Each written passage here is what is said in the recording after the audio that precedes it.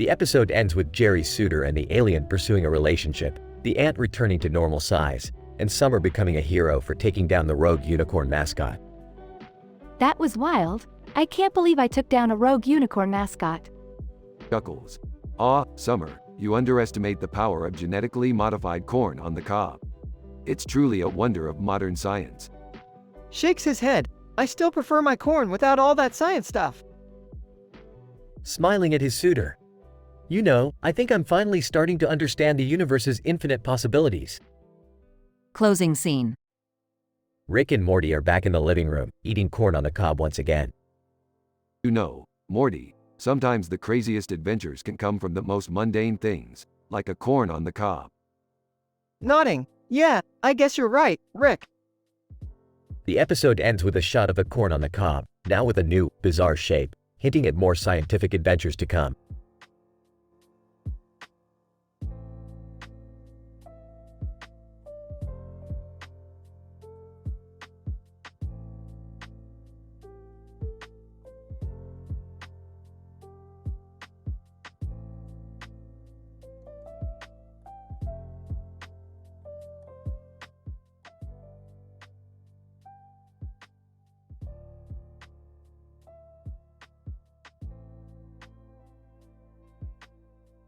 The episode begins with Rick, Morty, Jerry, and Beth sitting in the living room discussing the recent appearance of a man in a black outfit holding a sword in front of a street sign with a light-up arrow. Morty, Jerry, Beth, I've discovered something truly outrageous. It appears that a clumsy ninja warrior has entered our dimension, and he's causing all sorts of mischief. Whoa, that's insane. But what can we do about it? Yeah, what can we do? Relax, Jerry, I have a plan. We're going to use a time-dilating black hole to slow down time and give ourselves an advantage over our intruder. But Rick, isn't that dangerous? We don't want to mess with time. Danger is my middle name, Beth. Now, let's get to work. The group quickly gets to work on building the time-dilating black hole, but as they activate it, they realize things aren't going exactly as planned. Rick, I think we messed up. Time isn't just slowing down, it's moving in reverse. Wait, what do you mean? Suddenly, the clumsy ninja warrior appears in the living room, but to everyone's surprise, he's moving backwards in time. Oh great, just what we needed. Time-traveling ninjas. I hate those guys. As they attempt to fight the ninja, the group realizes that their actions are causing even more chaos in the time-space continuum, leading to a series of hilarious and bizarre moments. Rick, what are we going to do? We can't keep messing with time like this. Don't worry, Beth, I have the perfect solution. Using a complex set of calculations and scientific experimentation, Rick is able to reverse the effects of the time-dilating black hole and restore time to its proper flow. With time back to normal, the group is able to defeat the clumsy ninja warrior and send him back to his own dimension. Wow, that was insane. I never thought I'd be fighting time-traveling ninjas with a genius and his grandkids. Yeah, but it was kind of fun, wasn't it? Fun, Morty, you have no idea what fun is. Now, who's ready for some interdimensional adventures?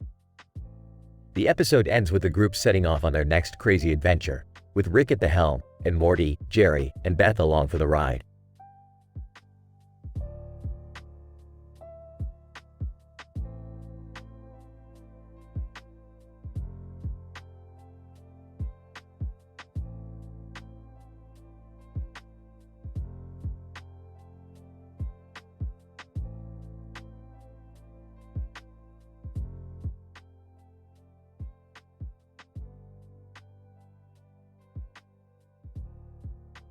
Title: The Canine Conundrum, an interdimensional exploration of craniosacral therapy and aliens' tender touch. Opening shot. 2 dogs standing in the grass with trees in the background. The camera focuses on the Labrador Retriever who is looking up at the camera with a smile on its face. Morty, we need to investigate what's going on in the minds of these dogs. There's something strange about that smile. I don't know, Rick. Can't we just give them some belly rubs and call it a day? Did somebody say belly rubs? Dad, you're not even invited on this adventure. We're trying to get some real science done here.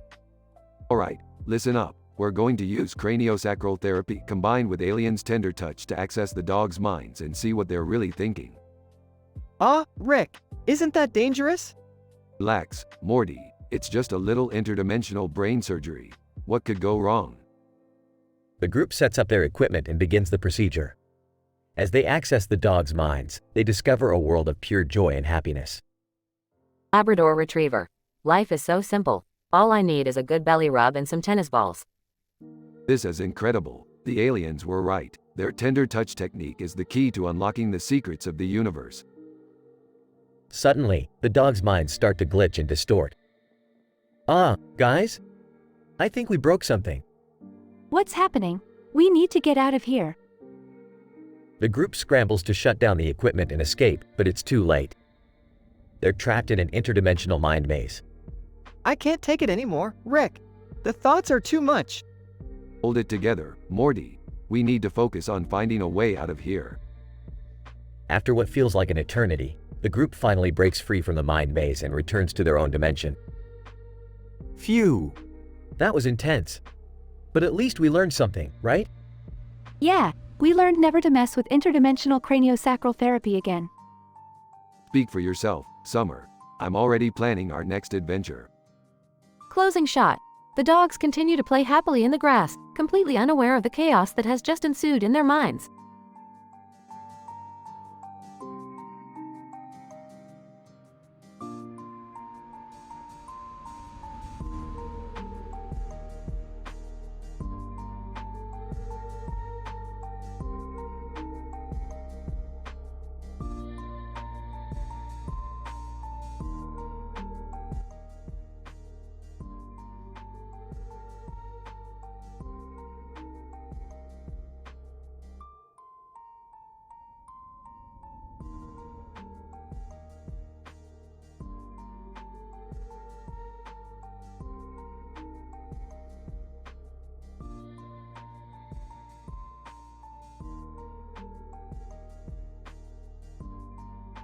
Title: The Multidimensional Hernia Repair Shop.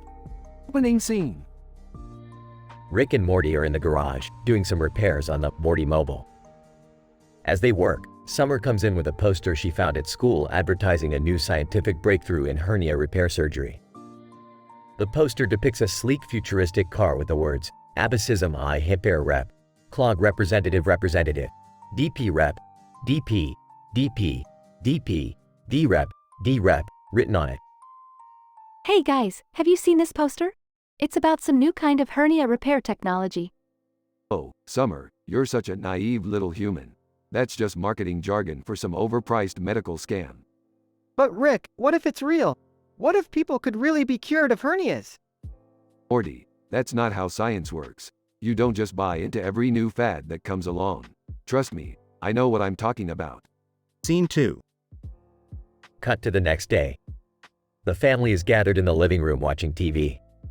A news report comes on about a new hernia repair clinic that has opened in town, featuring the multidimensional hernia repair shop. The reporter interviews patients who claim that the treatment has cured their hernias overnight. See, Rick? Maybe we should give it a try. Beefed, I'll believe it when I see it. But Rick, remember when you said that about time travel and then we went to that crazy dimension where everything was on a cob? Morty, that was a bit different. I wasn't expecting to see anything groundbreaking in the world of corn. Scene 3. Cut to the family at the hernia clinic.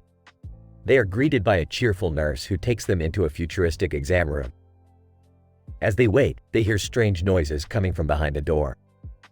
What the hell is going on in there? Did they forget to turn off their dimension mixer or something?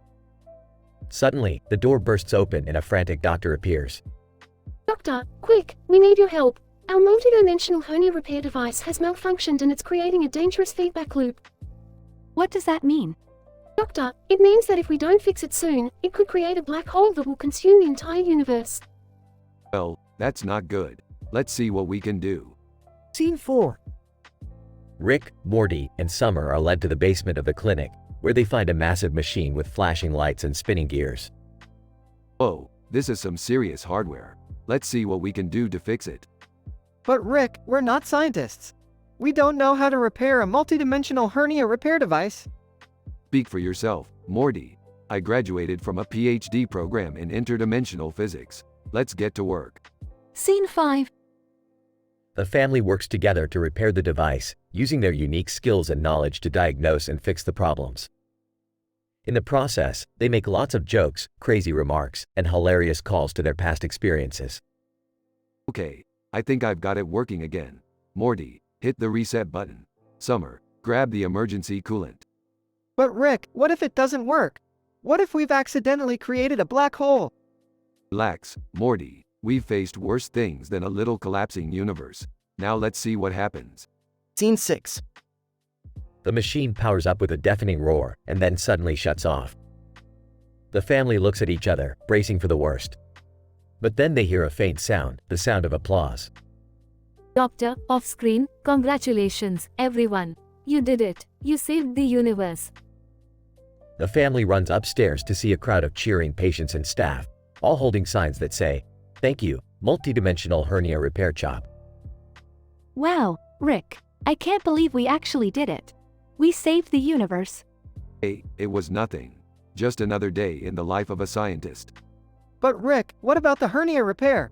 Did it work? The family turns to see the doctor holding up a glowing piece of paper. Doctor, behold, your hernia secured. Although I have to admit, I have no idea how you did it. That's science for you. It's all about improvisation and innovative problem solving. The family shares a group hug as the credits roll.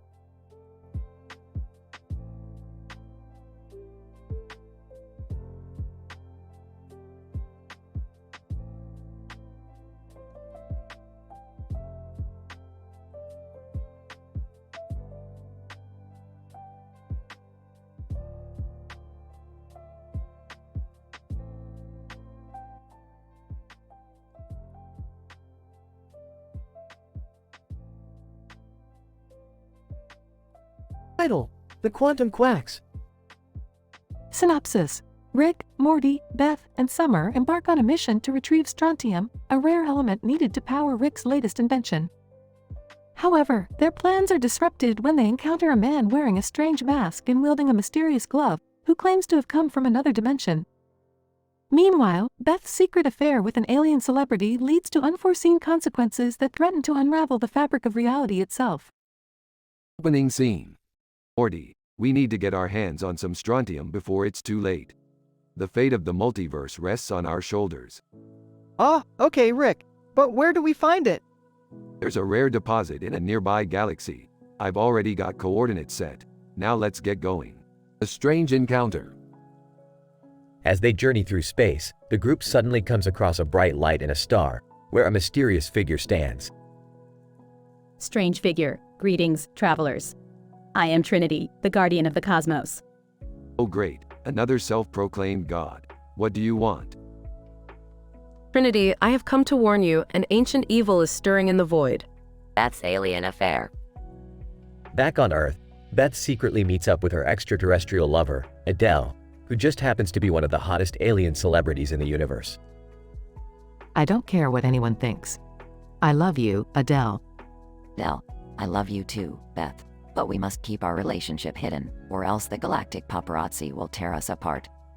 Quantum Quacks. After successfully obtaining the strontium, the group returns to their spaceship, only to be confronted by a flock of space ducks. Oh my god, are those space ducks? Yes, but these are no ordinary ducks. They possess quantum powers beyond our understanding. Final showdown. As they make their escape, Trinity suddenly reappears, revealing his true intentions. He wields a powerful glove, which can manipulate the very fabric of reality. Trinity, I will finally have my revenge on the cosmos. Oh great, another crazy villain who wants to destroy everything.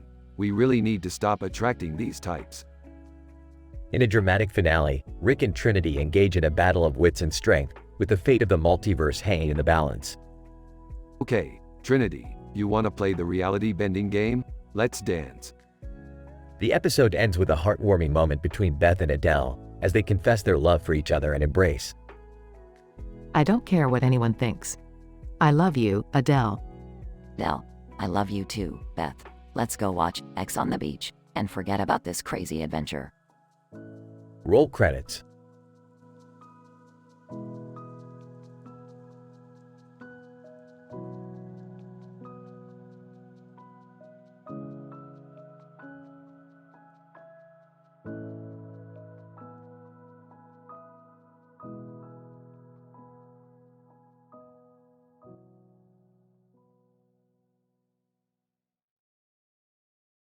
Title: The Quantum Wheel Conundrum.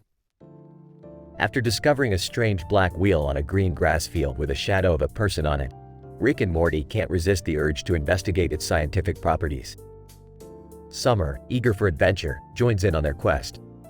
Morty, based on the curvature of this wheel, I can tell that it's from a quantum dimension, which means it has the ability to transport us anywhere in the universe. Ah, okay, Rick. But why is there a shadow of a person on it? Maybe it's a portal to another dimension where there's a carbon-based organism standing on it? Interesting theory, Summer. Let's activate the wheel and see where it takes us. The group spins the wheel and suddenly find themselves in the city-state of Singapore.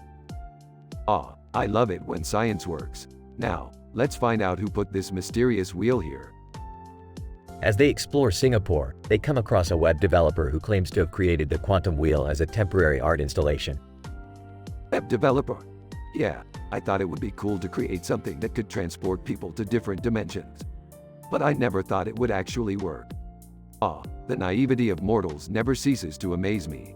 But we need to use this wheel to get back home. Guys, I think we have a problem. There's another black wheel on the ground and it's spinning on its own. Oh no, that means we're stuck in an infinite loop. The group must come up with a solution to break the loop and return home before they're trapped in Singapore forever. Morty, grab that rock over there. Summer, activate the quantum wheel. We're going to use the rock to disrupt the singularity and break the loop. After a chaotic and hilarious sequence of events, the group successfully breaks the loop and returns home. Wow, that was intense. But at least we're back home. Yeah, and we learned a valuable lesson about the dangers of messing with quantum mechanics. Hey, I wouldn't go that far. Science is all about experimentation and pushing boundaries. Besides, we had a great adventure out of it. The group laughs as they reflect on their insane experience with the quantum wheel, grateful to be back in their own dimension.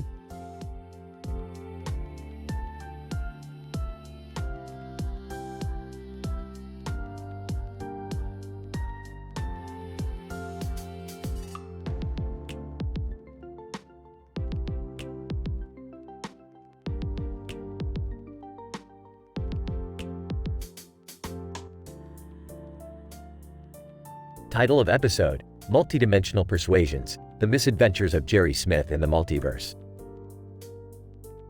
Introduction. The episode starts with the camera focusing on a man in a suit and tie standing in front of a sign with a clock on its side.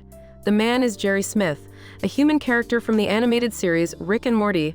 Jerry seems to be late for something important and is staring anxiously at the clock. Scientific voiceover. Time perception is a subjective experience that can be influenced by various factors such as attention, emotion, and motivation. In this case, the time pressure may cause Jerry to experience time dilation, where he perceives time as passing more slowly than it actually is. Under his breath, come on, I can't be late again. This is my chance to be a latest man in the multiverse. Scientific voiceover.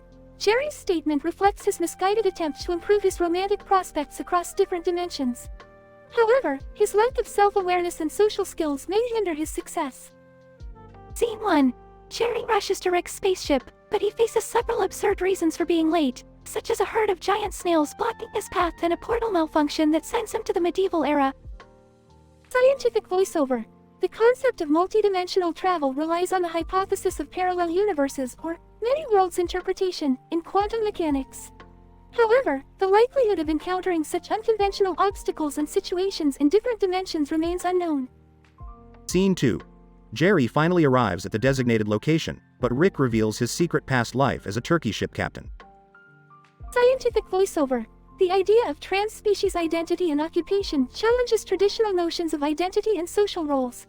Furthermore, the incorporation of animal-derived characters and themes may reflect the influence of popular culture and symbolic representation. Wait, what? You are a turkey captain? That's right, Jerry, and I'll teach you a thing or two about pleasing the ladies. Come on, let's go.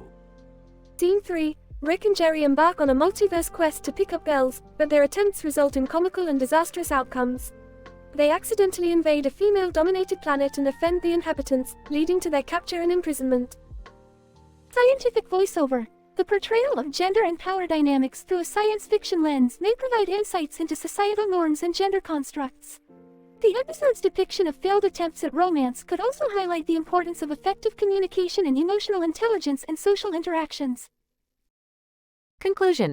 The episode ends with Rick and Jerry narrowly escaping the planet and reflecting on their misguided efforts. Jerry realizes that becoming a ladies' man is not about gimmicks and tricks but about genuine affection and respect. Rick begrudgingly agrees, muttering under his breath about his own past mistakes. Scientific voiceover. The episode's cautionary tale about the danger of mindless pursuits of status and validation emphasizes the importance of self-reflection and ethical considerations in decision-making. The use of humor and sci-fi elements may also make complex concepts more accessible and entertaining to a wider audience.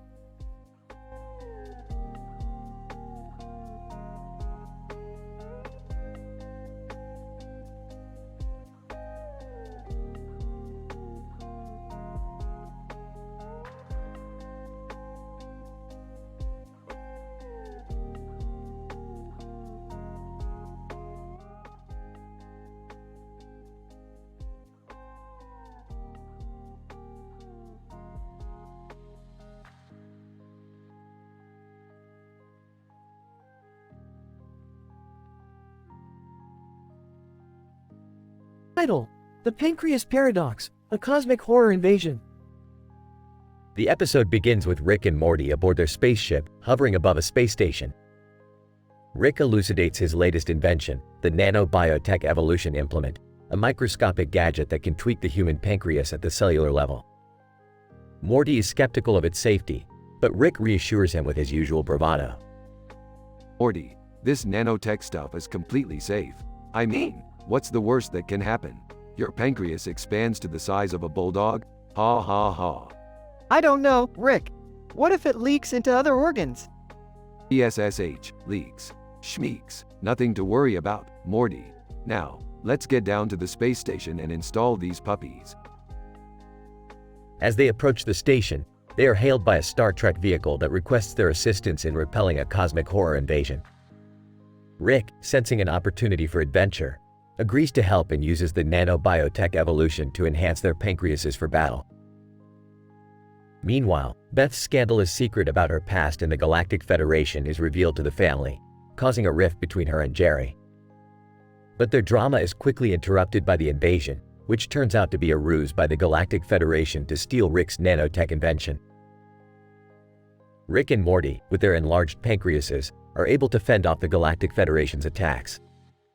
However, their victory is short-lived as the leaked nanobiotech evolution begins to mutate the crew into monstrous beings. The bulldog-sized pancreases become sentient, attacking the crew and causing havoc. Morty, this is exactly why I told you not to worry about leaks. Classic pancreas paradox. What do we do now, Rick? We have to reverse the effects of the nanobiotech evolution on the pancreas. Quick, hand me the anti-mutation serum. Morty hands Rick the serum and he injects it into the crew's bloodstream, thwarting the mutation and reversing their condition.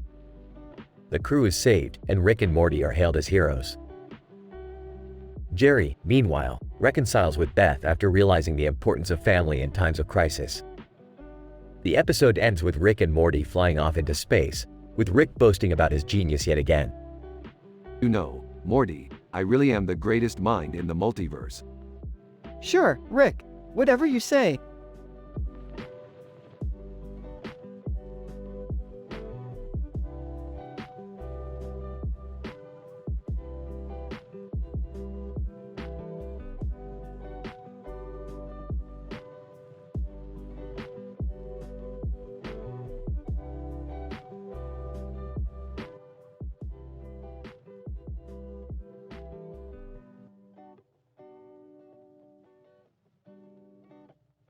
Title: The Gastronomic Conundrum.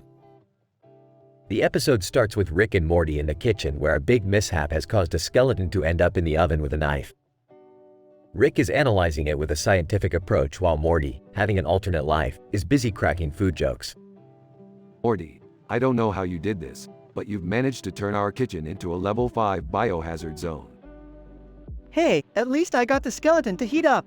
It's not every day where you get to cook with a dead guy, you know. Shaking his head, you never cease to amaze me, Morty. Now, can you please hand me the liver?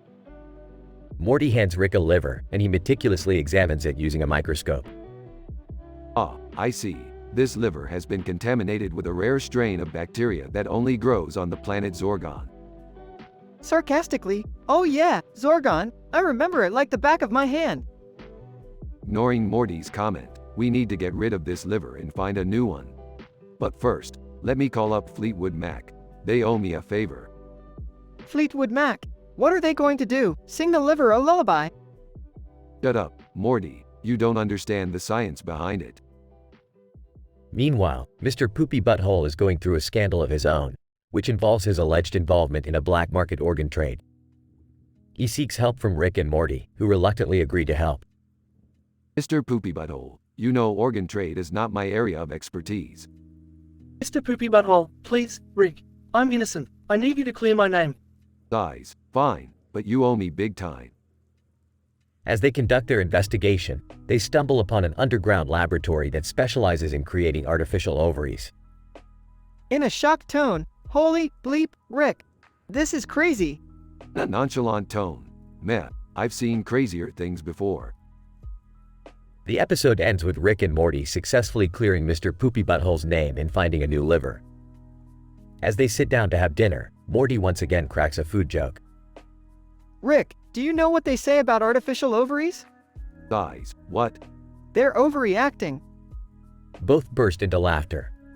The end.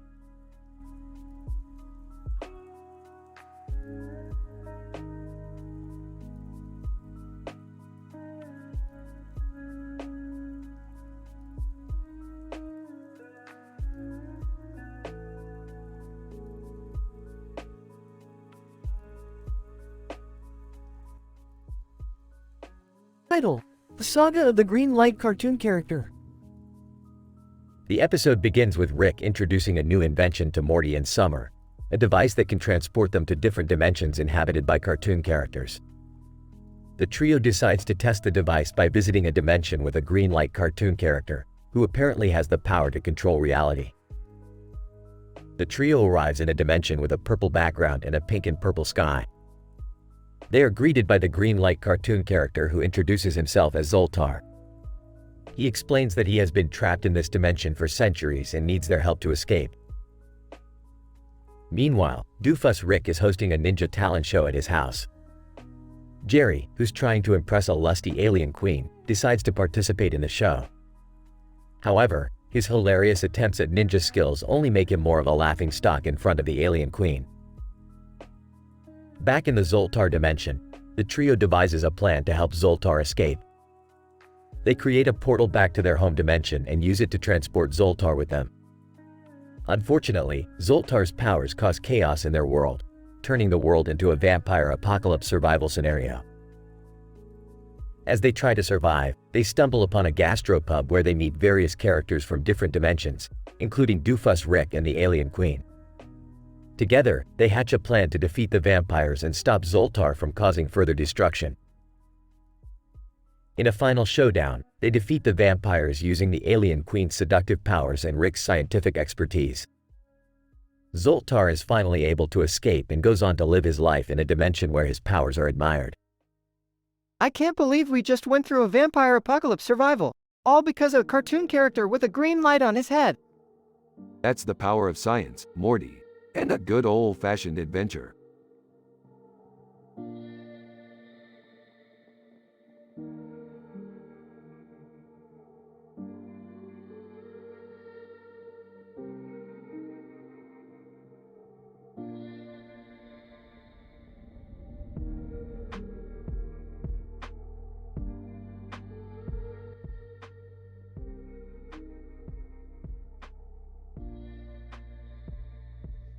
Theoretical Astrophysics Symposium, episode number 207, the PewDiePie Congratulation Meme, Marsmate Mix-Up, and Unicorn Racing League.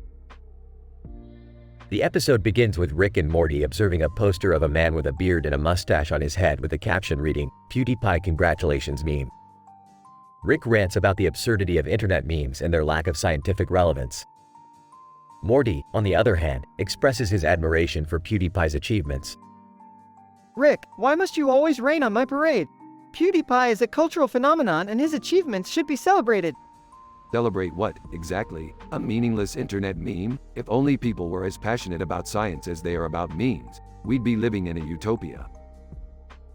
As they argue, they accidentally activate the Mars-made mix-up device that Rick had been working on. The device transports them to Mars, where they find themselves in the middle of a bustling alien race. Alien, welcome to the Unicorn Racing League, humans. Are you here to participate? Rick, being a competitive person, quickly accepts the challenge and enters into the race with Morty as his co-pilot. As they race, they soon realize that the unicorns they are riding have been genetically engineered to be super fast. Rick, these unicorns are insane. How are we supposed to compete with this? Simple, Morty. We'll just use science to our advantage. Rick hacks into the unicorn's genetic code and enhances their abilities, causing them to surpass all other competitors and cross the finish line in first place. Now that's what I call using science to win, Morty. I can't believe it. We actually won. The episode ends with Rick and Morty returning home and Rick admitting that maybe, just maybe, there is some value in internet memes after all. Okay, Morty, maybe there is something to this PewDiePie congratulations meme. I mean, it did bring us to Mars and give us the opportunity to participate in the Unicorn Racing League. I knew it, Rick. PewDiePie is a genius. Let's not go that far, Morty. Let's just say that he's a creative guy with a knack for generating internet memes. The screen fades to black as Rick and Morty continue their heated debate over the value of internet memes.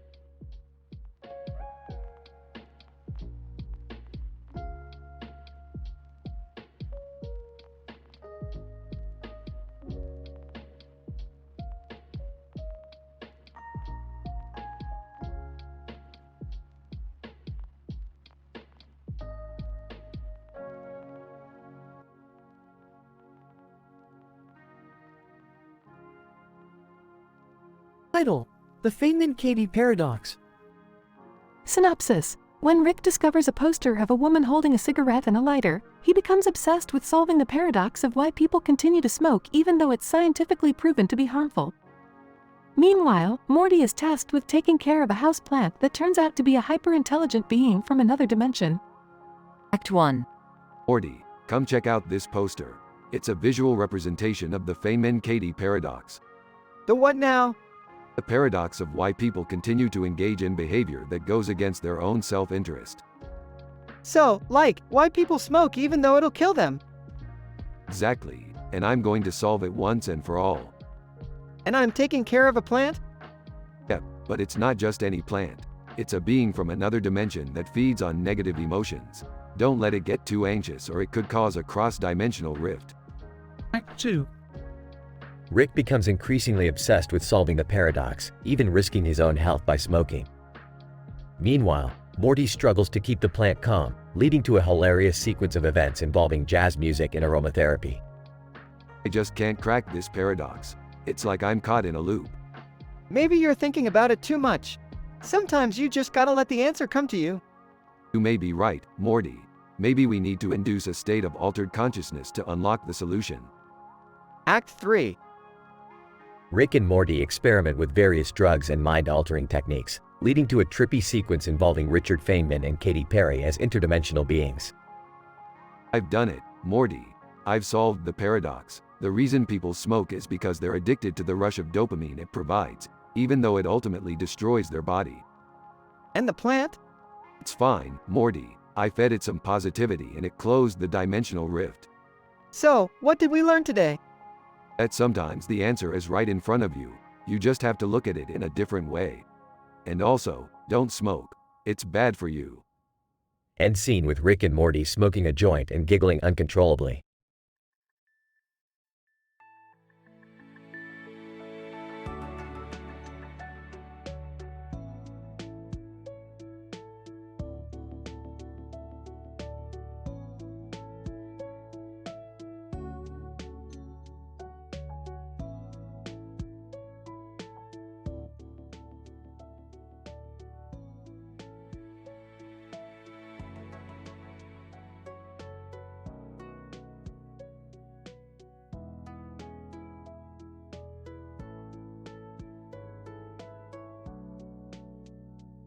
Title: The Multi-Dimensional Star Wars Experience. Premise: Rick, Morty, and Summer find themselves in a universe where Star Wars is a reality and Jedi Knights exist. However, Morty's transformation into a heartthrob in Rick's history with an alien femme fatale causes chaos and hilarity. Act 1. Morty, we're in a universe where Star Wars is real. Keep your hands off any lightsabers. We don't want things to get too hairy. Sure, Rick. Wait, what's Harry? Just keep your wits about you, Morty. We don't know what kind of Jedi we could run into here. Suddenly, a man dressed as a Jedi shows up, wielding a green lightsaber. Jedi. Greetings, travelers. I am Jedi Knight Jax Malcolm. Are you here to join the rebellion? No, we're just passing through. Can we borrow your spaceship real quick? Act 2. As the trio takes Jax Malcolm's spaceship for a spin, Morty suddenly transforms into a heartthrob, causing the girls in the spaceship to fawn over him. What the hell? When did Morty become so hot? Oh no, it looks like Morty's pheromone levels have been altered due to the alternate universe. We better fix this before things get out of hand. As Rick works on a cure, he soon finds himself face to face with an alien femme fatale he had a tumultuous history with. Alien femme fatale. Hello, Rick. It's been a while. Oh, God, not you again. You're the reason I left this universe. Act 3. As the group tries to avoid the femme fatale's grasp, they encounter even more Jedi Knights, all of whom are after them for various reasons. Jedi Knight, stop right there, travelers. You have meddled in our affairs for too long. Surrender now or face the consequences. Listen, Jedi dude, we're not here to cause trouble. We just need to get Morty back to his old self. Hey, I'm still here, you know. And still incredibly hot. Act 4. As the group is surrounded by Jedi Knights, Rick finally comes up with a plan. Alright, listen up, everyone. We're going to use a modified version of the Force to create a distraction. Morty, you're up first. Use your charm to distract the Jedi. What do I do? Just be your handsome self, Morty. Now, Summer and I will create a diversion. Summer, you get the Jedi's attention. I'll sneak up behind them and knock them out. As the plan goes into action, chaos ensues and the group barely escapes. They quickly jump back into Jax Malcolm's spaceship and return to their own universe. Epilogue. That was insane. I can't believe we almost got caught by a bunch of Jedi Knights. And I can't believe I used to be ugly. That was weird. Hey, it happens. Let's just be glad we made it out alive. And hey, at least we got a good story out of it.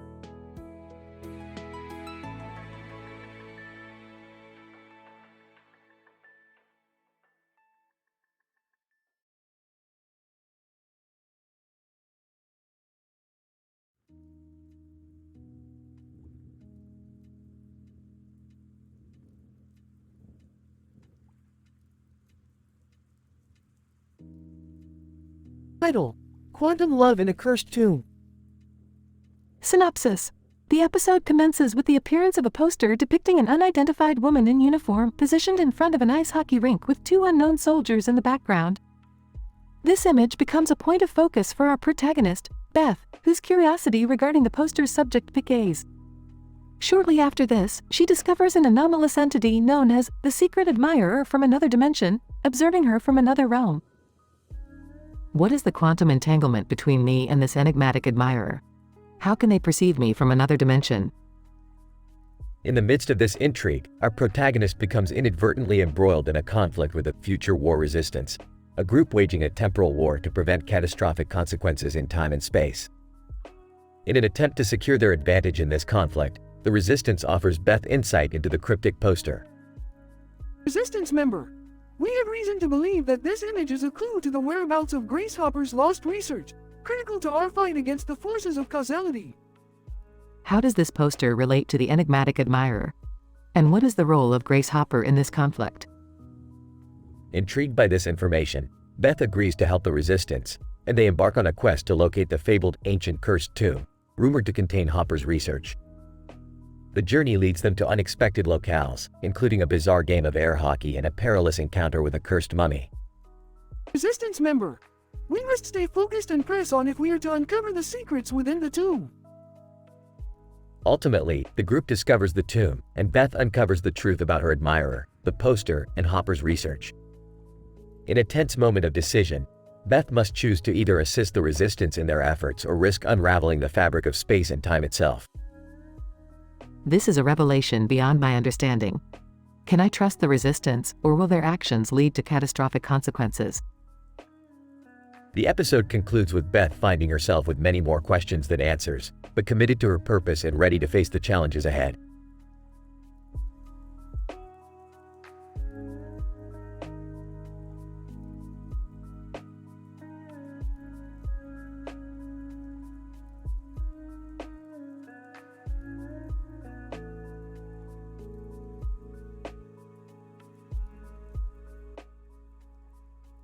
Title: The Interdimensional Pool Party.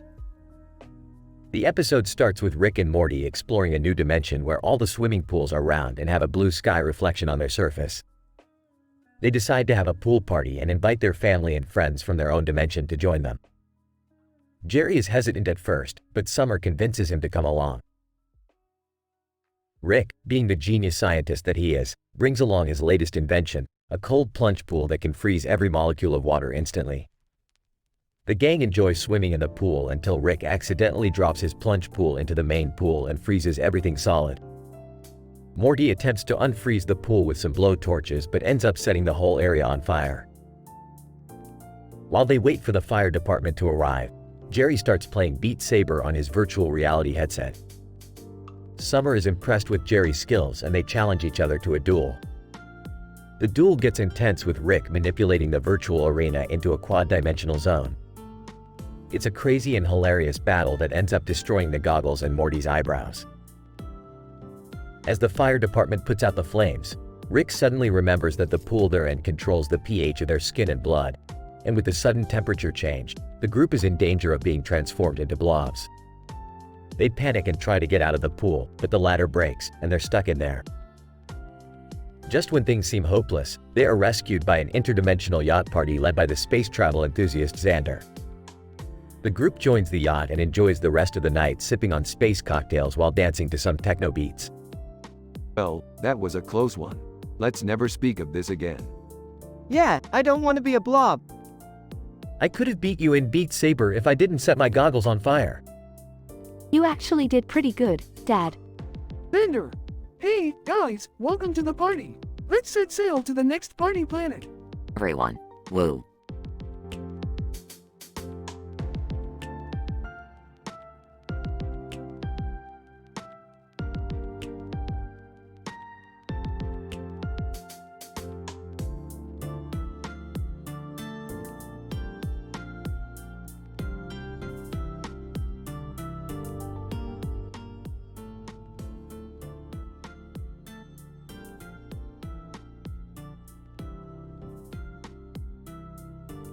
Title: The Quantum Conundrum of Superhero Showdown.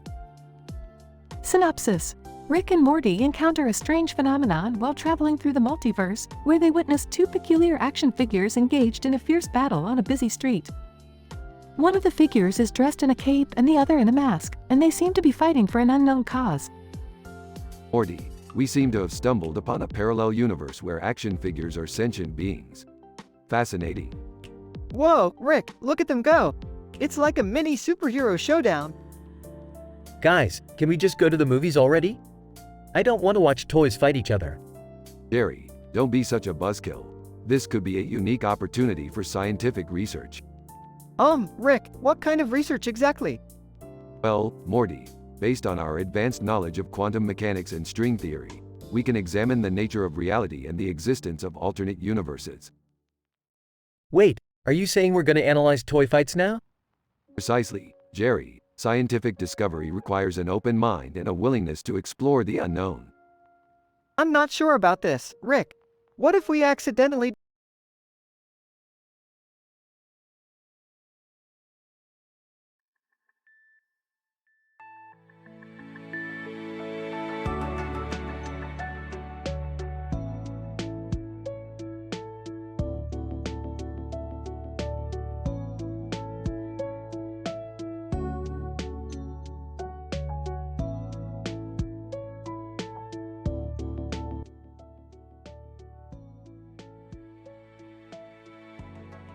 Title: Memoir 44 and Forbidden Love on the Green Surface.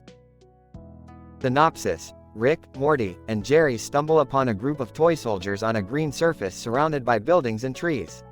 As they investigate the small town in the foreground, Rick reveals his forbidden love for the game, Memoir 44. Morty, Jerry, get a load of this. It's a bunch of toy soldiers on a miniature battlefield. Whoa, Rick, what's going on here? Looks like they're playing some kind of war game. This is Memoir 44, Jerry. It's forbidden love of mine, a game of strategy and skill. Forbidden love? What do you mean, Rick? Just shut up and watch, Morty. This game brings out the best in me. Suddenly, the soldiers come to life and start attacking each other. Soldier 1, sir, we've got enemy troops approaching from the east. Soldier 2, roger that. I'm sending in the tanks. Whoa, this is intense. You haven't seen anything yet, Jerry. Pass me the dice. As Rick rolls the dice, the soldiers continue their battle. Soldier 3, I need reinforcements. Send in the paratroopers. This is crazy, Rick. You think this is crazy? Just wait. Suddenly, I Want to Be Your Slave by Manskin starts playing and the soldiers start dancing. Soldier 4, sir, what's going on? Why are we dancing? Laughs. This is just a little something I added to the game. Let's see if you can keep up, soldiers. The soldiers continue dancing as Rick dances along with them. This is insane. I can't believe this is happening. The soldiers eventually tire themselves out and lay down on the battlefield. Soldier 5, sir, we've called it a draw. Excellent game, soldiers. Now let's get out of here before it gets too weird. As the group exits the battlefield, Rick looks back at Memoir 44 longingly. I'll be back soon, my love.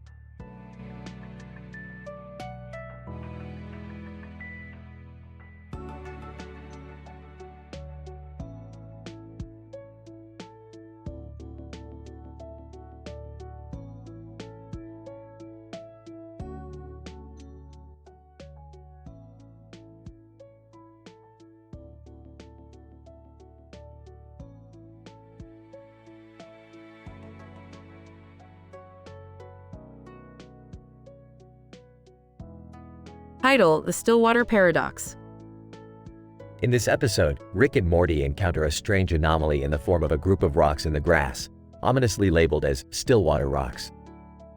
As a self-proclaimed genius, Rick is immediately drawn to investigate this anomaly, dragging Morty along. Morty, we have a level 5 anomaly on our hands. We need to investigate this Stillwater rocks phenomenon. Rick, are you sure it's safe? We're dealing with rocks here, not some cute alien species or something. Morty, do you doubt my genius? We're talking about a potentially groundbreaking discovery here. As they approach the Stillwater rocks, they suddenly find themselves teleported to an alien talent show hosted by the Bengal race. The judges of the show, which include a Janet Jackson lookalike, are initially unimpressed with Rick and Morty's presence. However, when Jerry unexpectedly appears on stage, he's welcomed as a newfound sex icon among the aliens. Hey guys, what's going on? I was just walking and ended up here. Janet Jackson lookalike. Oh my, look at him. He's so exotic, so different from us. He must be the most desirable creature in the universe.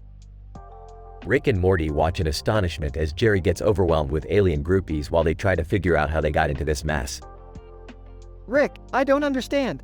How did we end up here? And why is Jerry getting all the attention? Morty, I'm still analyzing the situation. The Stillwater rocks must have transported us here through some kind of interdimensional portal. As they investigate their surroundings further, Rick and Morty discover that their presence was not accidental.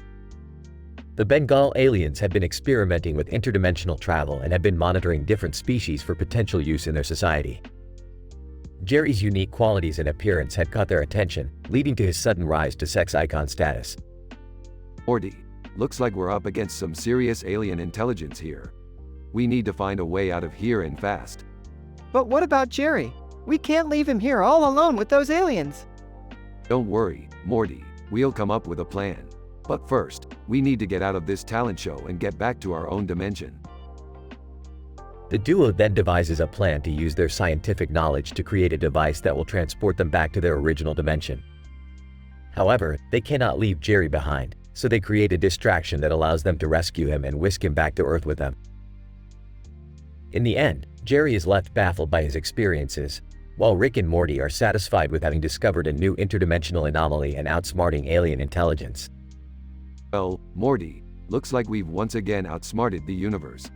Another successful adventure in the books. Yeah, I guess. But seriously, what was up with Jerry becoming a sex icon? Who knows, Morty? The universe works in mysterious ways. But one thing's for sure, we'll never look at rocks the same way again.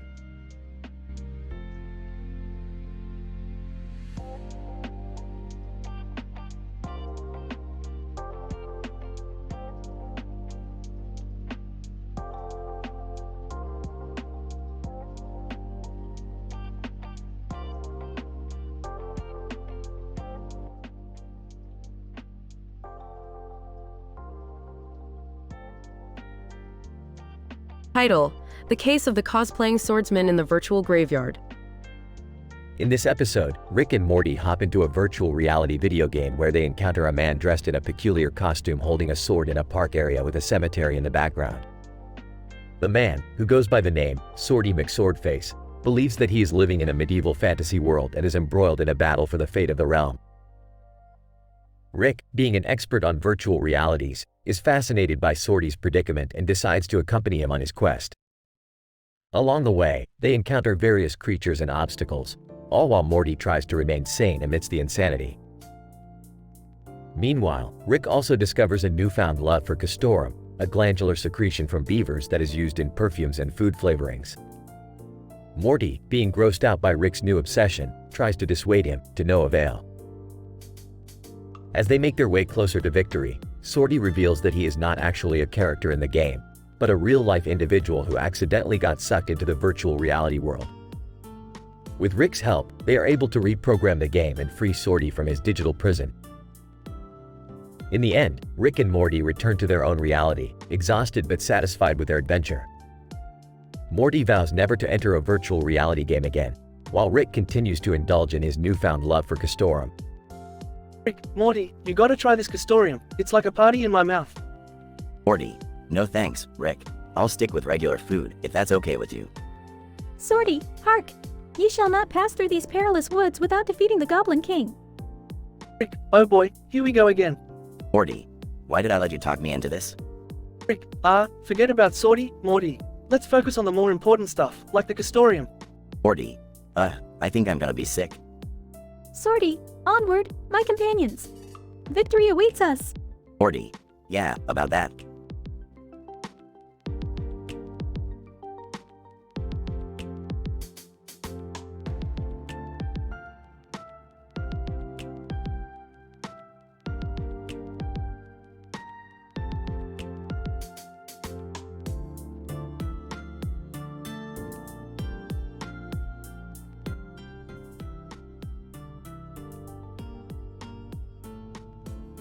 Title: The Multidimensional Shutterstock Fail. The episode starts with Rick and Morty traveling through multiple dimensions, collecting rare materials and conducting experiments. Suddenly, they stumble upon a dimension with a man sitting on a hill with a red sign above him that says, "It's a fail how." Intrigued, Rick decides to investigate and takes Morty along. As they approach the man, Rick starts to talk about how much Shutterstock sucks, citing numerous scientific reasons and data that he had collected in his previous travels. Morty tries to argue, suggesting that perhaps the data was flawed or misrepresented, but Rick dismisses him and continues his rant. Suddenly, the man stands up and introduces himself as Dr. Fail, a renowned scientist who had been banished to this dimension for his failed experiments. Rick is intrigued and decides to team up with him to conduct an experiment involving multi-dimensional time travel. The two of them build a portal gun and jump through different dimensions, causing chaos and laughter wherever they go. During one of their escapades, they accidentally end up in a dimension where everyone is a pickle, including Morty. As Rick and Dr. Fail try to figure out how to reverse the pickle curse, they encounter an evil entity known as the Pickle Rick Reaper, who tries to destroy them. Rick, Morty, and Dr. Fail team up to defeat the Pickle Rick Reaper, using science and humor to outsmart him. In the end, Morty is returned to his human form, and the team returns to their dimension. However, they accidentally bring back a group of sentient pickles who had followed them through the portal. The episode ends with Rick and Morty frantically trying to figure out how to contain the pickle uprising before it's too late.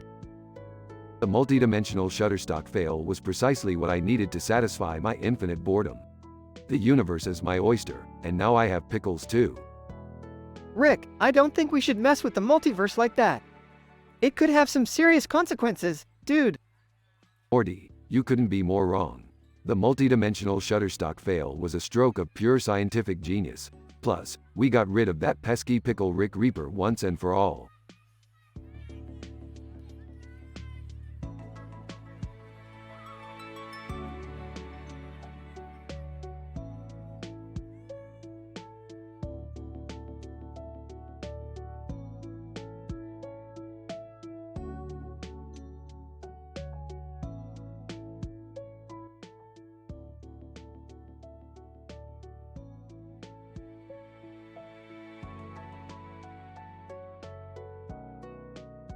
Title: The Quantum Paradox of a Red Dress. Opening shot of the painting described in the prompt. Morty, Jerry, Beth, come here. I've been studying this painting for hours, and I've discovered something incredible. What is it, Rick? Yeah, Rick, what's so special about a painting? This painting has a quantum paradox hidden within it. It's creating a rift in the space-time continuum. What does that mean for us? It means we have to go inside the painting and fix the paradox before it destroys the universe. Whoa, that sounds intense. I don't know if I'm ready for this, Rick. Don't worry, Jerry, you'll be fine. Just stay close to me. They step into the painting, and the colors start to swirl around them. Keep your wits about you, everyone. We're entering the quantum realm. Ah, what does that mean? Is it dangerous? Of course it's dangerous, Morty. That's why it's fun. Suddenly, they're surrounded by giant bees wearing top hats. What the hell is going on?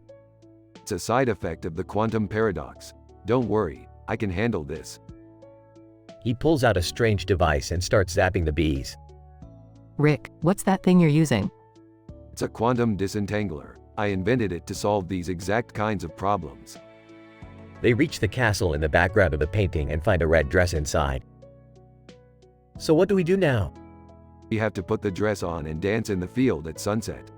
It's the only way to stabilize the paradox. Are you serious? That's your brilliant plan? Trust me, it's scientifically sound. They put on the dress and start dancing. This is the craziest thing I've ever done. I don't know if I should be doing this. What if my dad bod falls out of the dress? Just keep dancing, Jerry. It's working.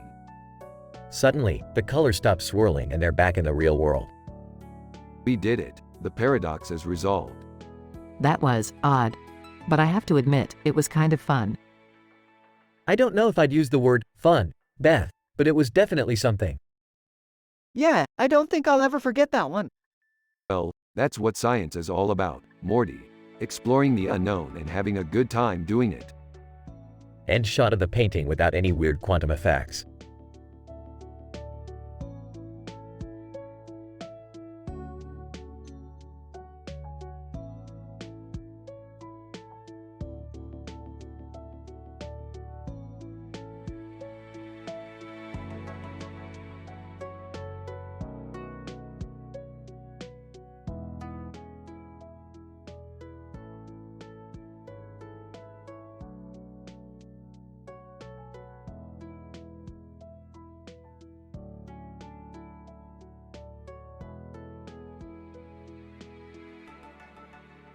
Title: The Castorum Chronicles, A Field Trip Through Time and Space. The episode starts with Rick and Morty taking a field trip to study the effects of castorum on the human brain. They land in a field, surrounded by trees, with a blanket on their backs, and Morty is excitedly looking at the sky. Alright, Morty, we're gonna observe the effects of castorum on the human brain. I hope you brought your scientific equipment. I did, Rick. I brought my beakers, tubes, and everything we need. Good job, Morty, but you know what they say, the best equipment is always the human eye. Oh, I thought they said the opposite of that.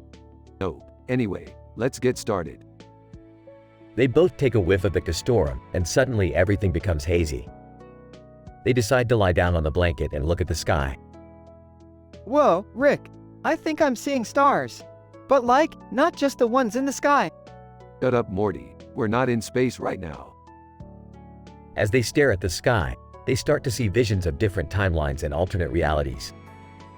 They see a universe where Jerry is actually a genius and Rick is the hapless father. Each time they blink, they are transported to a different reality. Rick, I don't know what's happening to me, but I feel like I'm living in a multiverse and I can't escape. Morty, snap out of it. We need to get back to our own reality. They manage to escape the visions and return to their own reality, but not before encountering a talking squirrel who has a newfound respect for the duo. Squirrel, I never knew humans could handle Castorum like that. You guys are all right in my book. Thanks, buddy, but seriously, Morty, next time we're sticking to the lab. Yeah, I don't think I'm cut out for this kind of field work, Rick. The episode ends with Rick and Morty back in their lab, as Morty quietly puts his scientific equipment away, traumatized by the events that just unfolded. I'm never leaving the lab again, Rick. Never. Famous last words, Morty.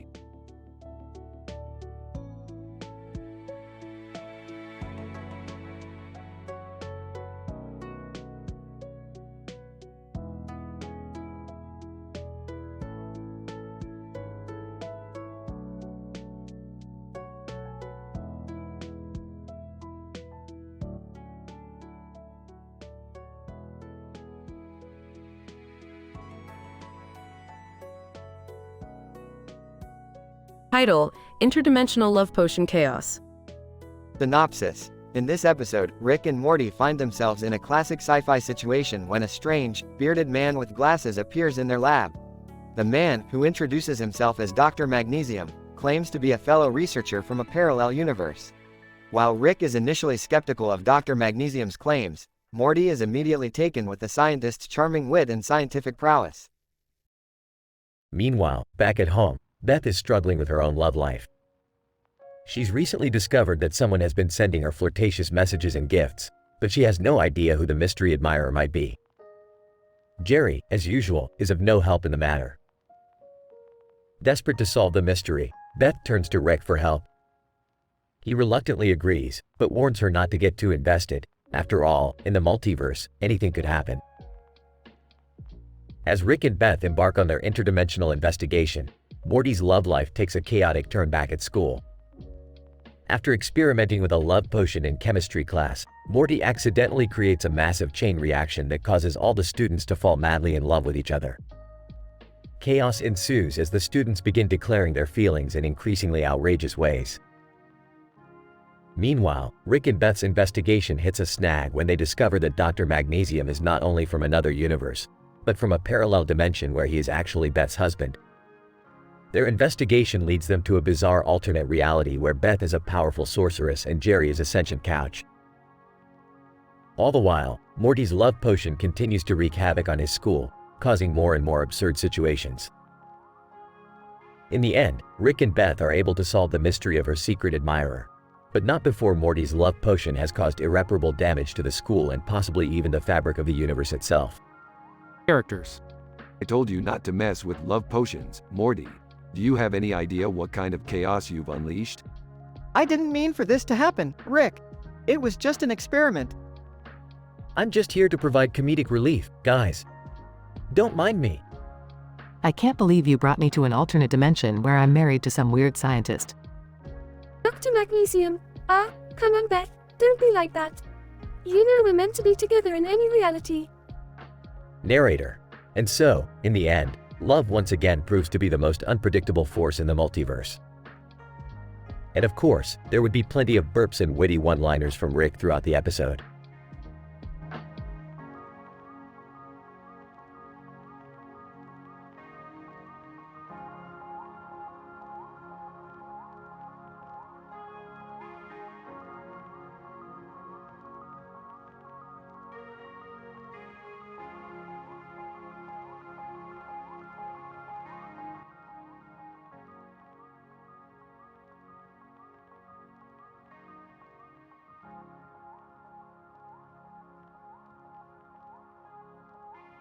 Title: The Stargate Squeeze Scandal. Synopsis. In this episode, Rick, Morty, and Jerry travel to a futuristic city where a man and a woman are shaking hands. Rick reveals that this is a pivotal moment in time and space as it marks the opening of a Stargate. As the trio watches in awe, a group of cyborgs suddenly appear and disrupt the opening. Morty, we have a big problem here. Those cyborgs are interfering with a critical temporal event. We need to stop them. But how are we going to do that? They look pretty powerful. Hey guys, can I do something to help? No, Jerry, just stay out of the way and don't touch anything. We'll handle this. The cyborgs begin to attack the group with their advanced weaponry, but Rick and Morty manage to hold them off with their own futuristic gadgets. In the chaos, Jerry accidentally activates a device that transports him to a different dimension. Great, Jerry, you've messed everything up again. Now we have a dimensional date drama on our hands. What's a dimensional date drama? Means that Jerry is now stuck in a different dimension with a cyborg sweetheart. We need to bring him back before it's too late.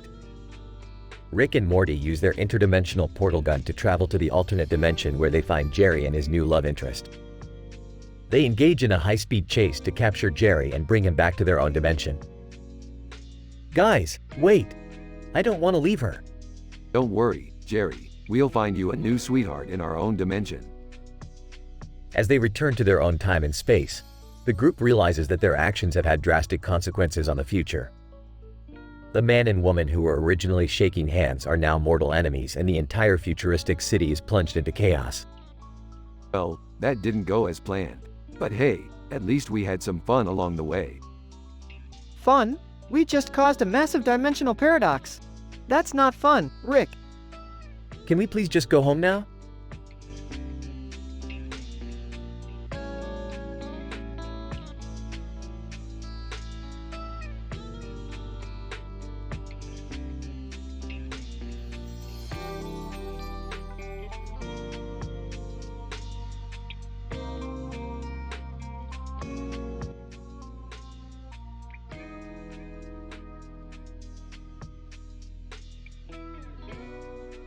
Title: The Role of Chance and Timing in Lung Transplantation and the Pleasures of Radio Comedy. The episode begins with a close-up of a poster showing a cartoon character holding a wrench and a wrench in their hand, with a clock on a shelf visible in the background. This litany of symbols sets the tone for the unfolding narrative, which will foreground themes of time, tools, and the role of chance in everyday life. The first act of the show centers on the host's discussion of different comedic radio shows, highlighting the role of humor in breaking down barriers and building camaraderie among listeners. As they discuss different programs, they also explore the science of why certain jokes might land better with different audiences, drawing on theories of cultural difference and cognitive psychology. The second act pivots to a more serious subject matter, as the hosts begin to delve into the science of lung transplant surgery. Drawing upon case studies and scientific literature, they discuss the complex medical procedures involved, including the transplantation of pulmonary veins and arteries, the matching and transplantation of the donor and recipient's blood type and tissue, and the post-operative care required to ensure the successful integration of the new organ into the recipient's body. As the discussion progresses, the hosts circle back to the themes of time and chance, exploring the role played by both operative timing and the unpredictable nature of the organ donation process in determining transplant success rates. In the third act, the hosts lighten the mood once again by introducing a segment on the fascinating statistical properties of craps. Drawing upon their experience playing the game and analyzing its mathematical underpinnings, they explain the probabilities and odds involved in different bets, as well as the psychological factors that can influence a player's decision-making over the course of the game. Among other insights, the segment covers the pros and cons of place bets, the allure of the high risk, hard ways, and the importance of understanding the interplay between odds and timing and craps strategy. The episode concludes with a nod to the whimsical imagery from the episode's beginning, as the hosts muse on the possible meanings behind a cartoon duck, Donald Duck, carrying a wrench and mugging for the camera. They speculate on the cultural significance of tools and work in animated cartoons more broadly, and how these frivolous representations might intersect with the more sobering scientific realities of lung transplantation and other medical procedures.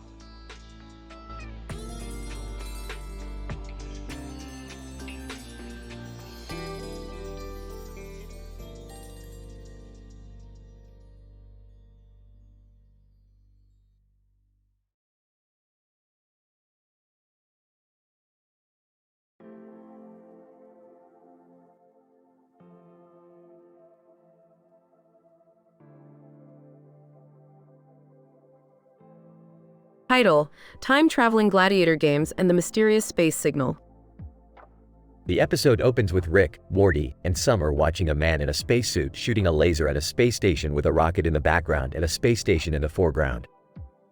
Rick instantly recognizes the space station and tells the group that it's the Quantum Jump Station, a time-traveling station that allows people to travel through different eras. Rick, Morty, and Summer decide to take the Quantum Jump Station for a spin and end up in ancient Rome. There, they witness a time-traveling gladiator game where participants have to fight against gladiators from different time periods. Jerry ends up accidentally getting transported to the time-traveling gladiator game too and is forced to fight in the arena. Morty, Rick, and Summer decide to save Jerry and join the gladiator game too.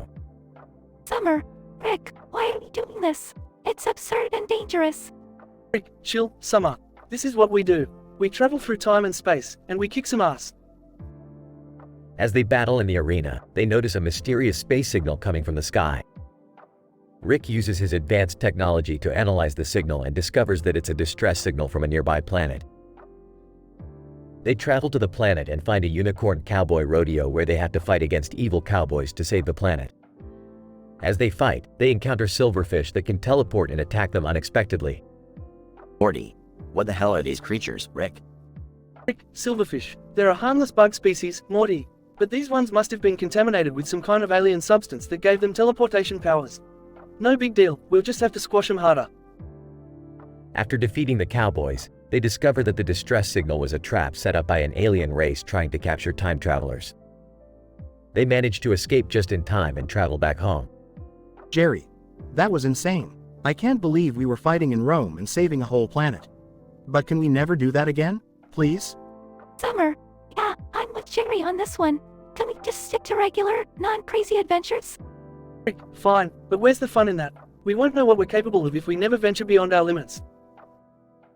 The episode ends with the group sitting down for dinner, looking exhausted but satisfied with their crazy adventure.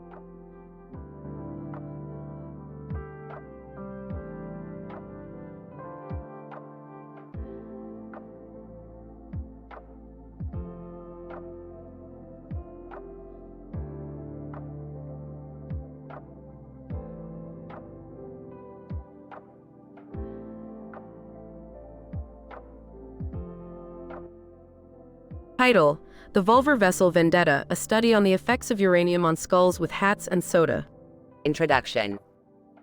In this study, we investigate the effects of uranium on a group of skulls with hats placed on their heads and a can of soda placed in front of them in an ice cream parlor.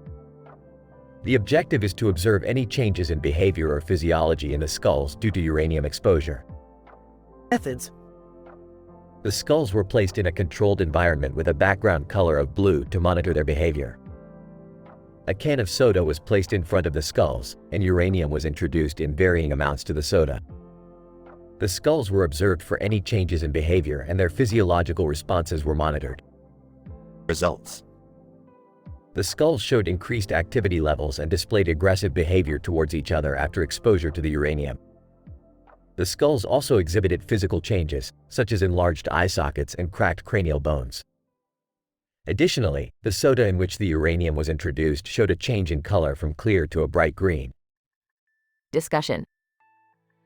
The results of this study suggest that exposure to uranium can significantly alter behavior and physiology in skulls with hats and soda. The aggressive behavior observed in the skulls may be attributed to the effects of uranium on the brain.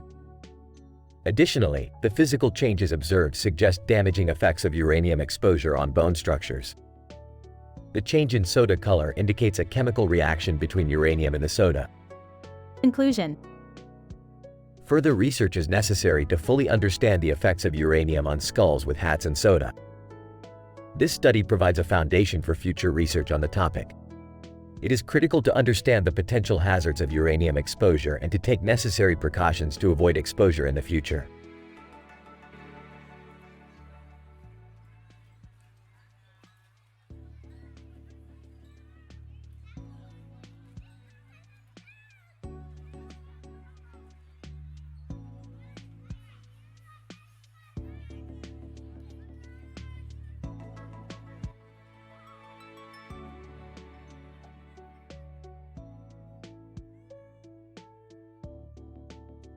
Title: The Interdimensional Snowflake Adventure. Summary. Our episode begins with Rick and Morty inside their laboratory, where they are conducting research on interstellar viruses. Rick shows Morty a blue and yellow background with snowflakes on it, which he claims is a portal to a new dimension. Morty expresses his uncertainty, but Rick insists on pressing the red button at the bottom of the image. Morty, don't you get it? This could lead us to an interdimensional revelation. The snowflakes are causing a rift in the space-time continuum, and it's up to us to explore it. I don't know, Rick. This seems pretty risky. Nonsense. We've got it all under control. And besides, what's life without a little risk? As they step through the portal, they find themselves in a game show run by the infamous Eclipse Enchantress. Jerry is a contestant, and he's doing terribly. Morty tries to intervene, but Rick stops him, saying that they need to observe. This is all part of the plan, Morty. Sometimes the best way to understand a problem is by watching it unfold. As the show progresses, they realize that something is amiss. Mr. Poopy Butthole is the host, and he's been involved in a scandal that Morty and Rick are unaware of. Suddenly, the interstellar virus they were studying earlier infects the show, causing chaos and confusion. Rick, we have to get out of here. This virus is spreading like wildfires. Don't panic, Morty. We'll just create a device to counteract it. As they work on the device, they stumble upon an alternate reality where Jerry is actually successful. Intrigued, they investigate and find that it's a parallel dimension where everything is the opposite. Wow, Rick, this is insane. I never thought we'd find anything like this. Of course we would, Morty. That's why we explore. Life is full of surprises. Just as they finish the device, they are accosted by the Eclipse Enchantress, who appears to have caught on to their plan. Eclipse Enchantress, you thought you could escape my game show, did you? Not so fast, Morty and Rick. I have my ways of dealing with your kind. As the episode ends, our heroes are left wondering whether they'll ever make it back to their own dimension. The interdimensional snowflake adventure has just begun. Hey, whatever. We can always use another dimension to crash in. I don't know, Rick. This seems pretty risky. Nonsense. We've got it all under control. And besides, what's life without a little risk?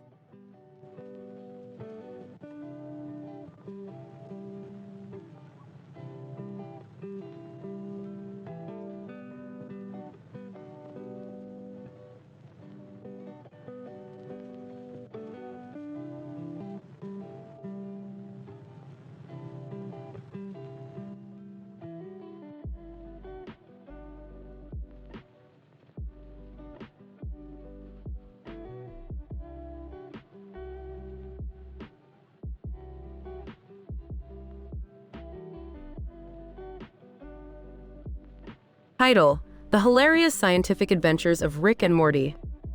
Synopsis. In this episode, Rick and Morty embark on a scientific adventure to a world ruled by Rey, Star Wars, H&M, a group of Star Wars characters standing next to each other in front of a neon sign with lights on. The adventure takes them through various parallel universes, as they navigate through mind-bending scientific concepts, all while cracking crude jokes and puns. Act 1. Morty, I found a new world to explore. And by explore, I mean to mess around with their scientific laws. Oh geez, Rick, what kind of world is this? A world ruled by a woman named Rey. I have never seen such a powerful manifestation of the Force before. Wait, you mean like Star Wars Rey? Yup, and we're gonna crash land right into her backyard. Act 2.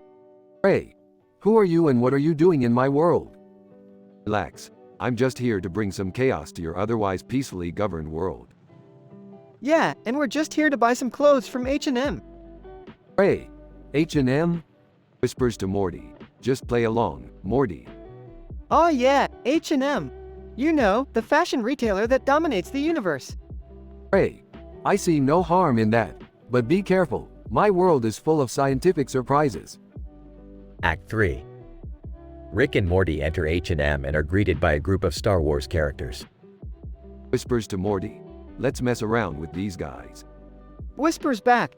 How do we do that, Rick? Outer. Hey, you guys look like you're really into the Force.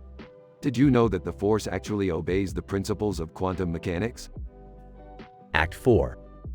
The Star Wars characters stare confusedly at Rick and Morty. Smirking. Just kidding. I have no idea what I'm talking about. Let's just buy some clothes and get out of here. Picks up a shirt. Rick, this shirt is made out of dark matter. How is that possible? Grabbing the shirt. Morty, this shirt is the key to intergalactic fashion domination. Let's take it and go. Act 5. As Rick and Morty make their way back to their portal, they are ambushed by a group of stormtroopers. Stormtrooper, halt, intruders. You have violated the laws of this world and will be punished. Sarcastically, oh no, not the stormtroopers. What are you gonna do? Miss us and hit a tree instead. Giggles. The stormtroopers aim their blasters at Rick and Morty, but suddenly they start dancing uncontrollably. Laughing, Morty, I installed a dancing virus in their helmets. Let's get out of here. Epilogue. Rick and Morty make it back safely to their own world, still giggling about their wild adventure. Hey Rick, why did the grape stop in the middle of the road? I don't know, Morty. Why? Because it ran out of juice. Groaning, Morty, that was terrible. But I guess that's how we roll, huh?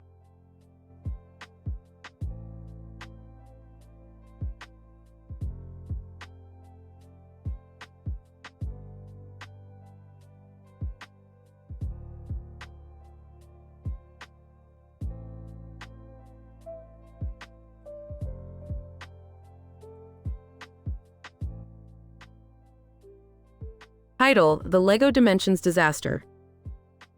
The episode begins with Rick and Morty reviewing a poster for The Lego Movie, when Rick recalls a secret rivalry he had with another mad scientist, Dr. Schmidhausen, over who could create the better Lego creation. As they argue about their past feud, the duo stumble upon a strange device that allows them to travel through different Lego dimensions. Rick and Morty decide to have some fun and explore the new dimensions, but things quickly take a turn for the worse when they accidentally bring back a virus from a Lego dimension, which threatens to infect the entire multiverse.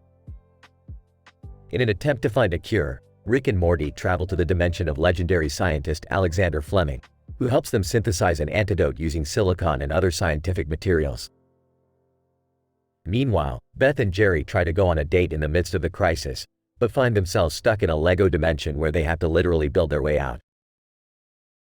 As Rick and Morty save the multiverse, they realize the virus originated from a failed exoplanet colonization project led by Dr. Schmidhausen. The duo confronts the rival scientist and a hilarious Lego-style battle ensues.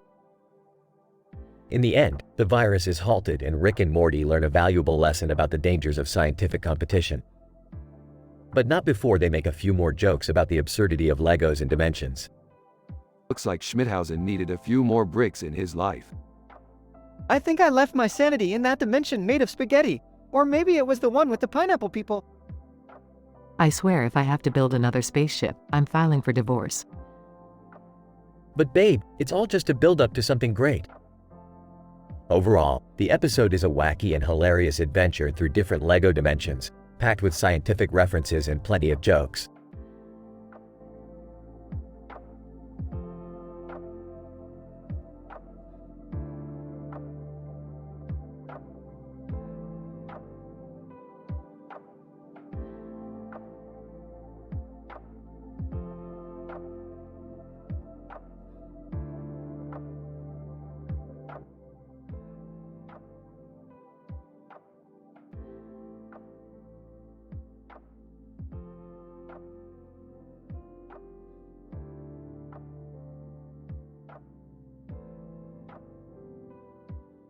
Title: Lego Wars: The Gloomhaven Invasion. Synopsis. In this episode, Rick and Morty are on a mission to Gloomhaven to steal valuable information from a computer system that is guarded by a legion of alien stormtroopers. Back at home, Beth and Summer are left to deal with Morty's alien crush, who has suddenly shown up uninvited. Act 1. Rick and Morty are seen in their spaceship, heading towards Gloomhaven. Rick is busy preparing his gadgets and weapons while Morty seems nervous and unsure about the mission. Alright, Morty, listen up.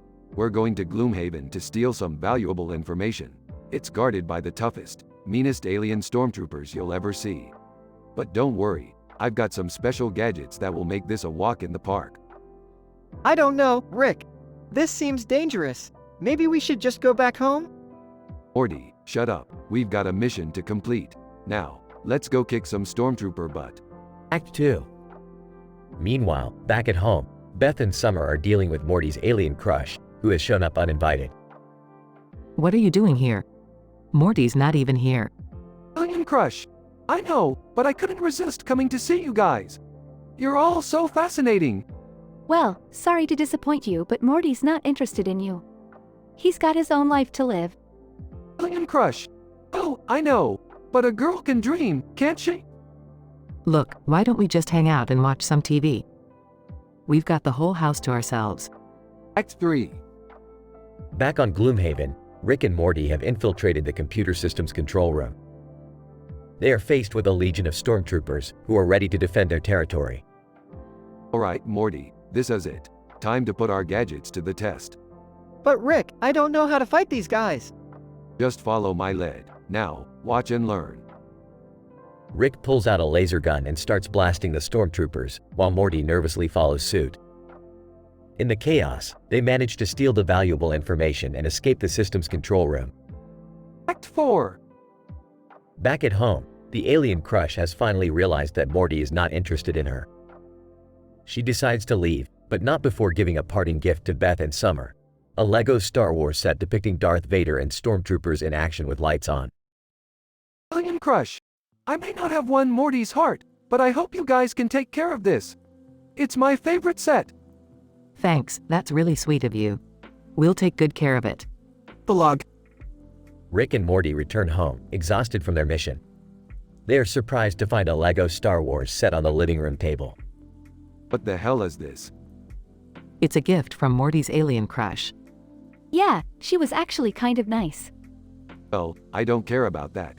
I'm just glad we got the information we needed. Yeah, but I think we should also take some time to appreciate the little things in life, like Lego Star Wars sets. Oh, shut up, Morty.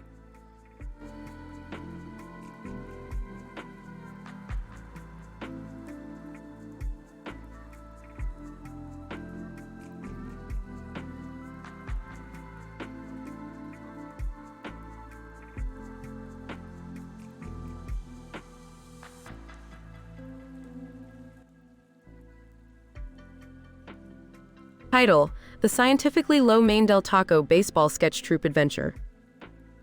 The episode begins with Rick and Morty in the garage discussing the latest breakthroughs in quantum physics. Suddenly, Beth bursts in, announcing that she is going out with her old college friends for the night. Rick quickly creates a device that allows them to track Beth's movements, just in case she needs their help. Meanwhile, Beth and her friends arrive at a new restaurant called Del Taco Lo Mein. They sit down at a table, and Beth orders some lo mein. Suddenly, a group of comedy sketch troupes enter the restaurant, causing chaos and hilarity. Morty watches the events unfold through the tracking device, laughing at the absurdity. As the night goes on, Beth's group decides to play a game of baseball in the restaurant.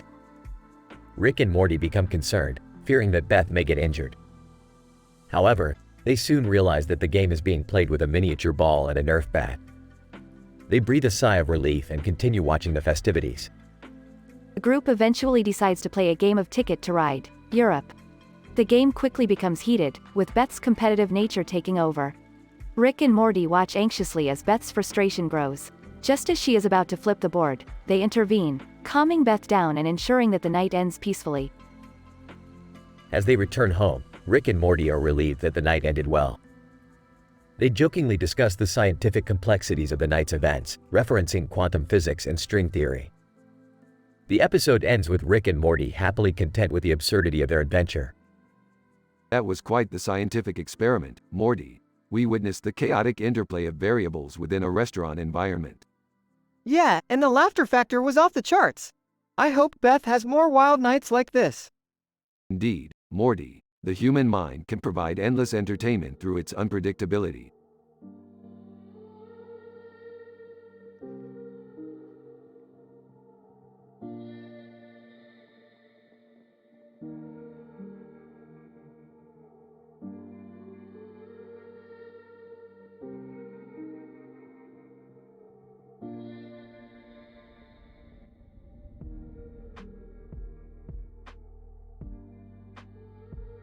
Title: the interdimensional talents of a haunted restaurant and cosmic courtship chaos.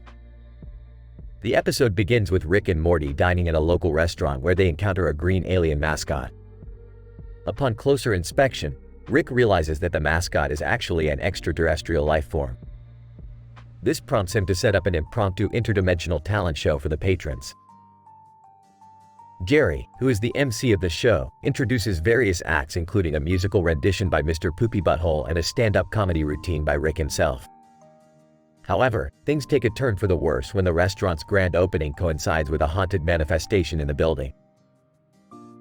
As the ghostly apparitions start wreaking havoc, the patrons band together to investigate the source of the disturbance. In the meantime, Beth realizes that she has an alien admirer who has been sending her love letters from across the universe.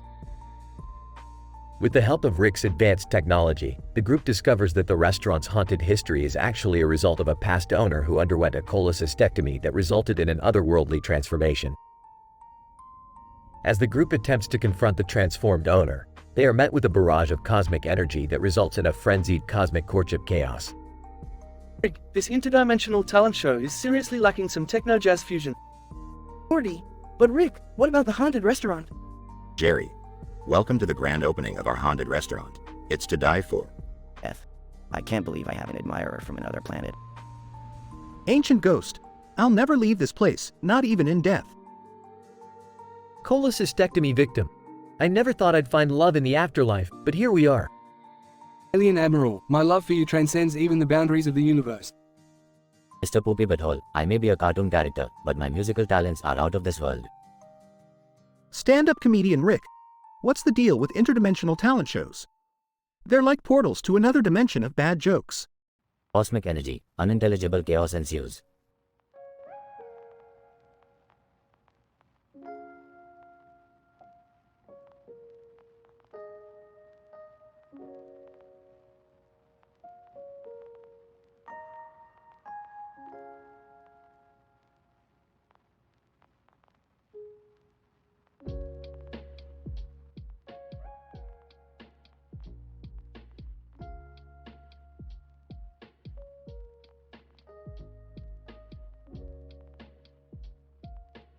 Title: The Interdimensional Butternut Squash Sale.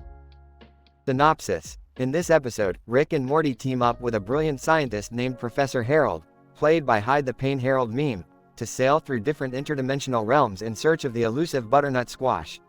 Along the way, they encounter a man with glasses and a green sweater holding a screwdriver and pointing at something in the air, the Good Place Wolverine, and an earwig that can control the fabric of space-time. Professor Harold, greetings, fellow scientists. I have been studying the interdimensional properties of butternut squash for decades, and I believe that I have finally discovered the key to unlocking its true potential. Rick, oh boy, a crazy old coot with a plan. Just what we needed. Morty, be you, but what about the man with the glasses and green sweater? And why is the Good Place Wolverine here? Professor Harold. Ah, yes. That's my old colleague, Dr. Fitzroy. He's been chasing me all across the multiverse ever since I stole his research. And as for the Good Place Wolverine, she owes me a favor for helping her escape from the bad place. Rick, this is getting more convoluted by the minute. As the team sets sail in their interdimensional ship, they find themselves navigating through increasingly dangerous and bizarre dimensions. They encounter sentient planets, reality-warping clowns, and even a dimension where everyone looks like earwigs. Morty, this is too much. I can't handle any more weirdness. Rick, quit your whining, Morty. This is the price of science. Eventually, they reach the dimension where the butternut squash is rumored to be hiding. But they soon discover that it's guarded by a powerful being known only as the Squash Guardian. Squash Guardian, you dare to come here and disturb my solitude? You shall pay the price with your lives.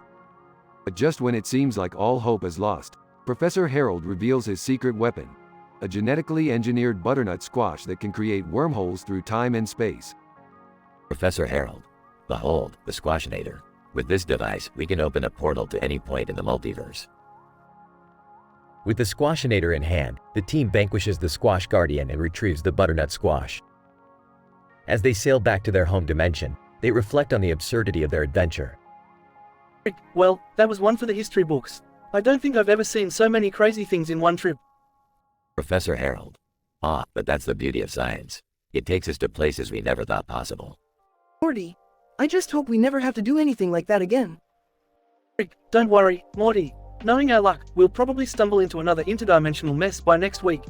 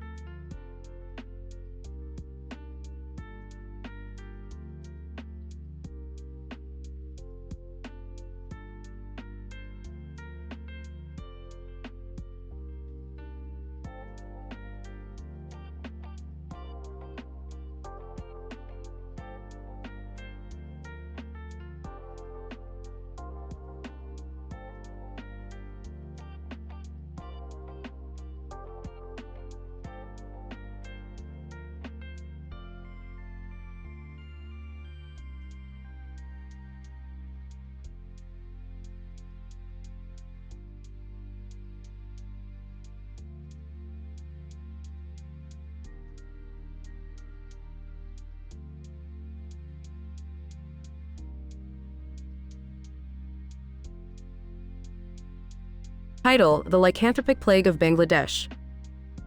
Episode starts with Rick and Morty relaxing in the garage when a news report about a mysterious lycanthrope plague in Bangladesh catches Rick's attention.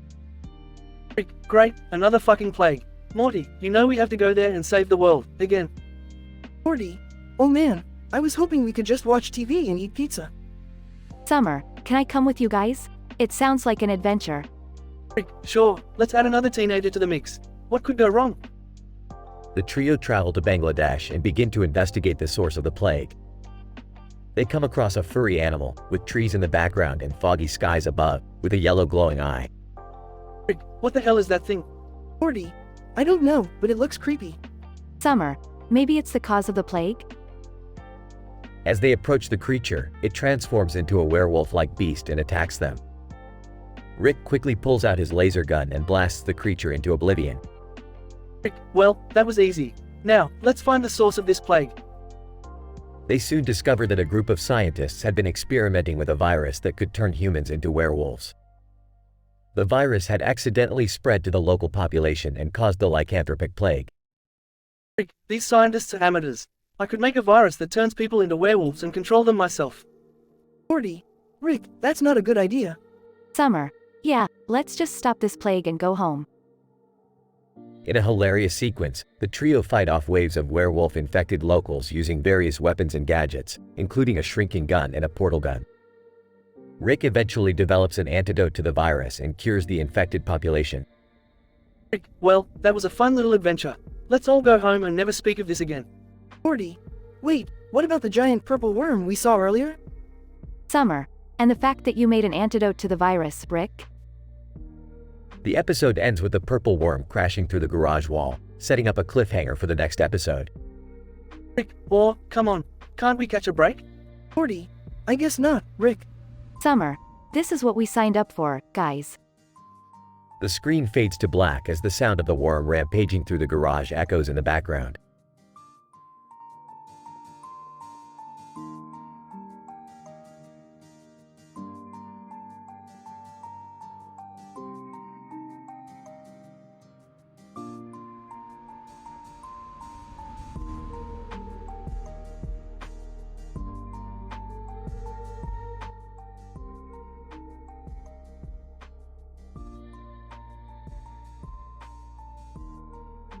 Title: The Quantum Contraption Chaos. Synopsis. Rick and Morty embark on a scientific excursion to unravel the mysteries behind a blurry photo of a road and a field with a train on its tracks and a building in the background. Armed with a state-of-the-art quantum contraption, they travel through space and time to explore the origins of the photo and its significance to the cosmos. As they delve deeper into their quest, they encounter a peculiar entity named Agricola, who possesses an uncanny ability to manipulate the quantum fabric of reality. With his help, they discover that the photo is a clue to the whereabouts of the elusive Mars mate Misstep, a species of extraterrestrial beings that have evaded detection for eons. Meanwhile, back on Earth, Jerry is surprised when an alien queen proposes marriage to him, and Beth makes a shocking discovery of her secret admirer from another dimension.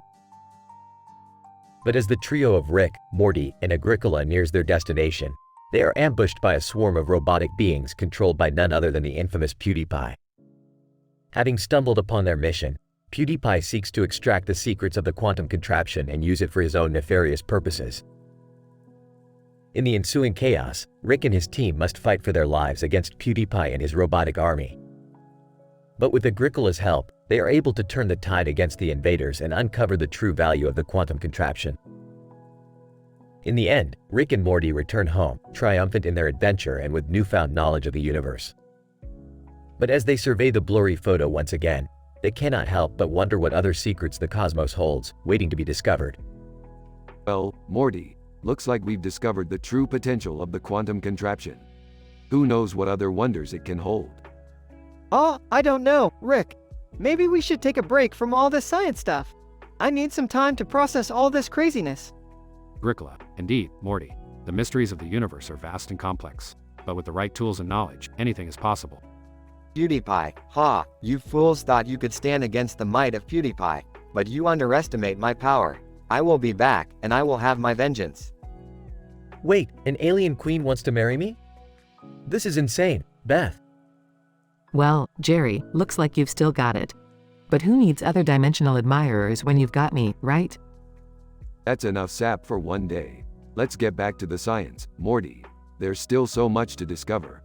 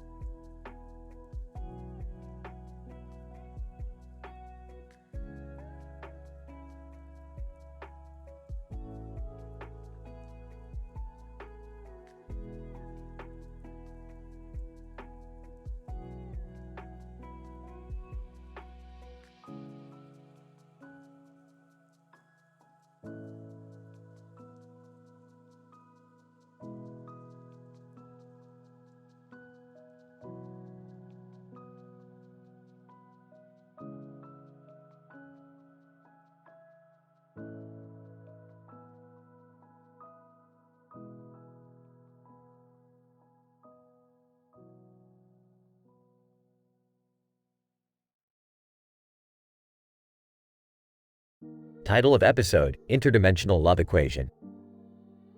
The episode starts with Rick and Morty on an adventure in a purple-colored alternate universe. Rick, being the smartest being in the multiverse, decides to test a newly invented love formula on the locals. As they are collecting samples, Morty wanders off and meets an interdimensional being with green hair and a red jacket named Lila. Morty. Hello there, I'm Morty. Lila. Greetings, Morty. I have been observing you for quite some time now. I must say, your genetic makeup is quite intriguing. Morty, flattered by the compliment, starts to engage in a conversation with Lila. Meanwhile, Rick completes his experiment to mixed results, as some of the locals start to drool and become infatuated with Morty. Rick, Morty, what the hell are you doing? We need to get out of here. Morty. But, Rick, Lila is really cool. She's from another dimension and knows all this cool stuff about love and stuff. Rick, oh great, you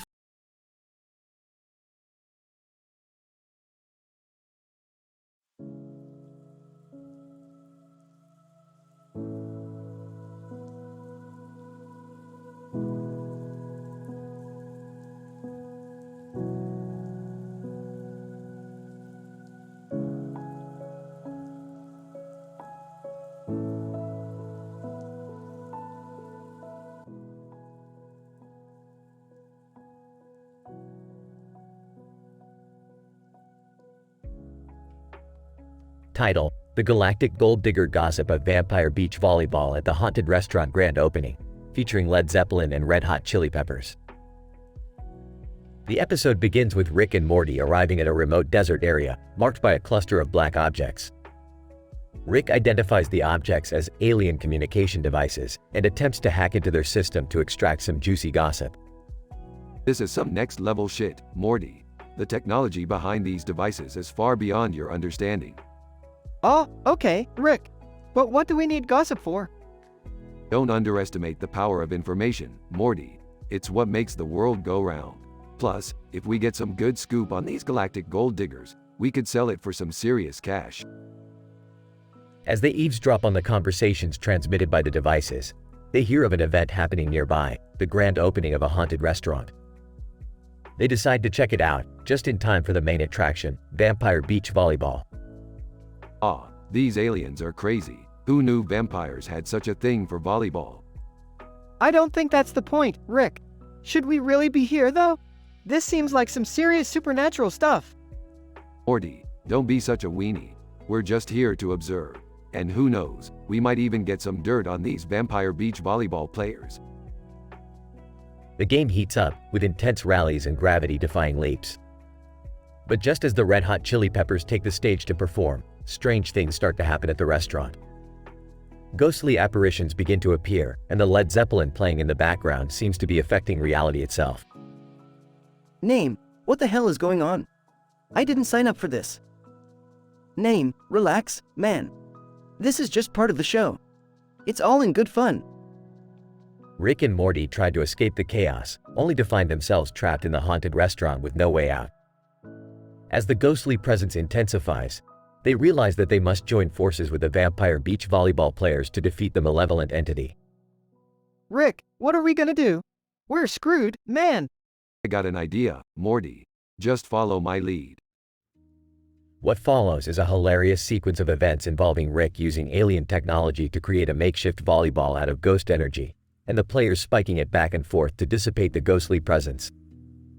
In the end, they emerge victorious, and the restaurant becomes an instant hit due to the wild spectacle that took place. See, Morty, that's how you turn a bad situation into a good one. And we got some pretty good gossip to boot. Yeah, but I don't think anyone's gonna believe us about what just happened. Who cares, Morty? At least we got the last laugh.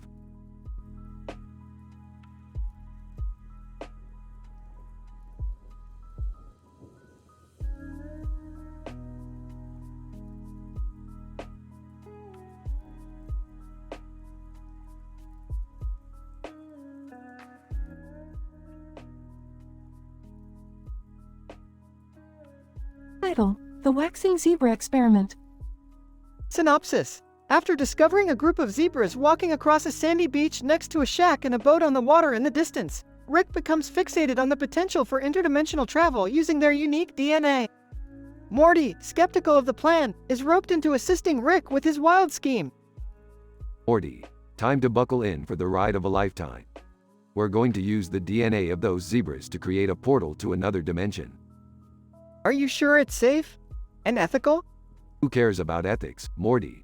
We're scientists. Now, we just need a few supplies from the local pharmacist to get started. Pharmacist, what are you doing with all these waxing supplies and acupressure massage tools? Science, buddy, you wouldn't understand. Rick, why are we even doing this? And why do we need this Antoine Lavoisier guy? Because Morty, Antoine Lavoisier was a pioneer in chemical analysis, and his expertise will come in handy for creating the perfect mix of chemicals for our experiment. After successfully gathering the necessary supplies, Rick and Morty begin their experiment, creating a sci-fi soundtrack to enhance the experience. Suddenly, the portal opens and they are greeted by a world of sentient animals who communicate through the language of music. Zebra, what brings you to our world? Just a little experiment, nothing to worry about. Rick, I don't think this is a good idea. We should just close the portal and go back home. Nonsense, Morty. This is the discovery of a lifetime. Let's see what chaos we can cause here.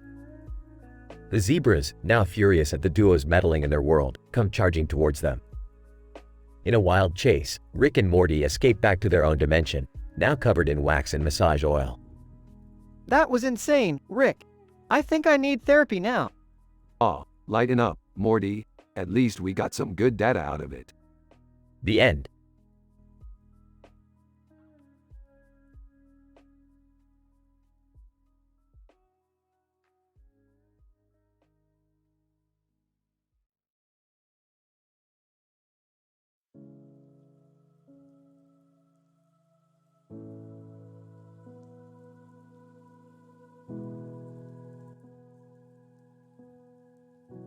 Title: The Multiverse LARPers. The episode starts with Rick and Morty observing a group of individuals in advanced black uniforms with guns and helmets participating in a live-action role-playing LARP game in an abandoned street with towering buildings in the background. Rick expresses his disdain for LARPers but gets interested in joining when he sees a time-traveling serial killer as part of the game. Rick and Morty quickly join the group, but chaos ensues when the time-traveling serial killer turns out to be a real killer from an alternate universe who accidentally stumbled into this one. The group is in danger, and Rick and Morty decide to use their scientific expertise to save everyone. Morty suggests they need to understand the killer's motivations and think like him to stop him. Rick, on the other hand, proposes they clone themselves to increase their numbers. Morty is skeptical but agrees to try. Despite several attempts to use the clones, their plan fails, and the killer manages to eliminate most of the LARPers.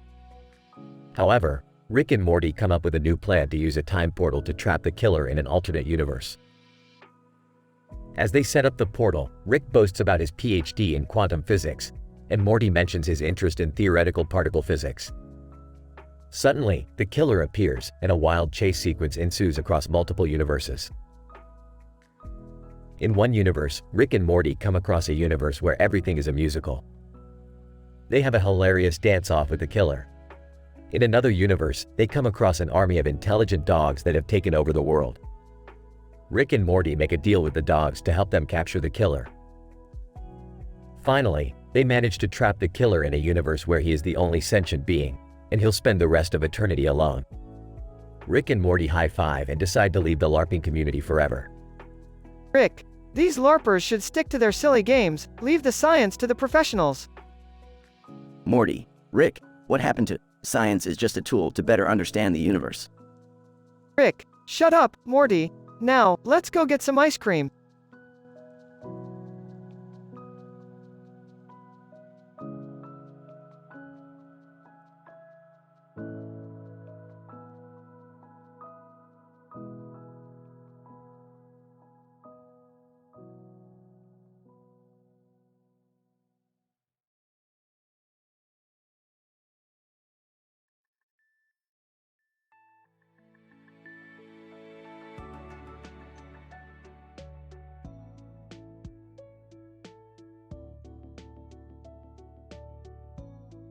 Title: Supernova Sweetheart Scandal.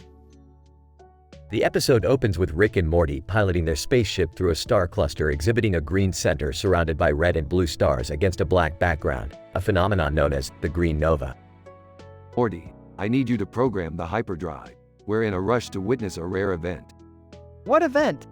The hyperdrive Heartbreaker Hubbub, a real rocket to the heart, kid. As they approach their destination, they see an interstellar paparazzi swarm surrounding Jerry's spaceship. Guys, hey guys, Sophia Carson wants to interview me for her intergalactic gossip blog. I'm on my way to becoming famous. Jerry, we're on a mission with Rick. But this interview could make or break me. Listen, Jerry, we have more important things to worry about. The green nova is about to go supernova, and we need to witness it before it's too late. As they approach the green nova, a strange gravitational pull overpowers their ship's engines, causing them to crash on a nearby planet. What's happening, Rick? We're stuck on a planet that survived a supernova. It's nice to be reminded that there's no such thing as a safe space in the universe. As they explore the planet, they come across a group of aliens who are infatuated with the green nova, believing it to be a sentient being that brings them happiness. Alien leader, you must help us protect the green nova. Protect it from what? Alien leader, the supernova sweetheart scandal. It's a conspiracy to destroy the green nova and all the joy it brings us. Conspiracy? Who's behind it? Alien leader, the hyperdrive heartbreaker hubbub, of course. Jerry, Did you leak information about the Green Nova to Sophia Carson? I just wanted to become famous. I didn't mean for all this to happen. As the group races to save the Green Nova from the hyperdrive Heartbreaker hubbub's attack, they realize that the Green Nova isn't actually a sentient being, but a giant space hamster that the aliens have been keeping as a pet. Well, that was a lot of trouble for nothing. Let's just hope Sophia Carson doesn't get wind of this. I think it's safe to say I won't be famous anytime soon. Jerry, maybe it's time to focus on what's really important. Yeah, like not crashing our ship on strange planets. Good one, Morty. Now let's get out of here before we cause any more interstellar scandals.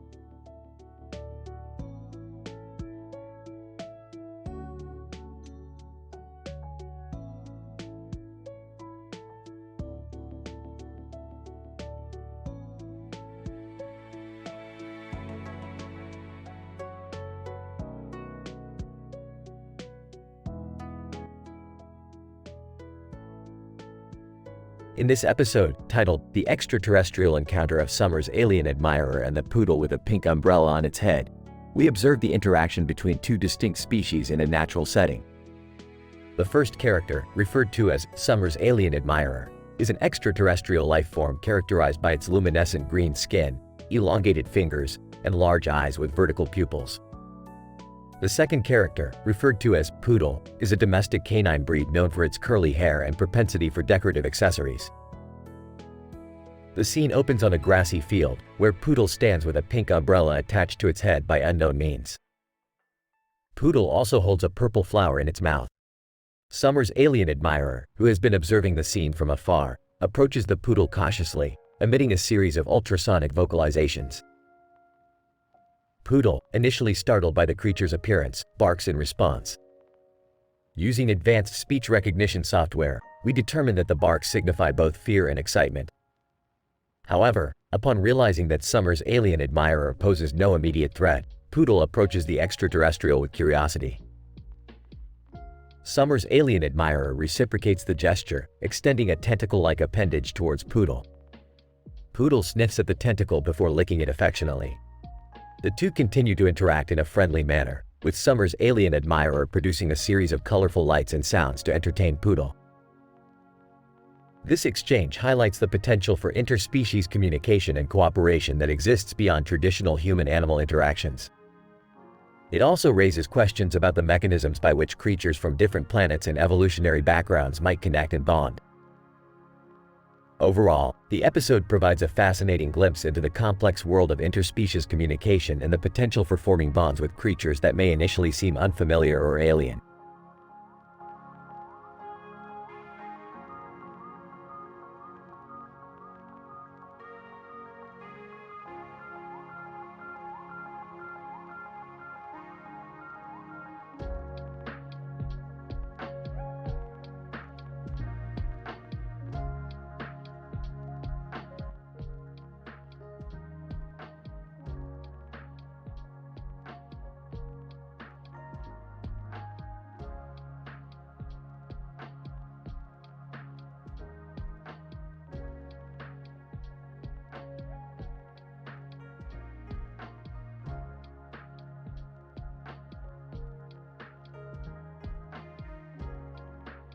Disclaimer: this script may contain some explicit language. Title: Galactic Love. Jerry's Misadventures in the Universe of Women. Opening scene. Rick and Morty are tinkering in the garage with a strange gadget.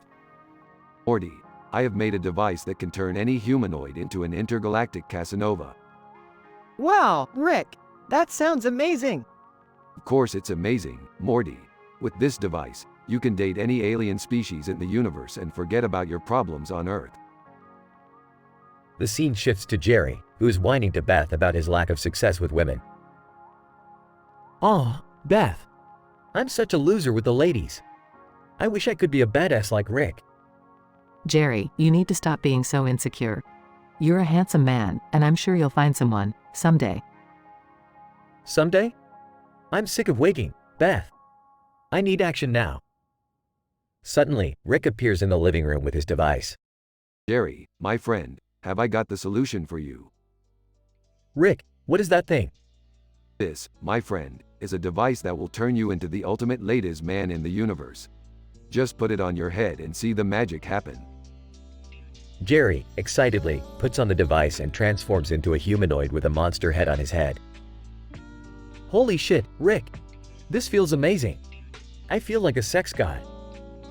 Beth, disgusted, leaves the room. I'm going to bed. Please don't bring any intergalactic STDs home. Jerry, undeterred, goes on a wild adventure through the universe of women. He meets all sorts of alien ladies, from the slimy tentacled ones to the fiery ones with 3 heads. This is incredible. I can't believe I'm finally getting some action. Meanwhile, Summer is being stalked by an alien who is infatuated with her. Ew, get away from me, you weird alien. Alien. But Summer, my love for you is as deep as the trenches of Mars. Rick and Morty are discussing sci-fi theories when Morty mentions his crush on Jessica. Rick, I really want to impress Jessica. I think she'll like me more if she thinks I'm an alien Casanova. Morty, that's a terrible idea. You'll just come off as a creep. Just be yourself. Morty, unwisely, puts on the device and transforms into a humanoid with a robot on his head. Wow, Rick, this is so cool. I'm going to impress Jessica like no other. Morty goes to school, but he is mistaken for an alien and chased by the FBI. Jessica, surprisingly, finds Morty's new look attractive. Jessica, Morty, you look different. Did you go on a space adventure or something? Morty, panicking, tries to play along. Oh, yeah. I went to an intergalactic orgy and became the king of love. Jessica, impressed, starts making out with Morty. Suddenly, Grim Reaper appears. Grim Reaper, hey, you kids. Get a room in hell.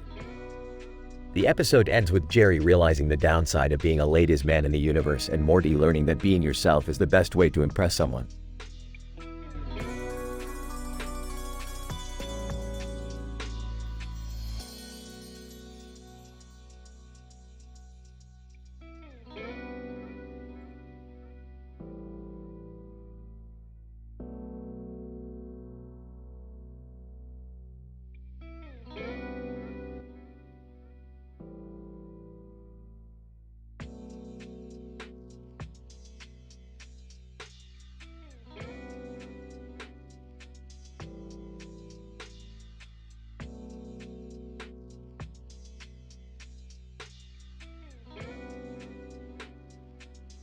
Title: The Unicorn Extravaganza.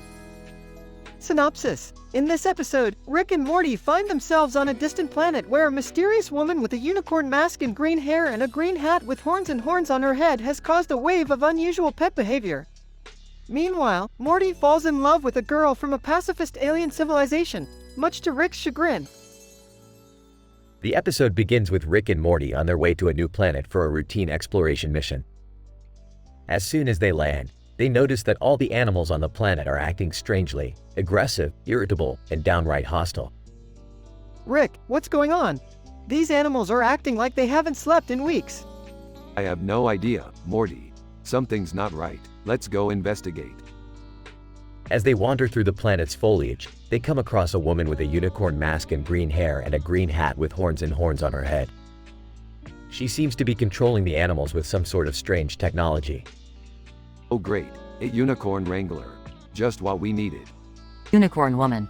Ah, you must be the travelers. Welcome to my humble abode. I see you've noticed my little pets. They've been acting up lately, I'm afraid. It's quite troublesome. Why are you doing this? What do you want? Unicorn woman. Oh, nothing much. Just a little fun. But don't worry, you'll all be safe with me. Meanwhile, back at the Smith household, Summer, Beth, and Jerry are having a rowdy unicorn karaoke night, and they invite Rick and Morty to join. Come on, Rick. Loosen up a little. It's just some harmless fun. Harmless fun? This is the stupidest thing I've ever seen. I'm outta here. As they decide to go back to the planet, Morty finds himself drawn to a girl from the pacifist alien civilization. Rick, I can't stop thinking about her. She's amazing, but all her people do is sing and make art. They don't even have weapons. Are you kidding me? You can't be with her, Morty. She's not from our world. But I love her, Rick. I can't just leave her behind. Well, tough luck, Morty. You're just gonna have to get over it. We've got bigger problems to deal with. As they make their way back to the unicorn wrangler's lair, they realize that the animals are becoming more dangerous by the minute. The unicorn woman reveals her true motivation. She wants the planet to herself and is manipulating the animals to get rid of any unwanted visitors. Great, just great. Another messed up planet full of crazy creatures. Morty, we've got to put a stop to this. Right, Rick. But what about? No time for that now, Morty. Focus. As they fight off the creatures, Morty realizes that he has to let go of his forbidden love. I understand now, Rick. Love can't conquer everything. Sometimes you just have to let go. Aw, that's cute, Morty. But we've got bigger problems. Let's just focus on saving ourselves first. In the end, they manage to defeat the unicorn woman and her army of animals, but not without some casualties. Morty finally comes to terms with his forbidden love and learns an important lesson about the fragility of life. And as for Rick, he's just glad to be back in his own world, away from all the singing unicorns. Well, that was a wild ride. Morty, you ready to go home? Yeah, Rick. Let's go. Wait, you guys are leaving already? But we still have more unicorn karaoke songs to sing. No thanks, Beth. I think we've had enough unicorns for one day.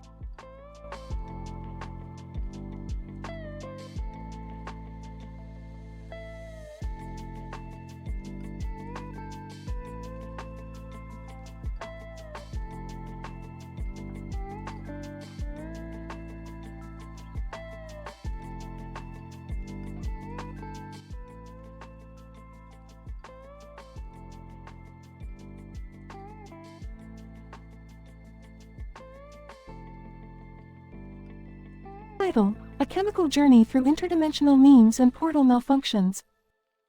Synopsis. While experimenting with a new form of supercharged plasma fuel for his car, Rick accidentally creates a portal gun malfunction that sucks Morty, Beth, and himself into a vortex of interdimensional memes and chemical reactions.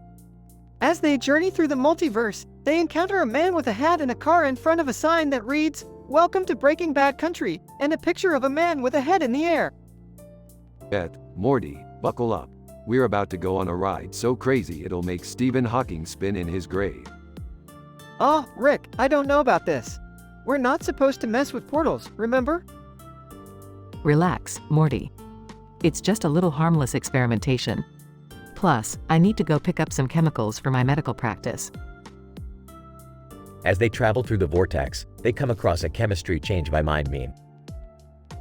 The old chemistry isn't a real science meme. Let's show them what real science is all about. I don't think that's a good idea, Rick. We should just keep moving. Nonsense, Beth. We can't let people spread false information about science. As they approach the meme, Rick uses his portal gun to warp them inside of it. They find themselves face to face with a group of internet trolls and conspiracy theorists. Internet Troll 1. Haha. You guys think you're so smart with your science and your facts. Well, we're here to prove you wrong. Oh yeah? Well, we'll just let the chemical reactions speak for themselves. As Rick begins to mix various chemicals together, the trolls watch in awe as the compounds transform and change colors. Suddenly, the whole meme begins to shake and glow. Oops, I think I may have overdone it. The vortex begins to collapse around them, and they desperately search for a way out. That's when they come across AiTelevision the extraterrestrial. Whoa, it's E.T. Hey, little guy. Can you help us get out of here? E.T. home phone. I think he's trying to say he needs to call home. Well, we can't help him with that, but I can use his advanced alien technology to create a way out of here. Rick modifies E.T.'s communicator device into a portal gun and they blast their way out of the vortex just in time. They land back in the garage, unharmed but covered in multicolored chemicals. What a crazy adventure. I can't believe we survived that. Yeah, that was wild. I don't think we should mess with portals anymore. Oh, come on, Morty. Where's your sense of adventure? We're just getting started.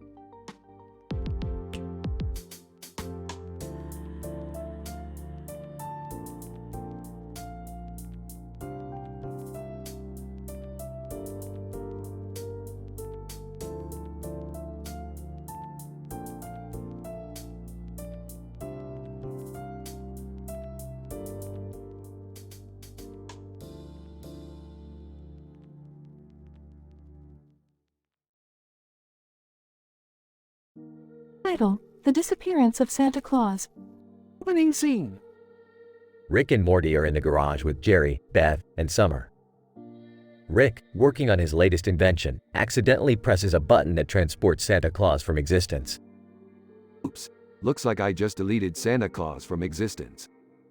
What do you mean deleted Santa Claus? Oh geez, Rick, what are we gonna do?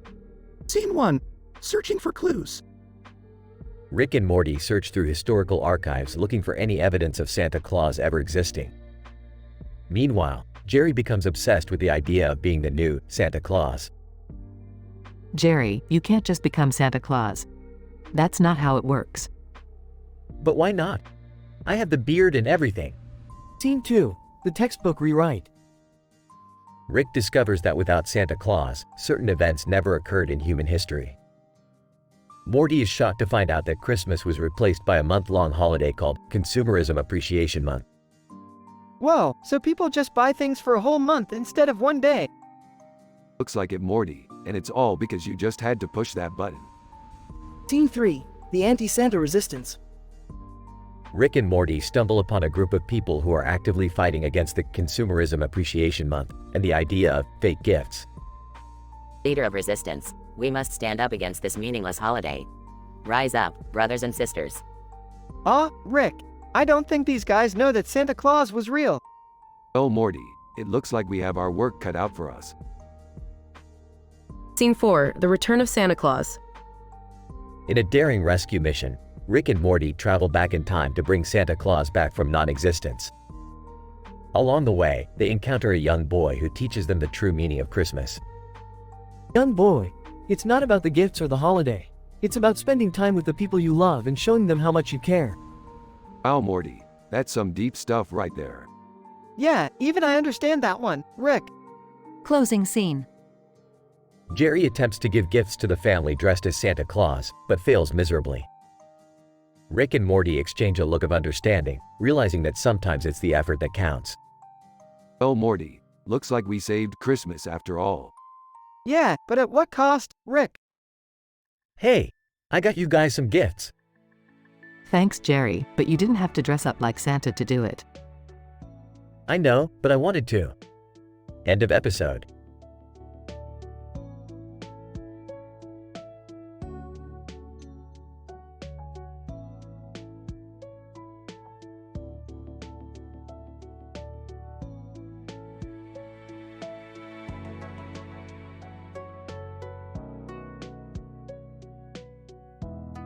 Title: The Reality Without Religion. The episode starts with Rick and Morty entering a portal to explore a reality where religions never existed. However, they find themselves in a strange place, inhabited by a cartoon man with a weird face and a coat holding a fish in his hand. Morty, this reality is unlike anything we've seen before. The absence of religion has completely changed the fabric of society. But why? What's so different? Jerry enters the scene, curious about their findings. Hey guys, what's going on? What's with the cartoon guy and the fish? Jerry, we're in a reality where religion never existed.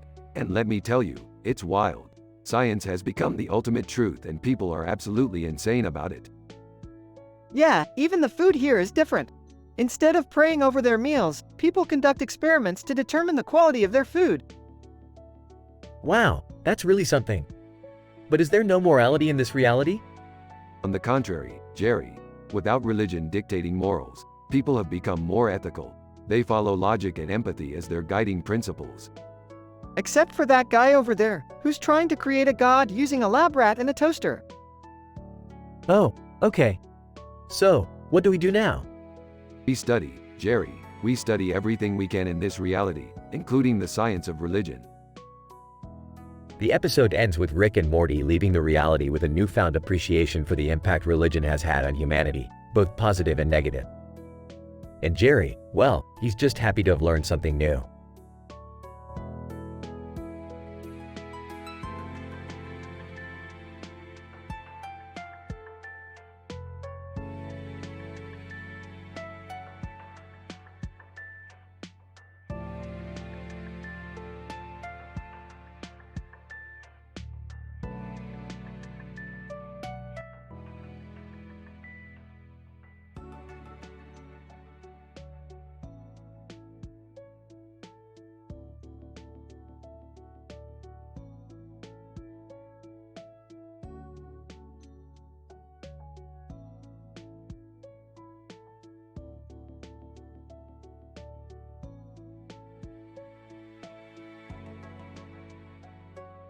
Title: Quantum Courtship Quirk. Synopsis: Rick discovers an interdimensional courtship device and decides to use it to resolve his love triangle, causing chaos in the process. Opening scene. Hey Rick, what's that thing you're holding? Shut up, Morty. It's a quantum courtship quirk, a device that can resolve any love triangle. Burp, and I'm gonna use it to sort out my love life. Ew, gross. I don't want to hear about that. Oh no, you're not using that thing on me. Scene 2. Okay, everyone stand still. Burp, I'm gonna activate the device now. A cartoon character holding a stick in a room with lights on the walls and a green light behind him appears. OSH*T. This thing is malfunctioning. We've got a CCC cartoon character on the loose. What's happening? Scene 3. Madeline Petch walks in. Madeline Petch. Hey guys, what's going on? Whoa, it's Madeline Petch from Riverdale. Madeline Petch. Why is there a cartoon character holding a stick in the living room? Long story short, I tried to use a quantum courtship quirk and now we've got a cartoon character on the loose. And Ron Weasley as well, apparently. Scene 4. Ron Weasley walks in. Ron Weasley. Bloody hell, what's all this? I can't believe it. Is that really Ron Weasley? Yeah, that's definitely Ron Weasley. And I think that's Cervix over there. Cervix. Yes, hello there. I'm a character from a different dimension. Nice to meet you all. Scene 5. Okay, we need to find a way to reverse the effects of the quantum courtship quirk. Burp, oh wait, I've got it. We just need to create a meme. A first world problems meme to be exact. What? How does that solve anything? Just trust me, Morty, I've got this. Now someone find me a laptop. Scene 6. Okay Rick, I found a laptop. Now what? Just let me do my thing. Rick starts typing furiously on the laptop. There, I've done it. The courtship device is reversing its effects now. Scene 7. The cartoon character holding a stick disappears. Ron Weasley. Well done, Rick. You've done the impossible and brought me to this dimension. I owe you one. Madeline Petch. Yeah, thank you, Rick. That was an experience I'll never forget. Cervix. Indeed, I shall remember this moment for eternity. Hey Rick, can you use that device to make my marriage better? Shut up, Jerry. Let's just enjoy the fact that we survived this insane ordeal. Scene 8. So, what did we learn from all this? That sometimes love triangles can be solved by creating memes. And that you should never underestimate the power of interdimensional courtship devices. Burp asterisk. I don't think that's a lesson anyone should take away from this. Yeah, I'm pretty sure that isn't a thing. Fine, whatever. Let's just go get some McDonald's. The end.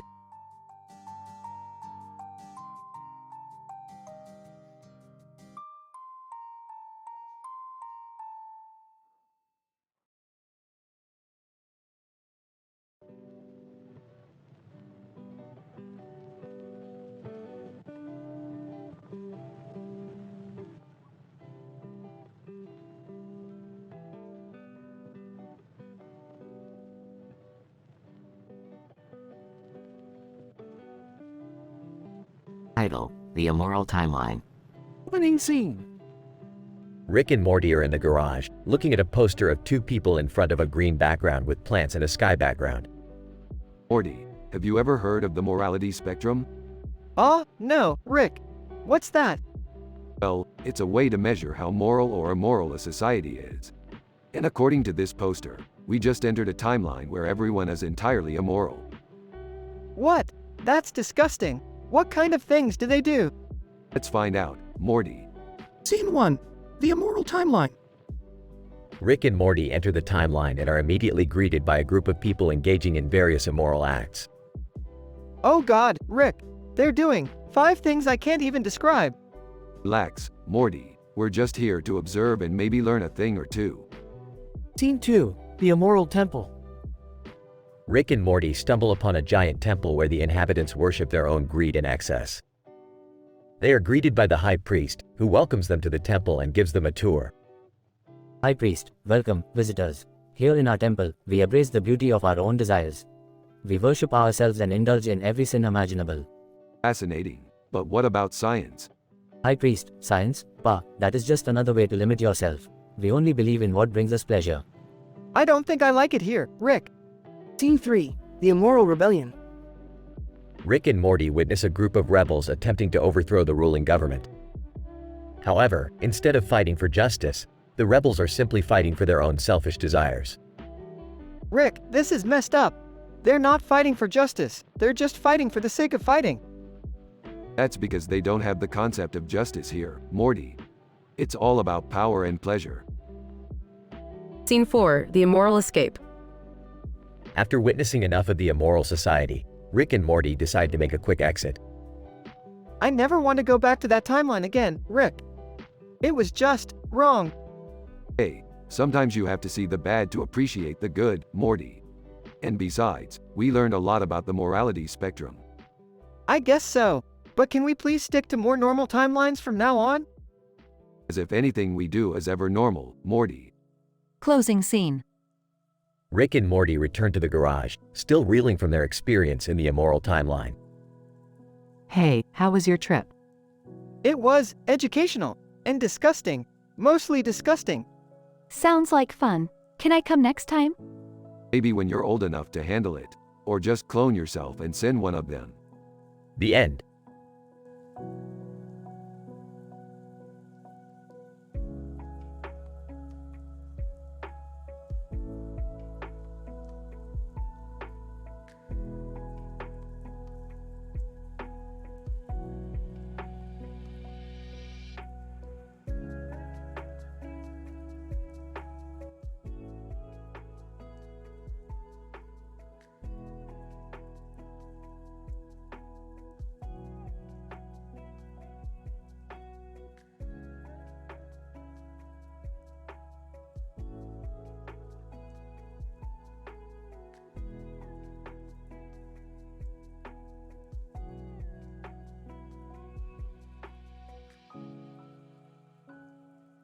Title: The Immorality-Packed Episode, a Rick and Morty Adventure. The episode begins with Rick and Morty sitting on the couch, watching TV and sipping on some interdimensional Romulan ales. Suddenly, a strange character appears on the screen, and their faces contort in confusion and bewilderment as they try to make sense of it all. What in the name of Aldebaran's goat is happening on that screen, Morty? I don't know, Rick. It looks like some kind of weird alien creature with tentacles for arms. Beth enters the room, looking over Rick's shoulder at the TV screen. What is that supposed to be? It looks like something out of a sci-fi horror movie. Well, whatever it is, Morty and I are going to find out. We're going to travel to that dimension and see what's going on. Alright, but what if it's dangerous? Dangerous? Morty, we've been to dimensions where everything is made of candy, where there are giant sentient butts, and where we were literally inside a living being's digestive system. We'll be just fine. Can I come with you guys? No, Beth, the last time you tagged along, you almost got us all killed by that giant psychotic alien. Stay here and watch Jerry.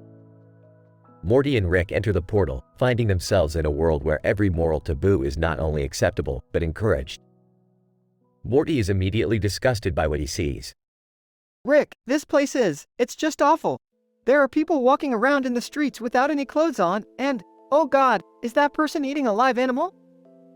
Morty, calm down. This is just another dimension where the rules are different. We'll be fine, as long as we don't attract too much attention. I don't know, Rick. This place just feels evil. They continue walking, trying to blend in with the crowd. Suddenly, they hear a loud crash and see a group of people surrounding someone in the center of a circle. Morty, let's go see what that's all about. They make their way to the center of the crowd, where they see a man standing on a table, holding a rope. And, ladies and gentlemen, behold, today is the day we make history. Today, we will finally discover whether or not people can fly without any sort of equipment or devices. And it will all be thanks to our volunteer, Larry. The crowd cheers as Larry starts to tie the rope around his waist. Rick, we have to stop this. This is insane. Relax, Morty, it's just science. We'll let them do their experiment, and then we'll be on our way. But just as Larry jumps off the table, something goes horribly wrong. The rope snaps, and instead of flying, Larry falls to the ground. Oh my God, Rick! Is he dead? No, Morty, He's just severely injured, but this is exactly why we don't mess with the laws of physics. They sneak away from the crowd, making their way back to the portal. Rick, I never want to come back to this place again. It's just too immoral. Well, at least we learned something today. Always wear a parachute when attempting to fly without a safety net. The episode ends with them entering the portal, happy to be back in their own world, where the laws of science and morality are still intact.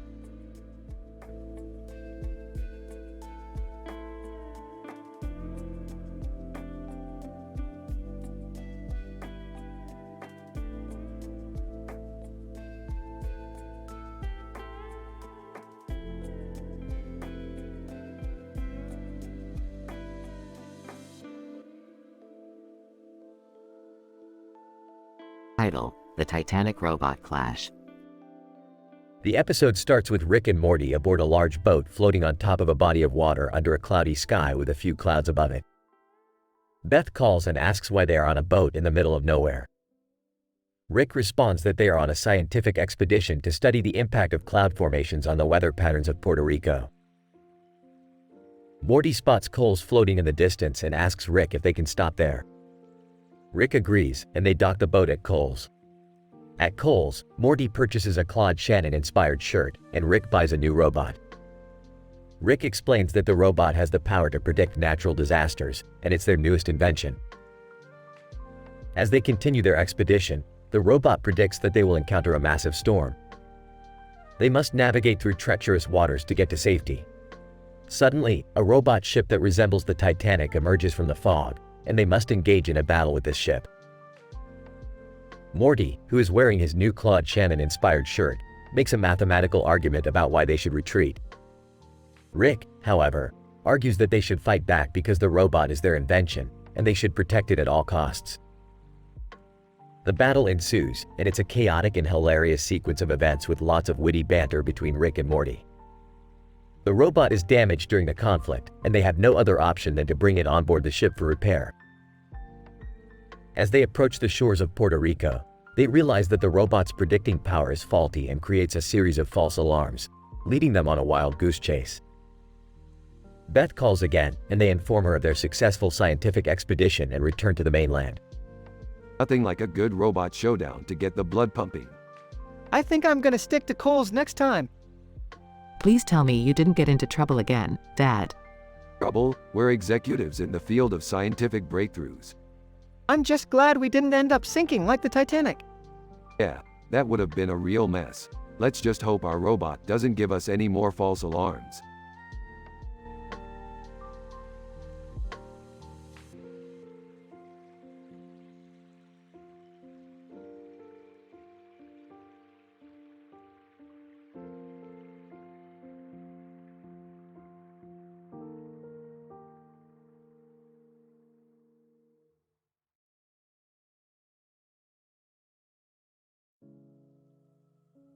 Episode title: Pyrotechnic Explorations and Subreddit Revelations.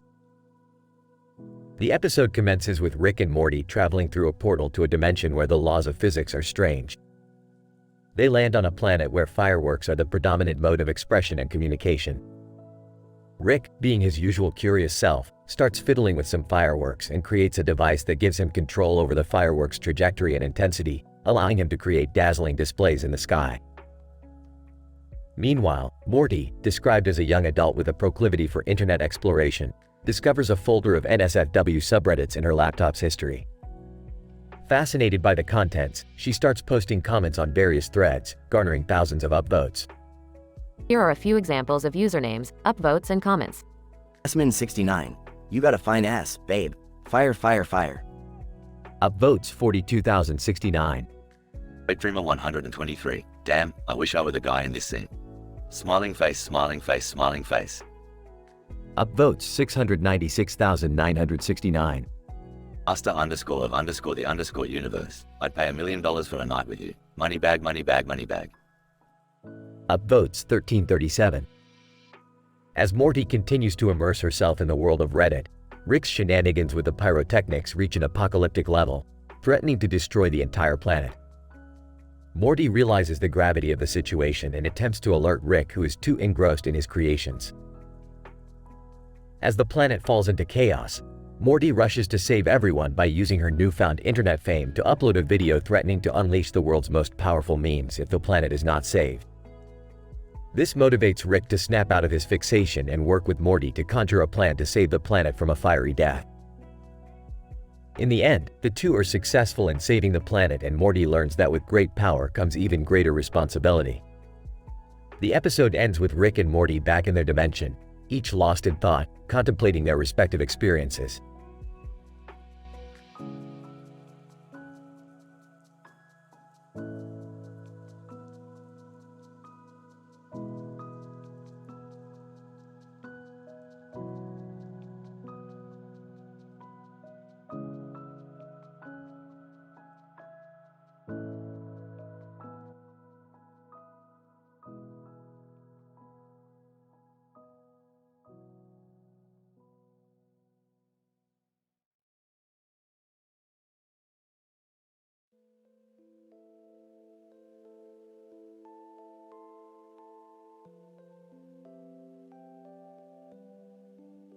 Title: The Argon Affair. Synopsis. In this episode of Rick and Morty, Rick finds himself in a forbidden love affair with a member of the Galactic Federation. The duo, alongside Jerry, Beth, and Morty's American Girl dolls, go on a wild adventure involving fast food, industrial chemistry, and a trip to Paris. Opening scene.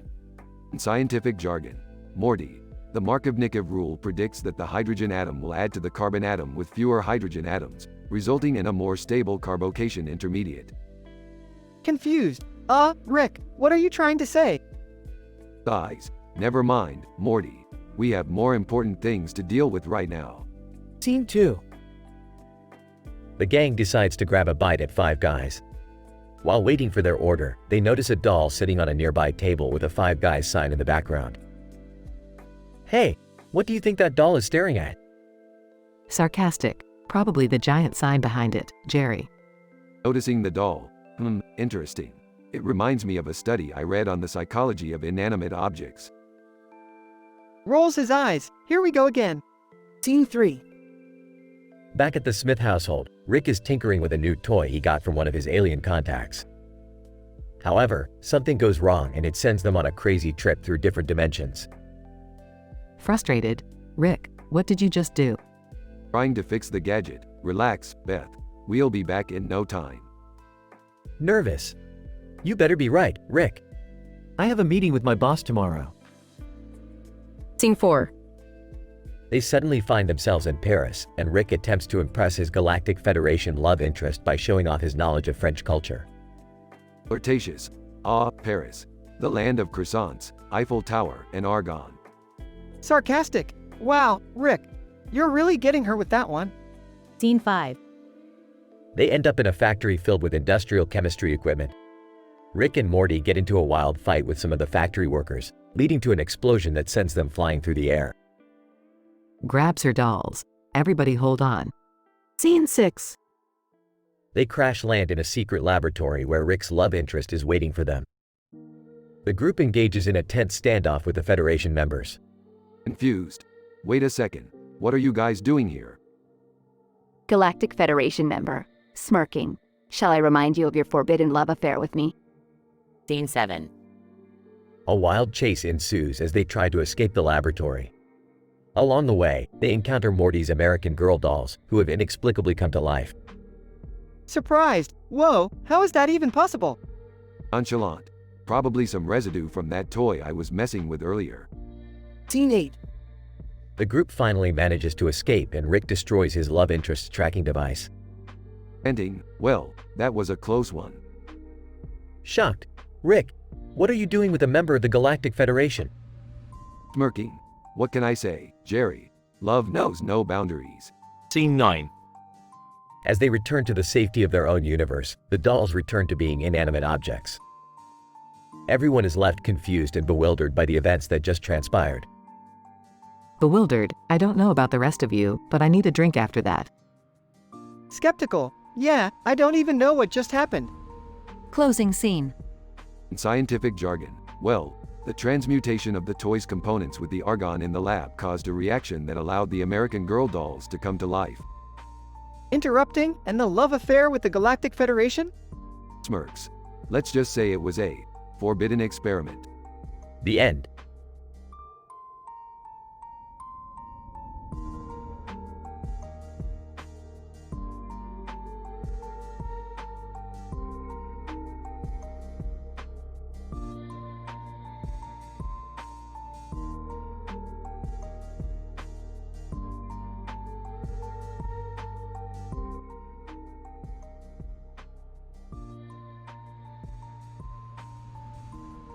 Title: The Quantum Hilarity of Morty's NSFW subreddit adventure.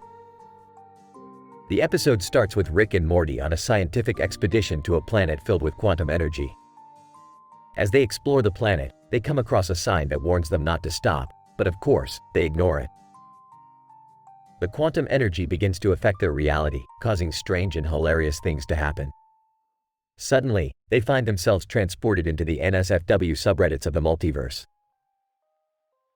Morty's curiosity gets the best of her, and she starts visiting various NSFW subreddits, such as tentacle hentai, furry porn, hot wives, gone wild, pegging, cuckold, anal gape, BBW, Hucow, and Asians gone wild.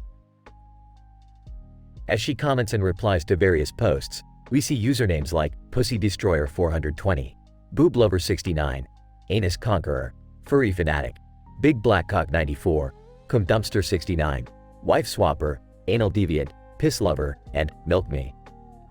The adverts and replies to Morty's comments start piling up, with comments like, Pussy Destroyer 420, damn Morty, you're a freak. Lover 69, I love your taste in tits. Anus Conqueror, you know how to handle a back door like a pro. Very fanatic, I wanna see you in a fursuit.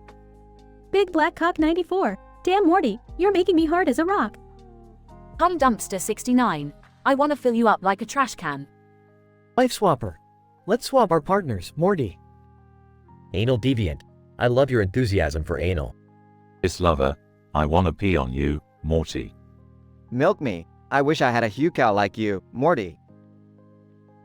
As they continue to explore the NSFW subreddits, they eventually realize that they need to get back to their own reality before they get stuck in the multiverse forever. With some quick thinking and scientific know-how, Rick manages to get them back to their own reality. but not before Morty has a final comment on Asians Gone Wild, making everyone laugh. I never knew rice could be so spicy.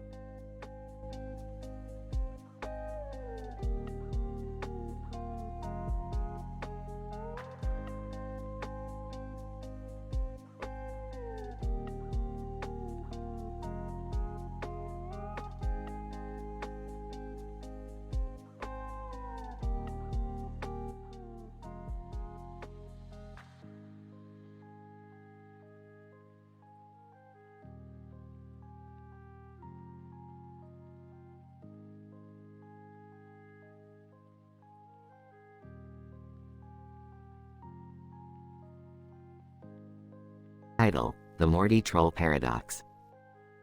It all begins with Morty being a counter-troll on Reddit, using his incredible analytical skills to troll the trolls. He is joined by Rick, who is busy surfing the dark web for rare scientific artifacts.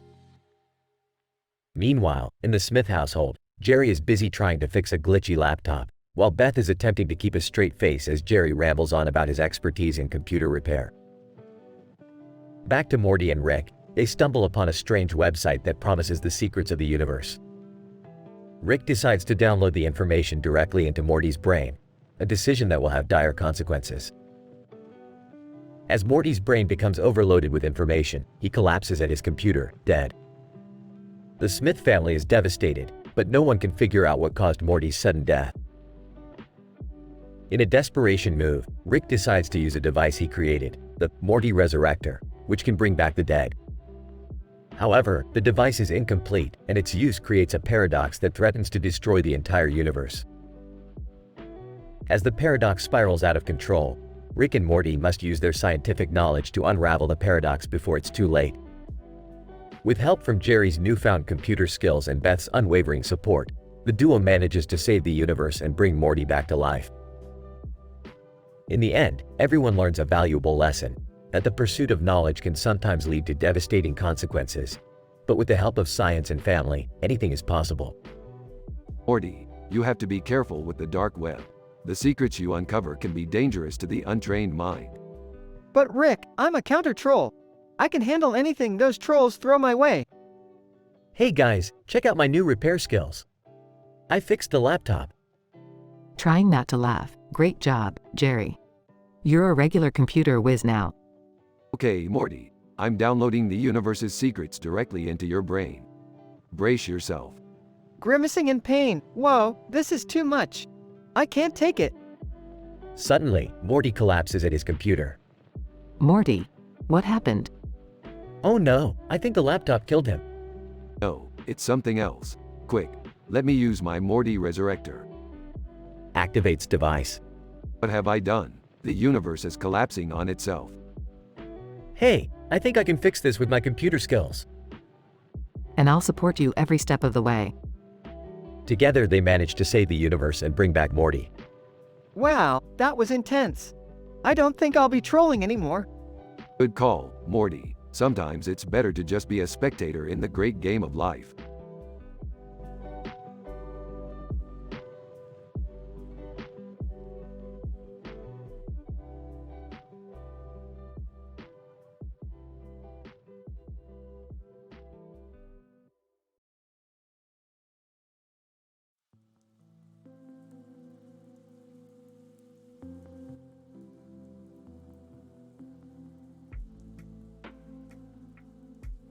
Title: The Tenedius dies wested by the Saestes.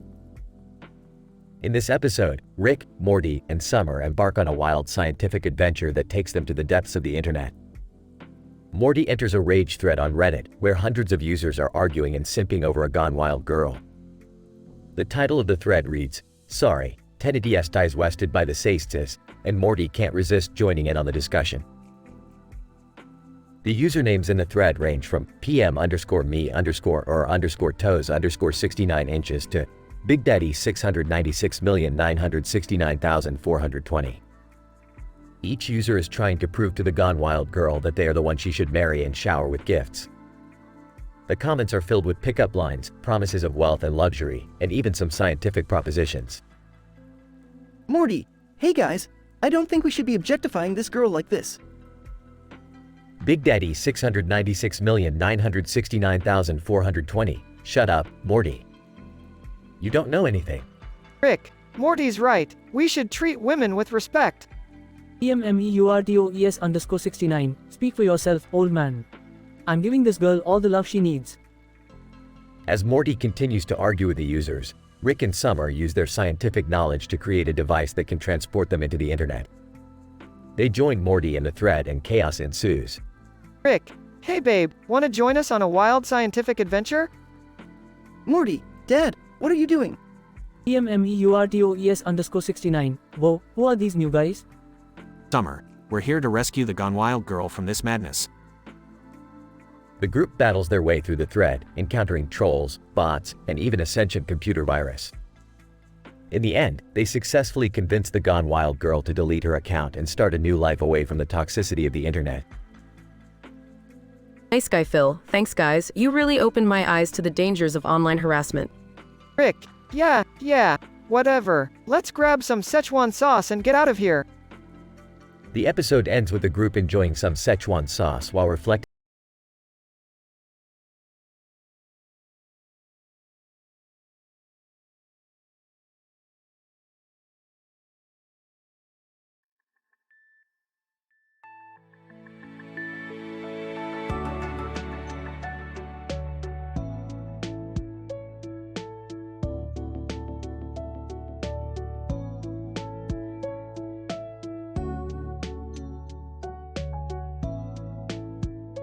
Title: Telepathic Temptress Trouble.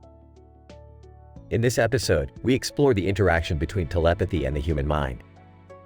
The main character, a woman wearing sunglasses and a jacket with a lot of lights on her face and neck, is discovered to possess telepathic abilities. The plot revolves around the Temptress's use of these abilities to manipulate those around her. The Temptress's telepathic abilities are based on the ability to read and project thoughts. Her mastery of this ability allows the manipulation of those around her, causing them to act out of character, become forgetful, or misremember things. The temptress employs these tactics to create pranks and trick those around her, causing chaos and confusion.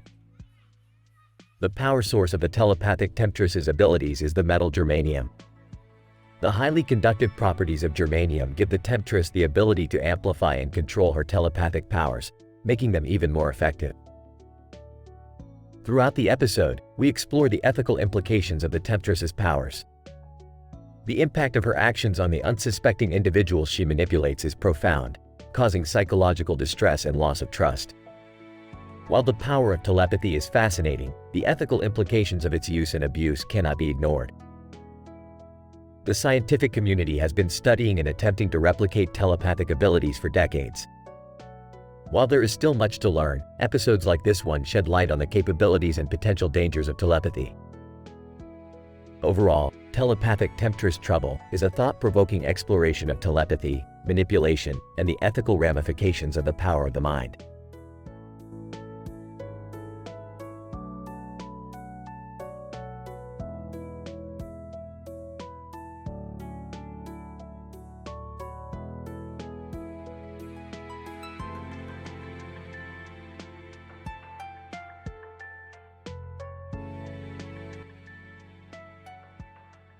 Title: The Quantum Conundrum of Morty's Demise. Synopsis: The episode begins with Rick and Morty on a mission to steal some exotic particles from a far-off planet.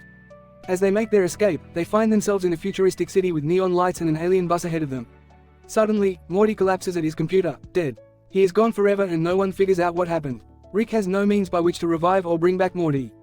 They are permanently gone. What the hell just happened, Morty? Did you mess with the particles again? No, Rick, I just felt a strange sensation in my head and then everything went blank. Interesting. Let me analyze this with my quantum probability calculator. Rick takes out his quantum probability calculator and starts typing furiously. Suddenly, Morty reappears beside him. Ah, gotcha, Morty. This was just a quantum entanglement experiment. You were never really dead. Oh man, you got me good, Rick. I thought I was a goner for sure. Don't worry, Morty. I wouldn't let you die that easily. Now come on, let's go finish that particle heist. As they make their way back to the spaceship, Rick stops and turns to Morty. You know, Morty, sometimes science can be a real mind bender. But that's what makes it so much fun. Yeah, Rick, I don't think I could handle any more of that mind-bending stuff. My brain can only take so much. Ah, you're just getting started, Morty. The universe has so much more in store for us. The episode ends with Rick and Morty flying off into the galaxy, ready for their next adventure.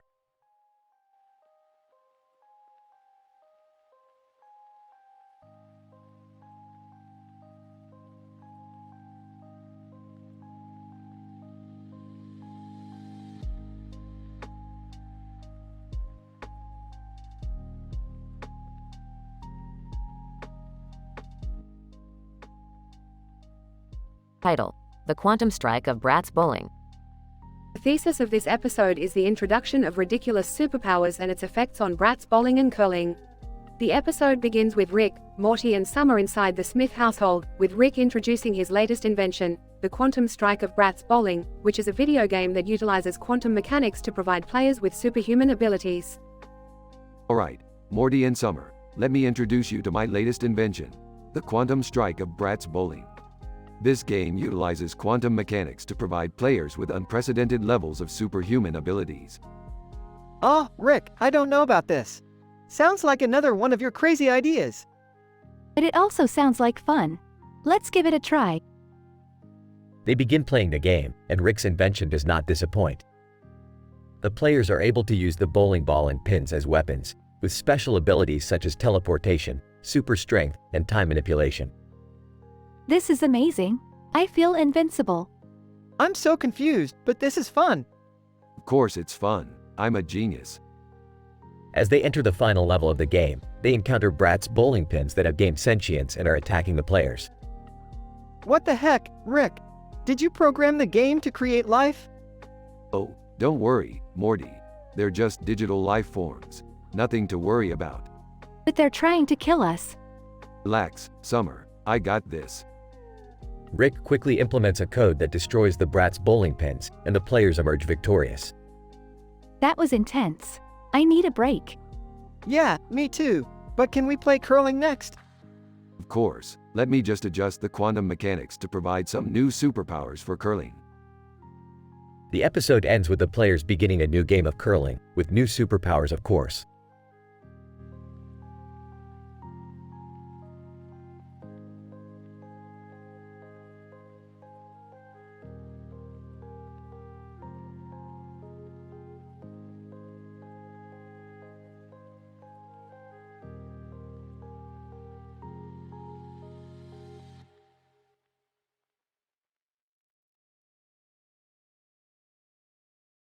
Title: The Anime Apocalypse of Binary Star Boudoir. Morty, I've hacked into the anime universe again. This time we're visiting Binary Star Boudoir, a world where every character is an anime stereotype. Whoa, that sounds intense, Rick. I don't know about this, Rick. I don't want to get caught up in some weird anime plotline. Oh, shut up, Jerry. This will be a great opportunity for us to bond as a family.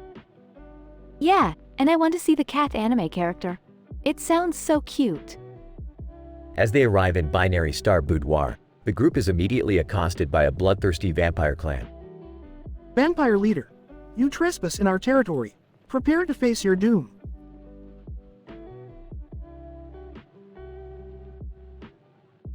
Meanwhile, Morty gets caught up in a love triangle with a demon and a cat anime character. I don't know what to do. They both have such different personalities and expressions. Physical therapist, you need to stretch those emotions out, Morty. It's all about balance and flexibility. Jerry gets mistaken for Billie Eilish and is chased all over Binary Star Boudoir by love-struck fans. I don't even like Billie Eilish. Why does this keep happening to me? As the chaos ensues, Death Note falls into the wrong hands and threatens to destroy the entire universe. We need to destroy that Death Note before it's too late. The group bands together and uses their individual strengths to defeat the villains and save the anime universe from destruction. I can't believe we did it. Yeah, and I managed to grab a bunch of unique anime expressions as souvenirs. Score. I don't know if I can handle another anime adventure, Rick. Can we please go back to our own universe now? I need a drink. Well, I thought it was fun. Maybe next time, we can visit a more peaceful universe. And with that, the group returns to their own universe, exhausted but exhilarated by their anime adventure in Binary Star Boudoir.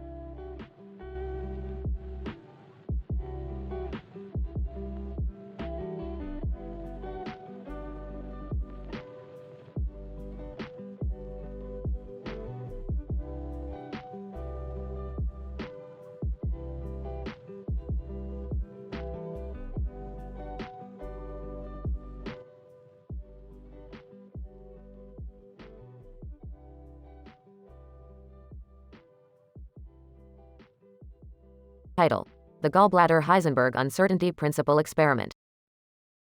The episode begins with Rick, Morty, and Summer conducting an experiment on the Heisenberg uncertainty principle by shrinking down to the size of an atom and entering Rick's gallbladder as their testing ground. However, they soon realize that they have accidentally altered the principle and created a new law of physics, the gallbladder Heisenberg uncertainty principle. Morty, turn the shrink ray up to 11. Let's get quantum. Rick, are you sure this is safe? Guys, look at that weird haircut guy with the green shirt on his face. He's been staring at us since we got here. Rule number 1 of science, Summer, ignore anyone who isn't a peer-reviewed publication. As the trio explores Rick's gallbladder, they encounter strange alien life forms and witness surreal events unfolding before their eyes. Whoa, Rick, what's going on? Why is this happening? I don't know, Morty, but it's got something to do with the bandy energy levels being out of whack. We need to recalibrate the Heisenberg uncertainty principle, stat. Guys, we have to get out of here. I don't like this at all. Summer, relax. We know what we're doing. We're scientists, not tourists. As they attempt to escape the madness of Rick's gallbladder, the trio is suddenly transported to a strange new dimension, the Liverpool Alien Comedy Club. Whoa, Rick, where are we? Looks like we're on stage at the Liverpool Alien Comedy Club, Morty. Time to improvise some stand-up. As Rick and Morty perform a hilarious routine and win over the alien audience, Summer realizes the true nature of their situation. Guys, we're trapped in a parallel dimension. We have to find a way out. Don't worry, Summer, I've got this. I'll just use my genius-level intellect to hack the multiverse and escape. Just as Rick is about to execute his master plan, the trio is suddenly teleported back to Rick's gallbladder, where they discover that their experiment has caused irreversible damage to the fabric of reality itself. Rick, what have we done? Is this the end of the world? No, Morty, it's just the beginning of a new era of science. The gallbladder Heisenberg uncertainty principle is here to stay, and it's going to change everything we know about physics and the universe. What about that weird haircut guy with the green shirt on his face, Rick? Oh, don't worry about him, Summer. He's just a figment of our interdimensional experiment. Let's go home and celebrate our groundbreaking discovery. The episode ends with Rick, Morty, and Summer returning home to the safety of their own dimension, with the knowledge that they have altered the course of scientific history forever.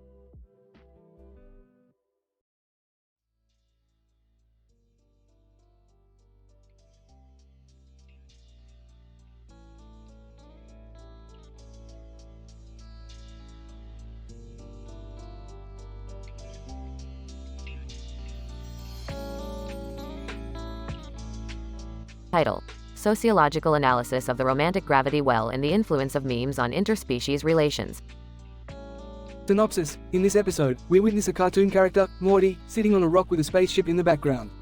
This setting is in a distant planet where the inhabitants have a peculiar fascination with memes.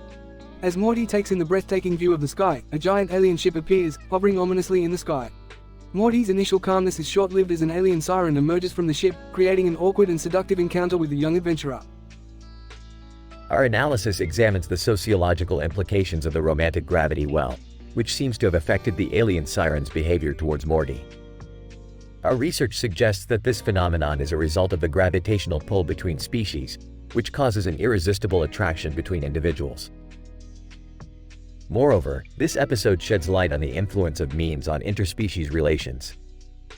The inhabitants of the planet have a propensity for memes, which they use to communicate and express their emotions. This has resulted in the development of a unique culture, where memes have become a vital tool of self-expression and communication. Morty's encounter with the alien siren, however, shows the negative impact that memes can have on interspecies interactions. The alien siren's obsession with meme culture leads her to make inappropriate advances towards Morty, causing chaos and confusion. In conclusion, this episode highlights the need for further research on the romantic gravity well and the role of memes in interspecies relations. We recommend future studies that analyze the effects of cultural differences, communication barriers, and interpersonal attraction on interactions between species.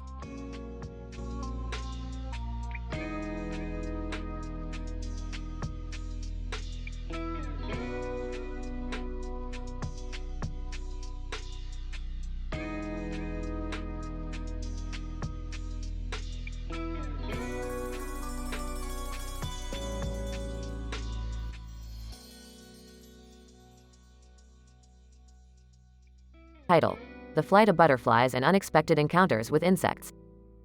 Abstract. This study observes the flight patterns of a group of butterflies over a forest full of trees and grass, with a blue sky in the background. During the study, various unexpected encounters with insects are recorded, and their impact on the butterfly's flight formation is analyzed. The study also assesses the social dynamics of the butterflies and their interactions with one another, including the discovery of an alternate family structure among the group. Introduction. As part of an ongoing study on butterfly behavior, a group of butterflies was selected for observation as they flew over a forest filled with trees and grass. The blue sky provided an excellent backdrop for visual analysis of the butterflies' flight patterns. The study aimed to examine the impact of unexpected encounters with insects on the butterflies' flight formation, as well as to observe their social dynamics and interactions. Results. During the observation period, the butterflies encountered several insects, including dragonflies, bees, and moths. These encounters caused disruptions in the butterflies' flight formation, with some butterflies breaking off from the group and flying erratically. However, the group quickly readjusted and resumed their previous formation. The social dynamics of the group revealed an alternate family structure, with a butterfly named Beth assuming a maternal role for several of the younger butterflies. Discussion. The impact of unexpected encounters with insects on the butterfly's flight formation highlights the importance of adaptability and resilience in butterfly behavior. Despite disruptions, the group was able to resume their formation quickly, indicating a strong ability to adapt to changing circumstances. The discovery of an alternate family structure within the group raises questions about the role of individual butterflies in social organization and group dynamics. Economics. While this study did not focus on economics, the findings could have potential implications for the butterfly industry. Understanding butterfly behavior and social dynamics could lead to the development of more efficient breeding and care practices, ultimately improving the economic viability of the industry. Conclusion. In conclusion, this study provides valuable insights into butterfly behavior and social dynamics, particularly in relation to unexpected encounters with insects.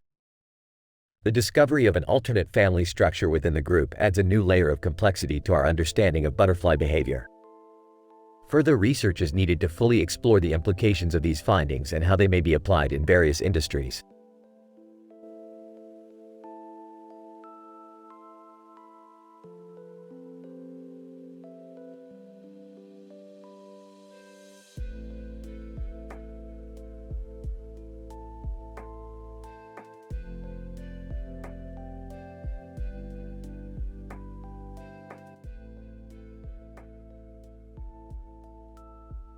Title: Undercover Infiltration of the Fallopian Taco Bell. The episode opens with Rick ranting about the inherent absurdity of sci-fi genre tropes, prompting Morty to question why they take part in it themselves. Summer chimes in, suggesting they visit the infamous Fallopian Taco Bell, a fast food joint nestled deep in the center of an interspecies trading hub.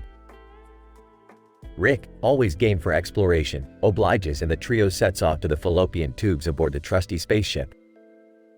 As they approach the Taco Bell, they notice something strange, a group of suspicious aliens lurking in the shadows. Rick's sci-fi instincts tell him that they may be undercover infiltrators, planning a heist of epic proportions. Determined to uncover the truth, Rick suggests they don disguises and enter the Taco Bell undercover. They put on their best human costumes and blend in with the crowd, only to realize that the aliens have already taken over the staff. Morty panics and tries to flee, only to realize that they are trapped inside. Summer takes charge and comes up with a plan. Rick will create a diverting distraction while she and Morty attempt to hack into the aliens' communication devices. As Rick lights up the Taco Bell with a cacophony of burp bombs and fart grenades, much to the chagrin of the other patrons, Summer and Morty successfully uncover the alien scheme. They plan to steal the secret sauce recipe and use it for their own nefarious purposes. With the aliens captured and the secret sauce recipe secured, Rick suggests they leave the Taco Bell before any more trouble ensues. As they fly away, Morty laments the absurdity of their sci-fi adventures, only for Rick to remind him that the universe is just a big, crazy, hilarious science experiment waiting to be explored. Sometimes, Morty, the science is just in the absurdity of it all. And sometimes, the humor is just in the insanity of it all. I don't know what's real anymore. That's the beauty of it, Morty. Reality is just a concept waiting to be bent to our will. The episode ends with the trio sharing a laugh and enjoying some of that infamous fallopian Taco Bell sauce.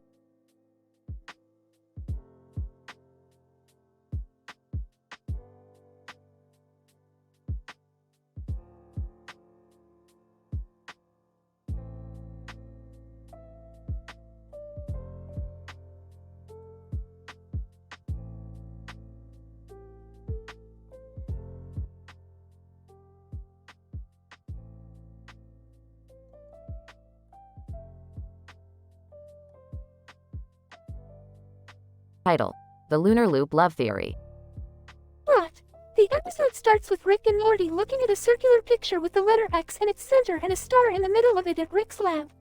Rick explains that this is the lunar loop, a theoretical portal that can transport any living being to any part of the universe in seconds. Morty is astounded and shoots off a series of scientific questions about the lunar loop's function, but Rick dismisses them as redundant. Now, Morty, let us not forget the task at hand. We must activate the lunar loop to retrieve an essential element from a distant planet before interdimensional thieves steal it. What's the element? It's a highly reactive compound that is needed to power the newest H&M's hyperdrive modules for our spacecraft. Beth enters the room and excitedly announces that she wants to go on the mission. Morty tries to persuade his mother otherwise, fearing for her safety. Mom, it's dangerous out there. You could get hurt. I can handle myself, Morty. Plus, I need a break from Jerry. Rick begrudgingly agrees to her request and activates the lunar loop. The trio is transported to a desolate planet inhabited by cybernetic creatures. They quickly locate the element and retrieve it efficiently. However, they are confronted by the interdimensional thieves who have been following them. Beth pulls out her weapons to fight off the thieves but is suddenly entranced by one of their allies, a charismatic alien named Zax. Zax declares his love for Beth, and she reciprocates his feelings. Morty is disgusted and confused, not understanding how Beth could fall for an alien so quickly. Mom, what the hell? You just met him. He's just using you to get the element. Morty, you don't understand. Zax and I have a connection that transcends space and time. Rick, fed up with the situation, quickly takes control of the situation and activates a device that nullifies the element's effects on Beth's brain. Ah, yes, the lunar loop love theory. When a being is exposed to the element's radiation for too long, it can create a temporary state of euphoria and emotional vulnerability. Beth, back to her senses, realizes the error of her ways and helps Rick and Morty defeat the interdimensional thieves.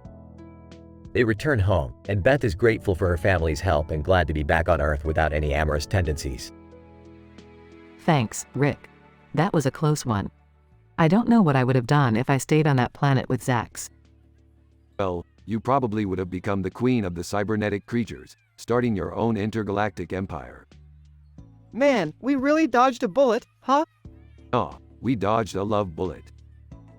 The episode ends with Rick making a cynical quip while Morty and Beth laugh in relief.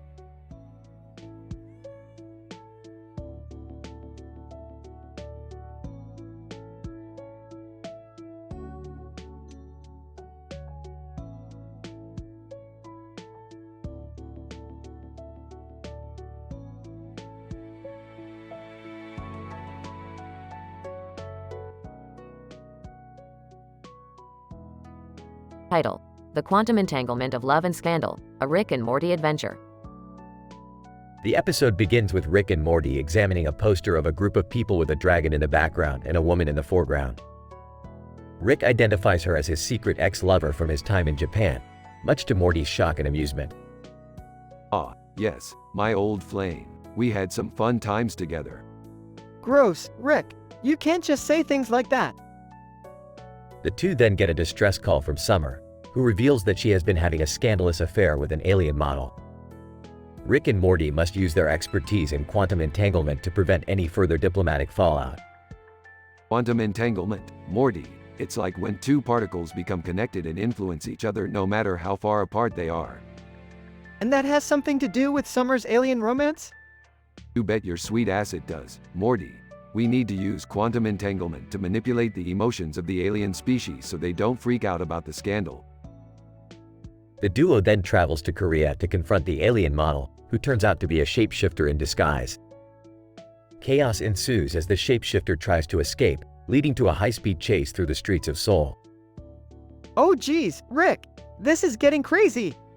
Just shut up and keep driving, Morty. We can't let that shape-shifting son of a bitch get away.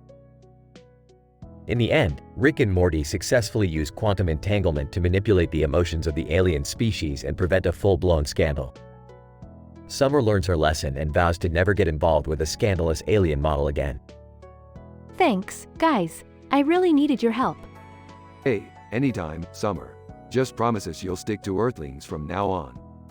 Yeah, and maybe don't tell Grandpa about your love life anymore. The trio then rockets off into space, leaving a trail of destruction behind them.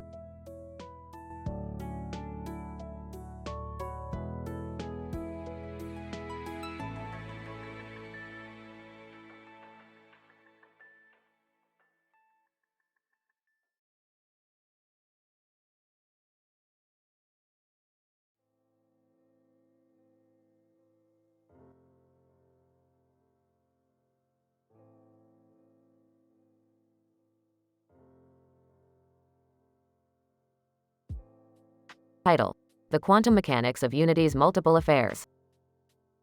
The episode starts with Rick, Morty, and Summer watching a stand-up comedy movie while Jerry and Beth are out at a couples therapy session.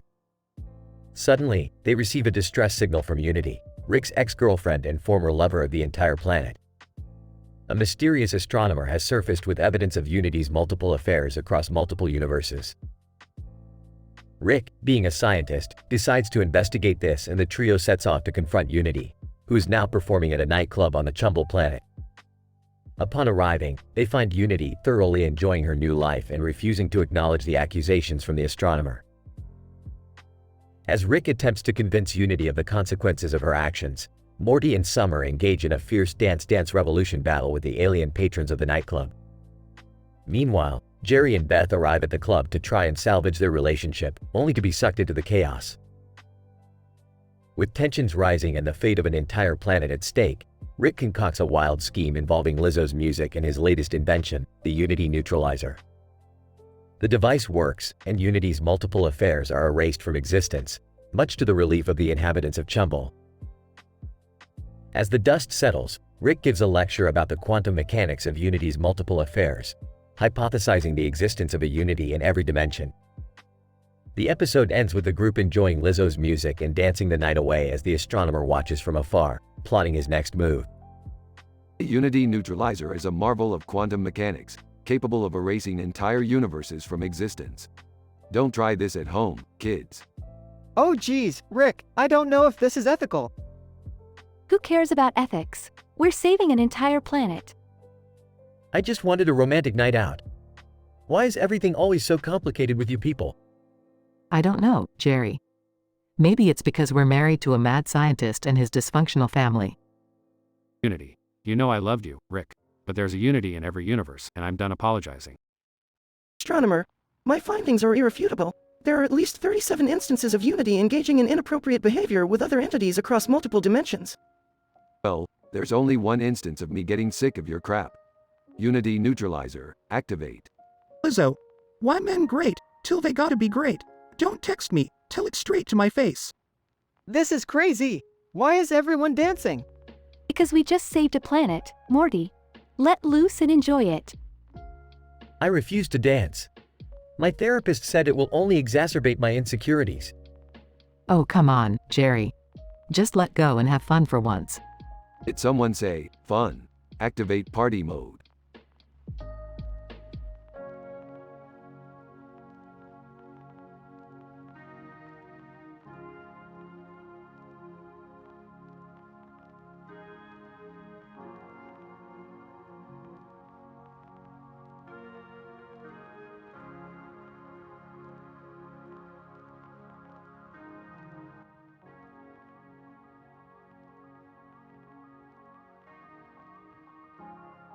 Title: The Quantum Sword Duel.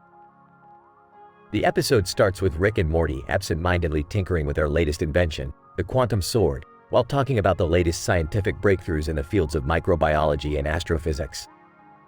Suddenly, they are interrupted by Beth, who is wearing formal attire and holding a sword in her hand. Rick, Morty, I want you both to settle a dispute between me and Jerry. We cannot come to a consensus on who among us would win in a sword fight. Boring. We have more important things to do than argue about sword fights. Yeah, like science stuff.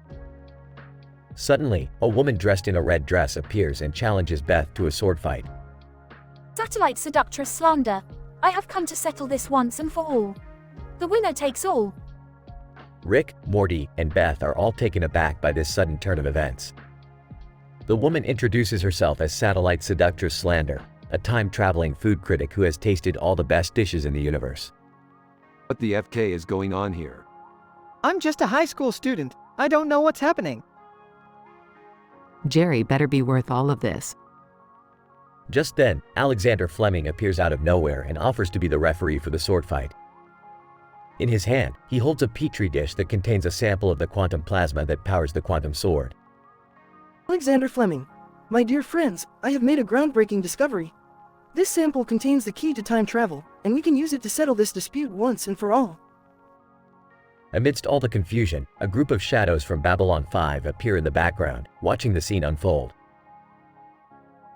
Shadows, the fate of the universe is at stake.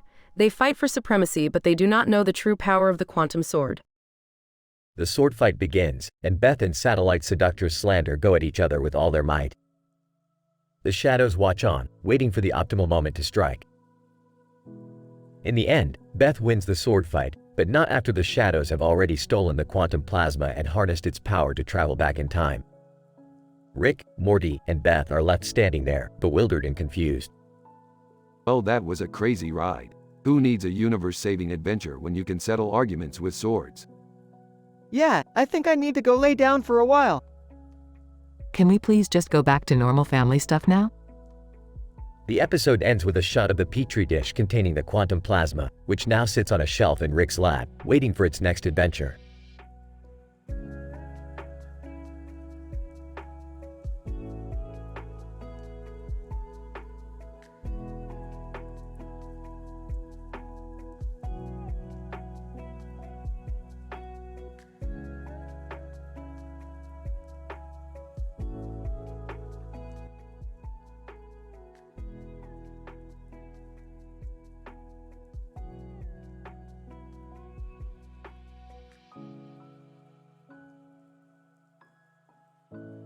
Title: Temporal Troubles on an Alien Beach. Act 1. Rick, Morty, Jerry, and Summer are inside the ship, cruising through space when Rick receives a distress signal from an alien planet. The holographic display reads, "Temporal anomalies detected on planet ZOGAR-34." Rick decides to investigate, and the gang lands their ship on the planet's sandy surface. Morty, activate the portal gun. We don't know what kind of time-space shenanigans we'll find there. You got it, Rick. Fumbles with the portal gun. Uh-oh, Rick. The portal gun is malfunctioning. What? What does that mean? Calm down, Dad. Rick will fix it. Won't you, Rick? Yeah, I'll fix it. But first, we need to find the source of those temporal anomalies. Act 2. As the group traverses the sandy planet, they come across a man in a red jacket pulling a black dog on a leash in the sand with a stick. Hey, buddy, do you know anything about the temporal anomalies on this planet? Man. Shocked. What? Temporal what now? Whispers to Rick. I don't think he knows. Sarcastically, yeah, maybe he's got more important things to worry about, like walking his dog. To the man, sorry to bother you, sir. We'll continue our search elsewhere. Act 3. The gang stumbles upon a group of aliens playing beach volleyball. The aliens spot the group and invite them to play. Alien 1, welcome strangers. Would you like to join our game? Burps. Heck yeah, we would. Whispers to Rick. Do you even know how to play beach volleyball, Rick? Whispers back. Of course I do, Morty. It's just like regular volleyball except on a beach. Duh. The game commences, and the group quickly realizes that the aliens have some supernatural abilities that give them an unfair advantage. They decide to play dirty and use their gadgets to cheat, resulting in a hilarious and chaotic match. After the game, the gang heads to a local deli for some food and to discuss their next moves. Complaining. This whole trip has been a disaster. Our ship is malfunctioning. We don't know how to fix it. We're stranded on a strange planet, and we almost got our butts handed to us by a bunch of aliens. Sarcastically, yeah, great job, Rick. Defensive? Hey, it's not my fault we got sucked into a temporal vortex. And besides, that volleyball match was epic. Panicking. Guys. I think I just detected something else on this planet. Alarm. What is it, Morty? Spit it out. Stuttering. It looks like a comedy sketch troupe. Disgusted. Gross. We need to get out of here, pronto. It's bad enough that we're stranded on an alien planet, but we don't need to subject it to bad humor too. As the group makes their way back to their ship, they encounter more temporal anomalies that lead to a time travel tryst trouble. The episode ends with Rick promising to fix the portal gun once they're safely back in their own timeline.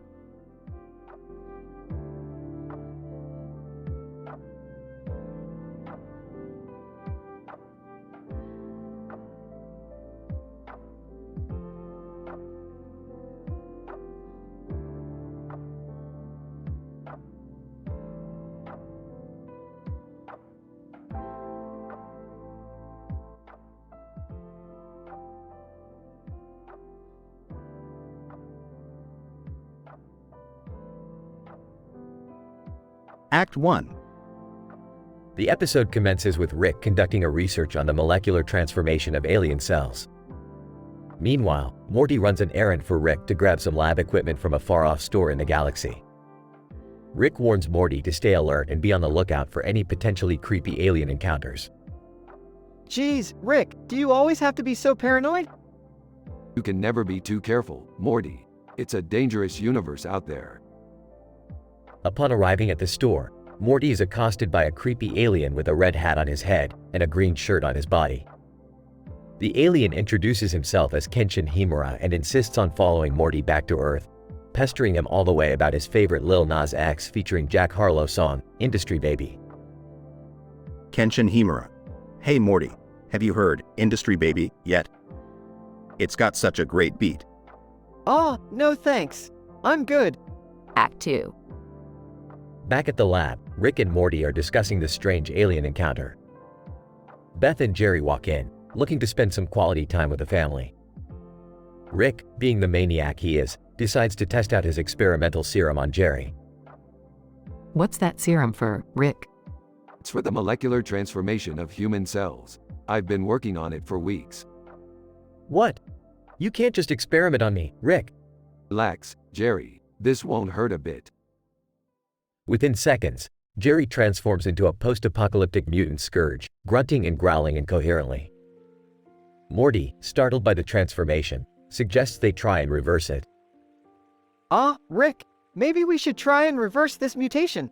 I don't think we want a mutant Jerry running around here. Good idea, Morty. Let's get to work. Act 3. The family frantically work together in the lab to try and reverse Jerry's mutation. Adele walks in, looking for Rick to help her fix her broken time machine. Upon seeing the mutant Jerry, she is intrigued and begins to sing a soulful ballad. Del, hello from the other seed. Jerry, surprisingly, responds to Adele's singing, reverting back to his human form. The family cheers in excitement, but Rick isn't too thrilled. This is ridiculous. I worked so hard on that serum and it's just a ballad that fixes Jerry? Well, I guess music really is the universal language. Kenshin Himura bursts into the lab and starts dancing to Industry Baby, causing a rift in the space-time continuum. The family quickly grabs their gear and hops into Rick's car, speeding off into the universe. Quick, everyone. We don't have much time. The episode concludes with the family laughing and singing along to Lil Nas X's Industry Baby, as the creepy alien with a red hat and green shirt remains behind, looking confused and disappointed.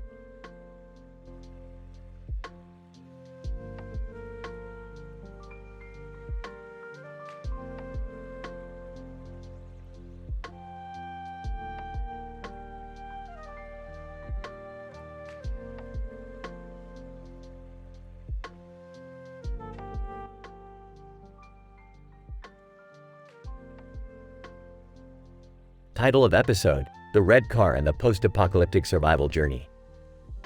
Synopsis: in this episode, Rick, Morty, and Jerry embark on a post-apocalyptic survival journey to find a rare artifact, the LOL Surprise. However, their journey is interrupted by a malfunctioning portal gun, which sends them to a strange dimension that resembles the game world of Zelda. Act 1. Morty, buckle up. We're going on a post-apocalyptic survival journey to find the rarest artifact of all time, the LOL Surprise. What's the LOL Surprise, Grandpa Rick? Hey, guys, can I come too? Jerry, I don't have time for your stupidity. But sure, grab a water bottle and let's hit the road. Act 2. As they drive through a field of grass and dirt, they see a red truck in the middle and a tree in the background. Hey, guys, look at that red truck. Can we stop and check it out? Jerry, that's a post-apocalyptic death trap waiting to happen. Keep your eyes on the road, Morty. Suddenly, the portal gun malfunctions, and they are transported to a strange dimension that looks like the world of Zelda. Oh, great. We're stuck in a video game. This is just what we need. But Grandpa Rick, we don't have any weapons or superpowers. How are we going to survive? Act 3. As they navigate through the Zelda-like dimension, they encounter various obstacles and enemies. But thanks to Rick's scientific knowledge, they are able to overcome them. Hey, guys, why don't we just use this red car to get out of here? Jerry, you are a genius. That's the solution we've been looking for. As they drive the red car through the dimension, they finally find the LOL surprise. But as they open it, they realize it's just a cheap plastic toy. Well, that was a waste of time. But hey, at least we got to drive this cool red car. Yeah, and we survived a post-apocalyptic journey in a video game world. That's something, I guess. And I got to come along and be a part of the adventure. Don't push it, Jerry.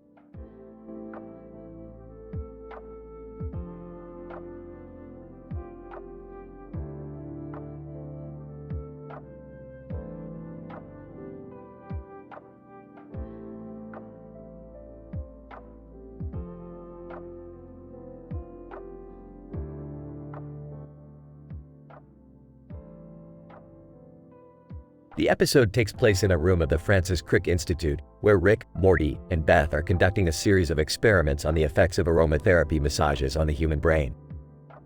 The room is filled with couches and windows, featuring a green carpet and blue mat.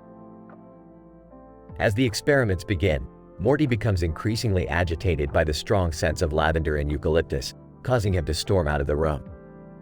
Rick, however, remains unfazed and continues his research, utilizing a mobile app developer to track the brainwaves of the test subjects. Beth, on the other hand, becomes distracted by a mystery novel featuring the famous detective Miss Marple, causing her to question the validity of their research and the effectiveness of scent therapy. Meanwhile, a ninja suddenly appears in the room, causing chaos and confusion as it attempts to steal the data from Rick's mobile device. Despite the ninja's agility and stealth, Rick swiftly defeats the intruder with his scientific knowledge and impressive martial arts skills. As the episode concludes, the team realizes that the true benefits of aromatherapy cannot be measured by science alone, but by personal experience and the individual reactions of each person. They end the day with a newfound appreciation for the power of smell and the importance of relaxation in our daily lives. I told you scent therapy was a viable form of therapy. But what about the scientific method? I just want to go home, guys. Miss Marple. From the book, Oh, but my dear Rick, sometimes the most important clues are found in the most unexpected places. Mobile app developer. I never thought I'd see a ninja in a scientific research facility. Ninja, HMPH, your technology is no match for my stealth skills. Maybe we should try out some aromatherapy for stress relief after all of this. Hey, not a bad idea, Beth. I could use a good massage right about now. Can we please just go back to our regular adventures now?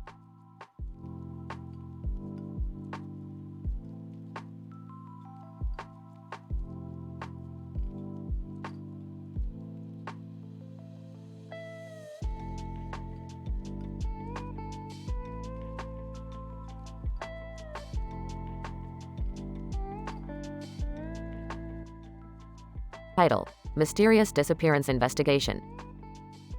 The episode opens with a single individual walking down a street in a futuristic city at night, surrounded by glowing neon lights on the walls and a neon sign towering above them. This individual experiences amusing incidents while shopping and comes across a peculiar record store playing Radiohead music. Individual. Interesting. Radiohead is known for producing unconventional and experimental music. Their work may be a key inspiration for exploring creative territories in the field of music.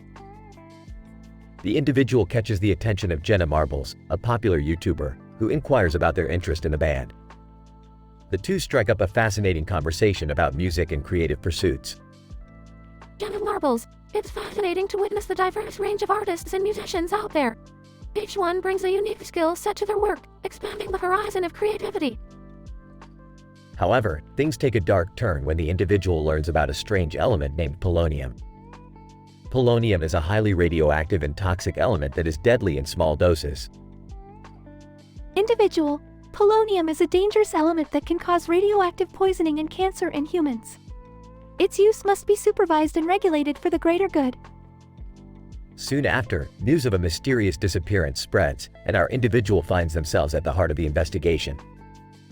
They learn about the intricate details of the disappearance and try to piece together the clues. Individual. The investigation of a mysterious disappearance can involve working with various law enforcement agencies and civic organizations to gather and analyze data. The process can involve using forensic techniques, conducting DNA tests, and looking into the victim's past. As the episode unfolds, the individual uncovers hidden truths and uncovers the real reason for the disappearance. The episode ends with a shocking revelation that leaves the individual reeling. Individual, the investigation has brought to light the complexities of human nature and the frailty of existence. The truth can be unsettling, but it is necessary to bring justice to the victim and their loved ones.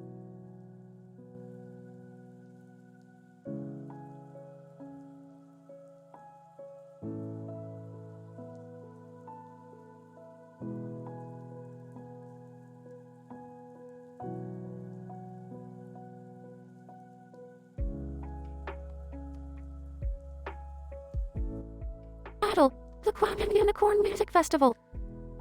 Synopsis: Rick and Morty, accompanied by Jerry, Beth, and Summer, travel to a multi-dimensional music festival that features unicorns with quantum properties that defy the laws of physics. The group must navigate through the festival's various dimensions to reach the main stage for a performance by their favorite artists, Stay, Justin Bieber, and The Weeknd.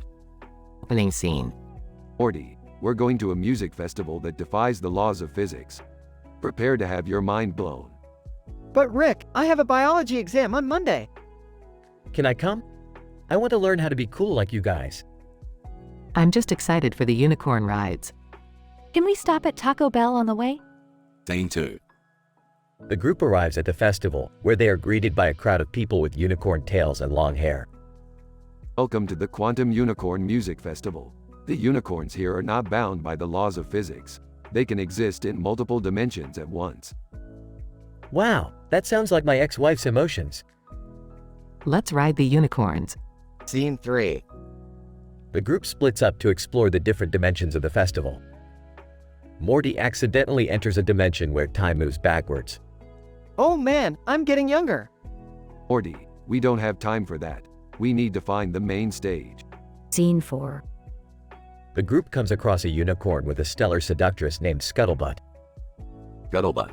Hello, my lovelies. Care to join me for a cosmic ride? I don't know about this. Jerry, loosen up. It's just a unicorn with a seductress. Scene 5. The group reaches the main stage, where Stay, Justin Bieber, and The Weeknd are performing. These guys are amazing. I can feel the quantum energy flowing through me. I want to be a unicorn now. Scene 6. As the festival ends, the group reflects on their experiences. Well, that was a mind-bending adventure. Thanks for letting me come, guys. I feel cooler already. I never knew unicorns could be so quantum. Can we come back next year? I'm definitely failing my biology exam now. Closing scene. The group exits the festival and sees that their car has been transformed into a unicorn. Ah, Rick. I don't know how to drive a unicorn. Don't worry, Jerry. It's just quantum mechanics. Now let's ride this baby home.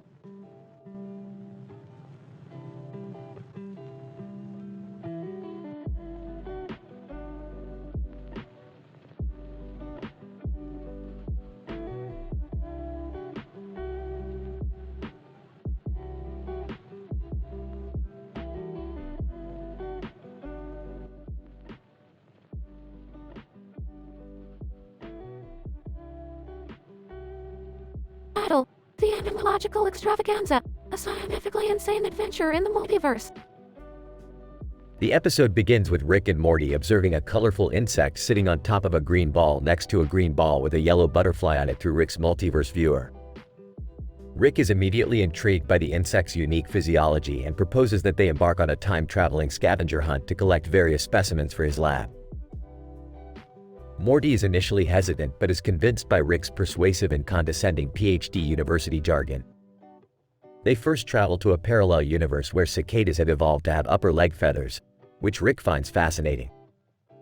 However, their mission is interrupted when they win the lottery in that universe and are pursued by a group of jealous locals. The duo then enters a warp speed wooing wobble, which transports them to a sultry space station inhabited by alien entomologists. Rick challenges them to a science-off, where they must identify and classify various exotic insect specimens in a limited amount of time. However, Rick cheats by using a device that amplifies his brainwaves, resulting in Morty being left behind on the space station.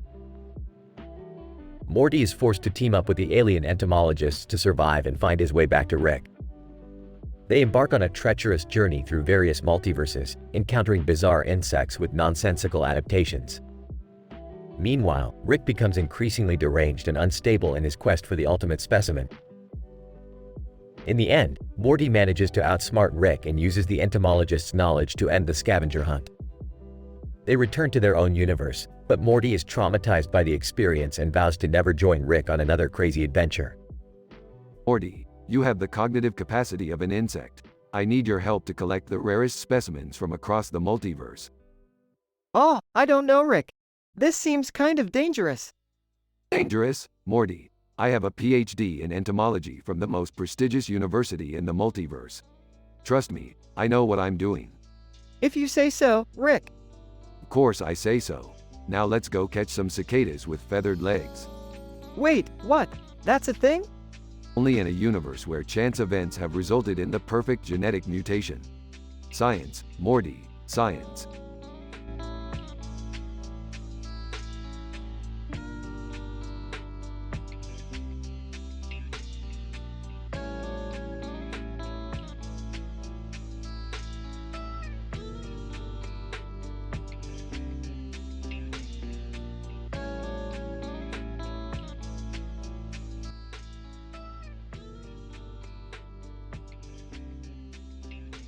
Battle, the multi-dimensional monkey madness. Synopsis: the episode opens with Rick, Morty, and Jerry visiting a parallel dimension where apes have evolved to be the dominant species. The trio is amazed by the technological advancements made by the primates, including the invention of a special coffee blend that enhances cognitive abilities. Rick, being a coffee connoisseur, becomes obsessed with the monkey-made brew and refuses to leave until he has acquired the secret recipe. Meanwhile, a rogue Donkey Kong has escaped from a video game and is wreaking havoc in different universes. The group comes across the rampaging ape and tries to stop him, but is unsuccessful until Rhett and Link from the Good Mythical Morning show appear and offer to help lure Donkey Kong away with a ball. As they escape, Summer accidentally reveals her secret life as an interdimensional pinup girl, causing tension between her and the rest of the family. However, they put their differences aside when they discover that the Monkey Kingdom is preparing to invade Earth to acquire resources for their coffee production.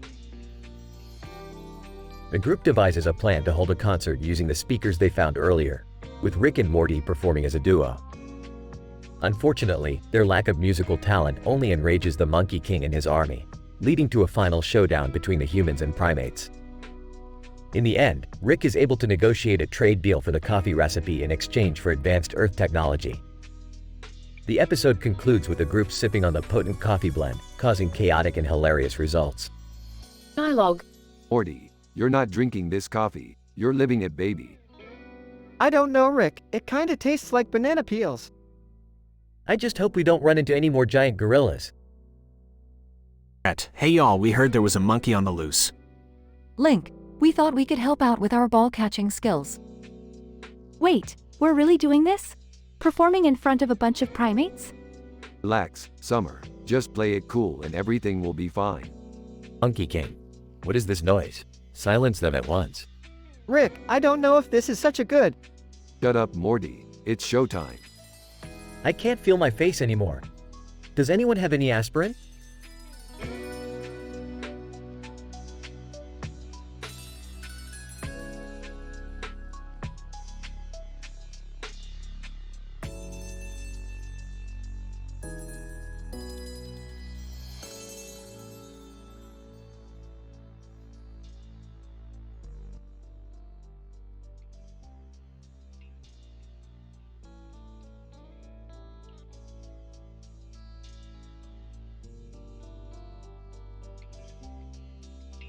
Battle, the quantum lottery and aliens' tender touch. Synopsis: in this episode, Rick and Morty embark on a quantum journey to win the ultimate lottery. When Morty comes across a woman with green eyes and a red hat, wearing a green suit, he learns that she possesses the secret to winning the lottery. To find out more, they visit a nearby planet to seek the help of an advanced alien race, only to discover that their true intention is to give him an unexpected tender touch. Act 1. Morty, we need to go on another quantum adventure to win the ultimate lottery. Really, Rick? Yes, Morty. We can use the quantum probability principle to our advantage. But how do we do that? We need the secret to winning the lottery. Maybe that woman with green eyes and a red hat can help us. Act 2. Excuse me, miss. Can you tell us how to win the lottery? Woman, of course, Morty. You need to solve the quantum equation for probability and use it to predict the winning numbers.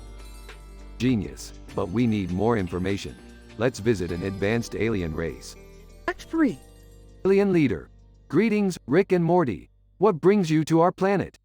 We need your help solving the quantum equation for probability. Alien leader. Ah, yes. But in return, we crave the tender touch of human skin. What? Let's do it, Morty.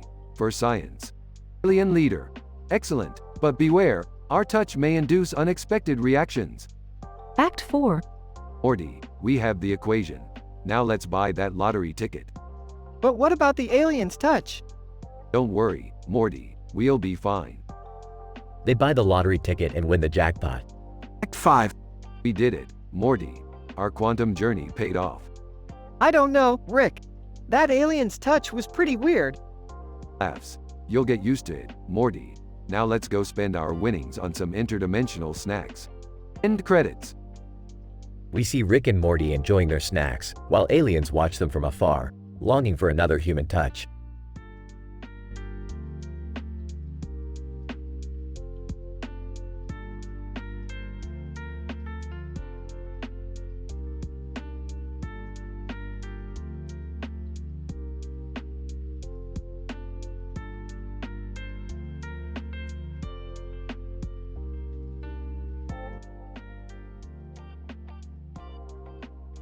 Battle. The extraterrestrial encounter in the woods. Abstract.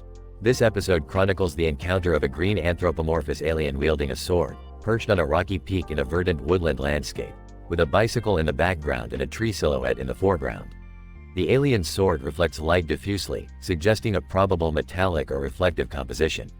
The encounter involves various anthropogenic factors, a humanoid character, Gollum, and a complex beverage chemistry, characterized as fleab juice, occur.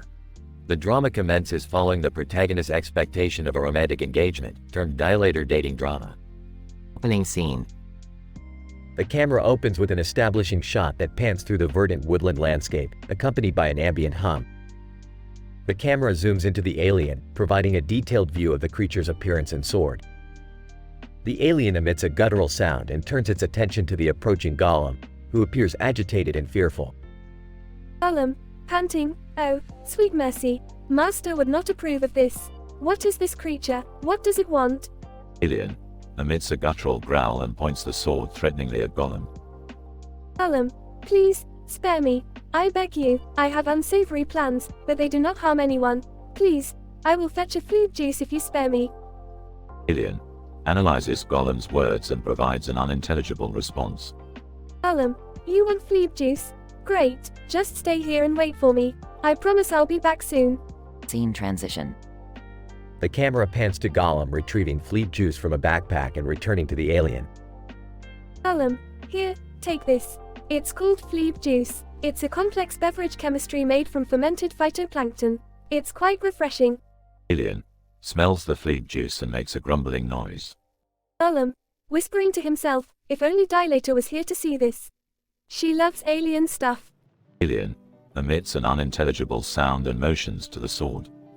Gollum, terrified and trembling, "Oh, I get it. You want a duel, but I can't fight. I'm too scared, and I don't have a weapon." Alien emits a guttural growl and stands ready. Gollum, pleading, "Please."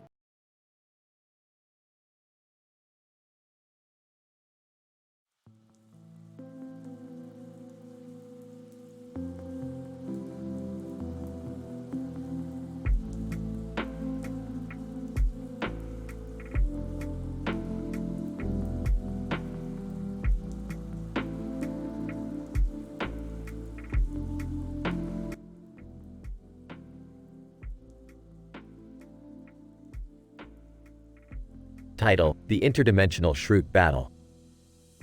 The episode begins with Rick and Morty sitting in a dimly lit room with 2 monitors and a laptop, surrounded by various scientific equipment. They are analyzing data from an interdimensional portal when suddenly they receive a distress signal from an alien race. Looking at the monitors, Morty, looks like we got a distress signal from the Zorgonians.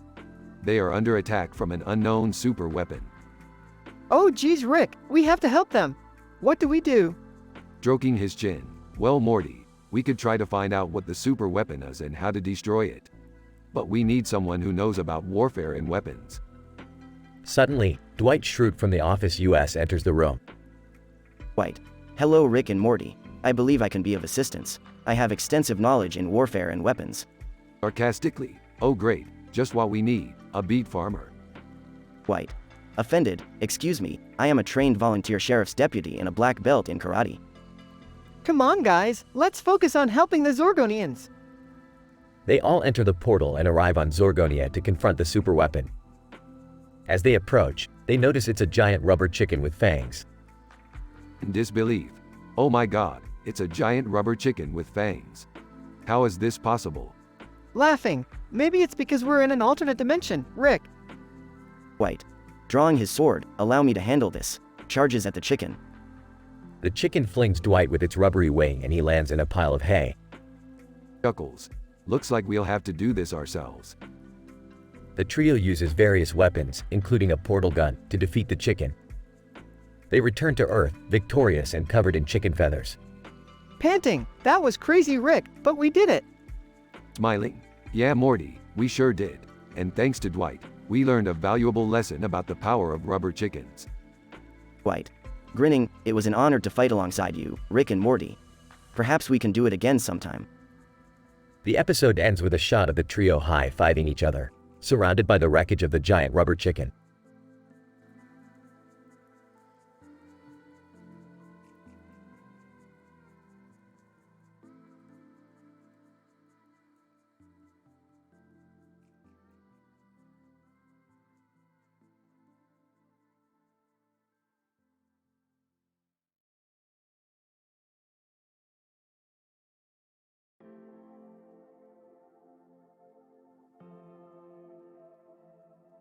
Title: An analysis of the Doctor's encounter with the Dalek in relation to warp drive whispers and zombie reality show.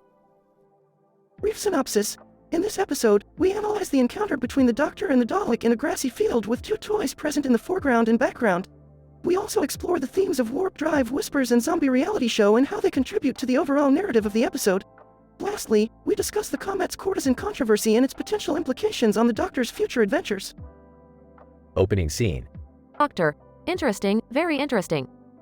Analysis. The Doctor is observed in a grassy field with two toys present in the foreground and background. This observation is significant as it shows the Doctor in a contemplative state, possibly pondering a plan to combat an unseen threat. Dalek encounter. Doctor, I see you've been busy. Dalek. Exterminate. Analysis. The Doctor's encounter with the Dalek highlights the importance of being vigilant against enemies. The Dalek's intent to exterminate is a reminder that even the most peaceful of places can be vulnerable to attack. This encounter also highlights the Doctor's resourcefulness, as he is able to think on his feet and evade the Dalek's attacks. Warp drive whispers. Doctor. The telltale hum of the warp drive.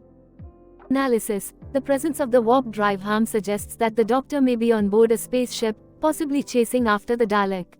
This element adds excitement to the episode and contributes to the overall sense of urgency. Zombie reality show. Doctor. Interesting, a show about zombies? Analysis. The presence of a zombie reality show adds a layer of commentary on our society's fascination with zombies and the media's exploitation of this interest. The Doctor's reaction to the show suggests that he may share this sentiment. Comet's courtesan controversy. Doctor. Oh dear, this could be trouble. Analysis. The comet's courtesan controversy adds a sense of impending danger to the episode. The Doctor's concern may foreshadow a future encounter with the courtesans or a related conflict. Climactic scene. Doctor. Got it. Analysis. The climactic scene reveals the Doctor's plan to defeat the Dalek and shows his persistence in the face of adversity. This moment is a testament to the Doctor's ingenuity and resourcefulness. Conclusion. In conclusion, this episode showcases the Doctor's ability to confront threats head-on and his resourcefulness in tricky situations. It also touches upon several societal themes such as media exploitation and the vulnerability of seemingly peaceful places.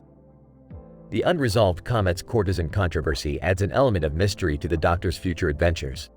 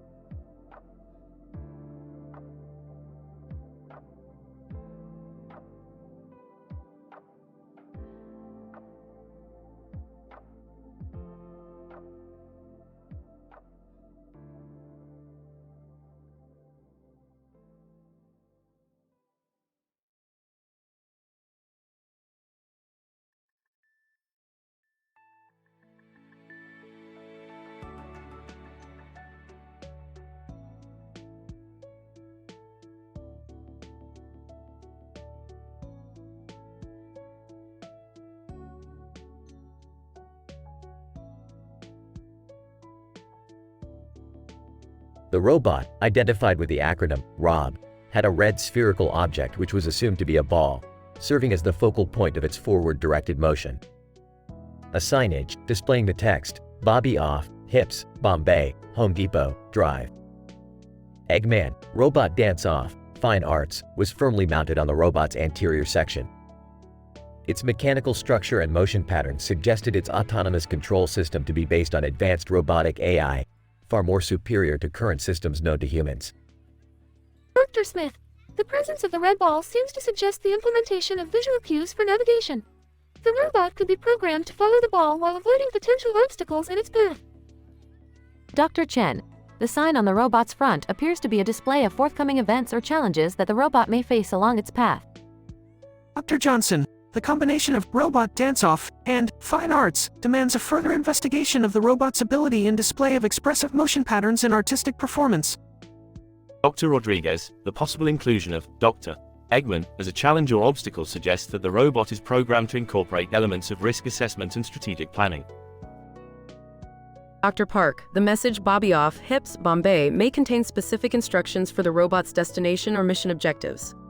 Dr. Lee, the correlation between Home Depot and the presence of a red ball suggests that the location may serve as a visual landmark for orientation and navigation.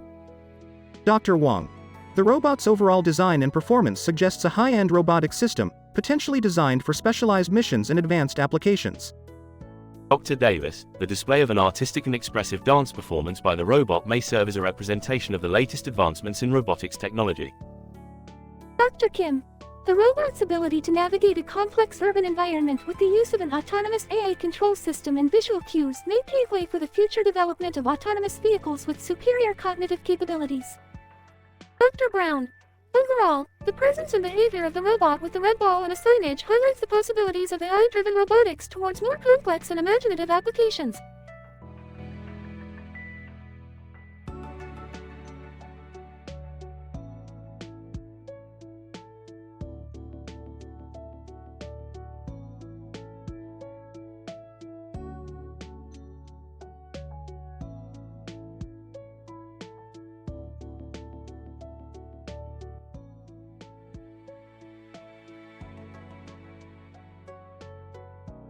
Title: The Chronicles of a Colorful Unicorn Sculpture with a Candle on its Head. Abstract. This episode explores the behavior and social interactions of individuals when exposed to a colorful unicorn sculpture with a candle on its head and a rainbow-colored background with other objects. The study focuses on the effects of individuality and the impact of past relationships on current social behavior, as Rick's ex-lover returns, causing chaos and revealing underlying tensions. Additionally, the study incorporates elements of physical activity, such as climbing and a unicorn scavenger hunt, as well as a game of Trente et Courant. Introduction. The scene opens with a stationary shot of a colorful unicorn sculpture with a candle on its head and a rainbow-colored background with other objects. The study examines the behavior of individuals when subjected to this unusual stimulus. The setting is a park, where a diverse group of individuals have gathered for activities including a climb and a unicorn scavenger hunt. Suddenly, Rick's ex-lover appears, causing a ripple effect throughout the group and interfering with the planned activities. The group has to navigate the complexities of social interactions and deal with the additional tension caused by the unexpected arrival of Rick's ex-lover. Methodology. Observations were made of the participants as they interacted with a colorful unicorn sculpture with a candle on its head and a rainbow-colored background with other objects.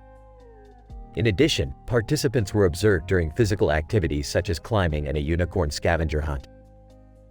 A game of Trente et Courant was also introduced to assess the impact of competition on social interactions. Interviews with select individuals from the group were conducted to gain insights into their experiences and emotional states. Results. The participants exhibited varied responses to the colorful unicorn sculpture with a candle on its head and a rainbow-colored background with other objects. Some individuals were drawn to the sculpture and were fascinated by its uniqueness, while others were confused or even disgusted by it. The sudden appearance of Rick's ex-lover caused tension and disruptions in the planned activities. The game of Trente et Courant resulted in increased competitiveness and revealed underlying tensions and resentments among some of the participants. Discussion. The study highlights the complex interplay of individuality, past relationships, and competition in social interactions. The unusual stimulus of the colorful unicorn sculpture with a candle on its head and a rainbow-colored background with other objects elicited a variety of responses in the participants. The unexpected arrival of Rick's ex-lover added an additional layer of tension and highlighted the impact of past relationships on current social behavior. The game of Trente et Quarante revealed individual competitiveness and underlying tensions, resulting in a more complex social dynamic among the participants. Conclusion. The study demonstrates the importance of considering individuality and past relationships when analyzing social behavior. The colorful unicorn sculpture with a candle on its head and a rainbow-colored background with other objects provided a unique stimulus for exploring these dynamics. The results highlight the complexities of social interactions and the need for careful observation and analysis to fully understand these phenomena.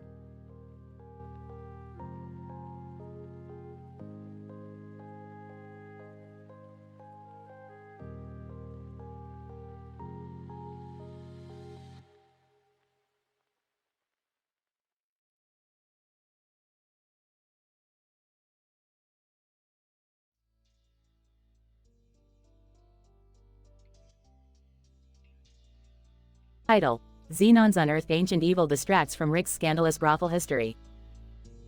The episode starts with Rick and Morty having dinner in a restaurant, discussing their latest adventures. As they talk, they notice a clock in the background ticking backward. Morty, do you see that? What kind of scientific anomaly is that clock displaying? We need to investigate. Ah, Rick, isn't that just a distracted boyfriend meme clock? Nonsense, Morty. This is science we're talking about. We're going to figure this out. As they investigate the clock, they discover that it's made out of a rare substance called xenon. Rick explains that xenon has many scientific uses, including as a fuel for spacecraft. However, while they were investigating the xenon, they accidentally unearthed an ancient evil. Rick, what have you done? We've unleashed something terrible. Relax, Morty. I've dealt with worse. Let's just get out of here and go home. But as they leave, they discover that the ancient evil has followed them back to their universe. They must now figure out how to stop the evil from destroying everything. Meanwhile, Morty learns of Rick's scandalous history with an interdimensional brothel. Morty is disgusted, but Rick insists it was just science. Morty, don't judge me. That's just how science works sometimes. Besides, it was a really interesting experiment. I don't want to hear it, Rick. Let's just focus on stopping this ancient evil. In the end, they use the xenon to create a device that neutralizes the ancient evil and they save the universe once again. Phew, that was close. I'm just glad we were able to stop it. Yeah, Morty, but let's not forget the most important lesson we learned today. Always be careful around xenon clocks, and don't judge a science experiment until you've tried it. The episode ends with them walking off into the sunset, discussing their next adventure.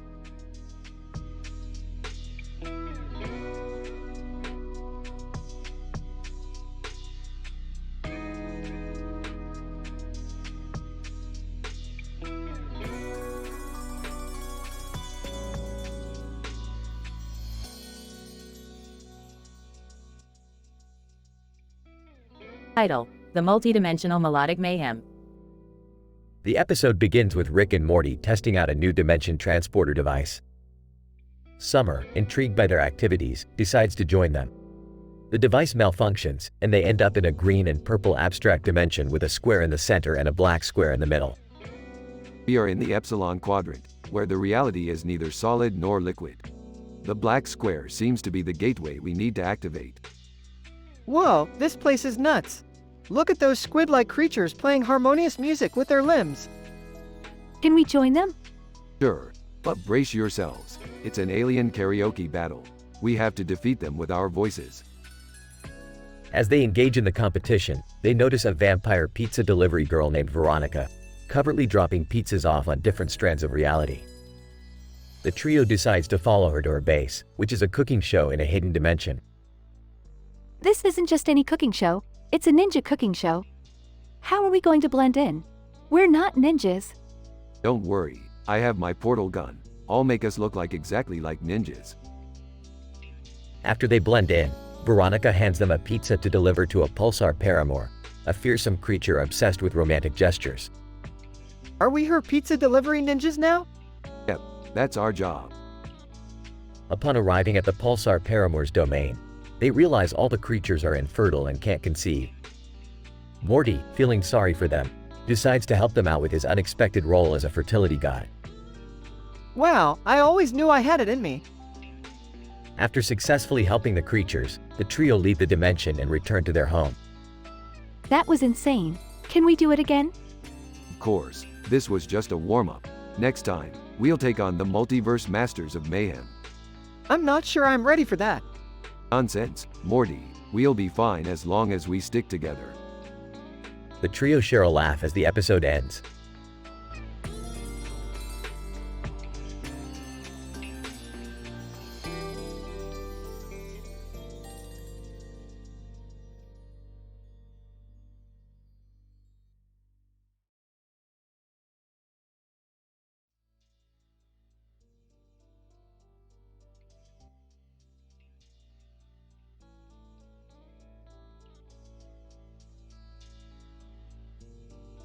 Title: The Interdimensional Heist.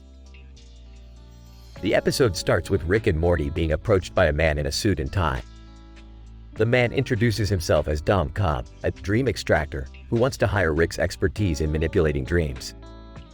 Rick initially declines, stating that he's not interested in such abstract nonsense, but is intrigued when Cobb reveals that he needs Rick's help to infiltrate the dreams of a wealthy business tycoon who has devised a method of pulling off the ultimate heist. Rick and Cobb delve into the tycoon's dreams, where they find themselves playing a game of 5-card draw. The tycoon seems to have the upper hand, but Rick manages to bluff him into thinking he's got a better hand.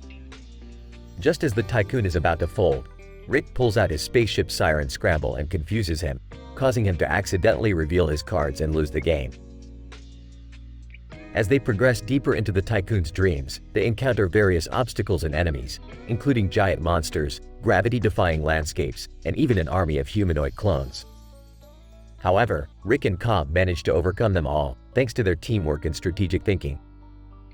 Finally, they reach the main vault where the tycoon has hidden his ultimate prize, a device that can manipulate reality itself. Rick tries to talk Cobb out of taking the device, warning him of the potential consequences of playing God. However, Cobb's greed proves too strong, and he ends up nabbing the device and attempting to manipulate reality to his own desires. Things quickly spiral out of control as the fabric of reality starts to unravel, bringing everything and everyone into chaos. Rick and Morty must team up with their counterparts from other dimensions to stop Cobb and fix the damage he's caused. In the end, they succeed in stopping Cobb, but not without causing some unintended consequences. The episode ends with Rick and Morty returning to their original dimension, only to find that they've accidentally brought along a sentient banana that insists on calling itself Banana Man. Rick sighs in frustration, muttering something about interdimensional heists always being a hassle. I told you, Morty, messing with dreams is a slippery slope. Just look at Banana Man over here. We didn't mean to bring him along, but thanks to Cobb's greed, we've got a sentient banana on our hands. The multiverse is a crazy place, Morty. Geez, Rick, how come we always end up in these weird situations? Because that's the nature of our existence, Morty. We're just a bunch of particles interacting with each other, constantly bouncing around the multiverse.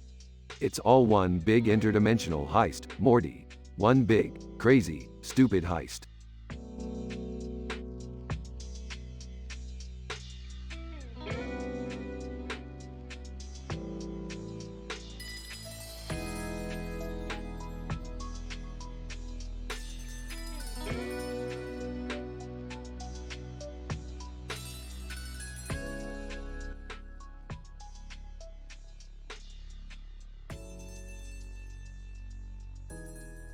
Title: Temporal Disruption Anomaly Emanating from Haunted Daycare Center while Alien Reality TV examines Morty's awkward phase. The episode begins with Rick and Morty in their lab, testing a new invention that Rick claims will allow them to time travel without consequences. As they are about to activate the device, Jerry walks in with a green suit and yellow tie, claiming he is auditioning for a new reality TV show, Alien Makeover.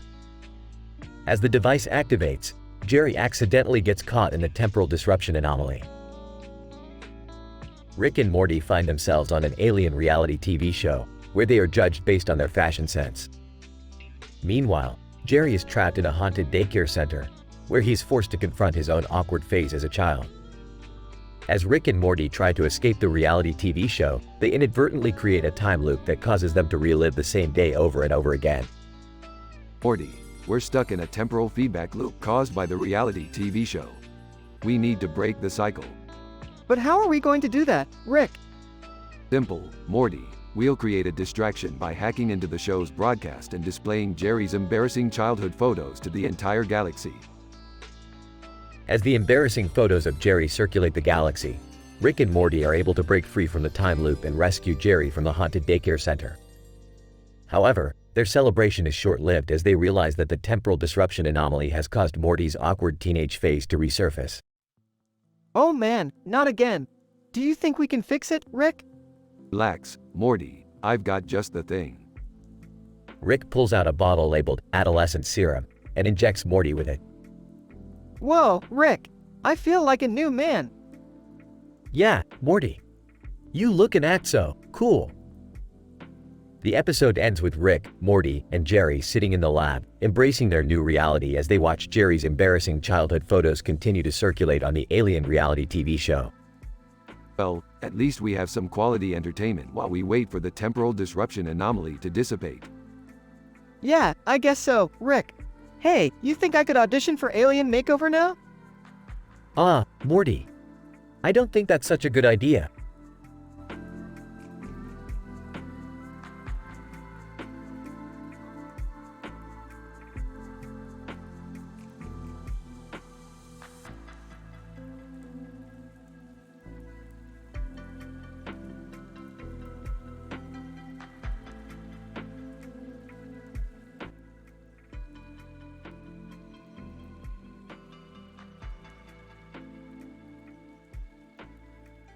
Title: The Intergalactic Sci-Fi Convention. Synopsis: The episode begins with Rick and Morty attending an intergalactic sci-fi convention held on a space station orbiting a planet. The convention is teeming with various alien species, all dressed up in elaborate sci-fi costumes and participating in numerous sci-fi themed activities. Morty, look at all these nerds. I feel like I'm back in my PhD days, except now it's aliens with pointy ears instead of dorks with pocket protectors. Geez, Rick, can't we just enjoy the convention like everyone else? As they wander around the convention, Rick and Morty stumble upon a booth selling sci-fi themed crafts. They become hooked on making replicas of iconic sci-fi weapons, such as lightsabers and phasers. They even spend hours making a model of the Millennium Falcon. Morty, I don't know if I'm drunk or if I'm a kid again. This is freaking awesome. I know, right, Rick? We're like Bob Ross, but with sci-fi crafts instead of painting. The duo also decide to join a sci-fi fan group, which primarily comprises of die-hard Star Trek enthusiasts. However, Rick's anti-establishment and non-conformist attitude clashes with the rigid structure of the fan group. Group leader, Rick, we do not tolerate disrespect for the Prime Directive in this group. Oh, relax, Captain Buzzkill. I'm just saying, it's a boring-ass rule. The convention also features sci-fi documentaries showcasing various space exploration missions. However, Rick and Morty find themselves more engrossed in a documentary about the Sinner, an elusive alien species that has eluded discovery for centuries. Morty, we have to find the Sinner. It could be a goldmine of scientific discovery. But how are we going to find it, Rick? They might not even exist. Nonsense, Morty. It's been staring us in the face this whole time. Cut to a scene of Rick and Morty getting high on alien drugs and hallucinating about the Sinner. Amidst their drugged-up haze, they envision the Sinner as none other than Diddy Kong, the famous video game character. Rick, are you seeing what I'm seeing? Oh my god, Morty. We've just stumbled upon the biggest scientific breakthrough in history. In the end, Rick and Morty manage to convince the convention organizers to rename it the Diddy Kong Sci-Fi Convention, in honor of their discovery. They also make a killing by selling replicas of the Diddy Blaster they had created earlier. Rick, we've just made a ton of money and got our discovery named after a video game character. What just happened? I don't know, Morty. But I do know one thing: science is awesome.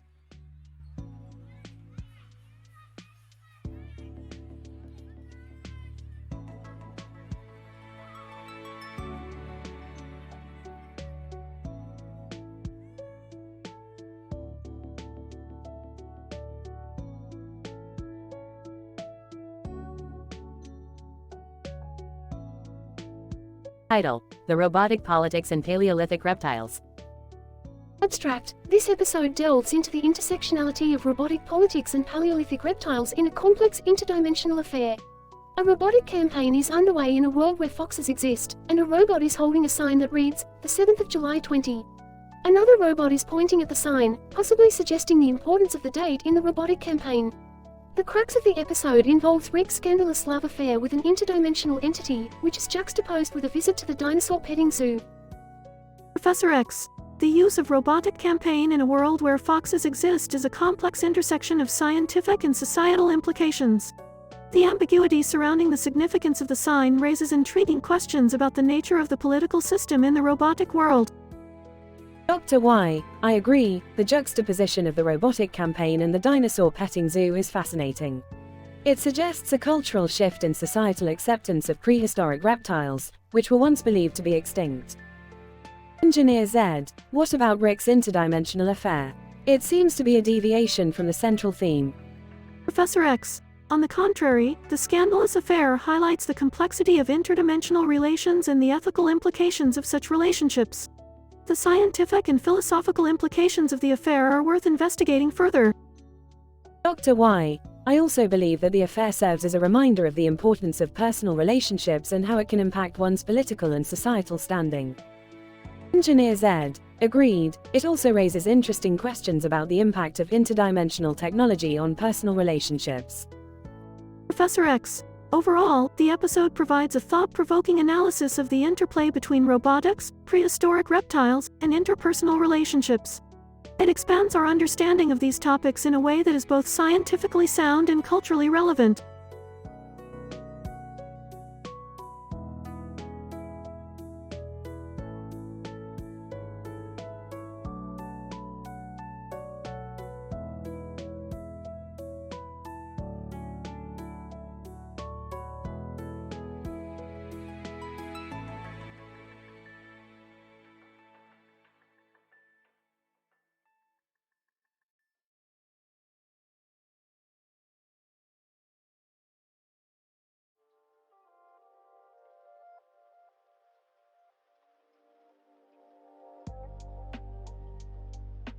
Title: The Quantum Paradoxical Conundrum of Mr. Poopy Butthole's Laparoscopic Cholecystectomy and the Demeanor Painting Hypothesis. The episode opens with Rick and Morty in the garage, conducting experiments on quantum paradoxes.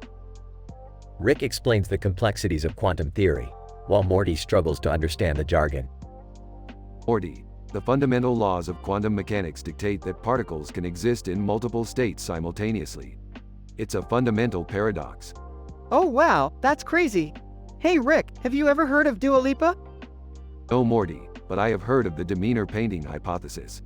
It states that when one views a painting of a field with trees and mountains in the background with a blue sky and yellow flowers in the foreground, their demeanor is altered, resulting in increased creativity and productivity. Suddenly, Mr. Poopy Butthole bursts into the garage, looking frazzled and disheveled. Mr. Poopy Butthole, Rick, Morty, you gotta help me. I just had a laparoscopic cholecystectomy and now there's a scandal involving the surgeon. Whoa, slow down there, Mr. Poopy Butthole. Just what is a laparoscopic cholecystectomy? Mr. Poopy Butthole proceeds to give a detailed explanation of the surgical procedure, complete with medical jargon and diagrams. Meanwhile, Morty browses the internet, searching for more information on the scandal. Hey guys, the surgeon in question is Dr. Strange, and apparently he's been using experimental technology in his surgeries. Experimental technology, you say? That just might be the key to solving this paradox. The trio sets off on a wild adventure through multiple dimensions and timelines, encountering everything from alien civilizations to talking animals. Along the way, they discover that the true nature of the paradox lies not in the painting or the surgery, but in the very fabric of reality itself. Morty, this is it. The ultimate answer, the key to unlocking the mysteries of the universe. What is it, Rick? What have we discovered? It's simple, Morty. The universe is just one big joke, and we're all in on it. Mr. Poopy Butthole, ha ha ha. That's a good one, Rick. The trio returns to their garage, where they put the finishing touches on their latest invention, a machine that harnesses the power of the demeanor painting hypothesis to create infinite energy. As they bask in their newfound knowledge, the episode ends with them all laughing uncontrollably. See, Morty, that's the beauty of science. It's just like a good joke. It's all about the setup and the punchline. I don't know, Rick. That seems pretty messed up. Aw, lighten up, Morty. It's just a TV show.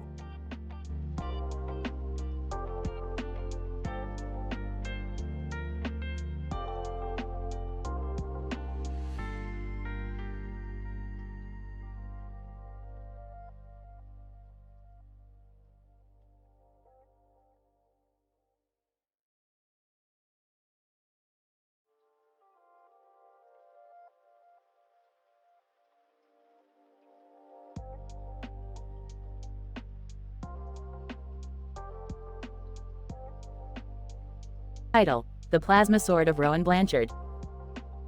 The episode starts with Rick and Morty working in their garage laboratory. Rick is feverishly tinkering with a new invention, which Morty curiously observes. Suddenly, a blue-haired woman materializes in front of them wielding a plasma sword and a glowing flame in her other hand. Who the hell are you, lady?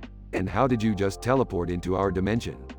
Woman, I am Rowan Blanchard, interdimensional bounty hunter, and I came here to retrieve a dangerous creature that you happen to be housing in your lab. Rick, what creature? Oh, that old thing? Don't worry about it. We'll take care of it. Rowan, I don't have time for your games, Rick. I'm on a tight schedule.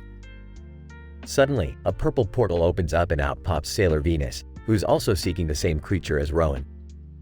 Sailor Venus, what are you guys doing here? I thought this was my bounty. Oh, looks like we got ourselves a good old-fashioned gory survival game. Let the hunt begin. Wait, what? That sounds dangerous. Can't we just give them the creature? Morty, where's the fun in that? Plus, I've got a bet going with my old pal Jerry to see who will come out on top. Cut to Jerry at an alien matchmaking event, accidentally mistaking a group of vampires for eligible bachelors and unwittingly bidding on them. Chaos ensues as Jerry navigates through the awkward and bizarre world of vampire farm life. Why does everyone keep calling me cowardly human? And why are they all trying to bite me? Back to Rick, Morty, Rowan, and Sailor Venus as they race through different dimensions, battling each other and dodging various traps and obstacles. Rowan, you'll never catch me, Sailor Venus. I am the ultimate bounty hunter. Sailor Venus, don't underestimate me, Rowan. My sailor scouts taught me how to fight. Meanwhile, Rick has found a way to teleport McDonald's into various dimensions, causing a distraction and allowing him to swoop in and capture the creature for himself. Looks like I'm the winner of this interdimensional game after all. Rick, I don't think that's a good idea. You know what happened last time we messed with the space-time continuum. As Rick and Morty argue, Rowan and Sailor Venus team up to take them down and retrieve the creature. The episode ends with the four of them trapped in a never-ending time loop, endlessly battling each other for the coveted prize. Rowan, this is getting ridiculous. Can we please just call a truce and share the bounty? Sailor Venus, I agree. Fighting each other is not worth losing our sanity. You guys are weak. I'll take on all of you by myself if I have to. Oh geez, here we go again.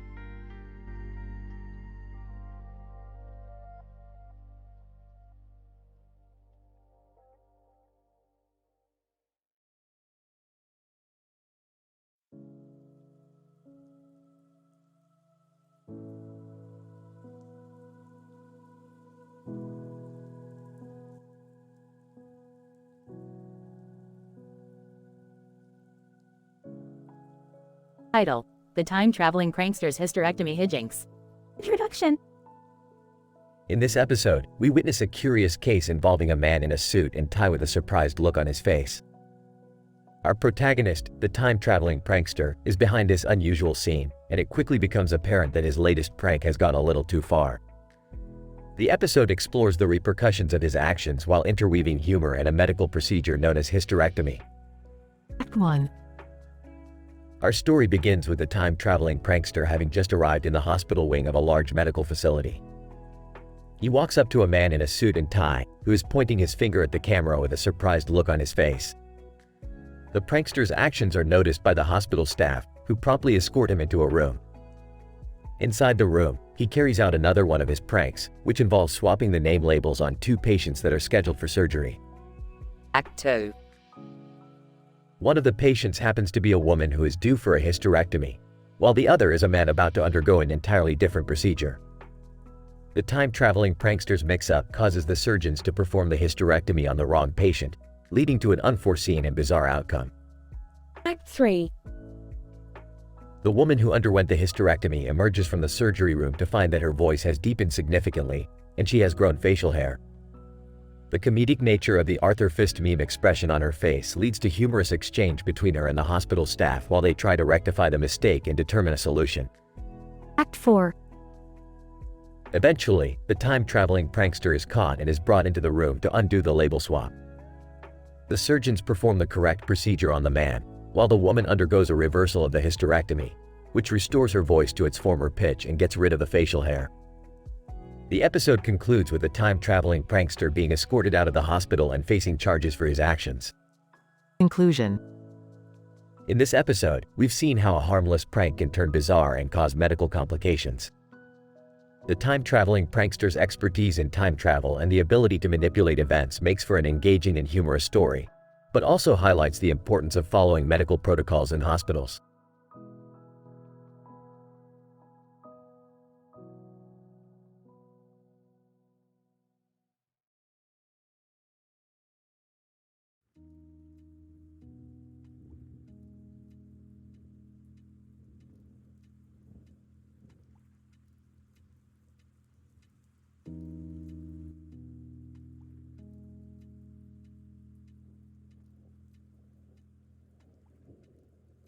Title: The Entomological Light Phenomenon Adventure. Synopsis. In this episode, Rick and Morty explore a strange anomaly in the world of environmental science. They stumble upon a collage of different types of lights and decorations on a table with a butterfly, heart, and a butterfly. Rick, being the genius scientist he is, immediately recognizes the significance of this phenomenon and drags Morty into an interdimensional adventure. Rick, Morty, this is a case of light entomological phenomenon. We need to investigate this further and figure out its implications on our very existence. Morty. Rick, can't we just take a break and watch some moth lamp memes instead? Rick, there's no time for that, Morty. We need to study this phenomenon in great detail or else we risk changing the course of our entire universe. As they continue their investigation, they encounter the slow-mo guys, who provide them with invaluable insights on the nature of light. They also cross paths with Optimus Prime from Transformers, who seems to be struggling with his own existential crisis. Optimus Prime, I've been contemplating the very meaning of my existence, Rick and Morty. What is the point of all this power and might, if I don't know where I really belong? Rick, well, that's a tough one, Optimus. But one thing's for sure, a butterfly, heart, and butterfly combo is much more important than your silly identity crisis. Throughout the episode, they encounter several challenges that test their scientific wit and humor, including a riddle from a wise moth, and a race against time to find the source of the light anomaly. Morty. Rick, we only have 10 seconds to solve this riddle. What's blue and fluffy and can fly for miles? Rick, that's easy, Morty. It's a butterfly. I mean, seriously, there's like 3 of them in front of us right now. At the end of their adventure, they finally unravel the mystery behind the light phenomenon and its connection to the heart. They realize that light is not just a scientific phenomenon, but a reflection of the very fabric of our emotions and our existence. Rick, well, Morty, we've done it again. We've discovered the true meaning of science and the power of our own emotions. Morty. Yeah, Rick, and we even managed to save Optimus Prime from his depression too. Optimus Prime, thank you, Rick and Morty. You have shown me that sometimes, the answers we seek are not just in our heads, but in our hearts as well. Thus, the episode ends with a hilarious and heartwarming message about the interconnectedness of science, emotion, and innovation.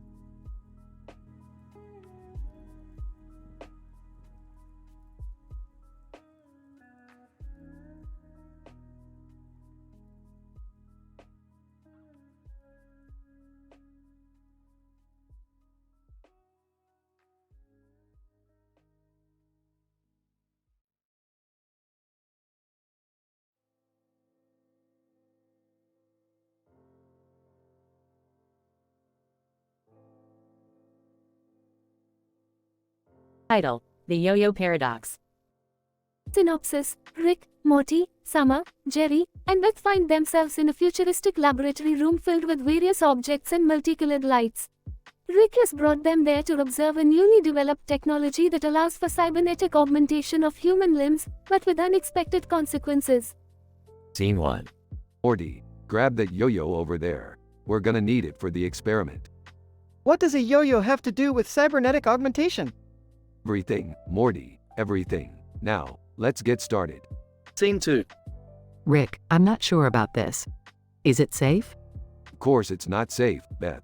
That's the whole point. It's science. I don't want to do it. I don't want to lose my humanity. Oh, shut up, Jerry.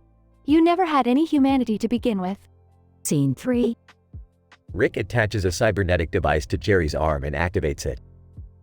Hey, this isn't so bad. Whoa, I can move my fingers like I never had before. Suddenly, the yo-yo in Morty's hand starts glowing and vibrating. Scene 4. Rick, something's happening to the yo-yo.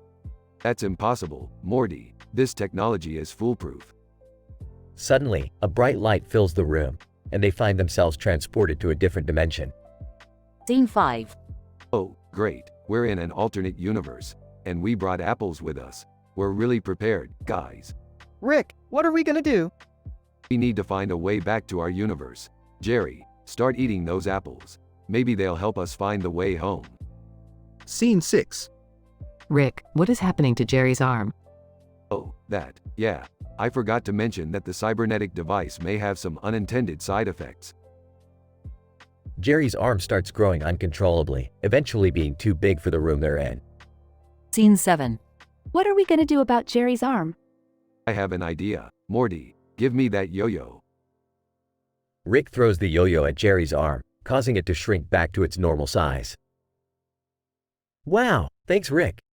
I never thought a toy could save my life. Scene 8. Suddenly, the room fades away, and they find themselves back in Rick's lab. The cybernetic devices have been removed, and they're all happy to be home. That was crazy, Rick. I can't believe we were in an alternate universe. Yeah, well, that's science for you. Anything can happen. Now get out. I have another experiment to conduct. The group exits the room, and we see Rick standing with a canteen in his hand, grinning mischievously, ready for his next adventure. End of episode.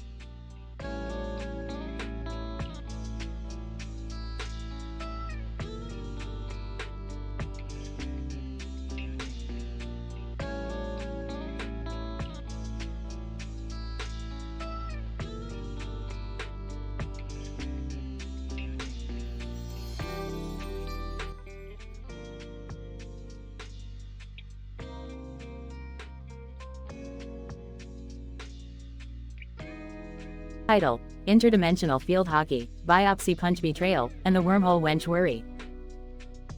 Opening shot shows Rick and Morty playing field hockey on a sunny day in front of a stadium with a bridge in the background.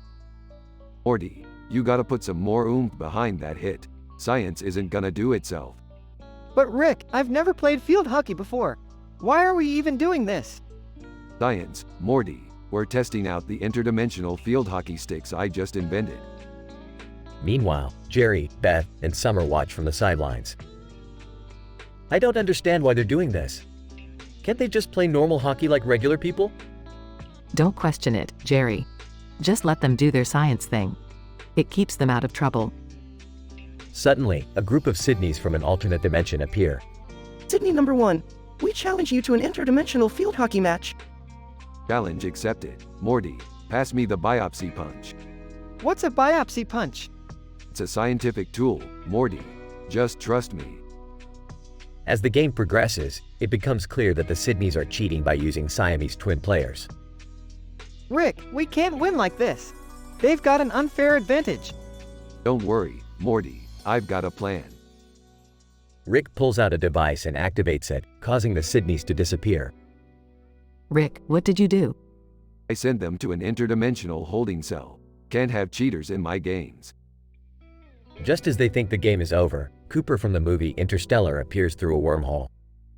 Cooper, I challenge the winner to a game of interstellar field hockey. Bring it on, Cooper. Morty, call in our personal trainer.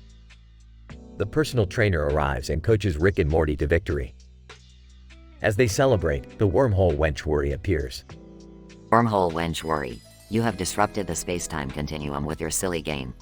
I demand you stop at once. Or what? You'll sue us for interdimensional damages? The wormhole wench Worry disappears in a huff as the gang laughs and celebrates their scientific triumph. I still don't understand any of this. Just smile and nod, Jerry. Smile and nod. The end credits roll as Rick and Morty high-five and the personal trainer flexes for the camera.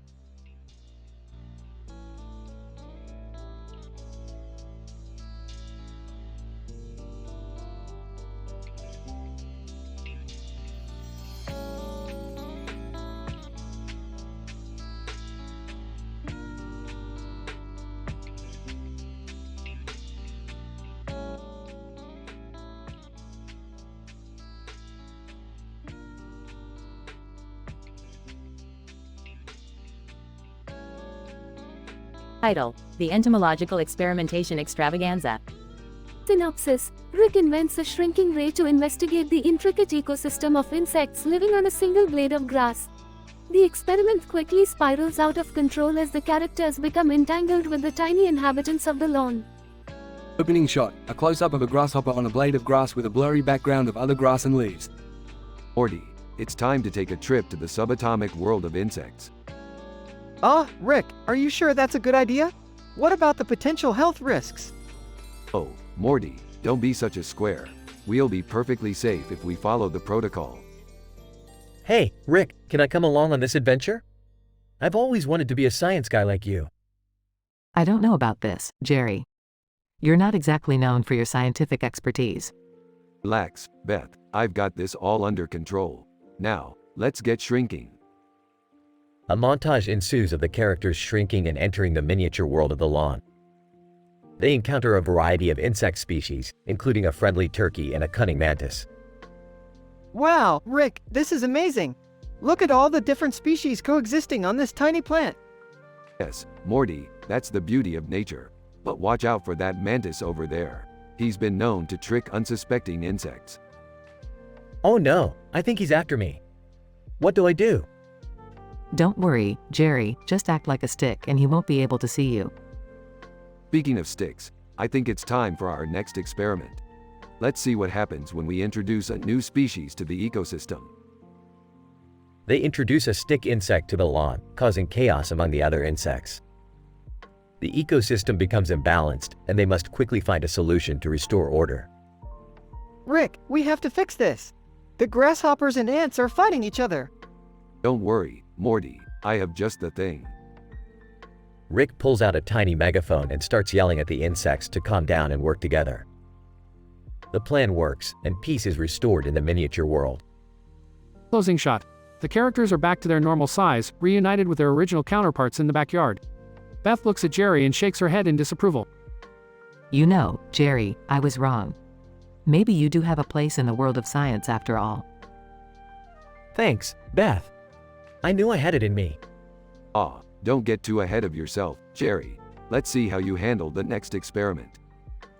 The camera pans out to show the lawn and the insects living in harmony, as the episode comes to a close.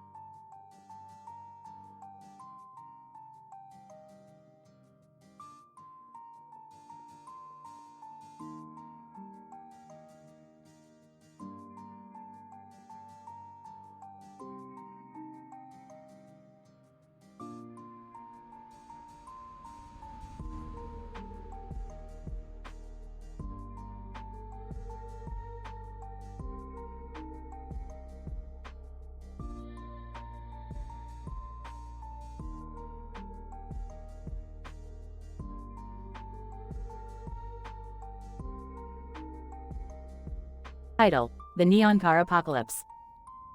Premise: Rick, Morty, and Summer find themselves trapped in a post-apocalyptic wasteland filled with mutated creatures that have taken over a neon-lit city. They must use their scientific skills to build a new form of transportation to submit themselves to a tea house, the last remaining safe haven in the city. Act 1. Morty, Summer, buckle up. We're about to enter a dimension where a bleach addiction has caused a mutant scourge. Wait, what's a bleach addiction? Yeah, and what kind of mutations are we talking about here? Oh, just your run-of-the-mill mutations, tentacles, scales, the usual. Act 2. Rick, Morty, and Summer exit the portal to find themselves in the middle of a neon-lit city. A car in the foreground is covered in mutant goo. Ew, what is that? Pulling out a gadget. It's mutant goo, Summer.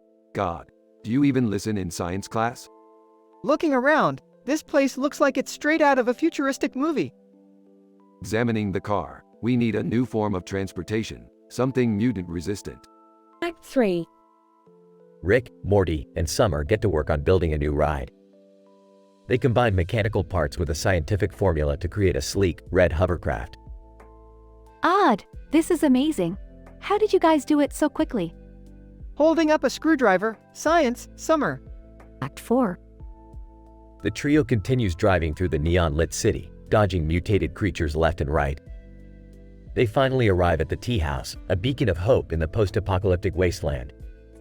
Checking his surroundings, doesn't look like anyone's here. Gulping, what if they're all mutated? Rolls her eyes. Oh, Morty, always so dramatic. Act 5. Rick, Morty, and Summer start to relax, taking in the safety and comfort of the tea house.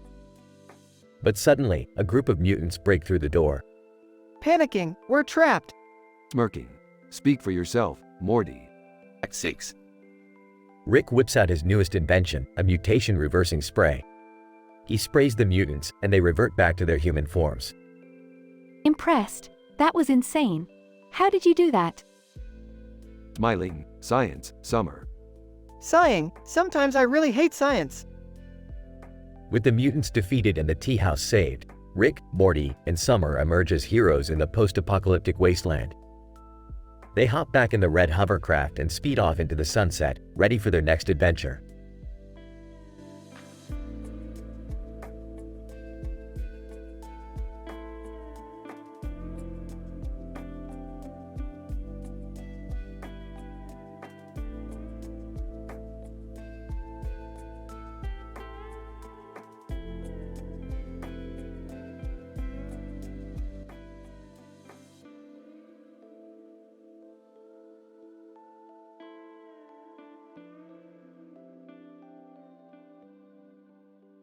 Title: The Purge Planet Paradox. Opening shot of Rick and Morty standing in a green field with stars sprawled across the sky. As Rick begins to mumble to himself, he suddenly turns towards Morty with excitement. Morty, it's a paradox. We've got to go now. What do you mean, Rick? What kind of paradox? The kind that will get us loads of adventure, Morty. Now come on, let's go. The duo then traveled through multiple dimensions and universes until they finally arrived at a planet known as the Purge Planet. What the heck, Rick? This planet is a literal war zone. Relax, Morty. This planet's purge is a total anomaly. Its paradox will make us rich, and maybe, just maybe, I'll even run into an old flame I left here. Suddenly, they were caught in the crossfire of a group of aliens, and Rick's ex-lover came to their rescue. Rick's ex-lover. Rick, I never thought I'd see you here again, especially after what you did to me. Ah, come on baby, you know I had to leave. Our relationship was a black hole trapping me from my scientific pursuits.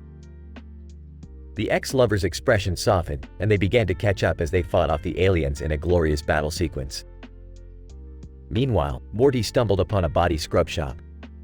Hey Rick, check it out, they're selling alien body scrubs. It's like exfoliating all your skin off and replacing it with new ones. That, Morty, is some cutting-edge technology. Let's buy some and use it for our next adventure.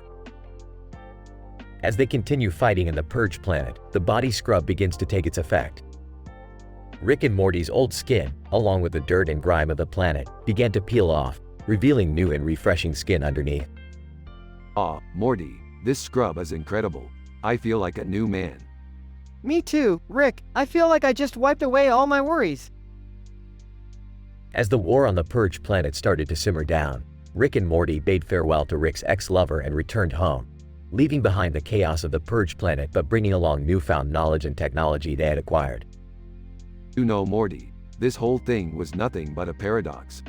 But hey, we're billionaires now, at least for a little while. Aw, Rick, we kind of spent all our winnings on that body scrub. Don't sweat it, Morty. We'll just go on another adventure and make some more cash. The universe awaits.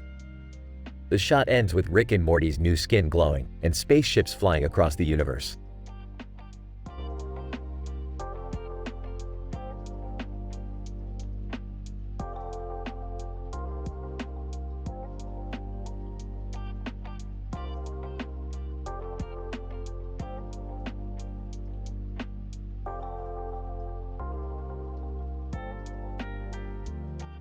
Title: The Multiversal Love Guru. The episode begins with Rick, Morty, Jerry, Beth, and Summer walking down a busy street filled with cars and buildings in the background. Suddenly, they come across a man with a beard and a suit jacket who claims to know Rick's secret past. What the hell are you talking about? Who are you? And I know your secret, Rick. You used to be the greatest love guru in the multiverse. What? Rick, why haven't you told us about this? Because it's a load of crap. I was never a love guru. And, but you are, my friend, and I need your help with a little problem I've been having with a group of werewolves. Werewolves? Like actual werewolves? And, yes, they've been causing gang warfare in the multiverse and I need them to stop. I heard you're the best at solving problems like this. Fine, I'll help you. But only if you shut up about this love guru nonsense. The group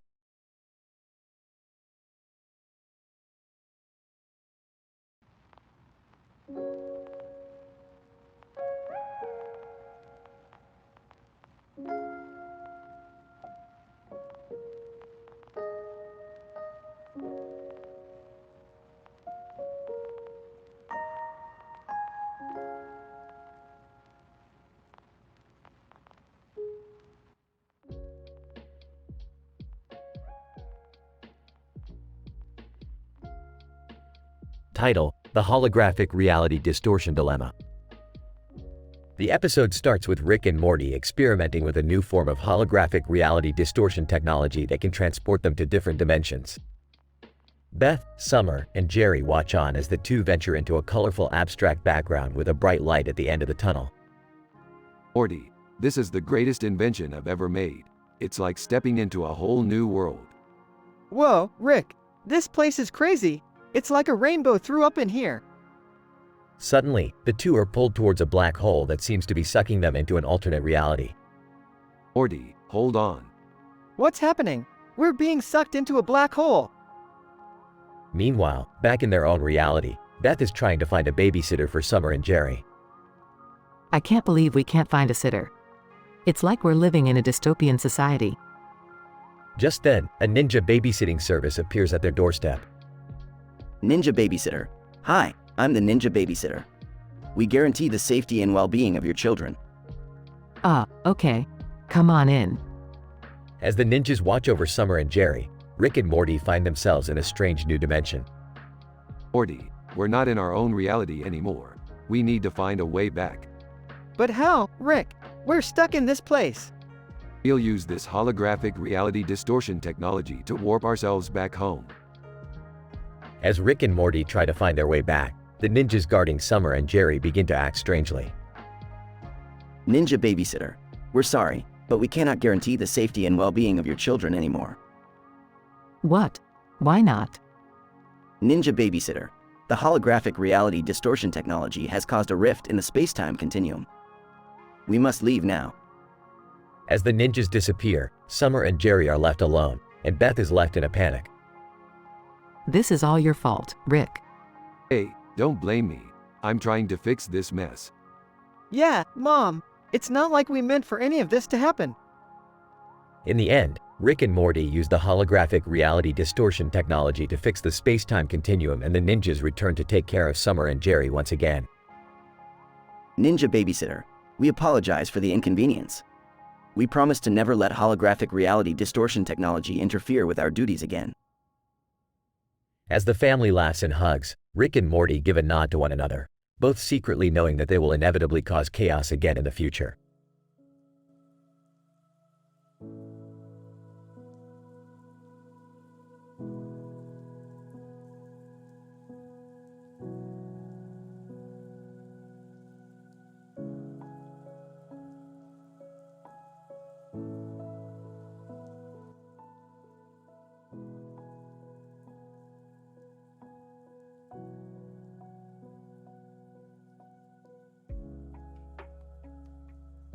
Title: The Paradoxical Putt. Opening shot of the episode features Rick and Morty on a beautiful golf course with Jerry tagging along. Rick is clutching a mysterious device in his hand while Morty is thoroughly examining his new golf putter. Morty, this isn't just any golf course. This is the elusive course of time and space where we can play a game of golf while officially existing in multiple dimensions. Oh geez, Rick, will this be dangerous or illegal? Guys, can we just focus on playing golf? I'm trying to forget my woes by being outdoors. Don't worry, Jerry. I've got the perfect solution. I rigged your golf ball to be a basketball that can only be putted into the hole using ventriloquism. Rick, are you sure that's safe? Safe?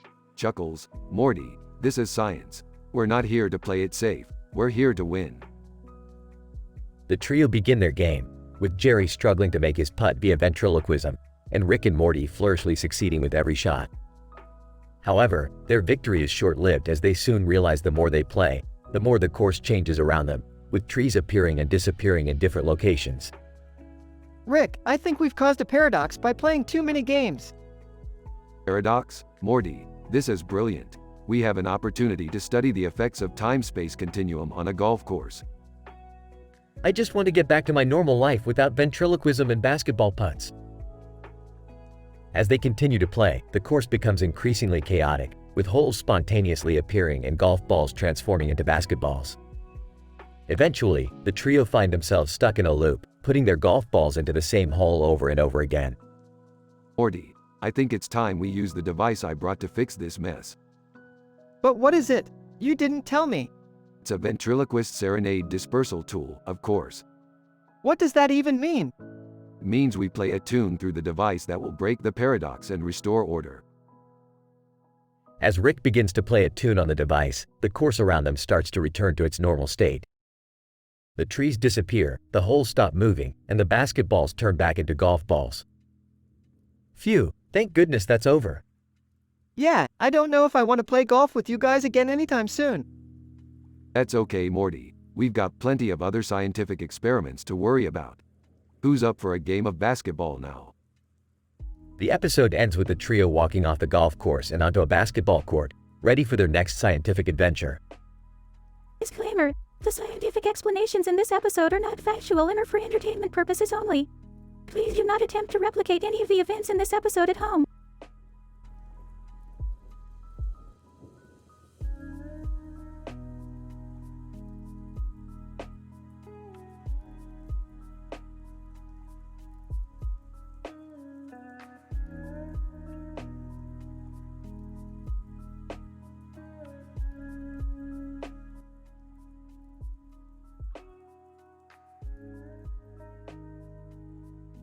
Episode title: Neural Correlates of Media Exposure on Decision-Making.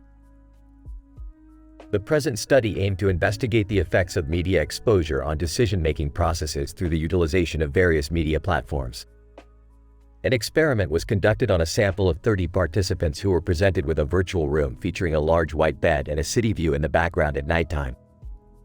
Participants were randomly assigned to watch a series of media content, which included funny baby videos, Nebula Nookie Notions, Velociraptor Meme, Kiss Me More, Doja Cat FT, SZA, Jax Films, and Vanos Gaming. Results from the study revealed that exposure to various media content significantly influenced decision-making processes. Participants who watched funny baby videos spent significantly more time on the bed than those who watched Nebula Nookie Notions or Velociraptor Meme. Additionally, those who watched Kiss Me More, Doja Cat FT, SZA and Jack's films showed a greater inclination towards social interaction as they spent more time on the large screen than those who watched Vanoss gaming. Further analysis of the neural correlates of media exposure revealed activation of the anterior cingulate cortex, ACC, and the prefrontal cortex, PFC, in response to media content, resulting in varied behavioral patterns. ACC activation was associated with increased arousal and emotional response, whereas PFC activation was linked with cognitive processing and decision-making. This study provides insight into the impact of different forms of media exposure on decision-making processes and highlights the role of ACC and PFC in modulating behavioral responses to media content. These findings have implications for the development of interventions aimed at improving decision-making in media-dependent individuals. Participant 1. I was surprised to see that funny baby videos had such a strong influence on my decision-making process. I found myself spending more time on the bed than I initially intended. Participant 2. I was pretty bored during Nebula Nookie Notions, so I didn't spend a lot of time on the bed.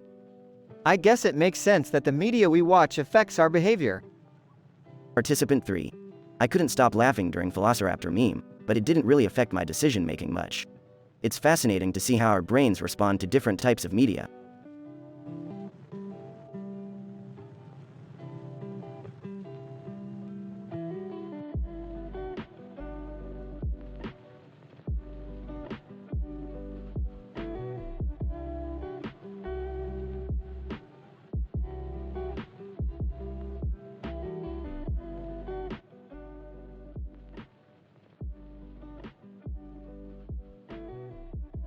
Title: Hydrotherapeutic Hilarity. Summary. Rick and Morty find themselves at a futuristic swimming pool, equipped with the latest hydrotherapy technology.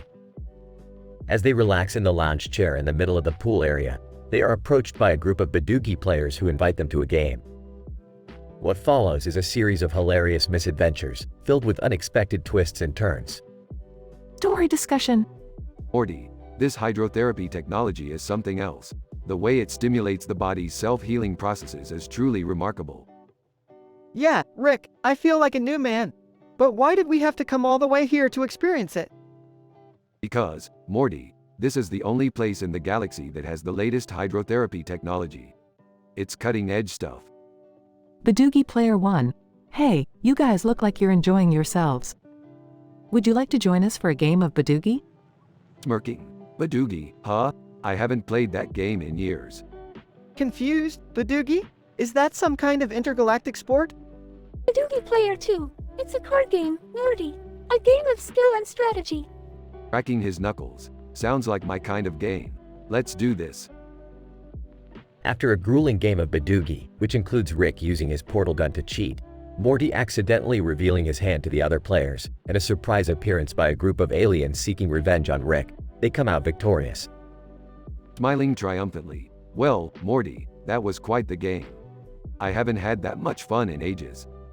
Panting. That was intense, Rick. I don't know if I can handle much more excitement. Badoogie Player 3. I have to admit, you guys are pretty good at this game. Maybe you should consider entering the Badoogie Championships. Smirking. Oh, we'll consider it, all right.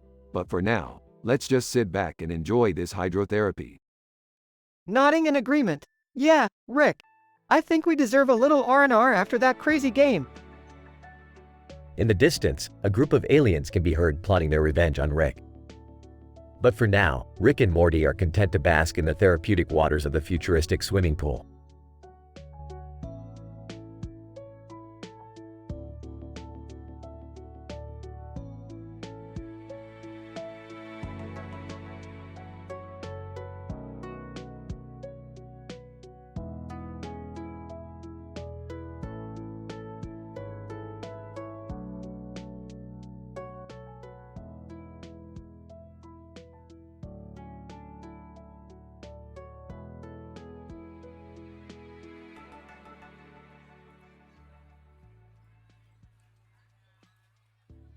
Title: The Splenectomy Reflexology Plu brings correlation.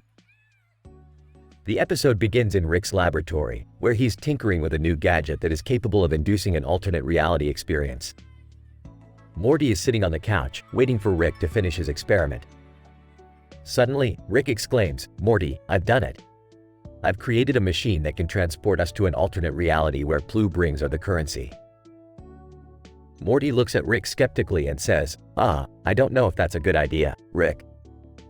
Last time we went to an alternate reality, you almost got us killed." Rick rolls his eyes and retorts, "Morty, you worry too much. What could go wrong?" The duo activates the machine, and they find themselves transported to a room with a large screen and a couch in it. On the wall above the couch is a television, and Morty notices that Rick is missing. "Rick, where are you?" Morty calls out. Suddenly, the wall beside the television begins to glow and Rick's voice booms out, "Morty, I've been splenectomized and trapped in an alternate reality. You need to use your reflexology skills to save me." Morty looks confused and says, "Reflexology? What are you talking about, Rick?" Rick explains that blue rings have a special property that can be activated through reflexology, which can transport them to the alternate reality where he is trapped. Morty reluctantly agrees and begins to massage his feet, hoping that it will somehow save Rick. Suddenly, the room begins to shake, and Morty is transported to a dark and dingy alleyway. He looks around and sees a strange creature with blue rings hanging from its antlers. Morty approaches the creature and attempts to communicate with it, but it only responds by throwing the rings at him. Morty realizes that he needs to use the rings to activate the reflexology technique, and he begins to maneuver them into different formations. The ground shakes once again, and Morty is transported to a bright and colorful alternate reality. He looks around and sees Rick, who is waving frantically at him. Morty rushes over to Rick and asks him what happened. Rick explains that he accidentally angered the blue ring dealer and was trapped in this reality as punishment. Morty rolls his eyes and asks Rick how they can get back to their own reality. Rick replies, "Easy, Morty. We just need to do a blue ring trade. But first, we need to find the dealer." The duo embark on a wild adventure, encountering bizarre creatures and strange landscapes. Finally, they find the blue ring dealer, and Rick negotiates a trade for their safe return to their own reality. As they activate the machine and transport back to their own reality, Morty says, "Wow, Rick. That was a lot of work just to obtain some blue rings." Rick chuckles and replies, "That's the beauty of alternate realities, Morty. The possibilities are endless." The episode ends with the duo laughing and relaxing on the couch, as the camera zooms out to show the chaos and destruction they left in their wake on their adventure.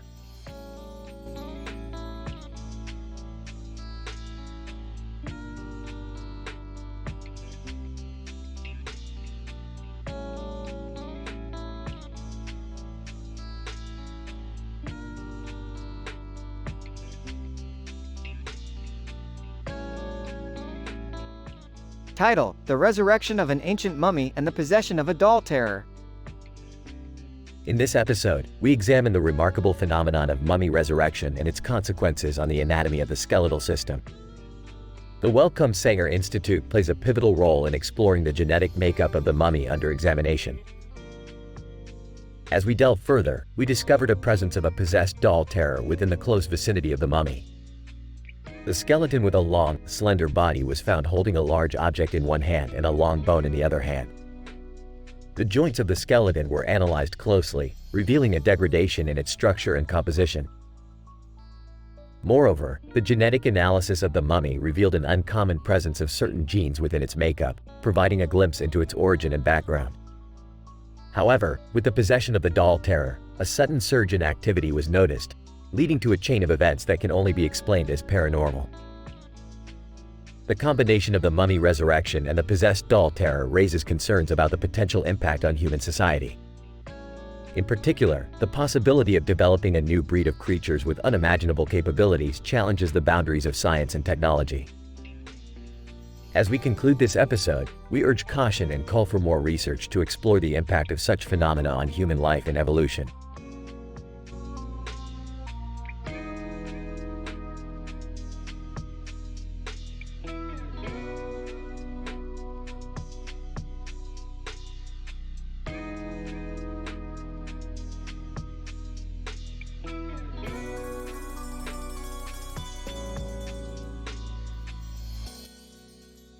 Title: interactions between visual cues, cultural references, and personal experiences in a masked encounter between two individuals.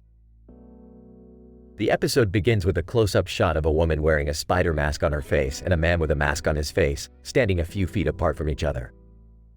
The camera then pans out to show their complete physique and their facial expressions as they gaze into each other's eyes. Adele, a renowned psychologist, explains that facial expressions play a crucial role in human communication, providing essential emotional cues. Masks have been used in different ways throughout history, but their usage has increased during the current COVID-19 pandemic, leading to a new set of social interactions.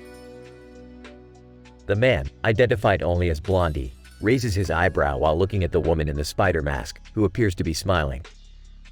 This creates a paradox in the viewer's minds, as spiders are generally associated with fear or danger, and a smiling person in a spider mask seems unsettling.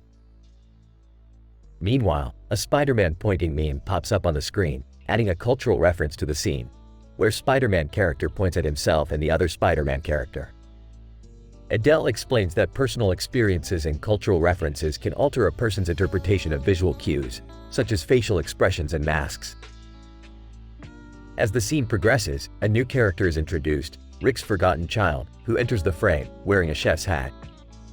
The child stands behind the man in the mask, observing the masked encounter. The viewers are then introduced to the concept of massage for lower back pain, which appears to create a casual atmosphere amidst the tension. After a few seconds, the man in the mask breaks the silence and speaks to the woman in the spider mask, which marks the end of the encounter. Overall, the episode explores the complexities of social interaction through visual cues, cultural references, and personal experiences, highlighting the role of masks and facial expressions in human communication.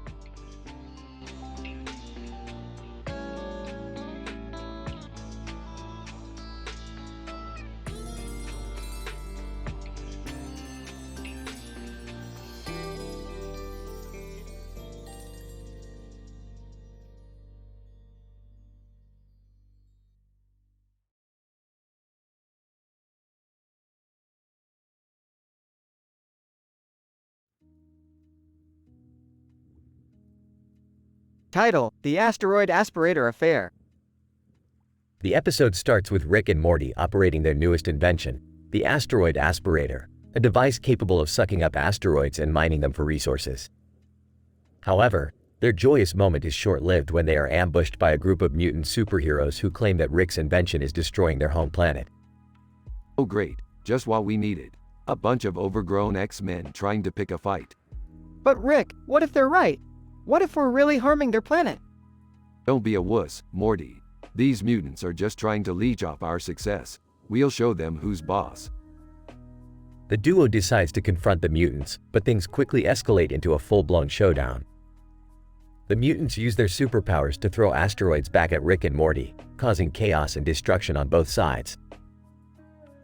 Meanwhile, a freight broker named Jerry gets caught in the crossfire and ends up stranded on the mutants' planet. Little does he know, he has stumbled upon a rare alien artifact that can grant its wielder immense power. Back on Earth, Rick and Morty are struggling to defend themselves against the formidable mutants. However, they get a lucky break when they activate a trap set up by the aliens, causing the mutants to be blinded by blinding lights. Ah, take that, you mutants. Who's the boss now? Oh, Rick, I don't think that was us. Look! They notice the sky is beginning to glow with a bright, otherworldly light. Upon closer inspection, they discover that the artifact Jerry found has been activated and is now sucking in all the asteroids in the universe. Oh boy, we're in trouble now. We need to get that artifact before it destroys everything. Rick and Morty rush to the mutants' planet and confront Jerry, who is now holding the artifact. A thrilling chase scene ensues as they try to wrestle the artifact out of Jerry's hands. In the end, Rick and Morty prevail, but not without some unexpected consequences. The artifact malfunctions and creates a giant black hole, sending Rick, Morty, and Jerry hurtling through space and time. Well, Morty, looks like we're in for another wild ride. Let's hope we don't get sucked into another asteroid again. And stop crying, Jerry. You're making me nauseous. What a crazy adventure, Rick. I don't know how we survive these things. It's simple, Morty. We're just smarter than everyone else.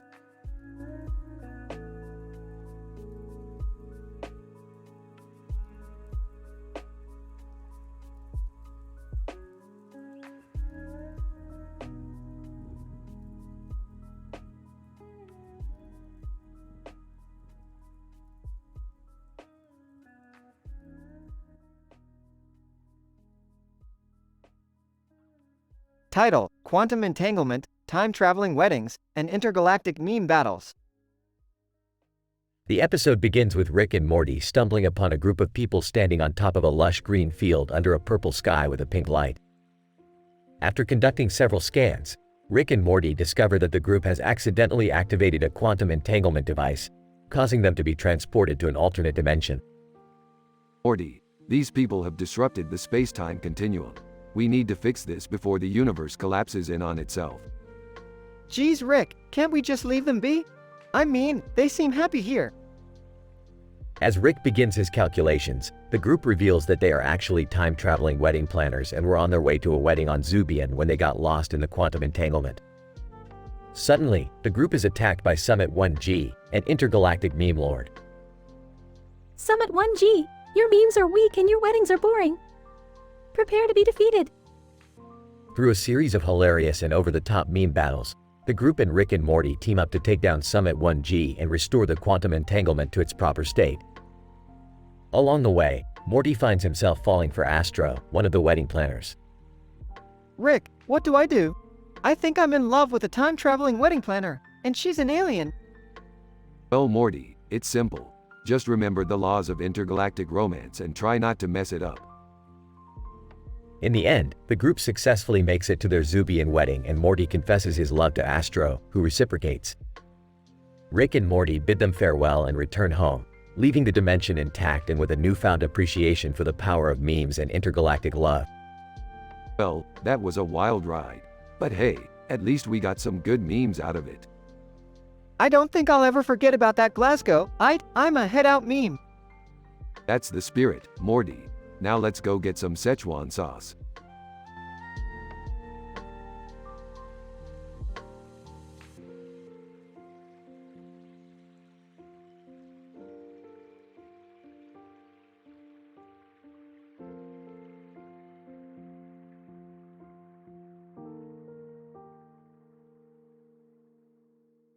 Title: The Multidimensional Tiger Adventure. The episode starts with Rick and Morty sitting in the living room listening to a sci-fi audiobook. Beth walks in and shows them a series of posters with different logos, including a tiger, and a city. Rick pulls out his trusty portal gun and they warp to a multi-dimensional convention for hospitality management. They stumble upon a panel about the Tiger King and decide to investigate. They find themselves in a bizarre universe where tigers rule the world. Beth gets trapped in a tiger cage and they have to use their multidimensional knowledge to piece together clues that lead them to the stranger who can free her. Rick and Morty meet the stranger, who turns out to be a famous sci-fi actor that they follow on social media. He's a master of myofascial release and helps them unlock the cage. They race back through the multidimensional universe to save Beth. As they travel through different dimensions, they encounter all sorts of crazy adventures, including a tiger fashion show and a tiger orchestra. They eventually find the right dimension and rescue Beth, narrowly escaping the tiger army. Rick, Morty, and Beth make it back home and reflect on their wild journey.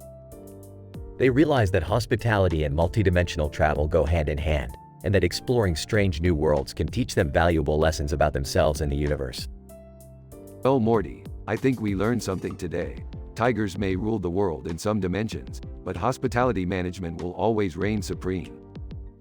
Yeah, and my FCL, what now? That was some next-level massage stuff. I can't believe I got stuck in a tiger cage. Never a dull moment with you two. End scene.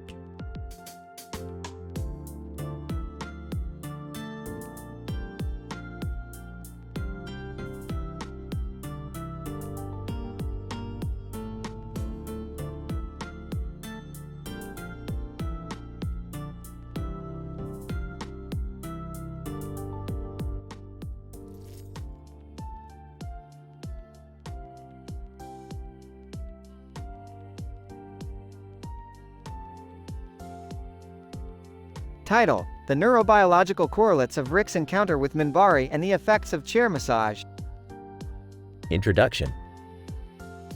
In this episode, we examine the neurobiological correlates of Rick's encounter with a Minbari and the effects of chair massage. The episode opens with Rick sitting at a desk in front of a computer monitor with his face covered. The computer monitor behind him displays complex algorithms that Rick is attempting to solve. Suddenly, memories flood Rick's mind of his scandalous history with a notorious alien courtesan. Scene 1. Minbari, Babylon 5. Rick's memories take him back to Babylon 5, where he had a chance encounter with a Minbari. Upon seeing the Minbari, Rick's brain registered heightened levels of activity in the amygdala, which is associated with emotional processing. He experienced an adrenaline rush, which is consistent with the fight or flight response. This suggests that Rick perceived the Minbari as a threat. I remember feeling uneasy around the Minbari. My body went into overdrive and I had to fight the urge to run away. Scene 2. Rick's scandalous history with a notorious alien courtesan. Rick's memories then shift to his scandalous history with a notorious alien courtesan. At the mention of her name, Rick's brain registers heightened levels of activity in the nucleus accumbens, the brain region associated with reward processing. This suggests that Rick experienced pleasure and anticipation at the thought of his encounters with the courtesan. Oh, her. She was a wild one. Just thinking about her brings back memories of intense pleasure and excitement.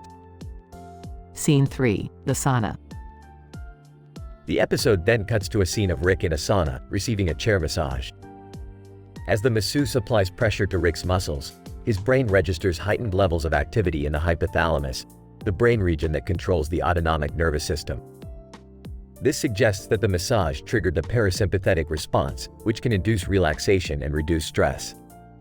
This massage feels amazing. It's like all the tension in my body is melting away. Scene 4. The bagel shop. In the final scene, Rick is seen in a bagel shop, savoring his breakfast. As he enjoys his bagel, his brain registers heightened levels of activity in the orbitofrontal cortex, the brain region associated with decision-making and reward prediction. This suggests that Rick is experiencing pleasure from the taste of the bagel.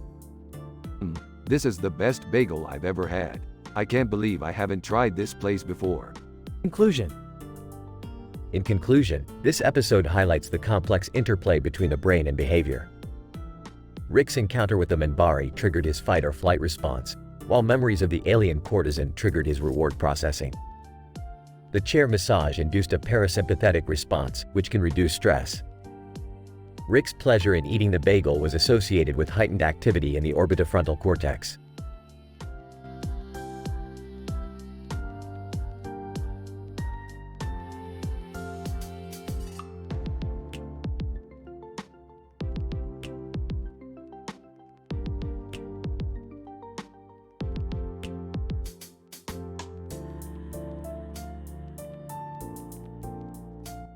Title: Cybernetic Casanova Chaos in Bristol. The episode starts with Rick, Morty, and Summer walking down the street alongside a tall building on a sidewalk. Rick suddenly notices an unusual energy fluctuation and detects a technological singularity threat. He activates his portal gun and teleports the entire group to Bristol. We got a technological singularity threat in this area. We gotta act fast. Morty, Summer, stick with me. Where are we, Rick? What's going on? Oh my god, look over there. It's an interdimensional rock star. As Summer tries to flirt with the rock star, Rick detects a new threat: cybernetic Casanova chaos. The group is attacked by robotic beings with advanced AI technologies and self-replicating abilities. This is insane. What's happening, Rick? We're in the middle of a cybernetic Casanova chaos. Spaghetti carbonara won't save us this time. As they try to escape the chaos, Morty gets separated and finds himself in a sci-fi memorabilia store. He starts collecting memorabilia frantically until he realizes that he's been trapped inside a holographic simulation. Oh no, I fell for it again. I'm stuck in another simulation. Rick and Summer eventually find Morty, and together they find a way to defeat the cybernetic Casanova chaos using a computer virus. Aw, take that, you robotic freaks. I'm the real genius here. That was the craziest adventure ever. Breathing heavily, I think I need to take a break from these interdimensional travels, guys. The episode ends with the group walking back to the portal gun, ready for their next adventure.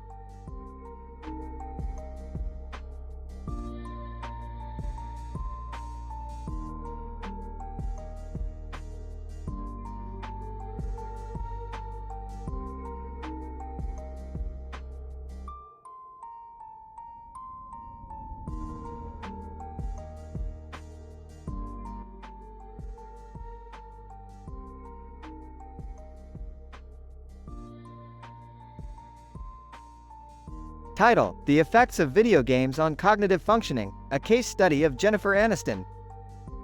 Introduction. This case study investigates the relationship between video games and cognitive functioning using Jennifer Aniston as a case study. Specifically, the study examines the effects of racing games on the cognitive functioning of the subject. Materials and methods.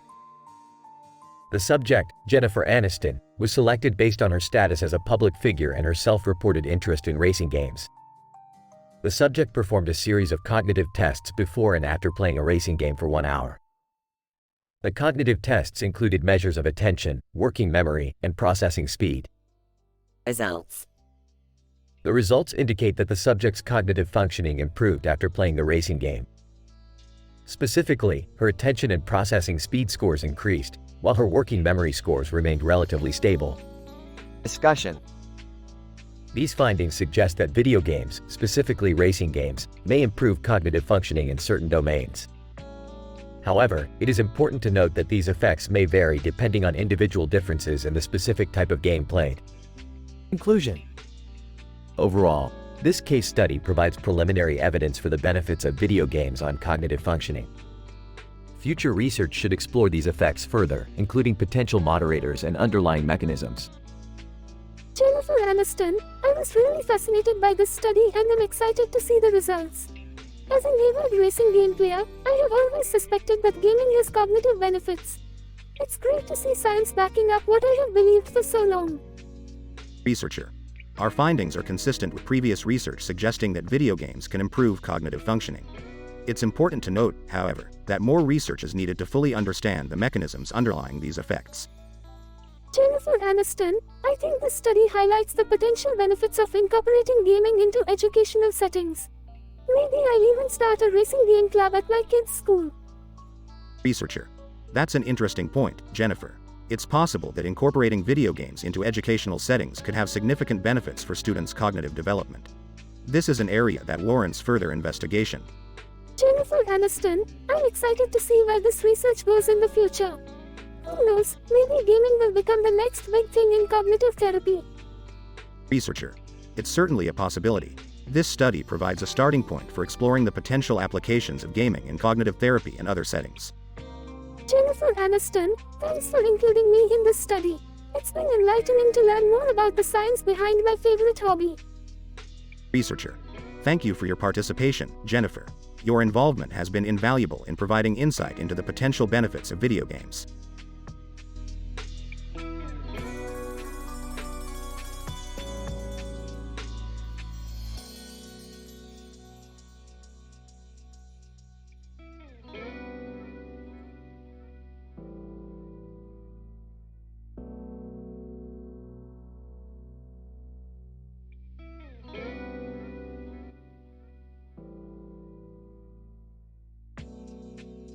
Title: The Telekinetic Teasing Tactics. Characters: Rick, Morty, Jerry, Dr. Strange. The episode starts with Rick, Morty, and Jerry standing in front of a futuristic city at night with neon lights. Suddenly, a man in a spacesuit approaches them and introduces himself as Dr. Strange. He reveals that he needs their help to stop an impending alien invasion. Rick, being the genius scientist that he is, comes up with a plan to use telekinetic teasing tactics to drive the invading aliens crazy. Morty and Jerry are hesitant at first, but Rick convinces them that it's the only way to stop the invasion. The plan works like a charm and the invading aliens are defeated. However, the victory is short-lived when Rick falls into a scandalous feud with an alien seductress. Morty and Jerry try to talk some sense into Rick, but he refuses to listen. Meanwhile, the Galactic Federation's dirty secrets are revealed by Helium, a rogue agent who has stolen top-secret information. Rick, Morty, Jerry, and Dr. Strange team up to bring down the corrupt government and expose their lies.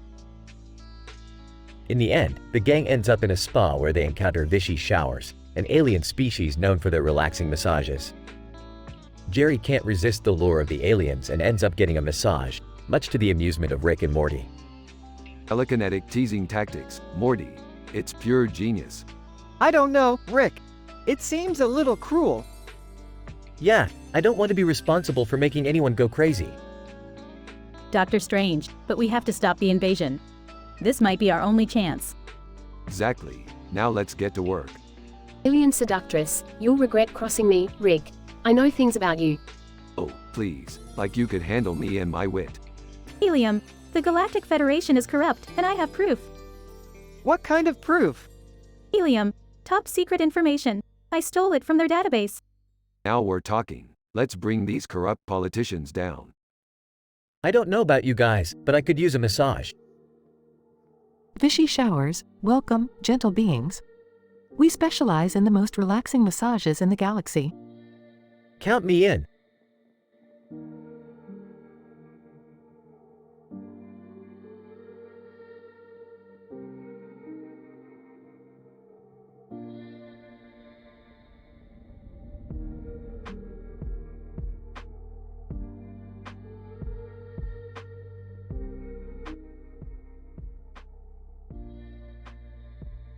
Title: The Multidimensional Quantum Paradox Squeeze, a Rick and Morty adventure.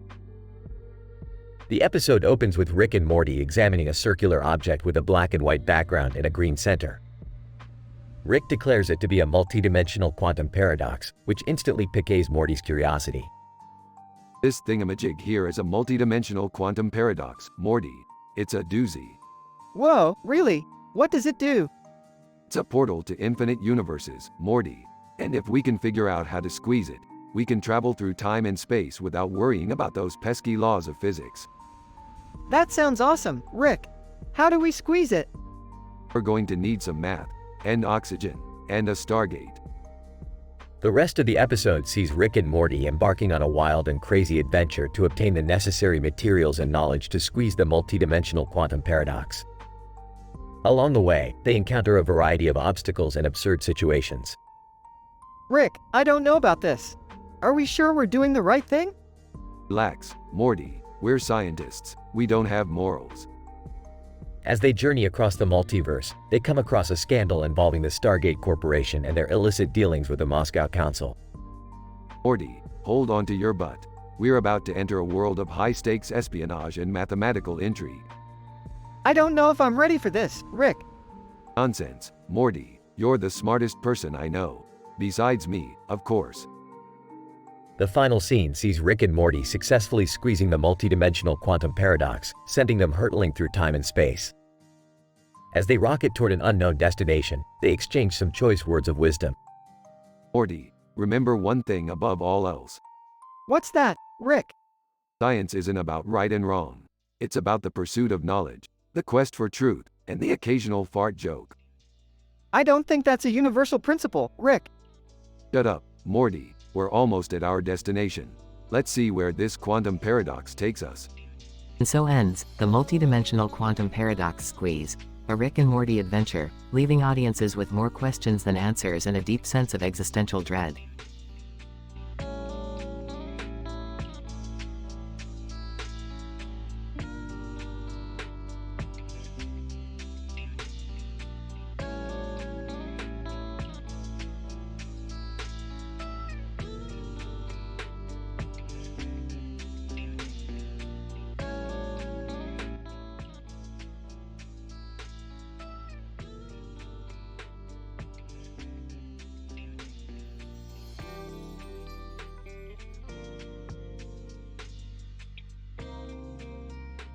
Title: Analysis of Robot Courtship Behavior in a Dating Agency, a case study of Rick's love triangle.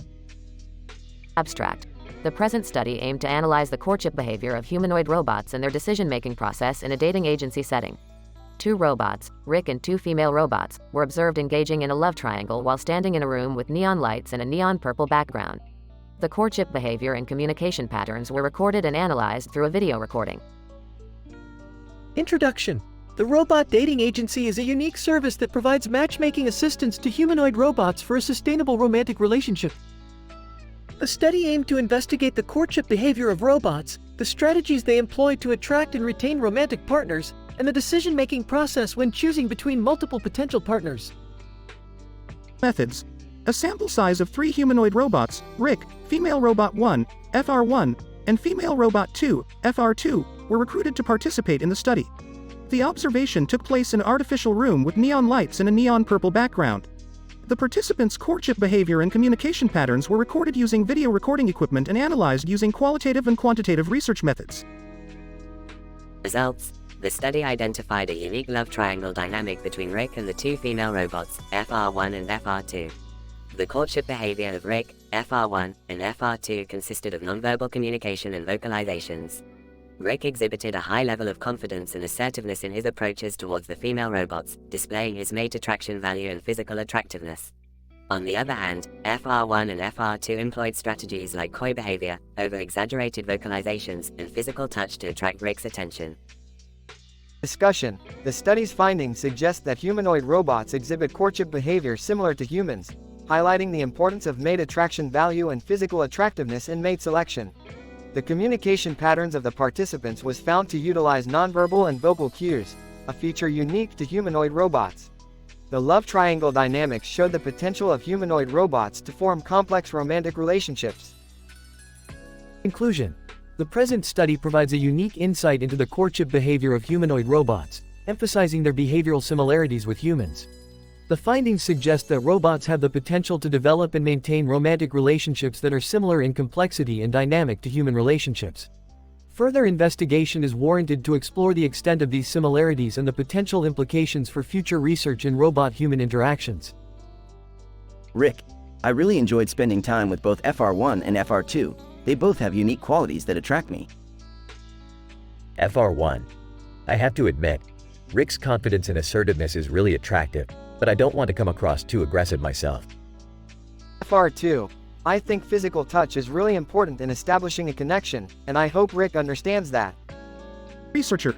This study provides a unique insight into the love triangle dynamics between humanoid robots and the strategies they employ to attract a romantic partner. Lead researcher.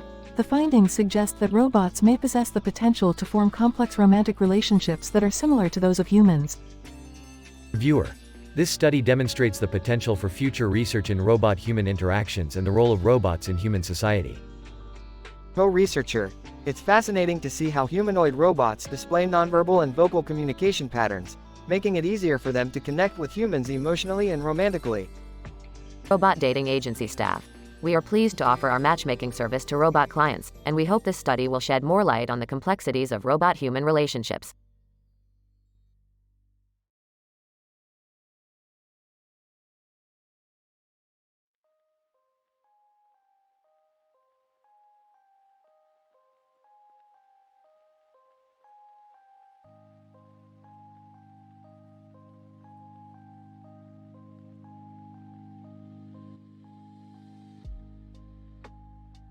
Title: Praesiodimium Prophecies. Synopsis. In this episode of War of the Sparks, a new character with a red eye and horns on his head makes an appearance. This mysterious figure gives a rare metal, Praesiodimium, to one of the main characters, setting off a chain of events that involve prophetic visions, scientific experiments, and epic battles. Scene 1. Red Eye. Greetings, mortals. I have come bearing a gift for you. Scene 2. Main character. What is this metal you've given me? I've never seen anything like it. Scene 3. Scientist character. This is Praesiodimium, a rare earth metal with unique magnetic and optical properties. It could revolutionize our understanding of quantum physics. Scene 4. Main character. I feel strange when I hold it. Like I can see things that haven't happened yet. Scene 5. Prophetic vision. The main character has a vision of a catastrophic event, signaling the start of a war that will shake the very foundations of the universe. Scene 6. Scientist character. We must study this metal to understand its properties and harness its power for good. But we must also be cautious, for the implications of its power could be disastrous. Scene 7. Red Eye. The Praesiodimium has awakened something within you, young one. You are now a part of a greater plan, a destiny that few can comprehend. Scene 8. Main character. What do you mean? Who are you? Scene 9. Red Eye. I am but a messenger, a herald of the future. But you are a key player in the cosmic game that is unfolding. Use the power of Praesiodimium wisely, and be prepared for what is to come. Scene 10. The episode ends with a dramatic battle between the main characters and a powerful enemy intent on seizing the Praesiodimium for their own purposes, setting the stage for future conflicts and adventures.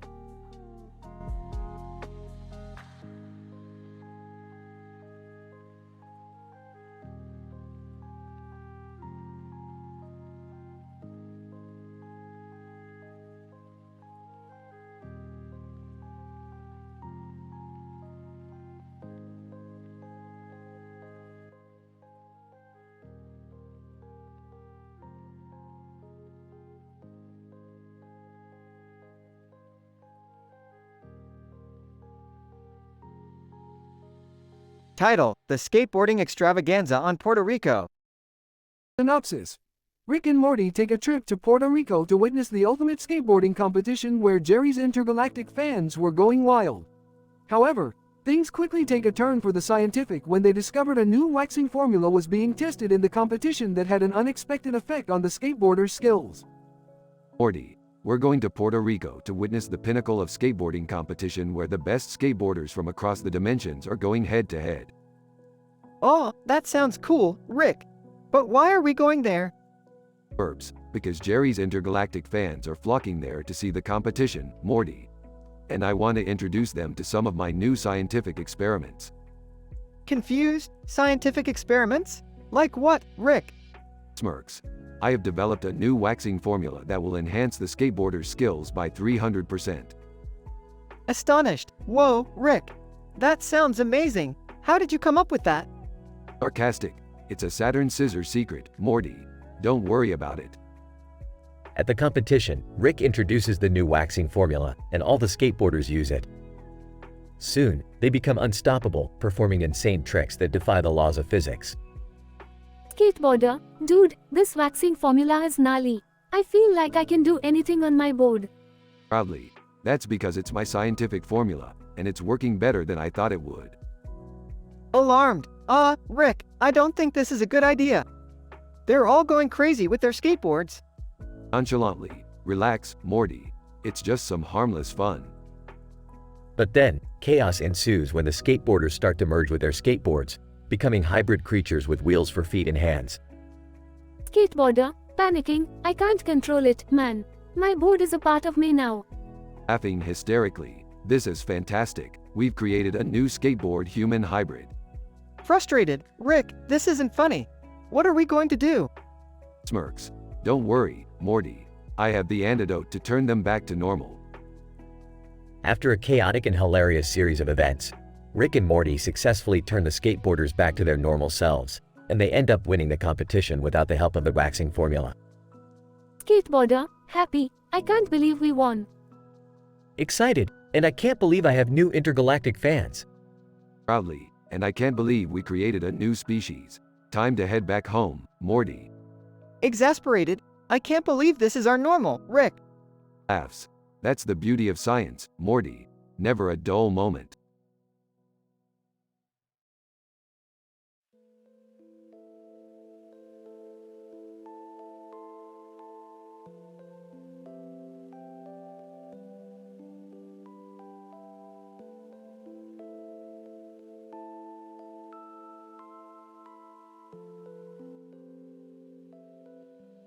Title: The Multidimensional Date with Homer Simpson. In this episode, Rick and Morty explore the concept of interdimensional dating through the help of a high-tech device built by Rick himself. The device creates a portal to multiple dimensions where Morty has the chance to go on a date with different versions of Homer Simpson. As the date progresses, Morty quickly learns that the different versions of Homer are not exactly what he expected. From a version where Homer is a genius scientist to a version where he is a horse, Morty finds himself laughing and struggling to keep up with the craziness. Meanwhile, Rick is stuck in the background trying to fix a TV that keeps playing episodes of Dating Around. His attempts to repair the TV are hilariously unsuccessful, as each time he tries to fix it, the TV changes dimensions and shows a different episode of the show. In one funny scene, a version of Homer with a British accent tries to woo Morty with his knowledge of Shakespeare and sophisticated charm. However, things take a turn when the Homer horse version suddenly gallops into the room, knocking over tables and causing chaos.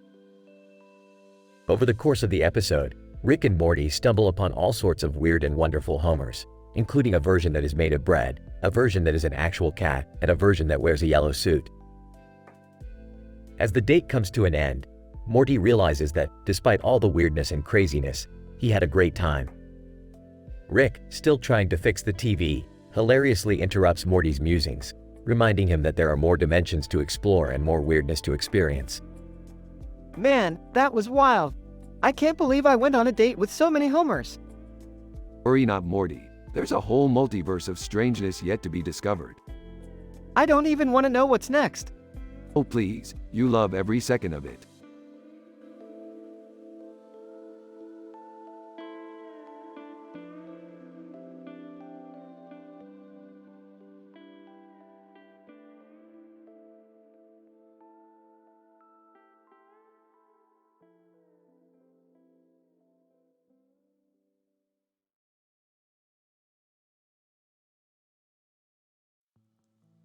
Title: Investigating the effects of hydrotherapy on toy wolverines with knife and mustard. Introduction. The aim of this study is to investigate the potential benefits of hydrotherapy on toy wolverines with knife and mustard. The use of hydrotherapy, defined as the therapeutic use of water, has been shown to have many positive effects on various organisms, including alleviating pain, reducing inflammation, and improving circulation. However, its effects on toy wolverines with knife and mustard have yet to be investigated. Methods. A single toy wolverine with knife and mustard was placed on a table. The hydrotherapy treatment consisted of placing the toy wolverine in a small bowl of water for a period of 5 minutes. Control group consisted of toy wolverines without knife and mustard that were not subjected to hydrotherapy treatment. Results. The toy wolverine with knife and mustard that underwent hydrotherapy treatment showed a decrease in aggressive behavior. Specifically, the toy wolverine appeared to be less inclined to use the knife and mustard as weapons of attack. This behavior was not observed in the control group. Conclusion. The results of this study suggest that hydrotherapy may have a positive effect on toy wolverines with knife and mustard. Further research is needed to fully understand the mechanism behind this effect and to determine if this treatment can be applied to other toy animals with similar behavior patterns. Nevertheless, this study highlights the potential application of hydrotherapy in managing aggression in toy wolverines with knife and mustard. Discussion. Dr. X. The results are intriguing, but I am wondering if there are any confounding variables that could have affected the outcome of the study? Dr. Y. Indeed, we did not control for other environmental factors that could have influenced the toy wolverine's behavior. Perhaps the presence of other toys or stimuli could have played a role. Dr. Z. While I agree that further research is needed, I think we can speculate that the hydrotherapy treatment may have reduced the toy wolverine's aggression by inducing a relaxation response. This has been observed in other organisms undergoing hydrotherapy treatment. Dr. X. Another interesting aspect of this study is the application of hydrotherapy to a toy. It opens up the possibility of using non-invasive and natural treatments for other toy animals with problematic behavior patterns.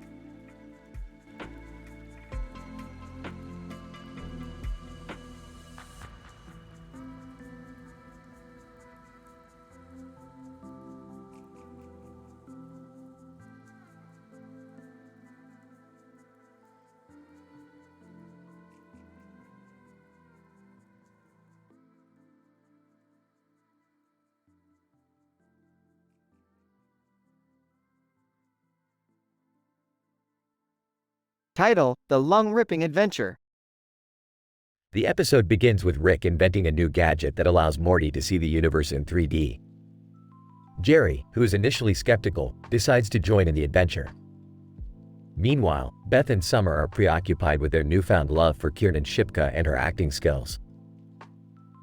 Rick, Morty, and Jerry stumble upon a strange planet that is home to a group of aliens with incredibly large lungs.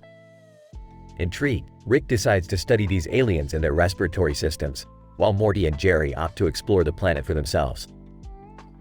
Rick, these creatures possess a unique anatomical composition that warrants further investigation. Morty. Rick, I don't think we should be messing with their lungs. That's just messed up. Jerry. Yeah, I may not be a scientist like you guys, but even I know that's not ethical. Despite their reservations, Rick decides to move forward with his research.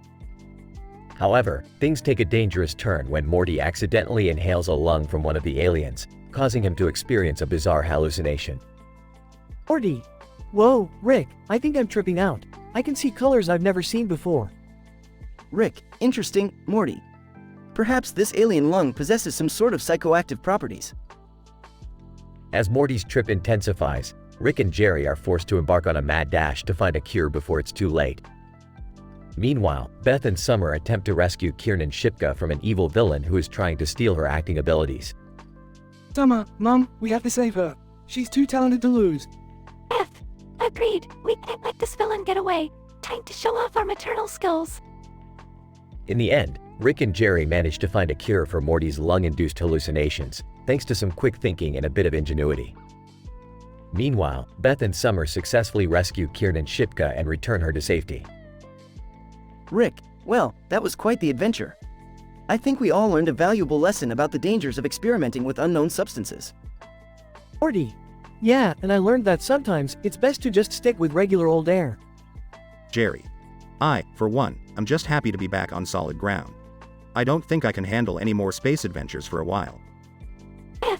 Well, I think we can all agree that we make a great team. Now, how about we all go get some pizza? Summer, yes please. And maybe we can invite Keen and Shipka to join us? The group laughs and heads off to enjoy a well-deserved meal, while Rick and Morty continue to ponder the mysteries of the universe. Another crazy, hilarious adventure completed for the Smith family.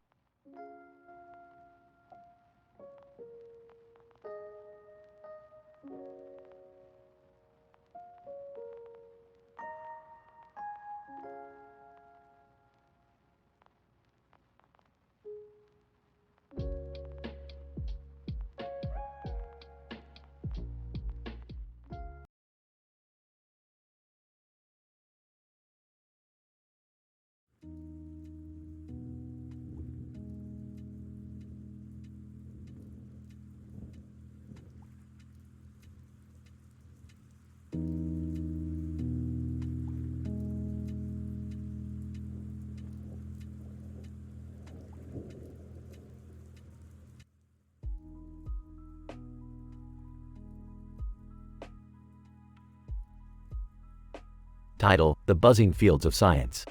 Act 1. Rick, Morty, and Jerry trek through a field where a bee, accompanied by a butterfly, flits about. Jerry wanders off, only to come face to face with Wile E. Coyote holding a contraption labeled Bee Catcher 5000. Rick, why is there a coyote with a bee catcher in the middle of this field? Oh, for the love of science, Jerry. That's Wile E. Coyote, renowned inventor. He's probably trying to catch that bee to power his Acme inventions. Oh, like that rocket-powered roller skate thing that always blows up in his face? Bingo. Act 2. Wile E. Coyote sets off his Bee Catcher 5000, only to have it malfunction and trap himself instead. Rick offers to help fix the contraption, and Coyote agrees to let them use the bee as an energy source in exchange. Good thing I have my quantum wrench on me. You're what now? It's a wrench that can manipulate the quantum properties of objects, Morty. Pay attention. Can we talk about why we're using this bee as an energy source? Because science, Jerry. The amount of energy this bee produces is a perfect example of the power-to-mass ratio in mystical creatures. Act 3. The group sets up the bee in a makeshift laboratory, surrounded by advanced scientific equipment. As they harness the bee's energy, they accidentally cause a miniature sun to appear in the room. Oh man, what did we do? Relax, Morty. It's just a mini sun. We can use this as a source of renewable energy. Watch and learn. Rick, that mini sun is melting my shoes. Hey, details. We'll just add a cooling system. Science never sleeps. Blog. The group safely disposes of the mini sun, and Wile E. Coyote is free to continue his inventing. As they leave the field, the bee and butterfly fly off into the distance. That was pretty wild, Rick. I don't think I'll ever look at a bee the same way again. Science is full of surprises, Morty. That's why we do it. Can I go change my shoes now? Sure. Geez, can't handle a little heat.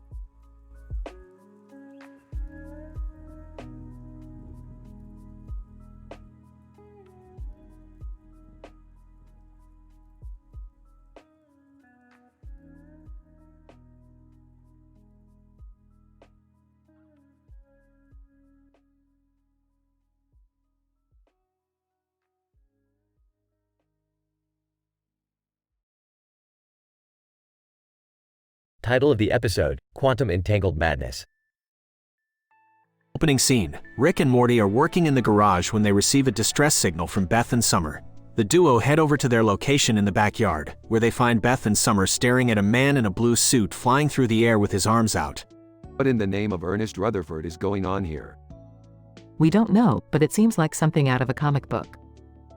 Maybe it's the Martian Manhunter from DC Comics? Or maybe it's just some guy who thinks he's a superhero.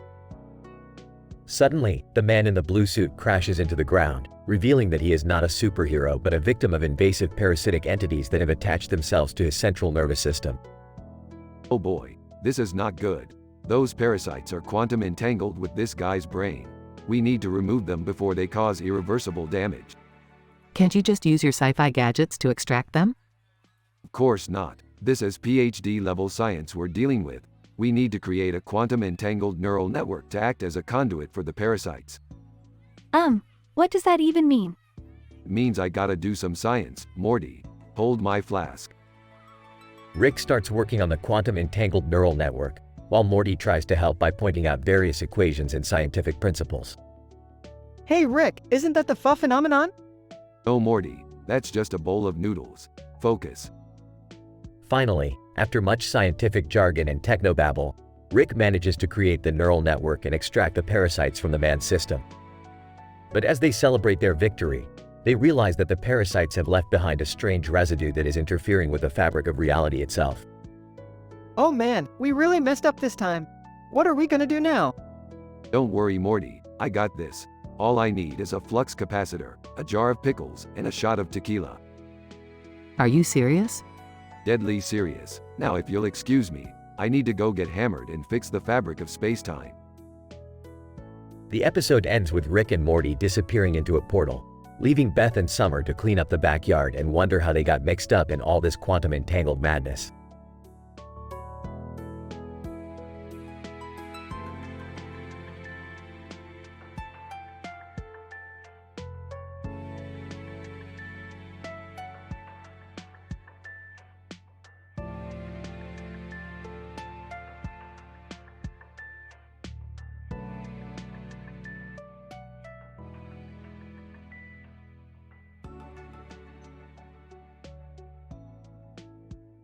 Title: The Multidimensional Board Game, ***.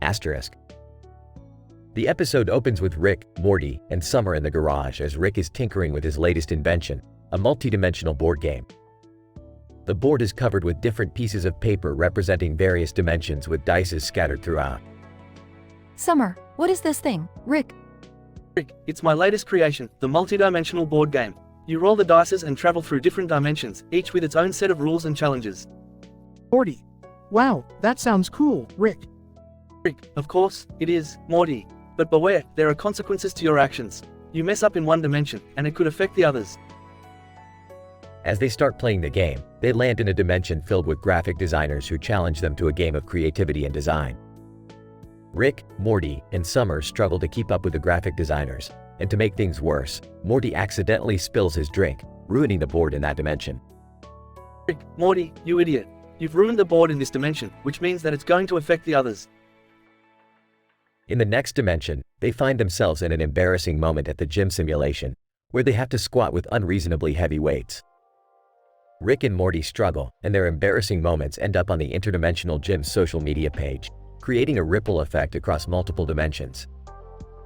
Morty, you're a disgrace to the family. My reputation as a genius is at stake here. As they journey through other dimensions, they find themselves playing Monopoly and losing all their money, which affects their existence in the game. Summer, this game is getting out of hand. Rick, don't worry, Summer, I've got this. We'll play to win. But winning is not easy as they find themselves in a dimension where the board becomes a reality and they have to navigate through a life-sized version of the game. This is it, Morty. If we don't win, we're stuck here forever. But as they start winning, the board self-destructs, tossing them into a dimension filled with chaos and confusion. Morty, what do we do now, Rick? Simple, Morty. We go home, destroy the game, and never speak of it again. That's science for you. The episode ends with Rick, Morty, and Summer destroying the board game, but as it self-destructs, they hear a faint whisper, "You haven't seen the last of me," leaving the audience wondering what will happen next.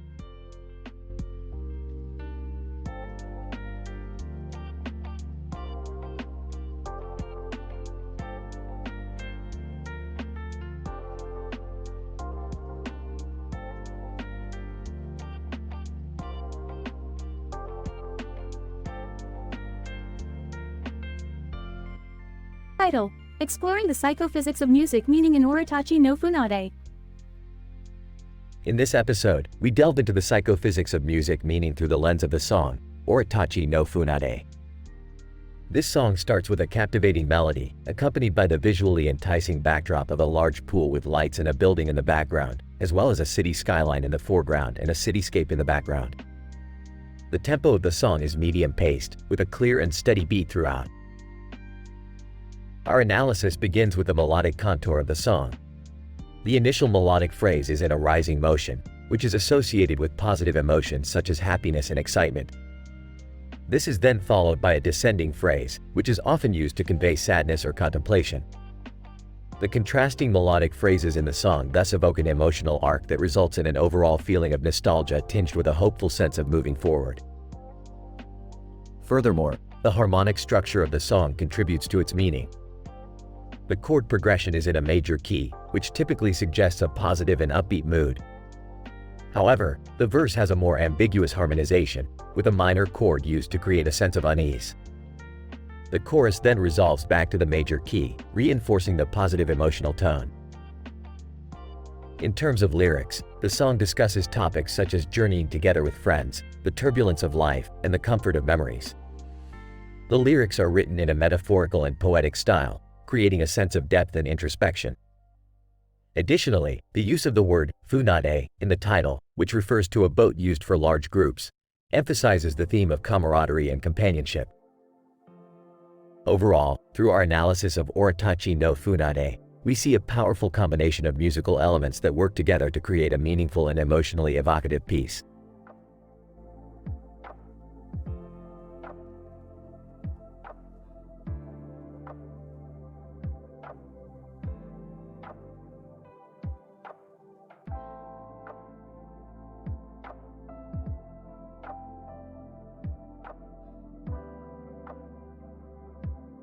Title: The Interdimensional Rockstar. The episode begins with Rick and Morty traveling through the multiverse while Jerry and Beth visit a nearby planet. Summer, feeling bored and left out, discovers a glowing-eyed cartoon alien who introduces himself as Zorplop, a scientist from a highly advanced civilization. Rick, intrigued by the alien's technology, invites him to their spaceship for a scientific discussion. However, things take a crazy turn when Zorplop accidentally spills a mysterious potion on Summer that makes her irresistible to an interdimensional rock star named Thunderbolt. As Thunderbolt starts pursuing Summer, a series of hilarious mishaps occur, with Rick and Morty trying to find a cure for the potion while also dealing with Jerry and Beth's shenanigans on the other planet. Amidst all the chaos, Zorplop reveals that the potion was actually a love potion he created for a space experiment, but he accidentally mixed the ingredients with his signature 555555555555555555555555555555555555555555555555555555555 serum, resulting in the uncontrollable effects. As Thunderbolt finally catches up with Summer, Rick and Morty come up with a plan to save her using a device that amplifies her brainwaves to create a powerful force field. With the help of Zorplop's technology, they successfully neutralize the potion and therefore Thunderbolt's interest in Summer. In the end, Summer learns a valuable lesson about the dangers of blindly trusting strangers, while Jerry and Beth come back to the spaceship clueless about everything that happened on the planet.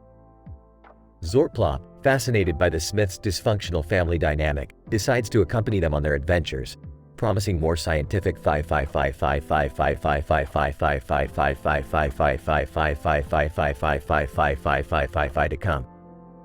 A Zorplop, is this 55555555555555555555555555555555555555555555555555555555555555555 serum safe? Zorplop, of course, Rick, it's perfectly safe. 5555555555555555555. What's with all the 555555555555555555555555555 stuff anyway? Just go with it, Jerry. It's science.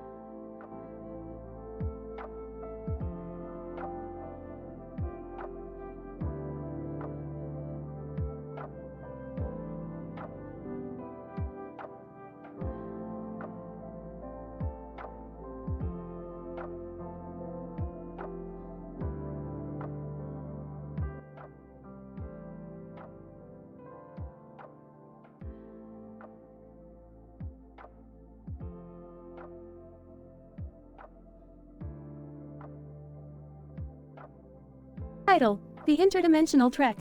Act 1. Rick, Morty, and Summer return home after a wild adventure in an alternate dimension. Suddenly, a man in a blue uniform with a black jet in the background and a Star Trek ship in the foreground appeared in their living room. Captain Picard. Greetings, I am Captain Jean-Luc Picard of the USS Enterprise. I have been sent to assist in a matter of great importance. Oh great, another Star Trek crossover. Act 2. Captain Picard explained that there was a severe threat to the multiverse in Los Angeles, California. Rick and his team agreed to help, and the crew of the USS Enterprise joined them on their journey. Rick, why does everyone want our help? Because we're the smartest people in the multiverse, Morty. Duh. Act 3. The group arrived in Los Angeles and discovered that the threat was caused by an interdimensional vortex. This looks like a job for science. Yeah, not Star Trek technology. Captain Picard, excuse me. Act 4. Rick and Captain Picard teamed up to devise a plan to close the vortex, a complex scientific formula that required the combined efforts of the entire team. While Rick and Captain Picard worked on the calculations, Morty and Summer tried to distract a group of aliens who were attempting to sabotage their mission. Hey, aliens! Look over here! Act 5. With the help of a little teamwork, Rick and Captain Picard successfully closed the vortex and saved the multiverse. Captain Picard, it's been a pleasure working with you, Mr. Sanchez. Yeah, whatever. Can we go home now? And can we go on a Star Trek adventure next time? No. Epilogue. The group returned home, where they were greeted by their relieved families. I'm so glad you're all okay. Yeah, and I'm especially impressed with your teamwork. Hey, it wasn't that hard. Captain Picard, nonetheless, it was a great honor to work alongside such accomplished scientists and adventurers. Can we keep the spaceship? No, Morty, we're not running a space taxi service. That would have been awesome. End of episode.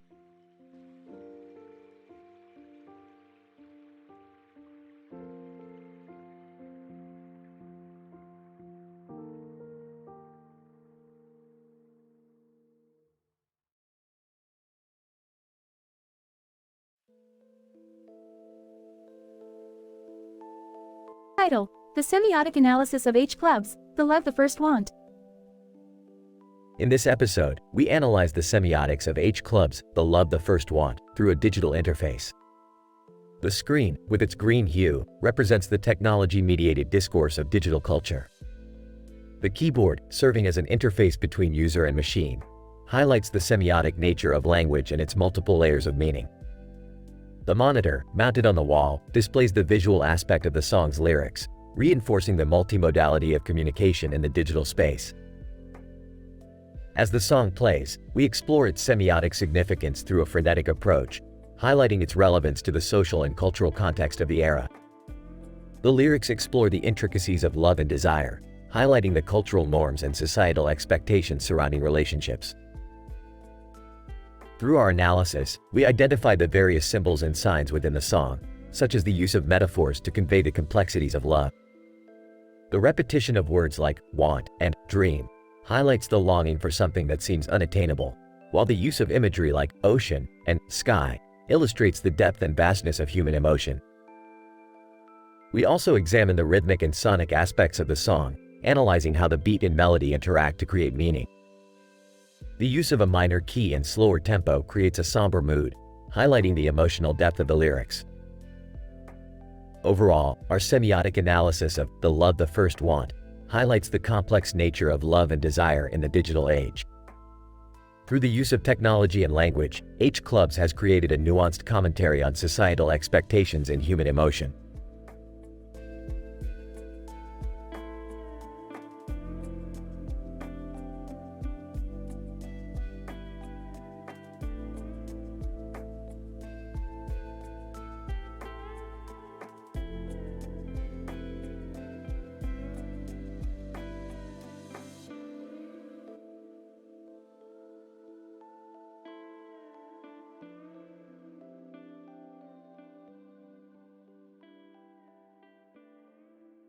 Title: Nanobiotech Evolution in Heat Waves, The Rhenium Incident.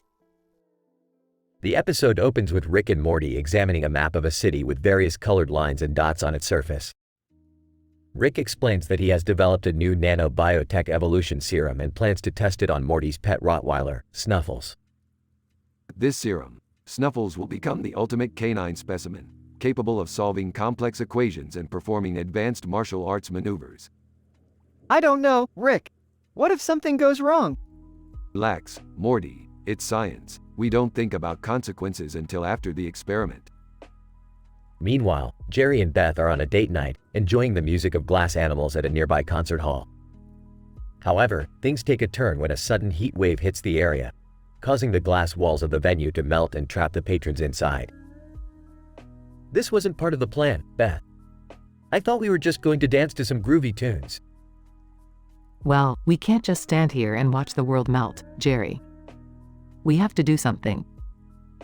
Back in the lab, Rick's experiment with Snuffles takes a dangerous turn when the serum reacts with the dog's repressed aggression. Suddenly, Snuffles transforms into a monstrous beast and goes on a rampage throughout the city.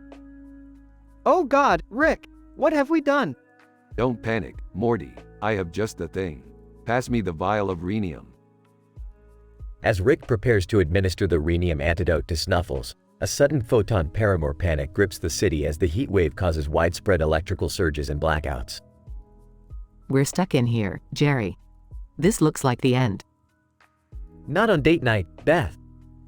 We have to use our wits to escape this glass prison. Back in the lab, Rick's plan seems to be working as Snuffles begins to calm down with the rhenium antidote. However, the sudden heat wave causes the serum to mutate again, imbuing the dog with the ability to talk and levitate. Snuffles. Oh wow, you guys. I can't believe I'm talking right now. This is wild. That's it. With this nanobiotech evolution serum, we can revolutionize the world of animal-human communication. But what about the consequences, Rick? What if we create a monster like Snuffles? Relax, Morty. I'm already working on the next experiment. As the episode ends, Jerry and Beth are safely outside, enjoying the cool evening air. Rick and Morty look on with amusement as Snuffles floats around the lab, spouting nonsensical phrases and causing general mischief. Overall, nanobiotech evolution in heat waves. The rhenium incident is a wacky and unpredictable episode of Rick and Morty, showcasing the unpredictable nature of science and the consequences of meddling with the unknown.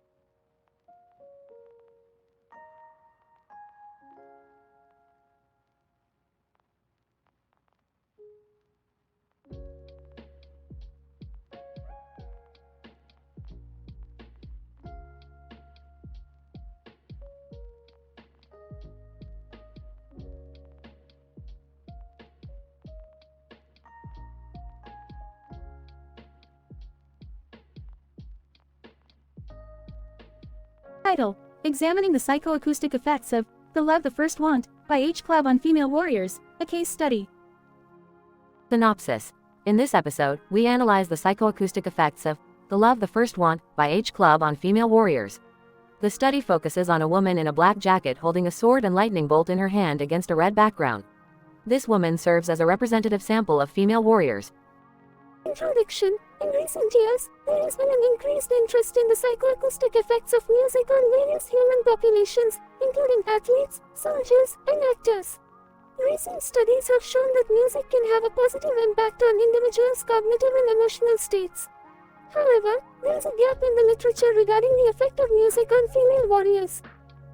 Methodology. We recruited a female warrior to participate in our study. The participant was asked to listen to The Love the First Want by H. Club while holding a sword and lightning bolt in her hand against a red background. We measured the participant's heart rate, skin conductance, and facial expressions, which were analyzed for changes in emotional state. Results. The analysis of the participants' heart rate, skin conductance, and facial expressions showed a significant increase in positive emotional state, including happiness, joy, and excitement. Additionally, the participant reported feeling more alert and focused during the listening session. Discussion. These findings suggest that The Love Thy First Want by H Club has a significant psychoacoustic effect on female warriors, improving their emotional and cognitive states. The red background and the imagery of the sword and lightning bolt may enhance the emotional response to the music, amplifying its effects. Conclusion. This study provides valuable insight into the psychoacoustic effects of music on female warriors and highlights the potential for music to influence emotional and cognitive states. Future research should continue to examine the specific effects of music on individuals in various contexts.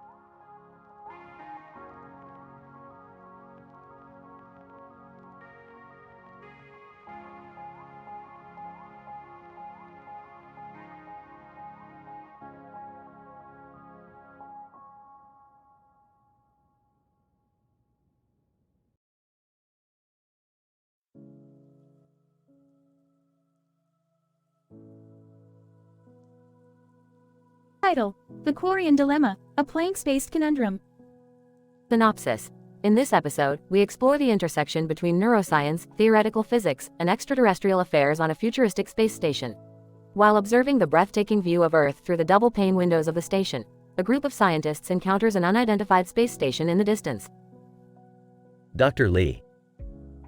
The space station is located at a distance of approximately 2.3 times 10 to the 6 kilometers from us. Currently, we do not have enough spectral data to identify its origin. We require more observations to determine its location and source. Dr. Singh.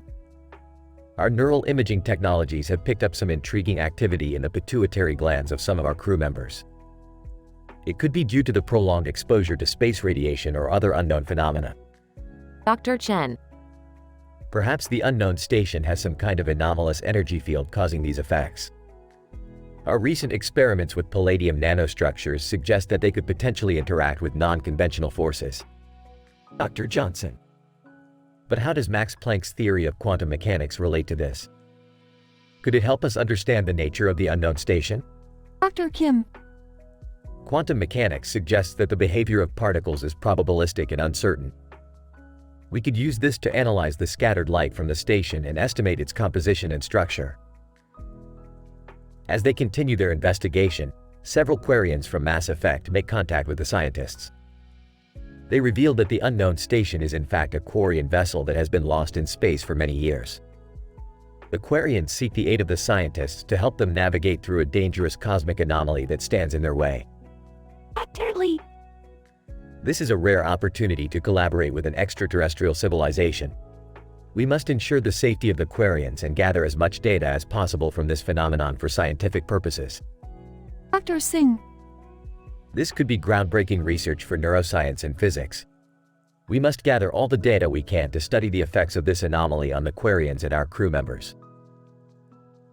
As they work together, the scientists and Quarians successfully navigate through the anomaly and the Quarian vessel continues on its journey, leaving the scientists with a newfound appreciation for the complexities of the universe and the significance of working collaboratively with extraterrestrial species.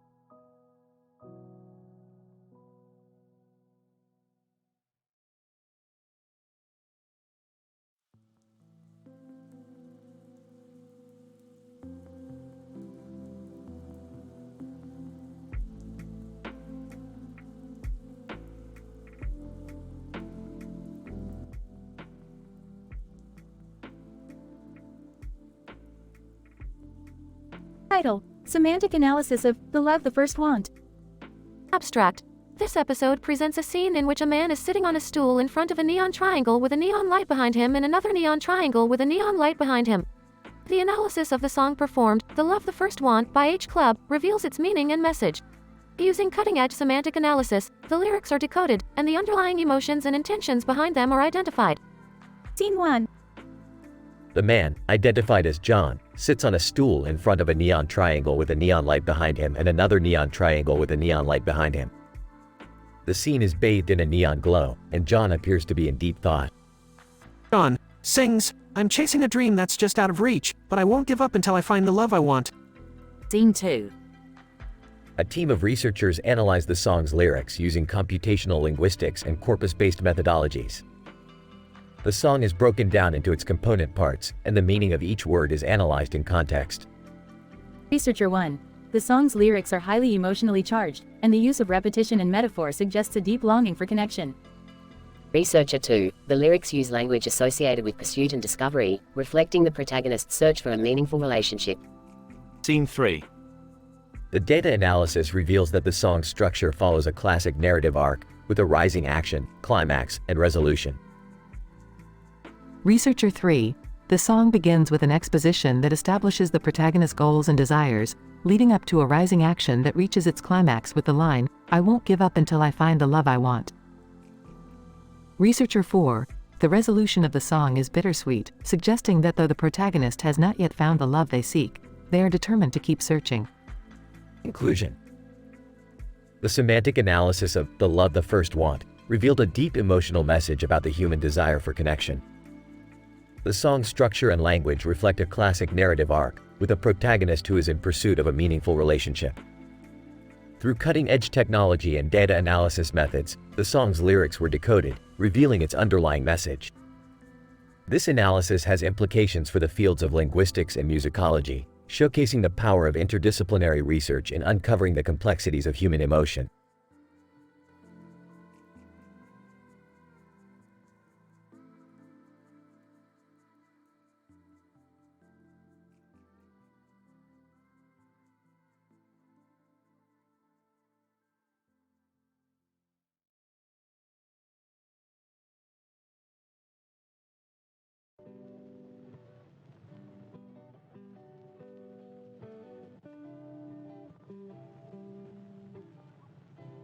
Title: The Vending Machine Conundrum. Act 1. Rick, Morty, Beth, and Summer are flying in the spaceship when they suddenly come across a row of vending machines. Each machine has a stormtrooper helmet on it, and there is a neon background with red, green, blue, and purple lights. Interesting. Those vending machines seem to be emitting a unique energy signature. We should check it out. Why do they have stormtrooper helmets on them? Maybe it's a Star Wars-themed vending machine? Can we just get back to saving the universe already? Act 2. The gang lands the spaceship and approaches the vending machines. Suddenly, they are transported to a different dimension. Well, this is unexpected. We must have triggered some sort of interdimensional portal. Whoa, where are we now? It looks like a PetSmart, but different. Like an alternate universe PetSmart. And why are there slot machines and Greyhound racing tracks in here? Act 3. As they explore the PetSmart dimension, they come across an injured alien creature in need of a splenectomy. The group races against time to save the alien's life. I may have never performed a splenectomy on an alien before, but I do have a PhD in theoretical medicine. Let's do this. Are you sure you know what you're doing, Rick? He better be. This alien's life is in our hands. Can we at least use the slot machine winnings to pay for the surgery? Act 4. After successfully performing the splenectomy, the group meets Princess Leia, who is involved in the Greyhound races. Rick and Leia hit it off, and they become a power couple in the slot machine gambling circuit. I always knew I had a thing for strong, independent women who enjoy gambling. I don't think that's a good idea, Rick. You know she's from a galaxy far, far away, right? Can we just focus on finding a way back to our own dimension? I just want to get out of here and never see a stormtrooper helmet on a vending machine again. Epilogue.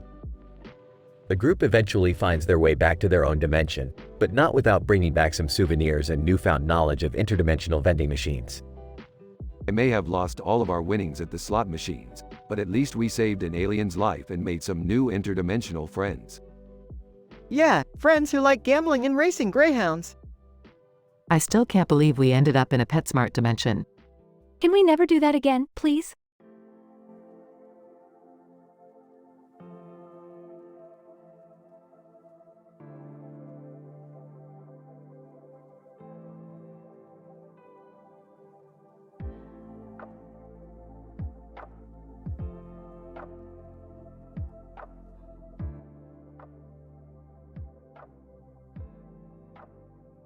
The episode begins with Rick and Morty working on their latest scientific invention, a device that can capture interdimensional images and concepts. Jerry inadvertently triggers the device while trying to get a snack from the deli, resulting in a black and white photo of a flower arrangement with a black background and a pink flower in the center. Rick studies the photo intently, convinced it holds the key to an intergalactic conspiracy. Meanwhile, Summer's risky romance with a rebellious interdimensional prince leads her to the Tapotamon, a secret society of alien masseuses with the power to heal psychic injuries and repair broken relationships. Morty discovers that Tapatamon's leader, a benevolent alien named Zorbast, is in fact the mastermind behind the intergalactic conspiracy Rick has been investigating. As Rick and Morty race to expose Zorbast's plans, Jerry becomes caught up in the world of intergalactic intimacy incidents, attending a series of increasingly bizarre and kink-filled parties with a group of alien enthusiasts. In the climactic scene, all the characters converge at a secret meeting of Zorbast's minions, where Summer's true love is revealed to be a shape-shifting alien capable of taking any form. In a stunning twist, Jerry discovers that he too is an alien and uses his newfound powers to turn the tide against Zorbast and his minions. The episode concludes with Rick and Morty returning to their lab, victorious but exhausted, while Summer and Jerry continue their respective adventures in the wild and unpredictable universe beyond. I knew it all along, Morty. That flower was the key to everything. Hey Rick, what kind of conspiracy involves flower arrangements and intergalactic massage therapists? Guys, you wouldn't believe the party I just went to. There was this one alien who turned into a giant tentacle monster. I can't believe I almost fell for a prince from another dimension. At least I got a good massage out of it. Zorbast, you may have won this time, but I will always be out there, watching and waiting. Jerry, in his alien form, bring it on Zorbast. I've got a few tricks up my… tentacles.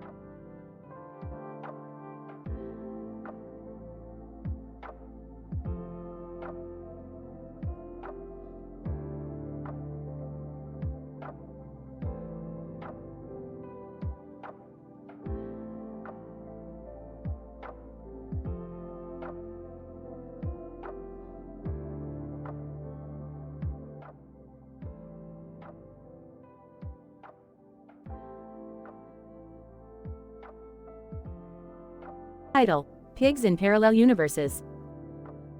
Opening shot of 3 pigs, like the ones from the storybook, walking in a field full of green grass. Trees in the background, dark sky above. Rick, Morty, and the Smiths are in their space cruiser observing this from a parallel universe. Whoa, Morty, this universe has pigs walking and talking. And look at those trees. Scans with his gadget. These are 10x taller than the ones on our Earth. Why are we here, Rick?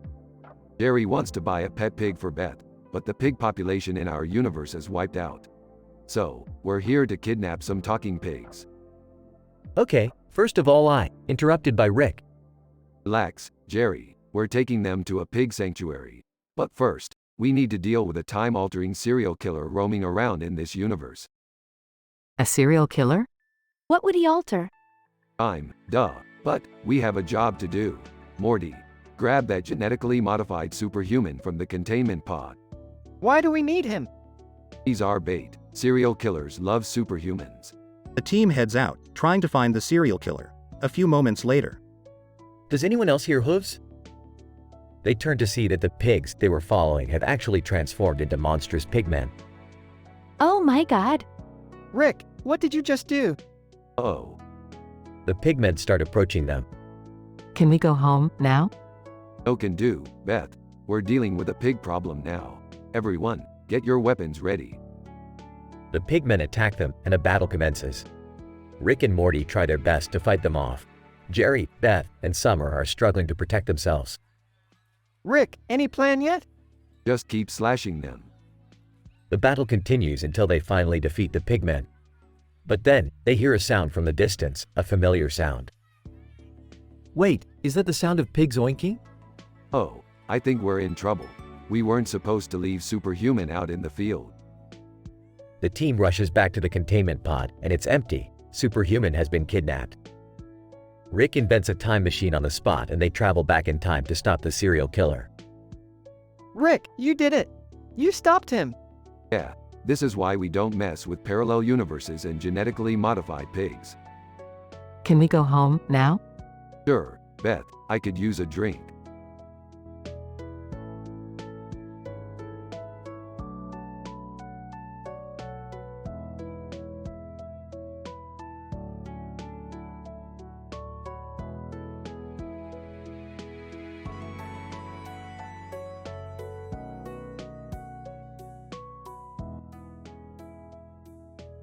Title: The Canine Conundrum. The episode opens with Rick and Morty observing a lead dog walking in the grass with 2 frisbees in its mouth.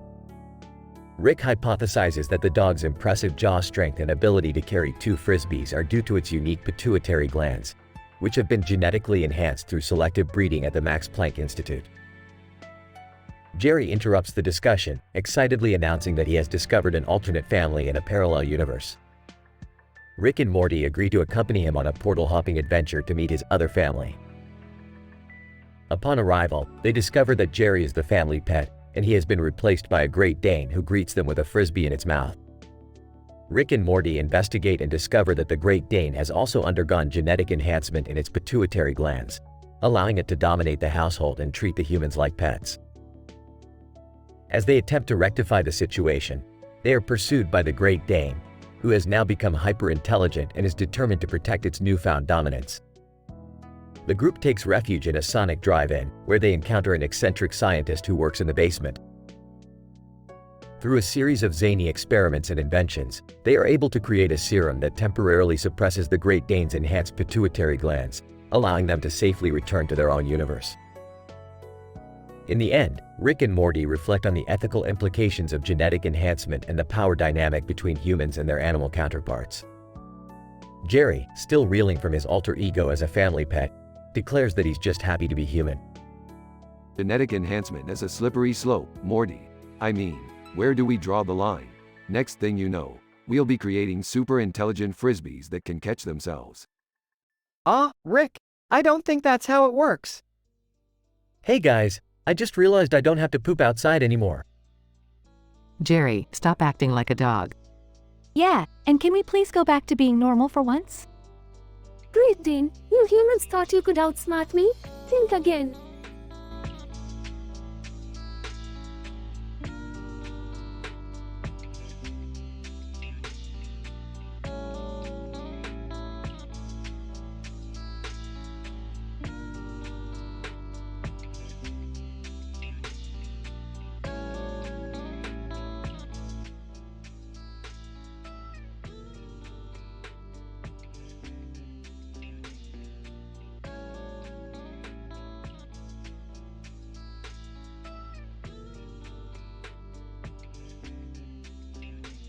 Title: The Lush Green Forest of Seduction. Opening scene shows Rick and Morty flying their spaceship over a vibrant, green forest illuminated by a strange, green light. Listen up, Morty. I've detected some weird, alien activity in this area. We gotta check it out.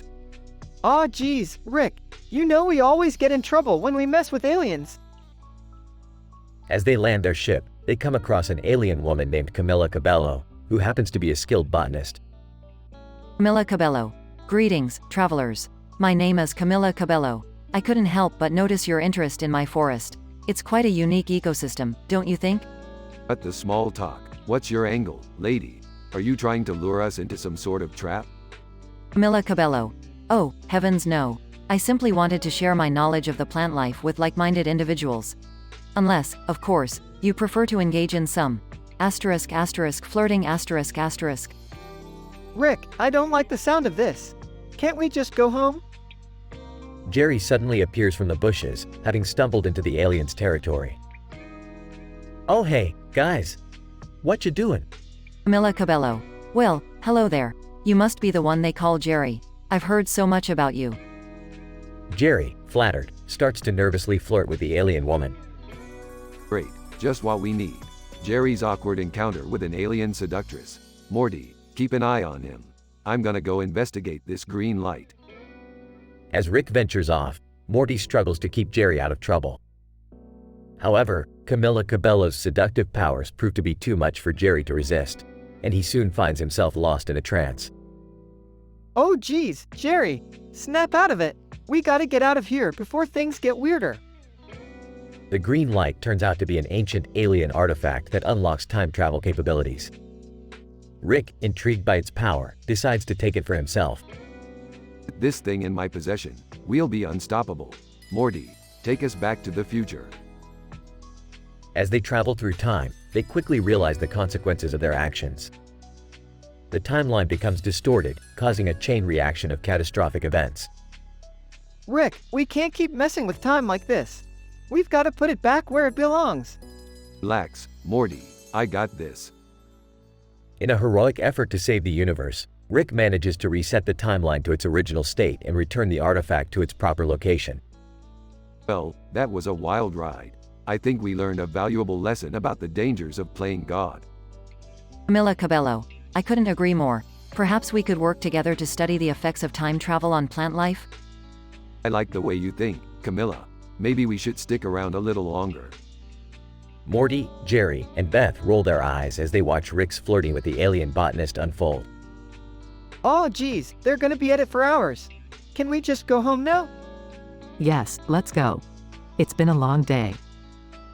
As they fly away from the lush green forest, the green light fades into the horizon, leaving behind a sense of mystery and wonder.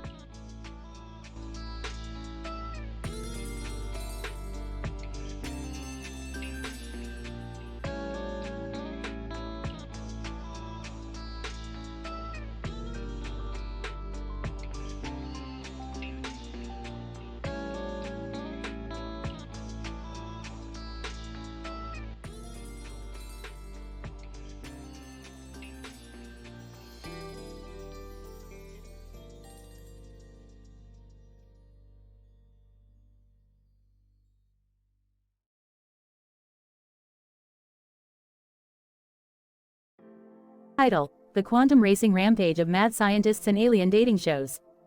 Synopsis. Rick, Morty, Jerry, and Beth are lounging in the living room when Rick unveils a poster of an upcoming event, the Quantum Racing Rampage of Mad Scientists and Alien Dating Shows. Rick explains that the event is an intergalactic competition that involves participants racing against each other, solving sci-fi themed treasure hunts, and even taking part in alien dating shows. Jerry is skeptical, but Rick convinces him that it's an opportunity of a lifetime and persuades him to participate. Jerry, my boy, I've registered you for the Quantum Racing Rampage of Mad Scientists and Alien Dating Shows. You're gonna be great, Jer. What? Why me? Yeah, why Jerry? Because you're expendable, Morty. Just kidding. You're the perfect candidate, Jerry. You're always up for anything, like that time you dressed up as a pickle. Wait, what's the red box with a helmet on its head on the poster? That's the prize, Beth. It's a device that allows you to control the quantum flux of reality, or something like that. Who cares? It looks shiny. Rick, are you sure it's a good idea to let Jerry loose at an event like this? Morty, my boy, this is gonna be a wild ride, and no one can resist the thrill of the Quantum Racing Rampage. Plus, we get to watch Jerry crash and burn on live TV. Hey! I can do this! As the group arrives at the event, Jerry is fitted with a racing suit and helmet and is briefed by a group of mad scientists on the rules of the competition. Meanwhile, Rick and Morty are busy tinkering with their spaceship, preparing it for the race. Okay, I got this. Just stay focused and don't screw up. Mad scientist, good luck, Jerry. You'll need it. The race begins, and Jerry quickly finds himself at the back of the pack.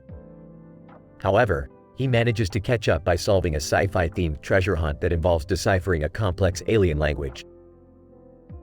Ha! Take that, all you brainiacs. Nice one, Jer. Now all you need to do is win the alien dating show. What? Alien dating show? As part of the competition, Jerry is chosen to participate in an alien dating show, where he must impress a panel of extraterrestrial judges with his charm and wit. Despite his initial nervousness, Jerry manages to win over the judges with his cheesy pickup lines. Do you have a son? Because you light up my world. Alien judge, impressive. You may proceed to the final round. In the final leg of the race, Jerry is neck and neck with his opponents. However, his lack of experience in flying a spaceship proves to be his downfall, and he crashes into a nearby asteroid field. Oh man, Jerry's gonna die. Rick, do something. Rick activates his remote control and saves Jerry from his imminent demise. I can't believe we actually saved him. Yeah, me too. I kinda thought he was a goner. Hey, I did my best. And I won an alien dating show. That counts for something, right? Sure, Jerry, whatever you say. As the group watches Jerry receive his prize, a strange feeling washes over them, a feeling of satisfaction and exhaustion from having gone through such an intense experience. Well, that was certainly an eventful day. I'm ready for a nap. Same. Me too. Let's get out of here before Jerry messes something else up.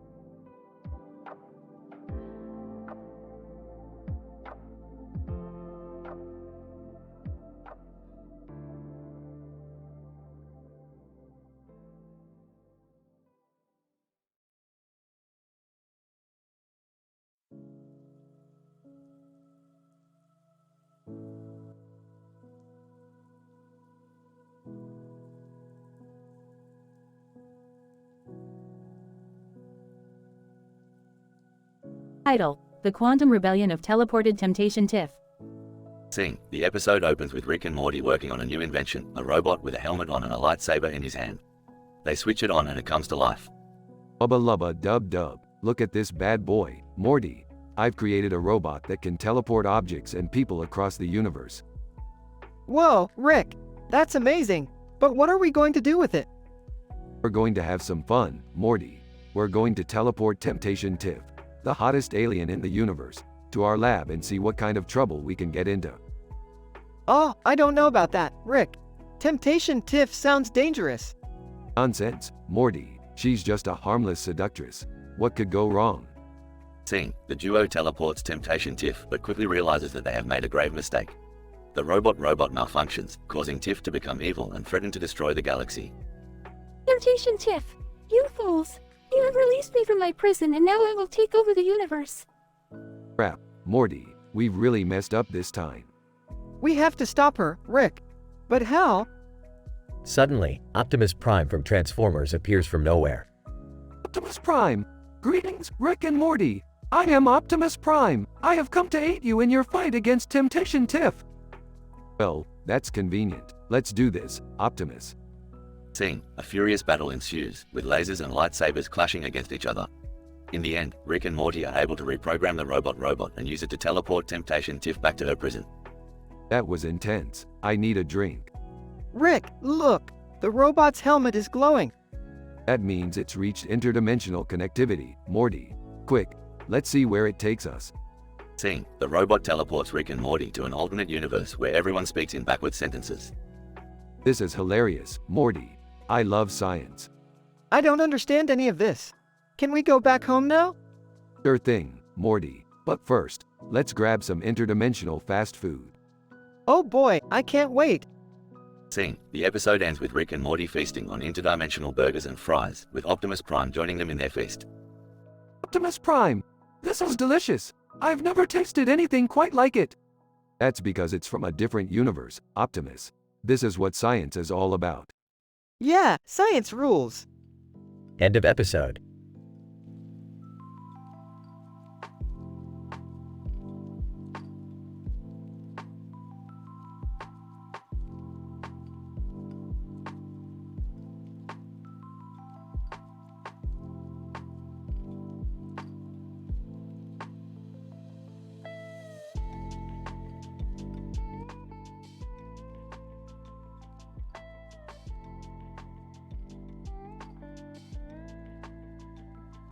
Title: The Psychic Serial Killer and the Creepy Dollhouse Terror. Opening shot of Rick and Morty's bedroom with a bed sitting under a window next to a desk and chair in a room with a lamp on top of it. Burping. Morty, wake up. We have a new adventure to go on. Yawning. What adventure, Rick? We will visit the psychic serial killer, calculate his next move using our scientific PhD degrees and stop him before he strikes again. Alarmed. Are you sure that's a good idea? Sarcastically. Oh, Morty, you still have so much to learn. Of course, it's a good idea. We are scientifically advanced. Cut to the duo arriving at the jail cell of the psychic serial killer. Psychic serial killer. In a creepy, ominous voice. I've been expecting you, Rick and Morty. Confidently. Yeah, well, we've been calculating your next move using our scientific PhD degrees. Whispering. Rick, I don't think we should mess with this guy. Whispering back. Hold on, Morty. We got this. As Rick starts to calculate, Morty notices something strange. Pointing at a creepy dollhouse in the corner of the cell. Rick, what's that? Dismissively. That's just a dollhouse, Morty. Now let me focus. Suddenly, the dollhouse begins to shake and a tiny voice is heard. Creepy dollhouse. Chanting, I will kill, I will maim, I will make you all go insane. Panicking, Rick, we gotta get out of here. Frustrated. Not now, Morty. I'm in the middle of calculating. As the dollhouse starts to grow and attack, Rick and Morty must use their scientific skills to figure out how to stop it. Triumphantly, I got it. We need to use the molecular destabilizer to shrink the dollhouse back to its original size. Confused. The what? Impatiently. Just grab that thing that looks like a flashlight, Morty. After successfully shrinking the dollhouse, Rick and Morty turn to the psychic serial killer. Smugly. Looks like we saved the day again, Morty. Grateful, thanks, Rick. I don't know what we would do without you. Psychic serial killer. Laughing maniacally. You may have stopped the dollhouse, but you can't stop me. The episode ends with the trio locked in a battle of wills, leaving the audience eager for the next science-packed adventure of Rick and Morty.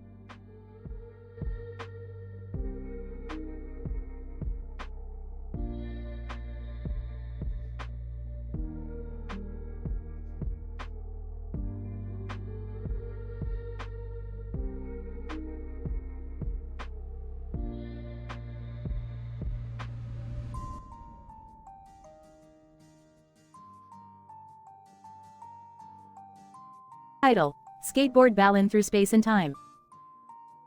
Opening scene. The episode starts with Rick, Morty, and Summer getting ready to embark on another one of their adventurous space-time journeys.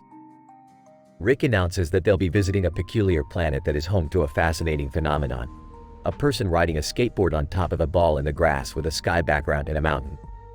Act 1. The trio sets foot on the planet, which they quickly discover is named Chumble. They approach the skateboarder, and Rick eagerly starts asking him questions about the physics of the ball and the skateboard, while Morty and Summer are in awe of the rider's skills. Suddenly, a group of aliens resembling the Aliens Guy meme appear out of nowhere and demand that they hand over the skateboarder to them. Act 2. Confused and concerned, Rick, Morty, and Summer try to negotiate with the aliens but to no avail. That is until Rick pulls out his trusty intergalactic tazerizer and threatens them, causing the aliens to back off. As they leave, Rick quickly realizes that the aliens left behind a strange device that seems to be of great scientific interest. Act 3. Back on the ship, the trio examines the device and discovers that it has the ability to control people's minds. Rick immediately sees this as an opportunity to have some fun and decides to test it out on Jerry.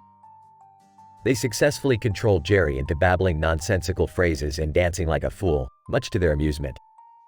Act 4. Feeling invincible, Rick decides to test the device on themselves, only to realize that they've made a huge mistake. The device has taken over their minds and turned them into mindless dancing machines. Morty tries to snap them out of it, but to no avail. Suddenly, the aliens from Chumble appear again, revealing that the device was in fact theirs and that they've been trying to retrieve it. Act 5. The aliens manage to reverse the device's effects on Rick, Morty, and Summer, but as a consequence, they end up swapping bodies. Chaos ensues as Rick tries to control Summer's body while Morty is in Rick's body trying to prevent the aliens from taking the device. In the end, they manage to return to their original bodies and escape the planet. Closing scene. Back on Earth, Rick, Morty, and Summer reflect on their wild adventure, with Rick commenting that science can take us to the outermost corners of the universe, but it's our own stupidity that always manages to bring us back to reality. Morty chuckles, and they all agree that it was a crazy ride. They decide to head to the garage for some interdimensional cable TV to unwind.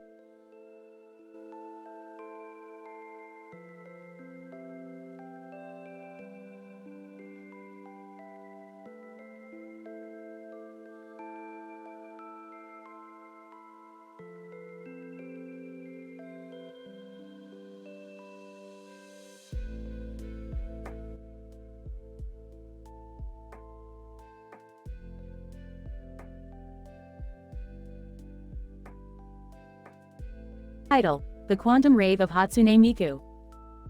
Opening shot of Rick and Morty in the garage. Rick is tinkering with a quantum oscillator while Morty is trying to tune his guitar. Morty, Why don't you put down that sixth string for once and get your head in the game? Oh, geez, Rick, I don't know anything about quantum mechanics. Chuckles. That's where you're wrong, Morty. Quantum mechanics is just like music. It's all about the vibrations, man. Suddenly, the garage is filled with the sound of Japanese pop music.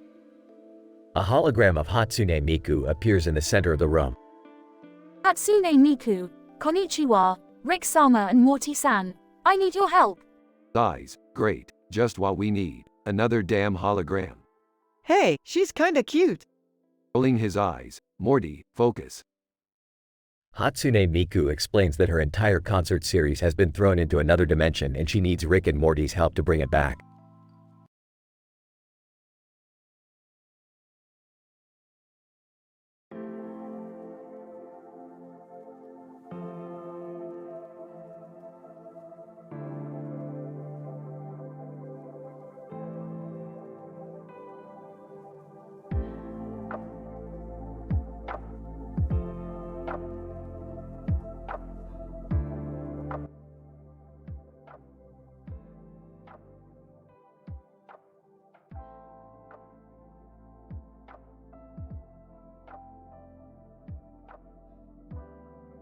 Title: The Milky Way Mistress, a Spatial Temporal Conundrum.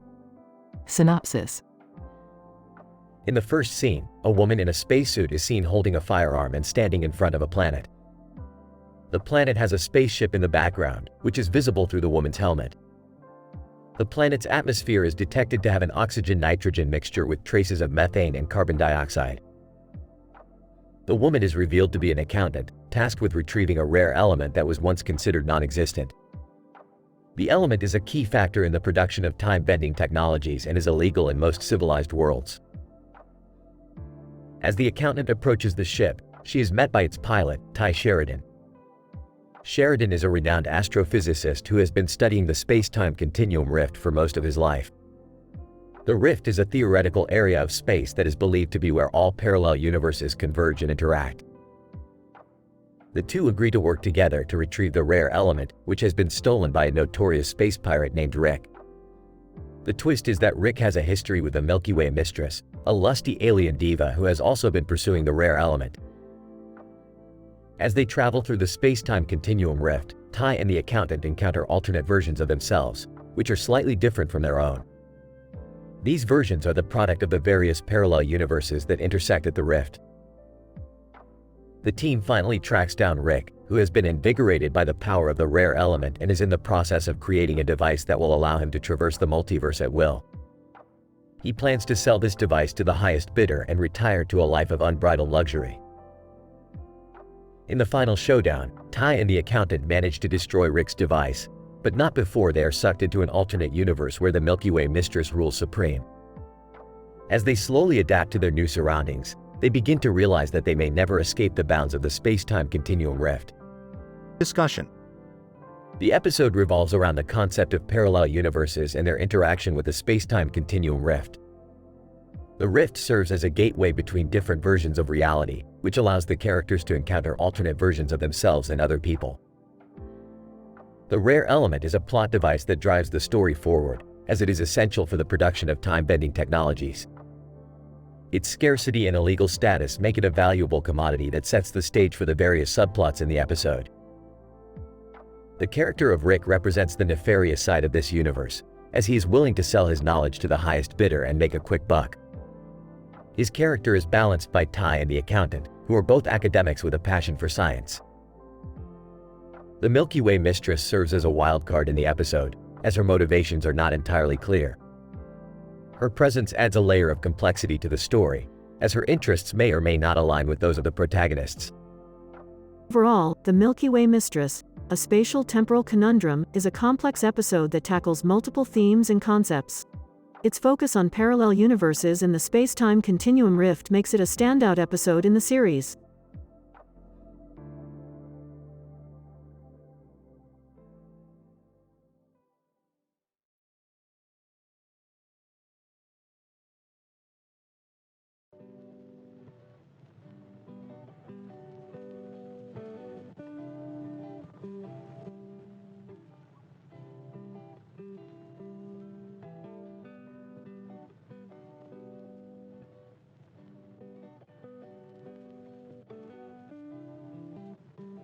Episode title, Quantum Entanglement and Intergalactic Laws. In this episode, we follow Rick and Morty as they explore the complexities of quantum entanglement. Using a computer-generated image of a sphere with a red light in the middle and a blue light in the center, they attempt to unravel the mysteries of the universe.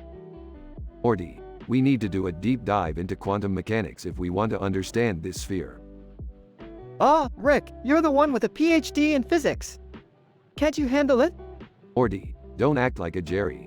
We'll get to the bottom of this, one way or another. As they analyze the sphere, they stumble upon a strange portal that leads them to an interdimensional comedy club. There they encounter a group of alien comedians who are prepping for their movie premieres. Comedian A. Hey, Morty, why did the chicken cross the road? I don't know, why? Comedian A. To get to the other side of the multiverse. Ah, good one, alien guy. They all laugh and continue their discussion about the intricacies of quantum entanglement. Meanwhile, back on Earth, Beth is dealing with her interdimensional admirer. Despite her confusion and hesitation, her admirer persists, trying to woo her with his vast knowledge of physics and science. Interdimensional admirer. Beth, I understand that our love may not make sense in this dimension, but in another dimension, it is inevitable. I don't know, it all feels so complicated. Interdimensional admirer. Complicated? Ah, the beauty of quantum mechanics is that it can explain everything in the universe. Let me show you. He proceeds to explain complex physics concepts to Beth in an attempt to win her over. But back in the comedy club, Rick and Morty engage in a comedy debate show with their alien counterparts, using science as their weapon. Alien comedian B. If you think about it, life is just a microscopic blip in the vastness of the universe. So, what's the point? The point is to continue learning and growing, to expand our understanding of the universe. Plus, if we don't, we might get stuck in some weird interdimensional void, which would suck. The debate rages on as the audience roars with laughter. As the episode concludes, Rick and Morty return to their laboratory, satisfied in their newfound understanding of quantum entanglement. Beth, however, is still mulling over the interdimensional admirer's proposal. I don't know, maybe there's something to this multiverse love thing. Beth, love is just the result of a bunch of chemical reactions in your brain. But hey, you do you. The episode ends with a comedic montage of Rick and Morty's mishaps and adventures in the lab, set to a quirky soundtrack.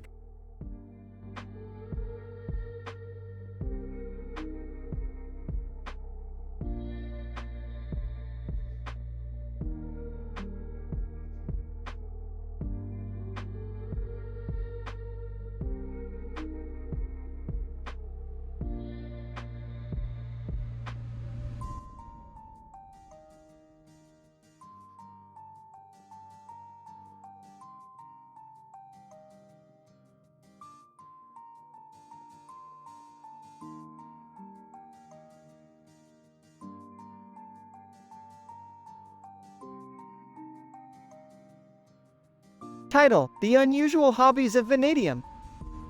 Open on Rick and Morty in the garage. Rick is tinkering with a piece of technology while Morty appears to be bored. Morty, can you hand me the vanadium pliers? Ah, sure, Rick. But what the heck is vanadium? It's a metal, Morty. Very useful in certain scientific applications. You know, like making silver coins. Silver coins? What does that have to do with vanadium? Well, Morty, it just so happens that I have a silver coin with a picture of a man in a suit and tie on its face, with the words, 5 years of the president. That's not unusual. Lots of countries have coins like that for their presidents. Ah, but this one's different, Morty. It's minted from an alloy of vanadium and silver, making it highly valuable in certain circles. Jerry enters. Hey guys, what are you up to? Jerry, we're discussing the unusual hobbies of vanadium. Ah, okay. I have no idea what that means. Summer enters. Hey guys, what's going on?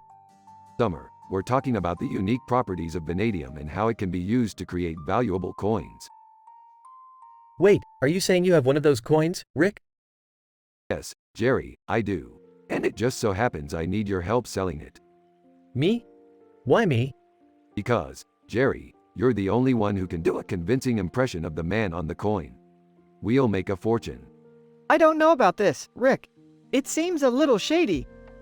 Nonsense, Morty. We're just exploiting a valuable resource. What's wrong with that? Okay, fine.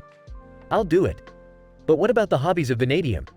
Oh, we'll get to that, Jerry. We'll get to that. Cut to the group in a crowded marketplace, where Jerry is doing his best impression of the man on the coin, while Rick and Morty look on. Step right up, folks. Get your genuine 5 years of the President coins, made from the rarest alloy of vanadium and silver. Suddenly, a group of men in suits approach them. And in suit number 1, excuse me, gentlemen, can we have a word? Sure, what's the problem? And in suit number 2, we're with the government, and it's come to our attention that you are selling illegal coins. Oh, Rick. I knew this was a bad idea. Relax, Morty. I've got this. Rick pulls out a device and fires a beam at the men in suits, causing them to disappear. Whoa, Rick, what did you just do? Just a little teleportation trick, Summer. No big deal. But what about the hobbies of vanadium? Ah yes, the hobbies of vanadium. Well, let me tell you, it's quite the interesting metal. What kind of hobbies could a metal have, Rick? Oh, you'd be surprised, Morty. Vanadium is a metal that loves to party. It's always up for a good time. That's ridiculous, Rick. Metals don't have hobbies. Hey, don't knock it till you try it. Speaking of trying things, what are we going to do with the coins? Oh, we'll just keep them for now. Who knows, they might be worth something someday. But what about the people we just teleported away? Hey, they'll be fine. They're government officials. They're used to disappearing. The group walks off into the distance as the screen fades to black. End of episode.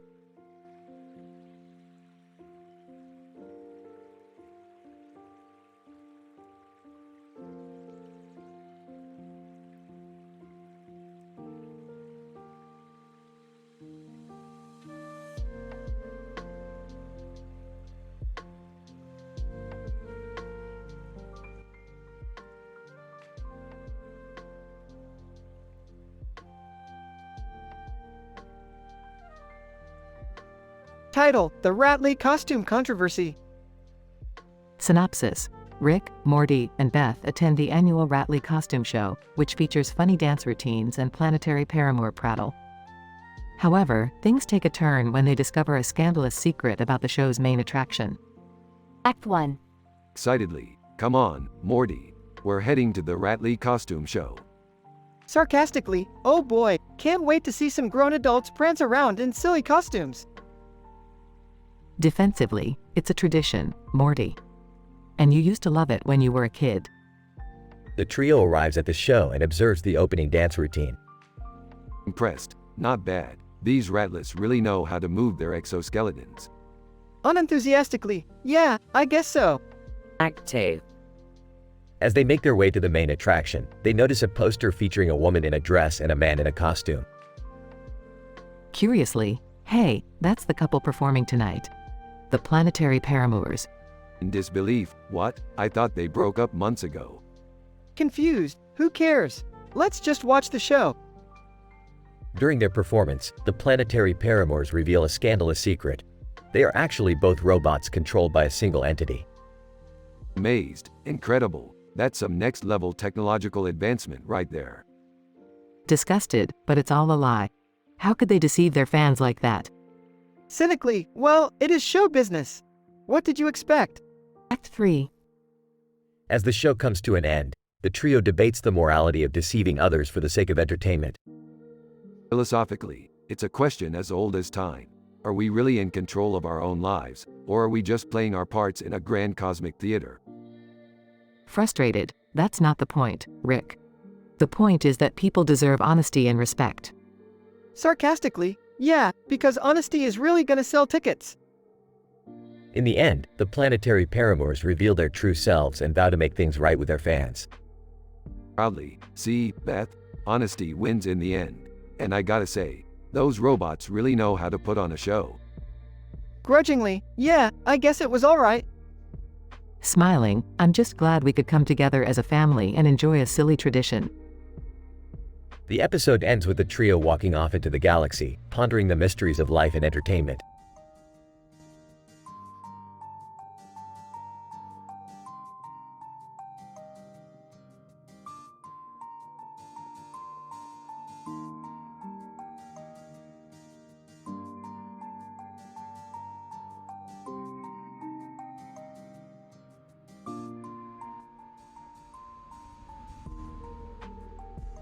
Title: The Effects of Multicolored Vehicle Lights on Emergency Response Time.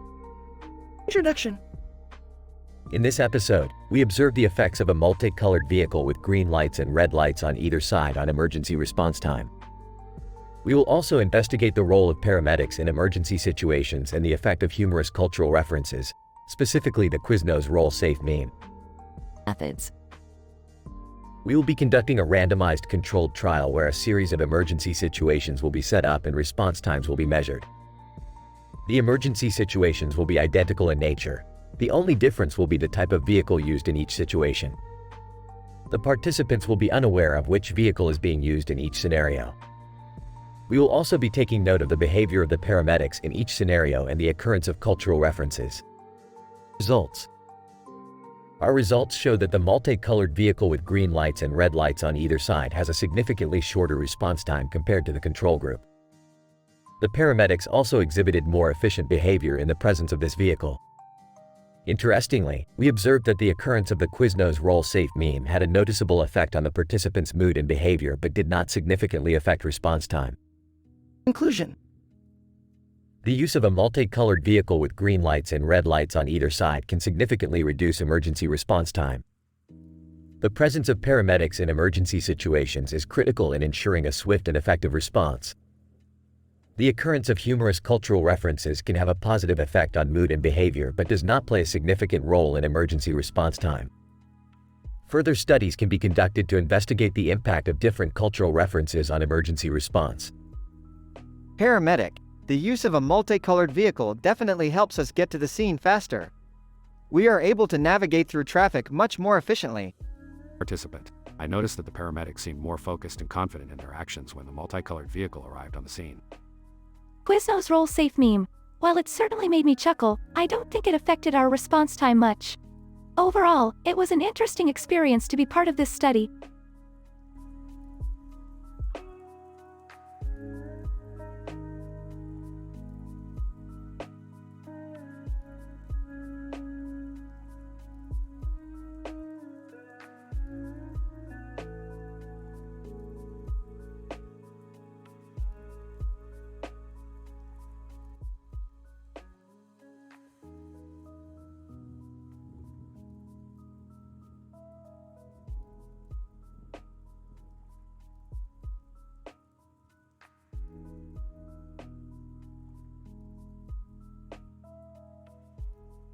Title: The Mysterious Lycanthrope Plague and the One Punch Man in the Vampire Daycare Center.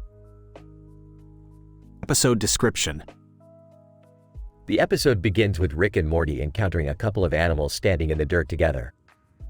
Rick, being the scientific genius he is, quickly realized that they were discussing the recent outbreak of the mysterious lycanthrope plague. Morty, not as quick, tried to pet the animals and ended up getting bitten by one of them. Back at the lab, Rick examined Morty's bite and found that he had contracted the lycanthrope virus. With no cure in sight, they decided to hit up the nearest vampire daycare center. Yes, they exist in this universe, to try and find a cure. Once inside, they stumbled upon the One Punch Man, who was there to drop off his vampire child for a playdate. Rick, being a fan of his power, decided to team up with him in hopes of finding a cure faster. During their search, the group encountered unexpected encounters with wild animals, from giant spiders to flying snakes. The One Punch Man easily defeated all of them with just one punch each, while Rick went on about the scientific explanation for why they were attacking them in the first place. As they searched, Morty found love on the spectrum with one of the vampire children, further complicating the situation. Meanwhile, Rick and the One Punch Man finally found a cure for the lycanthrope virus by analyzing the DNA of a werewolf and a vampire hybrid. In a hilarious twist, the cure turned out to be something called werewolf milk, which they had to obtain by milking a werewolf under the full moon and combine it with vampire saliva. As they made their way back to the lab with the cure, they were stopped by a group of angry animal activists who were protesting the mistreatment of the wild animals. Rick and the One Punch Man easily defeated them with a single punch, and with the cure in hand, Morty was finally cured of the lycanthrope plague. The episode ended with Morty and his new vampire love interest deciding to stay at the vampire daycare center, leaving Rick and the One Punch Man to ponder the absurdity of the situation they had just encountered. Well, Morty, That was quite a wild ride we just went on. I never thought I'd be milking a werewolf. One Punch Man. Yeah, but it was worth it to see Morty finally cured. And to punch some hippies in the face. I'm just glad I found love on the spectrum. Who knew vampires could be so romantic? All three. Wubba lubba dub dub.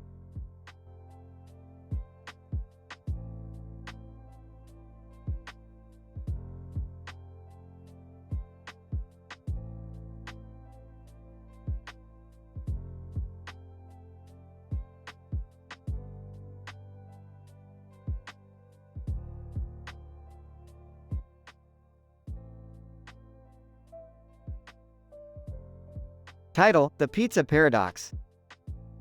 The episode opens with Rick, Morty, Beth, and Summer gathered around the kitchen table, where Rick is announcing his latest invention, a device that can turn any object into a pizza. Behold, my latest invention, the Pizza IFYR. With this bad boy, we can turn anything into pizza. A chair, a pencil, a whole planet. The possibilities are endless. Rick, are you sure that's a good idea? I mean, what if we accidentally turn something important into pizza? Relax, Morty, I've already thought of that. The Pizza IFYR comes equipped with a reverse function, so we can turn anything back to its original form. Now, who's hungry? As Rick begins to test out the device, chaos ensues. The first object he turns into pizza is a simple table, but soon he's turning everything in sight into pizza, including a German Shepherd and a group of rabbits that Summer had just brought home from the pet store. Rick, stop. You're turning everything into pizza. Nonsense, Beth. There's no such thing as too much pizza. Just as things start to spiral out of control, the doorbell rings, revealing a vampire pizza delivery man with an enticing offer. Vampire pizza delivery man, greetings, Earthlings. I come bearing the most delicious pizza you've ever tasted. But beware, this is no ordinary pizza. It's been infused with a powerful love potion and will make anyone who eats it fall madly in love with the first thing they see. Wow, that sounds insane. Should we try it? Absolutely not. That sounds incredibly dangerous. But of course, Rick can't resist a good experiment. He orders the vampire pizza, and before they know it, the family is under the spell of the love potion. As they all begin to fall in love with random objects in the house, Rick's secret history is revealed through flashbacks and intricate scientific explanations. The episode ends with the family frantically trying to reverse the effects of the love potion before they're stuck loving pizza, tables, and rabbits forever. Ed Norton, The Honeymooners. One of these days, Rick Sanchez, pal, right in the kisser.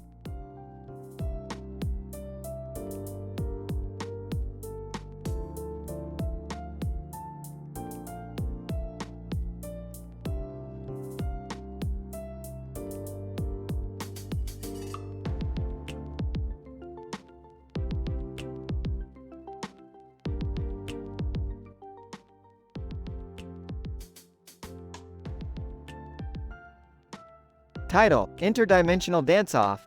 Theoretical and Practical Analysis of Extraterrestrial Movement and Time-Traveling Interference. Scene 1.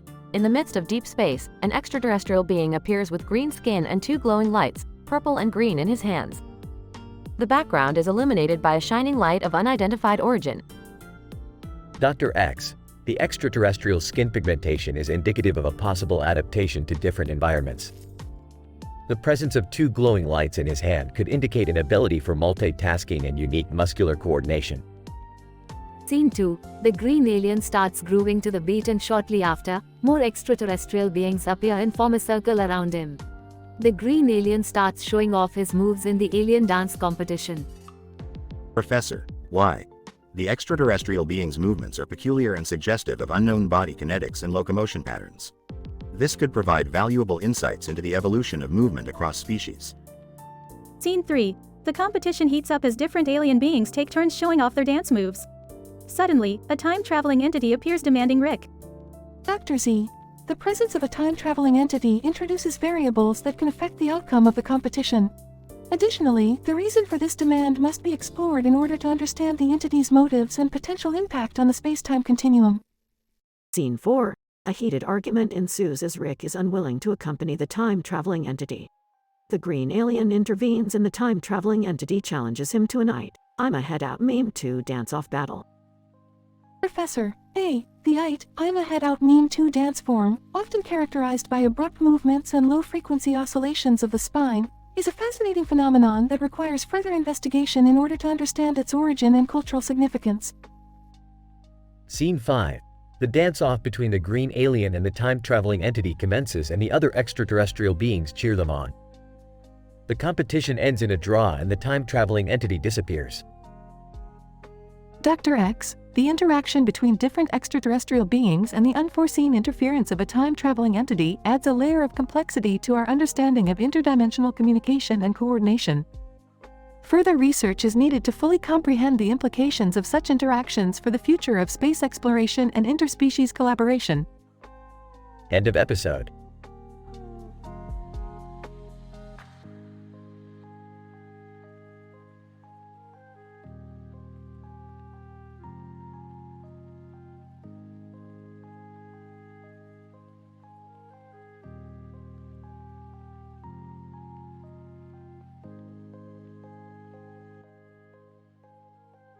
Title: Interdimensional Royal Romance, a study of interspecies relationships. This episode of Alien Artifact Discovery explores the complexities of interdimensional relationships through the lens of Summer's risky romance with a rebellious interdimensional prince.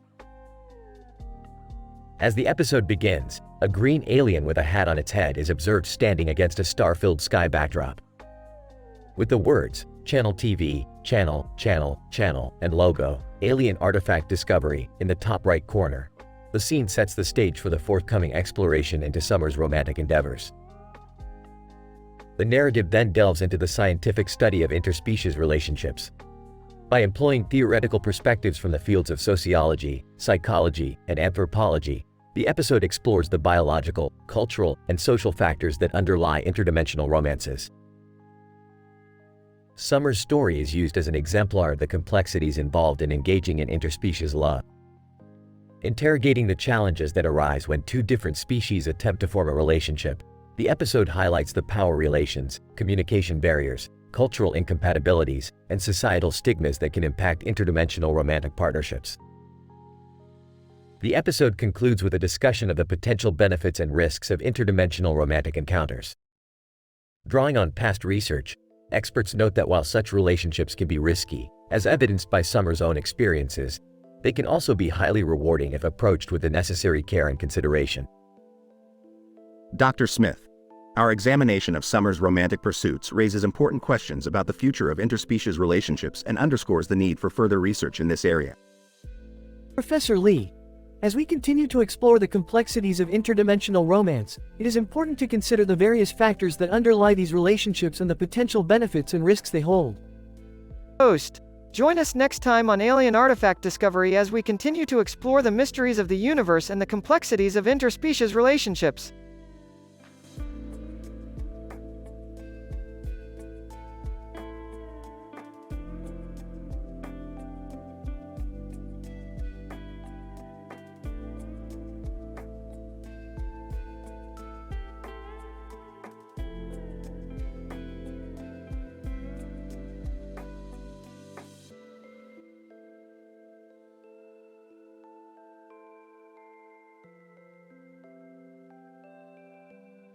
Title: Cybernetic Casanova Chaos, a technovirus infection outbreak. The episode starts with Rick trying to fix a malfunctioning portal gun in his lab as Morty enters the room. Morty notices a green and black background on Rick's computer screen and asks what it is. It's a quantum algorithmic simulation of a hypothetical universe where every living organism is a Punjabi fruit fly. Oh, what? Never mind that, Morty, we've got bigger problems. There's a technovirus infection outbreak and it's affecting cybernetic beings across the galaxy. Meanwhile, Summer visits a real estate agent to buy a new house. The agent shows her a house with a black and white background which Summer finds appealing. Agent, this house has a classic design with high-speed fiber optic cables and smart home automation. It's perfect for a software developer like yourself. Back in Rick's lab, he's created a virus scanner to detect the cybernetic individuals infected by the technovirus. As they scan, they discover that one of the infected beings is a cybernetic Casanova, who is spreading the virus through his amorous pursuits. Morty, we have to stop that Casanova. He's causing cybernetic Casanova chaos across the universe. How are we going to do that, Rick? This umbilical hernia repair device, we'll be able to neutralize the virus without harming the cybernetic beings. They set off to find the Casanova, with the virus scanner leading them to a planet filled with cybernetic entities. They eventually encounter the Casanova, who tries to seduce Morty with his robotic charm. Casanova, hey there Morty. I saw you checking out my cybernetic enhancements. Want to take a closer look? Oh, no thanks. We're here to fix your virus. After a heated battle, Rick and Morty successfully repair the infected cybernetic beings and stop the outbreak. Summer, now in her new house, plugs into the smart home automation system and discovers a secret room with a green and black background. What is this? Agent. Oh, that's just a quantum algorithmic simulation of a hypothetical universe where every living organism is a Punjabi fruit fly. It's a real conversation starter. The episode ends with Rick and Morty returning to their lab, planning their next adventure. Morty, I'm feeling a hunger for adventure that can only be sated by a nice big plate of McDonald's Szechuan sauce. Oh geez, not this again.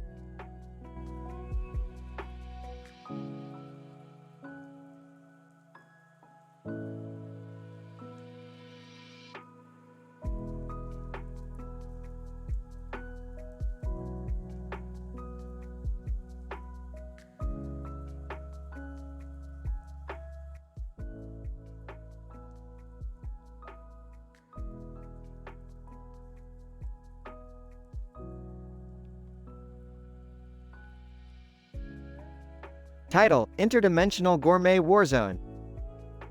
Opening shot pans over a blurry image of a table with a telephone, a stack of plates and bowls, and a stack of papers indicating a hypothetical research paper. A shadowy Rick is seen running through a haunted antique shop with a look of panic on his face. Morty, I need your help. We have to get out of Miami now. What? Why? We were supposed to participate in an interdimensional cooking contest, but I accidentally opened up a portal to a dimension where they use tarantulas as seasoning. I don't know what to make of it, Morty. But Rick, we can't just leave now. What about the plates and bowls and those papers on the table? Morty, those are just hypotheses, they don't matter. We have to get out of here before those tarantulas come crawling out of the portal. Rick, we have company. A French chef floats into the room through a different portal. Chef, bonjour, I am Chef Napoleon. I have been sent to Earth to participate in the interdimensional cooking contest. Mon Dieu, what is that smell? Rick crosses his fingers and just hopes that the smell he's emitting isn't an indication to the French chef that he's the one that opened up the tarantula portal. That smell. Just ignore it, chef. Say, do you happen to have any weapons on you? We may need to defend ourselves. Chef, weapons? Why would we need to arm ourselves for a cooking competition? Rick's kind of a magnet for danger, chef. Rick anxiously peeks out the window and looks up to see a menacing, alien culinary device floating above their heads. Oh, boy, we're in trouble now. What is that, Rick? It's a dimensional portal exploration device and it's aimed at us. We need to move fast. And the plates and bowls on the table? Morty, forget about the hypotheticals. We need to focus on getting out of here, pronto.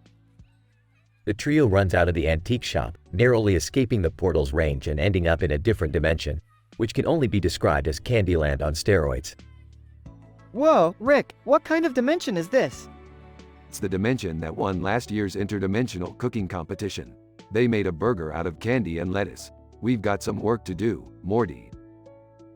And so, Rick and Morty quickly set off to prepare their own interdimensional dish for the competition. Amid the chaos and hilarity of their cooking and tasting, they created the ultimate dish, beyond anything they thought possible, winning the competition by a landslide of votes. As they head back to their original dimension, Morty turns to Rick, who is still ecstatic from the win. You know, Rick, maybe sometimes the hypotheticals and hypotheses are just as important as the real stuff. Shut up, Morty. We won. That's the only thing that counts. The camera zooms out to see a satisfied Rick and Morty walking towards the portal. The end.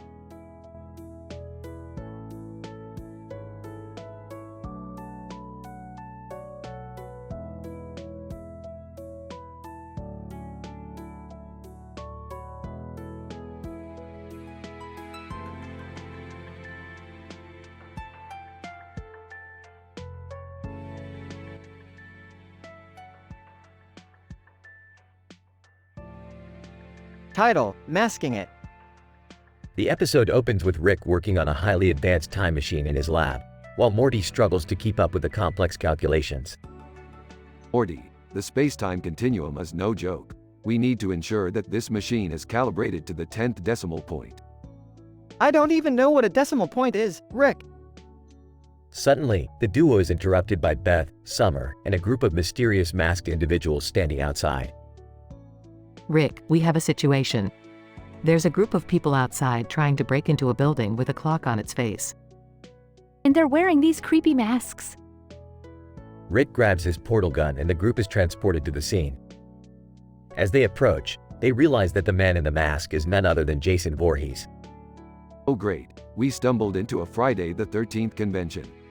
Asked Figure 1. No, we're here to stop Jason from altering the timeline by resetting the clock. The fate of the universe depends on it. Fate of the universe? You guys know how to party. Suddenly, Rick locks eyes with one of the masked figures and falls deeply in love. In a romantic tone. Oh Masky, I never knew love until I saw your beautiful eyes behind that mask. Rick, I don't think that's a good idea. The episode takes a wild turn as Rick and Masky's love affair becomes the new focus, disregarding all previous plot points. Singing, I can't live without you, Masky. You complete me in every way. Sarcastically, oh great, another one of Rick's weird relationships. Though unconventional, the power of love proves to be a force to be reckoned with, as Rick and Masky use their combined intelligence to create the ultimate weapon and save the universe from certain doom. Wow, Rick, I never thought I'd see the day where you took a break from your nihilistic views. Smiling. Love can do some crazy things, Summer, even to a genius like me. The episode ends with Rick and Masky walking into the sunset, hand in hand, as the rest of the group watches in confusion. Wait, so what was the point of the time machine? Exasperated, Morty, it's best not to question these things.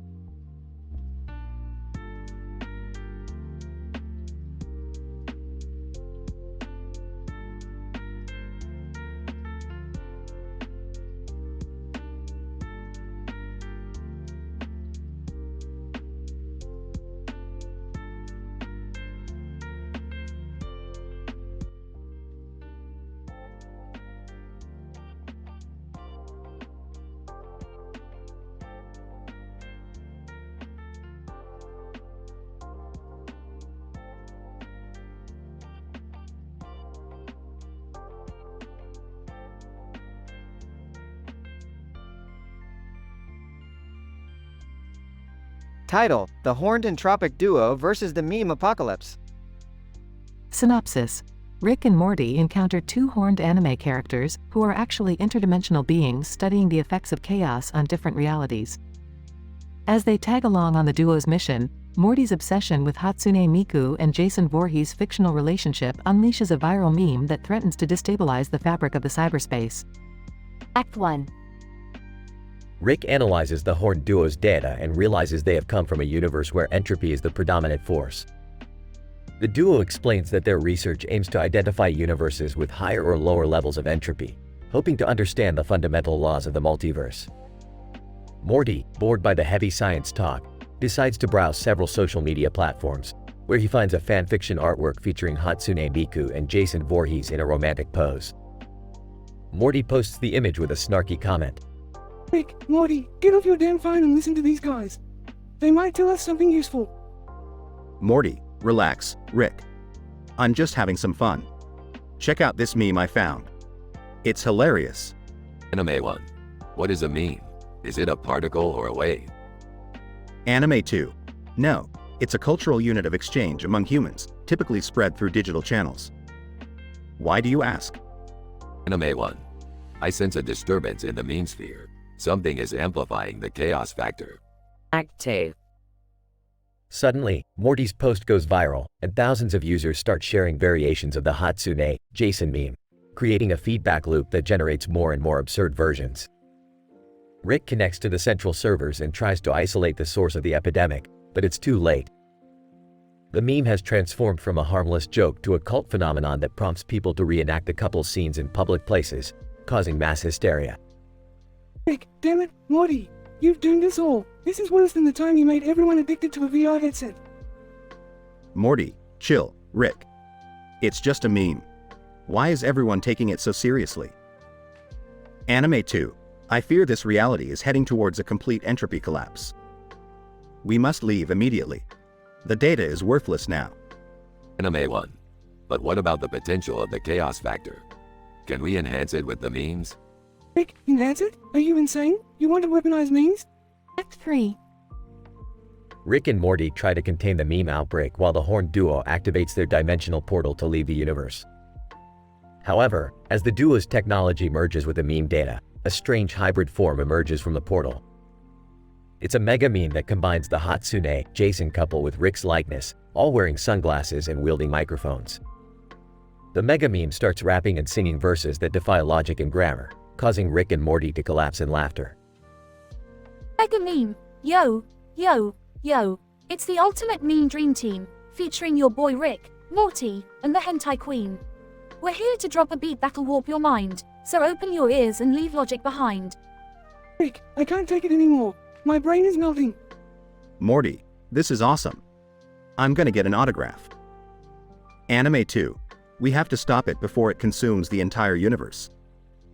Anime 1. I'll use the chaos transducer to generate a counter meme that should neutralize its effects. Brace yourselves. Epilogue. The Horned Duo unleashes a pulse of anti-meme energy that erases all traces of the Hatsune Jason meme from the internet, restoring order to the cyberspace. Rick and Morty wave goodbye to the duo and contemplate the absurdity of the universe they inhabit. Rick, well, that was a close one. I thought we were done for. Morty, I can't believe a meme could cause so much trouble. But, hey, it was worth it for the laughs, right? Rick, that's the problem with entropy, Morty. It always leads to chaos, no matter how harmless it seems. Ah, screw it. Let's go grab some Sichuan sauce.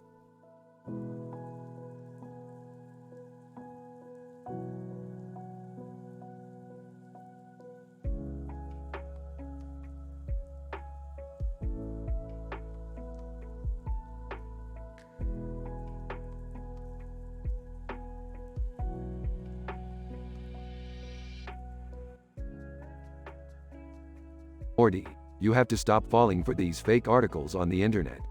You're making me look bad in the multiverse. But Rick, how else am I supposed to know what's going on in the world? Use your brain, Morty. Not everything you read on the internet is true. Like that article about the man with the face painted on his forehead. It's just clickbait. But it looks so real. That's the point, Morty. They want you to click on it. Use your critical thinking skills. Think like a scientist. Okay, I get it. But what about Hatsune Miku and Jason Voorhees? That seems like a legit article. Morty, they're not even from the same universe. How could they even interact? I don't know, Rick. Maybe they're in love or something. Now you're just being ridiculous, Morty. But it's right here on the internet. That's it. We're going on an adventure to teach you about fake news and misleading information. Strap in, Morty. It's going to be a bumpy ride. And so, Rick and Morty set off on a wild adventure through the multiverse, encountering fake news, conspiracy theories, and even encountering Hatsune Miku and Jason Voorhees in separate universes. In the end, Morty learns the importance of critical thinking and scientific inquiry, and Rick gains a newfound appreciation for the power of misinformation. But they both still can't figure out what the heck was going on with that guy with the face painted on his forehead.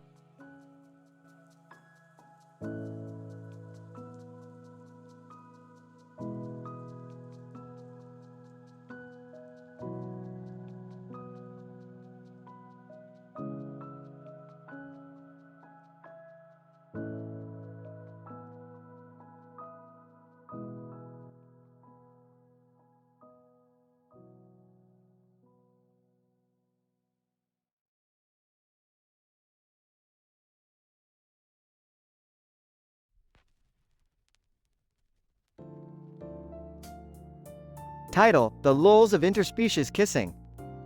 Summary: in this episode, Rick and Morty stumble upon a pop-up advertisement for a strange website on the internet, claiming to have images of Hatsune Miku kissing Jason Voorhees. Morty, being the gullible young man he is, falls for it hook, line, and sinker. Rick, the ever-skeptical scientist, tries to explain to Morty that it isn't real, but Morty just doesn't get it. Opening scene. Rick and Morty are sitting in the living room, watching TV. An advertisement for an incredibly useless-looking website pops up on the screen. Rolling his eyes. Morty, this is a scam website. Don't fall for it. Looking excited. Wow, Rick! That looks so cool. Look, it says they have pictures of Hatsune Miku kissing Jason Voorhees. Dying. Morty, that's not real. It's just a ploy to get you to click on their website. Disbelieving. What? No way, Rick! It looks so real. Shaking his head. Morty, you're so gullible sometimes. You can't believe everything you see on the internet. Middle scenes. Rick tries multiple times to explain to Morty that the Hatsune Miku and Jason Voorhees kissing picture is fake, but Morty refuses to listen. Instead, he spends the majority of the episode trying to convince everyone he knows that it's real. Excitedly, guys, you won't believe what I found. There's a picture of Hatsune Miku kissing Jason Voorhees. It's all over the internet. Lecturing. Morty, don't believe everything you see on the internet. It's just a fake picture. Stubbornly, no, Jerry. It's real. I saw it with my own eyes. Sarcastically, oh no, Morty. You're right. Interspecies kissing is totally normal and a-okay. Confused. Wait, what? Is it not okay? Frustrated. Morty, for the love of all things science, it's not real. Just drop it already. Closing scene. In the end, Morty finally accepts that the Hatsune Miku and Jason Voorhees kissing picture wasn't real, but only after Rick shows him a scientific breakdown of why it couldn't have been. Smiling, see, Morty, I told you it wasn't real. You can't believe everything you see online. Defeated. I guess you were right, Rick. I'm sorry I doubted you. Patting Morty's shoulder. It's okay, Morty. We all fall for fake articles sometimes. Just remember to always look things up scientifically before believing them.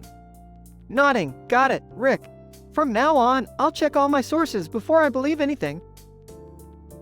And with that, the episode ends with a final shot of the blue-dressed woman and demon from the opening scene, waving goodbye to the audience as the credits roll.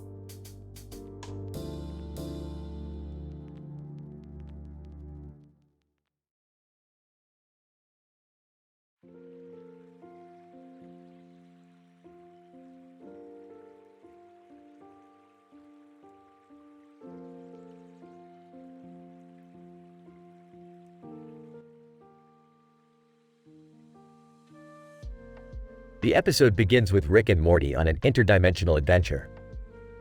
Rick, being the super genius he is, decides to take advantage of the journey by conducting a grand scientific experiment. Morty, my scientific observations have uncovered some fascinating data about the multi-dimensional landscape. I propose that we undertake an experiment to observe the effects of disgusting clickbait articles on the human brain. Morty, feeling skeptical, asks, "What do you mean, Rick?" I mean that I found a plethora of clickbait articles, each one more disgusting than the last. We will observe the effect of reading them on your brainwaves and scientific data. Morty agrees, and Rick begins to read out the titles of the articles. First up, we have 10 reasons why you should never drink water again. Then, there's man eats 32 cockroaches and lives to tell the tale, followed by the one habit that's making you old. Next, we have worms found living in man's brain. Oh, and who could forget 5 reasons dogs are actually aliens. Morty cringes at each new title, but Rick presses on, spouting more and more ridiculous articles. We have scientists discover that cheese is even more addictive than crack cocaine. Woman claims she can talk to ghosts through her toes. How to build a time machine out of your old socks. World's biggest zit pops on camera. And finally, man grows third arm and uses it to fight crime. By the end of it, Morty's eyes bulge out of their sockets in disbelief. But Rick, with a sly grin on his face, has one final experiment in store. Okay, Morty, now that you've read all that crap, let's see if you can still solve this complex algorithm. Morty stares blankly at the paper in front of him, unable to process the information. Rick laughs maniacally, satisfied with the success of his experiment. In the end, Morty learns a valuable lesson about the dangers of reading clickbait articles, and Rick has another groundbreaking scientific discovery to add to his repertoire. The end.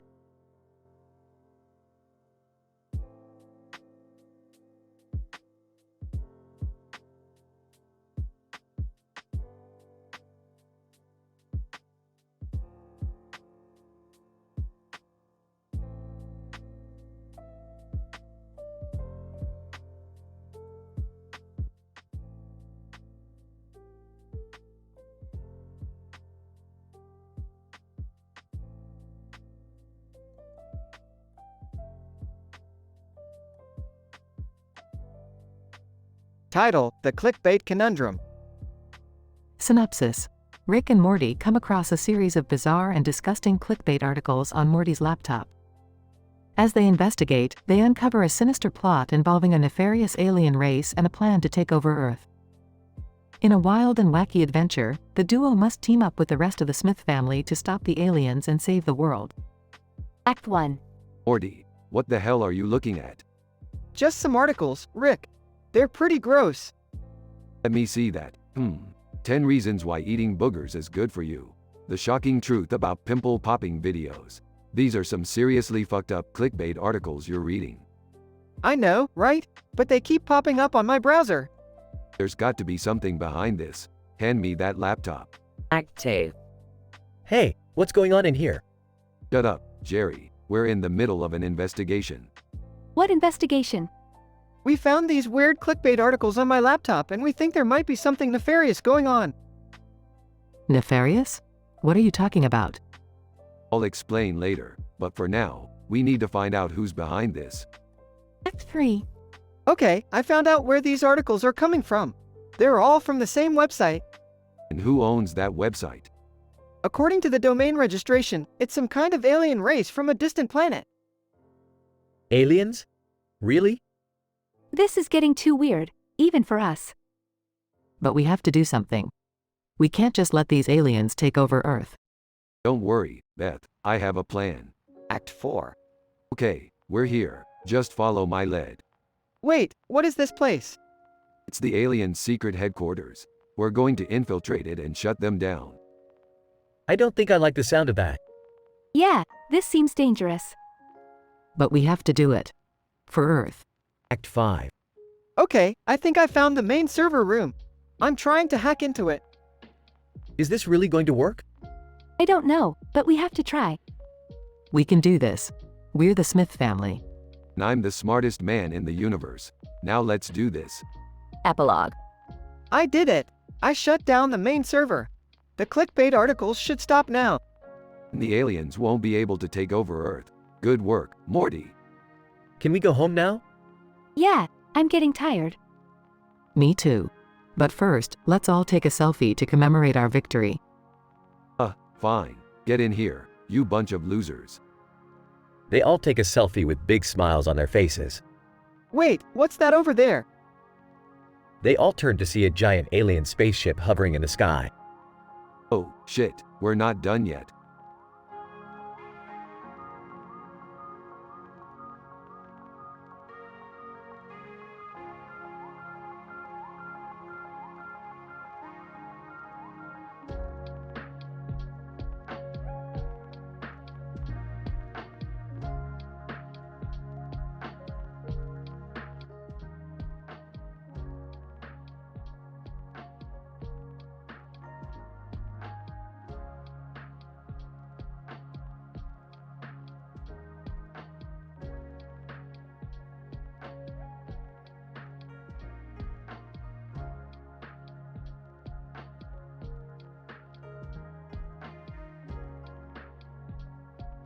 Title: 10 mind-blowing facts about the multiverse.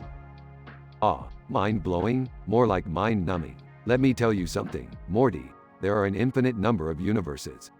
Which means there are universes where you're a potato, universes where Jerry's actually useful, and universes where your mother's topless photos are plastered on every billboard. Mind-blowing? Hardly. Looking horrified, oh god, please don't let that last one be real. Rolling her eyes, can we move on to the next one, please? Title: You won't believe what happened when this scientist created a portal gun. Oh come on, who wrote this garbage? As if I haven't created a portal gun a million times before. Next. Intrigued. Wait, Dad, have you really created a portal gun before? It's not important, Summer. What's important is that this clickbait is insulting my intelligence. Title: The top 10 cutest aliens in the universe. Ooh, I like cute things. Let's watch this one, guys. Everyone else, groaning. Oh, for the love of science, Jerry. Fine, let's watch it. But I'm telling you, if they don't have Smiggles from Planet Glorbon on there, I'm out. Title: What happens when you mix plutonic quarks with plutonic llamas? Dad? Is that even possible? Of course it's possible, Beth. It just doesn't make any sense.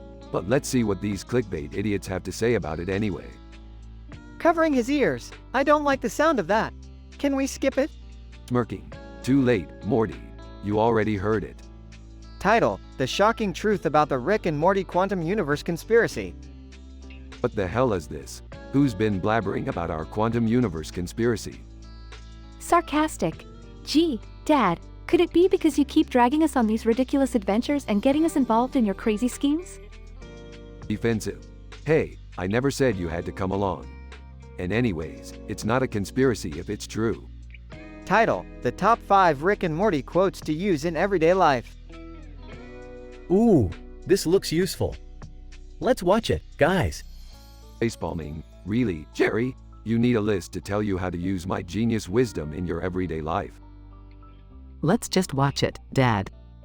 Maybe we'll get some ideas for our next family therapy session. Title: The real reason Rick and Morty was canceled. Panicking. What?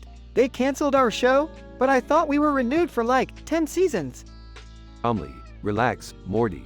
They can't cancel us if we never actually existed in the first place. Confused. Wait, what is that supposed to mean? Exactly. Nobody really knows if we're real or just a figment of somebody's sick and twisted imagination. Title: 10 times Rick and Morty predicted the future. Oh, I've seen this one before. They're just pointing out random coincidences and pretending they're predictions. Exactly, Beth. It's all just a bunch of hogwash. Pointing at the screen, except for that one. They totally predicted that robots would take over the world. Everyone else, staring at Jerry in disbelief. Title: The ultimate guide to building your own interdimensional portal gun. Sarcastic. Oh, perfect. Let's just give everyone in the universe access to the most dangerous weapon in existence. What could possibly go wrong? Smiling. Hey, maybe we could build one and sell it on the interdimensional black market. We'd be rich. Facepalming. I can't even deal with you right now, Summer. Title: The 10 craziest creatures in the Rick and Morty universe. Excited! Ooh, this one should be fun. I bet they'll talk about that crazy, multi-headed dragon from episode 3. Actually, Morty, that's just a normal dragon on planet Gorfzax. But let's see if they got anything else right.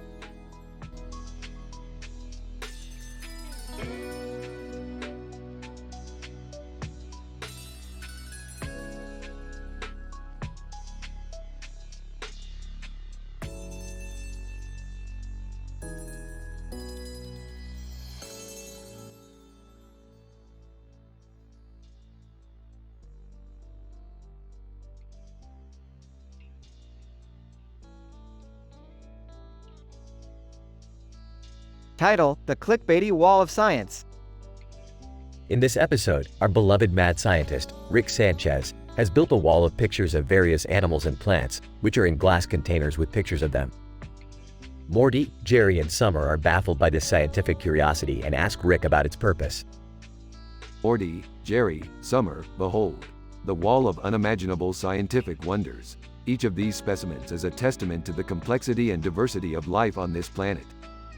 Whoa, Rick, what is it for? It's purely for aesthetic purposes, Morty. But let's take a closer look at some of these specimens. Rick reads the thumbnails of 10 clickbait YouTube videos and the fun begins. First up, we have a thumbnail with a cutesy little puppy staring at us. The title says, "Scientists discover a new species of canine with the ability to detect gravity waves." What a load of crap. Oh my god, I can't believe they discovered a new breed of dog. That's amazing. I don't know, Summer. Sounds too good to be true. You're damn right, Jerry. Gravity waves? Give me a break. But, what about the puppy? Mutt with a keen sense of smell, Morty. Now, let's move on. The next thumbnail has an image of a cute little chinchilla. The title says, "The Fluffy Miracle. How a group of Brazilian scientists have revived the extinct woolly chinchilla." Oh my god. They brought back an extinct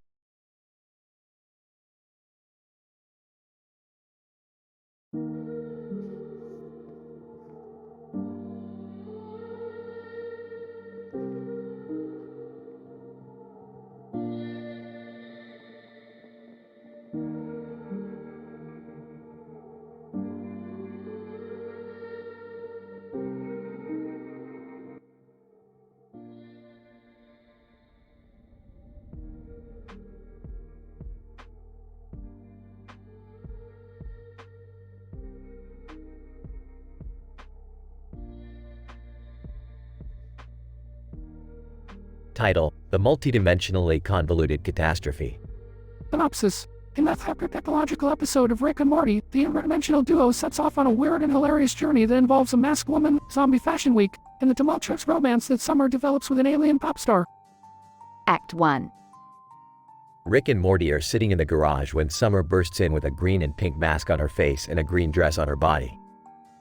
She tells them about her encounter with an alien pop star in Tokyo and how they hit it off. Rick is skeptical and Morty is excited. Guys, guess what? I met an alien pop star in Tokyo and we really connected. You mean to tell me that someone who makes music for a living is capable of connecting with your primitive and underdeveloped human brain? Aw, come on, Rick. Can't you just be happy for her?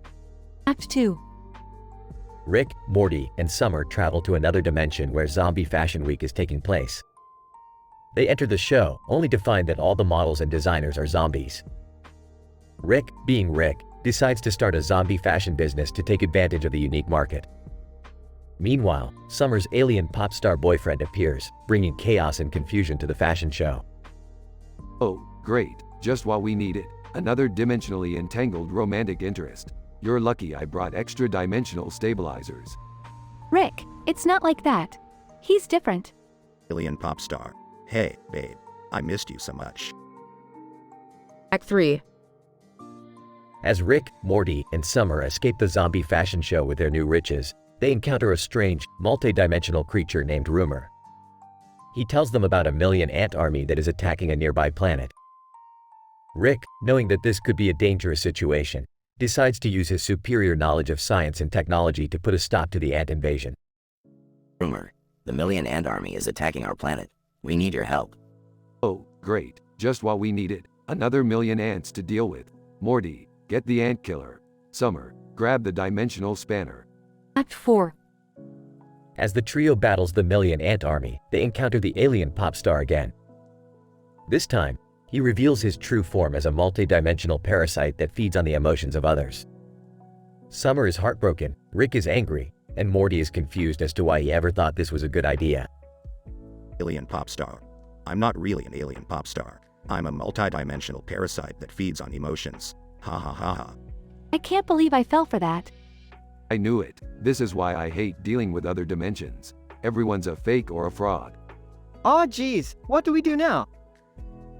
In the end, Rick manages to defeat the ant army and sends the alien pop star back to his own dimension, leaving the trio to contemplate the multidimensionally convoluted catastrophe they had just experienced.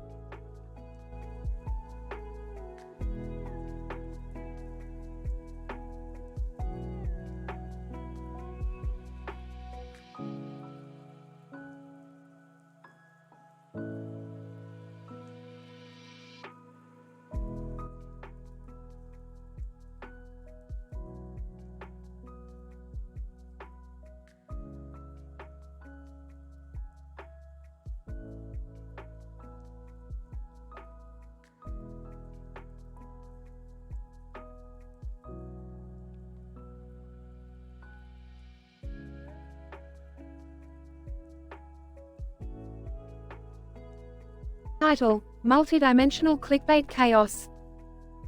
The episode begins with Rick sitting in front of a collage of many different pictures of people and animals in different colors and sizes, all of which are on different screens. Morty walks into the room and sees the collage. Rick, what is all this? It's a multidimensional collage of pictures and data that I'm using to analyze internet clickbait. Off screen. Oh great, here we go again. Summer walks in and looks at the screens. What's with all the pictures? I'm analyzing clickbait thumbnails to see how they affect people's brainwaves. It's all part of a study I'm conducting on the effects of social media on human behavior. Jerry walks in and looks at the screens. Ooh, clickbait. Let me have a look. No, Jerry, this is a scientifically controlled study. We can't let your unpredictable behavior skew the results. Rick starts scrolling through the thumbnails and stops at one of a woman in a bikini. Here we go. 10 pictures that will make your jaw drop. What does that even mean? It means nothing, Morty. It's just clickbait. Watch this. Rick clicks on the thumbnail and the screen flashes a series of images that are mildly interesting but not particularly jaw-dropping. That was underwhelming. Exactly, Beth, that's the point. The thumbnail is designed to trick you into clicking on it, but the content is never as good as it promises. That's so manipulative. I don't care. I love clickbait. Show me another one. Rick clicks on another thumbnail of a man holding a giant fish. Alright, Jerry, man catches record-breaking fish. The screen flashes a series of images of the man holding the fish and smiling. But why does he look so happy? He just killed a fish. It's all about bragging rights, Morty. People like to show off their accomplishments, even if they're meaningless in the grand scheme of things. That's depressing. Welcome to the internet, Beth. It's all about validation and attention. I don't know if I can handle this. It's too much. Come on, Summer. Live a little. Show us another one, Rick. Rick clicks on another thumbnail of a cat doing a funny pose. Fine, Jerry. 10 cats who think they're people. The screen flashes a series of images of cats sitting in chairs and wearing hats. I don't get it. Why do people like cats so much? It's because they're cute and fluffy, Morty, and they make people feel good about themselves. I don't know if that's true, Rick. Some people can't stand cats. Exactly, Beth. That's the beauty of the internet. You can find anything you want, whether you love it or hate it. I think I need a break. This is all too much for me. Come on, Summer. Don't be a party pooper. Show us another one. Rick clicks on another thumbnail of a woman doing yoga. Fine, Jerry. 10 yoga poses that will change your life. The screen flashes a series of images of the woman doing various yoga poses. I don't think yoga can change your life. It's not meant to, Morty. It's just another way for people to feel like they're doing something meaningful. I think there are better ways to feel fulfilled than doing yoga. There are, Beth, but people are always looking for shortcuts and quick fixes. I'm done. I can't take it anymore. What? We're just getting started. No, Jerry, we're done here. I've gathered all the data I need. Time to shut it down. As Rick shuts down the screens, the family looks around at the chaos of the collage. How are we going to clean this up? Don't worry, Beth. I have a multi-dimensional cleaning robot for that.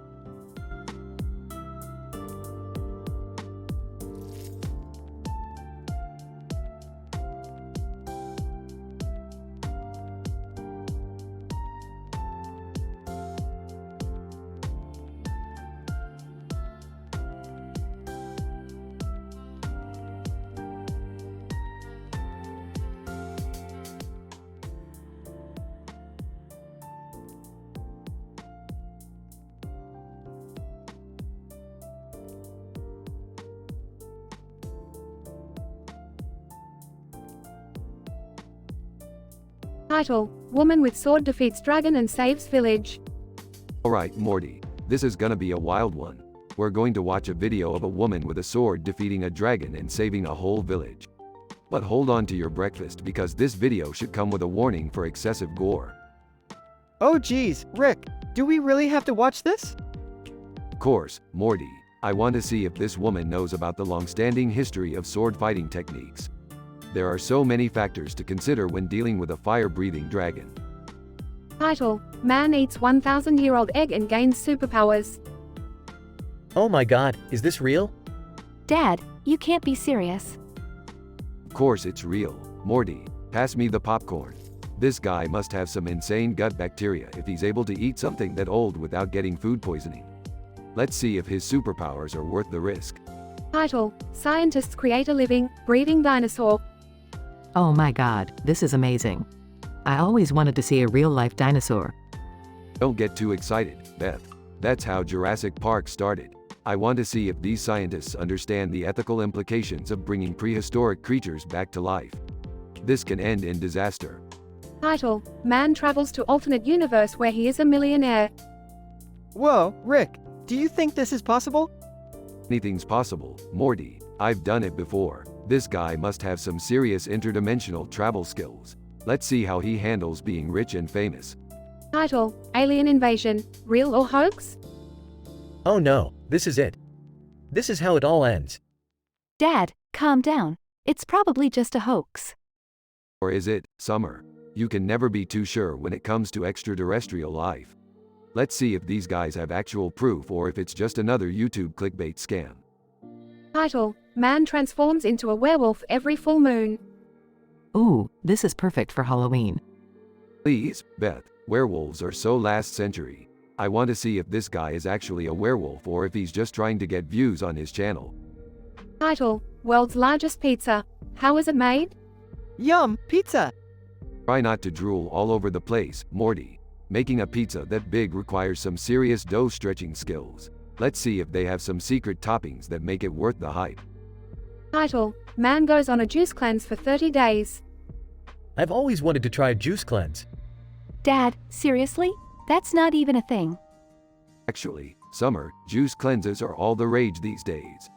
But let's see if this guy actually knows what he's doing or if he's just starving himself for no reason. Title: Scientists discover a new planet with intelligent life. That's amazing. I've been to plenty of planets with intelligent life, Beth. But let's see if these scientists know the protocol for making contact with extraterrestrial beings. We don't want to start an intergalactic war. Title: Man builds a life-size replica of the Titanic. Why would someone do that? Who knows, Morty? People do weird things all the time. Let's see if he actually knows what he's doing or if he's just trying to sink his finances like the real Titanic.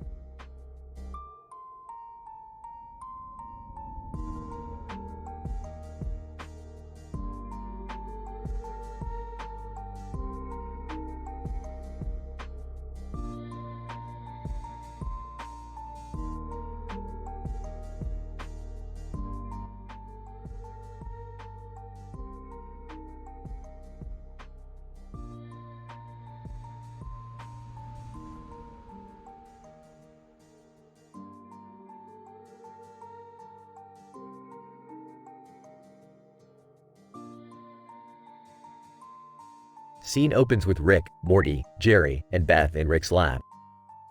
Whiteboards filled with equations and formulas can be seen in the background as Rick stares intently at a computer screen.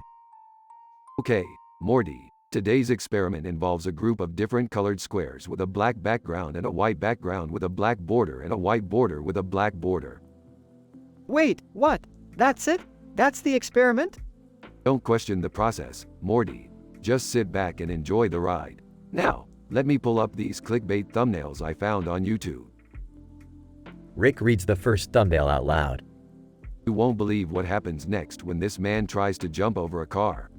Quote: Oh man, this sounds intense. Is he okay? Jerry, it's just a YouTube video. Try not to get too worked up.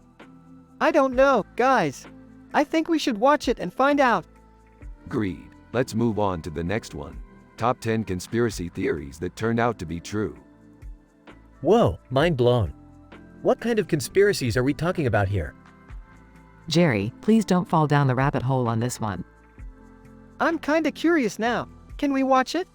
Sure, but let's not forget about this next one.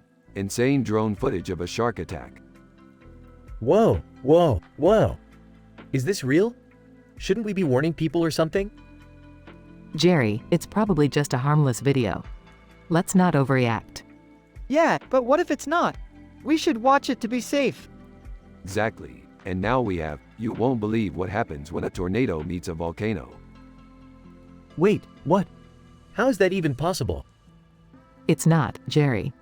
It's just clickbait designed to get people to watch. But what if it is possible? We should watch it just in case. Good point, Morty. But let's not forget about this next one. The most bizarre animals you won't believe exist. Oh man, I love animals. Are they all cute? Jerry, it's probably just a bunch of weird-looking creatures. Let's not waste our time. But what if there's something really cool in there? We should check it out.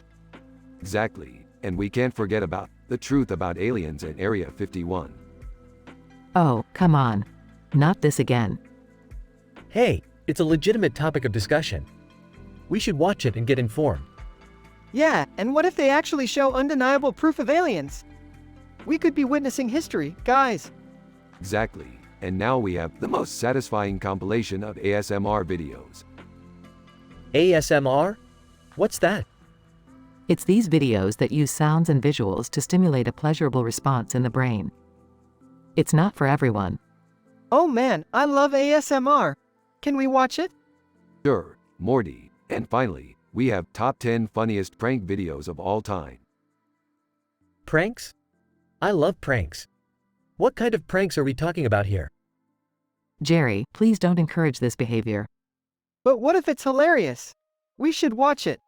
Agreed. Well, that concludes our experiment for today. The results were inconclusive, but at least we had a good time. I'm not sure that's a valid scientific conclusion, Rick. Hey, who cares? Let's go get some more of those interdimensional sandwiches. Scene fades out to black as the sound of Rick and the rest of the family laughing can be heard in the background.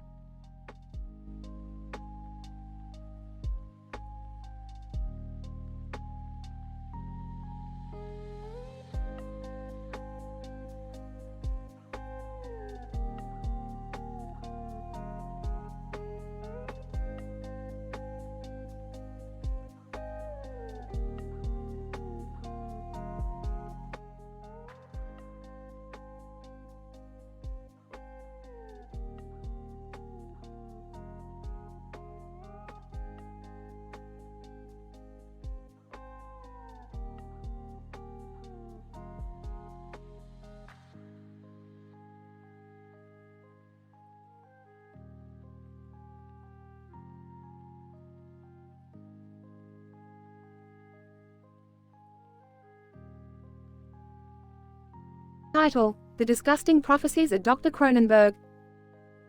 The episode begins with Rick, Morty, Summer, Jerry, and Beth crowded around the couch. They are staring at the neon light in the background while a person wearing a green wig stands eerily in the shadows. Suddenly, Rick begins to read the first clickbait title. The Disgusting Prophecies of Dr. Cronenberg. Oh man, this one sounds promising. What does it say, Rick? Claims that Dr. Cronenberg predicted the current pandemic we're facing and that things are only going to get worse. That's ridiculous. Why would anyone believe that?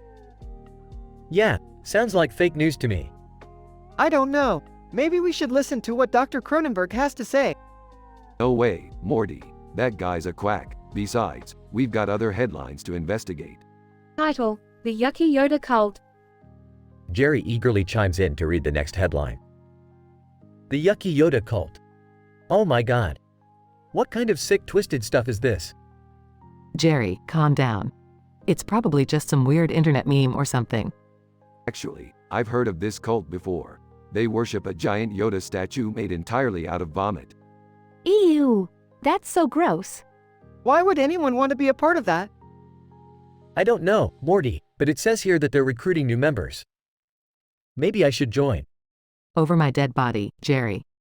Title: The Slimy Slugs from Space. Summer excitedly points out the next title. The slimy slugs from space. That sounds so cool. Not so fast, Summer. These slugs are notorious for their mind control abilities. They can even make you do the chicken dance against your will. We should definitely avoid those slugs. But what if they're peaceful? Maybe we should make contact and try to negotiate. Jerry, no. We don't need to start an intergalactic war. Title: The Moldy Molten Lava Cake. Beth eagerly announces the fourth headline. The moldy molten lava cake. Oh god, my stomach. How can anyone eat something like that? It's not that bad, Beth. In fact, I once ate a whole plate of moldy molten lava cake just to prove a point. What point was that, Rick? That sometimes things that look disgusting can be surprisingly satisfying. I don't think I'll ever be able to look at lava cake the same way again. Title: The Nasty Nose Hair Removal Method. Morty cringes as he reads the next title. The nasty nose hair removal method. Oh man, I don't like where this is going. Don't worry, Morty. I've got a friend who swears by this method. It involves a pair of pliers and some duct tape. That sounds like a recipe for disaster. I think I'll stick to my trusty pair of tweezers. Thank you very much. Ah, tweezers are for rookies. I just use a flamethrower. Title: The Putrid Pizza Challenge. Jerry eagerly jumps in again to share the next headline. The Putrid Pizza Challenge. Oh yeah, this is the kind of thing I live for. Jerry, please don't tell me you're actually considering this. What? It's just a pizza with some extra toppings. How bad could it be? It says here that the toppings include live maggots and expired milk. Yeah, I think I'll pass on this challenge. I'll take it. Extra maggots. Hold the cheese. Title: The Rancid Root Beer Float. Beth cringes as she reads the next title. The Rancid Root Beer Float. Oh boy, I think I'm going to be sick. I don't blame you, Beth. This is absolutely revolting. I don't know, guys. Root beer floats are one of my favorite things. What could be so bad about this one? Well, according to the article, the ice cream is made from spoiled milk and the root beer is expired. Sounds like a party to me. Title: The Vomit-Inducing Video Game. Summer eagerly jumps in to read the next title. The vomit-inducing video game. Oh man, I've got to try this. Summer, no. You know how sensitive your stomach is. Yeah, and we don't need any more vomit in this house. Remember what happened on Thanksgiving? I'm intrigued. What kind of game can actually make you throw up? It says here that the game involves spinning around in circles while playing a first-person shooter. Ah, that's child's play. I've puked from way worse than that. Title: The Horrible Hot Dog Eating Contest. Jerry eagerly points out the ninth title.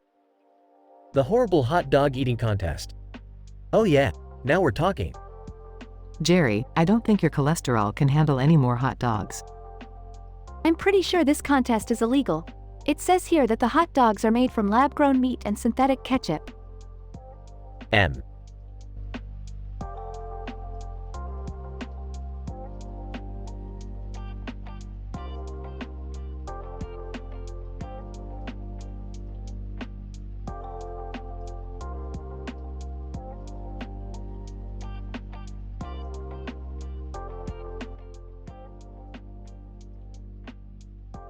Title: The Clickbait Conundrum. Episode summary. The episode opens with the Smith family gathered around a set of TV screens displaying various cartoon characters. On the middle screen, a person appears, introducing themselves as the host of a clickbait game show. Rick, Morty, Jerry, and Summer eagerly anticipate the start of the game. This better be worth my time. I could be working on something important. Host. Welcome, contestants, to the Clickbait Conundrum. Today, we have 10 of the most dramatic, exaggerated, clickbait YouTube videos ever in history. Whoa, this is gonna be intense. I can't believe we're actually doing this. The first thumbnail appears on screen, displaying a man jumping into a pool of liquid nitrogen. Oh my god, he's gonna die. That's so stupid. Who even comes up with this kind of content? Should have brought my freeze ray. I could have done that better. The group reacts to each thumbnail with increasingly exaggerated emotional responses, ranging from shock and horror to laughter and disbelief. One thumbnail shows a woman giving birth to a unicorn, sparking a debate about the logistics of unicorn pregnancy and childbirth. How is that even possible? It's not. It's just a cheap special effect. But what if it's real? What does that say about our reality? In the end, the Smith family ultimately loses the game, but they realize that they have all been duped by the clickbait culture of the internet. I feel kind of stupid for falling for all of those ridiculous thumbnails. It's okay, Dad, we all did. The internet is a weird place. It's all just a distraction. Don't let it consume you.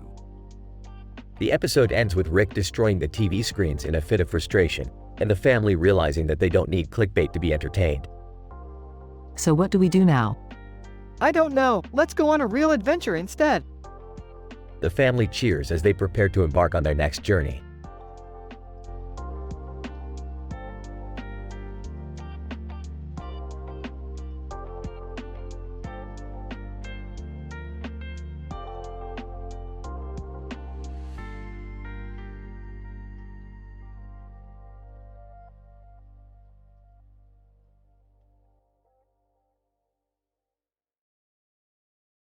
Title: 10 Disgusting Clickbait Articles. The episode opens with Rick and Morty sitting in the garage searching for a new server to access the internet. Rick, being the genius he is, quickly hacks into a supercomputer located on a faraway planet. As they begin to scroll through the infinite amount of content on the internet, Morty comes across a web page containing 10 disgusting clickbait articles. Rick, check this out. I found a web page with 10 of the most disgusting clickbait articles on the internet.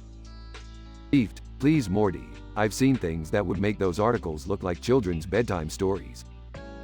But Rick, one of them says that there's a man who can fart so hard he can knock down buildings. Summer walks in, overhearing their conversation. Wait, what? That's disgusting. Jerry walks in, eating a bag of chips. What's disgusting? Morty found some clickbait articles on the internet. Oh, I love those. Let me see. Morty begins to read off the titles of the articles. Okay, first one, 10 people who ate their own boogers. Second one, a man who eats shredded paper for breakfast. Third one. Rick cuts him off, rolling his eyes. Okay, Morty, I think we've heard enough. Let's get back to finding a new server. Suddenly, the screen on the computer begins to glitch and static fills the garage. What's happening? Did you break something, Rick? No, this is unexpected. Screen begins to change and a message appears. Greetings, inhabitants of Earth. We have been searching for intelligent life and have discovered your planet. We come in peace.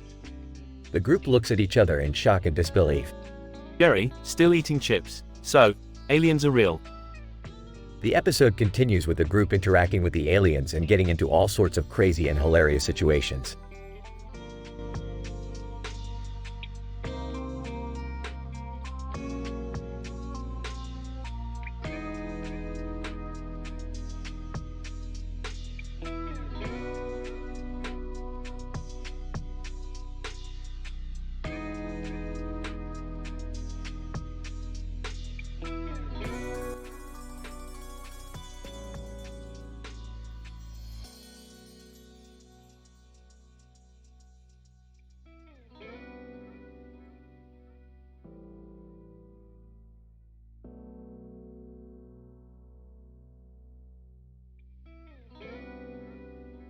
Title: 10 mind-blowing theories that will change your perception of existence. Alright, listen up everybody. I found a bunch of clickbaity science videos on YouTube that the hive mind seems to be interested in. Let's give it a watch. I don't know if I want my perception of existence changed, Rick. Count me in. This sounds thrilling. I'll watch, but I'm not buying any of it. Title: Is Earth actually flat? Oh, for the love of science, these people still believe this garbage? No way, Rick. We know the Earth is round. I don't know. Have they presented any compelling evidence yet? I'm not even entertaining that nonsense. Next. Title: The terrifying truth about black holes. Okay, now we're getting somewhere. Black holes are scary, Rick. What if we get sucked in? I don't think I want to know this. Bring it on, Rick. I can handle the truth. Title: The secret behind the Bermuda Triangle. Oh, this is just ridiculous. I heard that a lot of planes and boats disappear there, Rick. What if it's true? I always thought the Bermuda Triangle was intriguing. I highly doubt there's a secret behind it, but let's see what they've got. Title: What if time travel was possible? Yeah, as if they could even comprehend the science behind time travel. But, Rick, what if it was possible? We could go back and prevent all our mistakes. I would give anything to go back and fix my life. I don't think time travel is possible, but let's see their argument. Title: The crazy truth behind the moon landing. Here we go again. Wait, what if the moon landing was a hoax, Rick? I've seen some convincing arguments. I highly doubt it, but let's see what they've got. Title: The astonishing secrets of parallel universes. Finally, something worth watching. Parallel universes are real, Rick. I've seen them with my own eyes. I always thought there were infinite possibilities out there. I'm ready to have my mind blown, Rick. Title: Is artificial intelligence a blessing or a curse? Well, looks like they're finally getting to the good stuff. AI is scary, Rick. What if they take over the world? I think AI could do some really amazing things for us. I don't know if it's a blessing or a curse, but let's see what they have to say. Title: Who really killed JFK? These conspiracy theories never cease to amaze me. Do you think there's something more to JFK's assassination, Rick? I've read some intriguing theories. I highly doubt there's a grand conspiracy behind it, but let's see what they've got. Title: The mysterious origins of crop circles. I can't believe people still fall for this stuff. Crop circles are weird, Rick. Do you think they're made by aliens? It's a mystery that's never been fully solved. I don't know if I believe in crop circles, but let's see what they've got. Well, that concludes our little experiment. Can we all agree that the internet can be a vast wasteland of misinformation? Definitely, Rick. I guess so. Yeah, but it's still kind of fun to watch.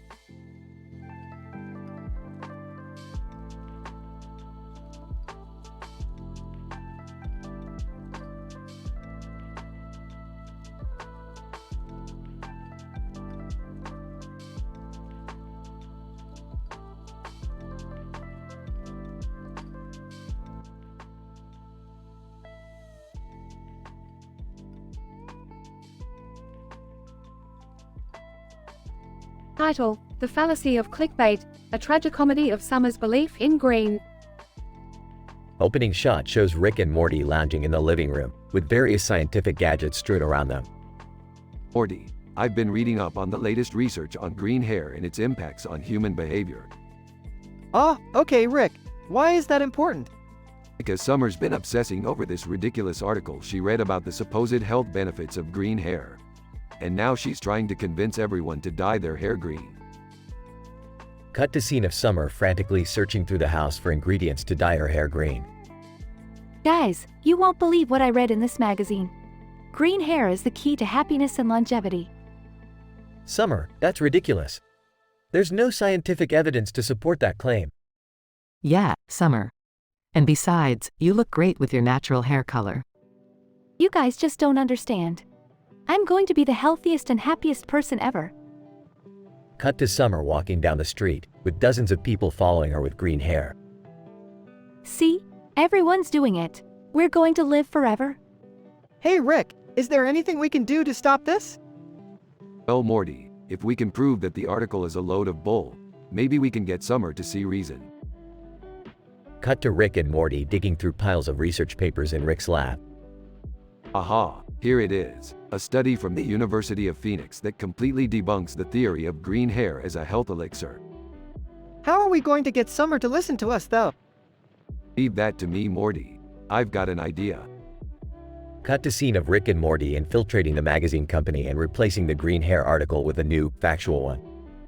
Now let's sit back and watch the magic happen. Cut to scene of Summer reading the new article in complete shock. Oh my god. I can't believe I fell for this clickbait garbage. I'm so sorry, everyone. It's okay, Summer. We all make mistakes. And besides, you learn something new every day. And we still think you look beautiful with your natural hair color. Thanks, guys. And I promise to never believe in clickbait again. Closing shot shows the family sitting together, with Summer embracing her natural hair color and Rick and Morty high-fiving in the background.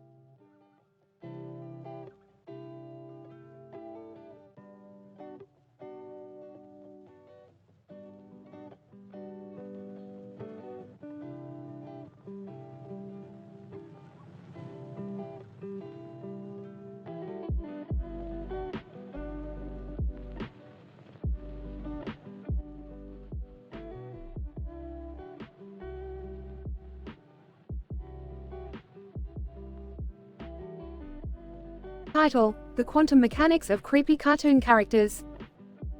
The episode begins with Rick and Morty conducting research on the quantum mechanics of creepy cartoon characters. Jerry, as usual, is bewildered by Rick's scientific jargon and tries to keep up by nodding along. Rick pulls up 10 of the most dramatic, exaggerated clickbait YouTube videos ever in history. He begins to read the titles aloud one by one, each more ridiculous than the last. Alright, buckle up, kids. First up, we have the shocking truth behind the creepy face on your favorite cartoon character's face. Oh geez, I always knew there was something off about Binky the Clown's creepy face on his face. In disbelief, are you guys seriously buying into this clickbait garbage?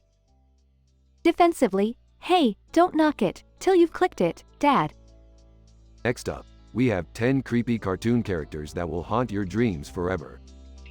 Gulps. Oh man, I hope I don't dream about any of those creepy cartoons tonight. I'm pretty sure those lists are just made up to scare people. Ah, but that's where you're wrong, Jer. because science has proven that creepy cartoon characters can actually stimulate the amygdala, causing long-term fear responses. Excitedly, oh my god, that's so cool. I'm totally going to feature that in my next presentation on the effects of visual stimuli on the human brain. As the episode progresses, the group watches various YouTube videos on creepy cartoon conspiracies and theories, all while crackpot scientists and internet personalities make wild claims and questionable experiments. Despite the obvious absurdity of everything they're watching, Rick, Morty, Summer, and Jerry can't help but get caught up in the hysteria. They argue and debate over each theory, throwing in their own wild conjectures along the way.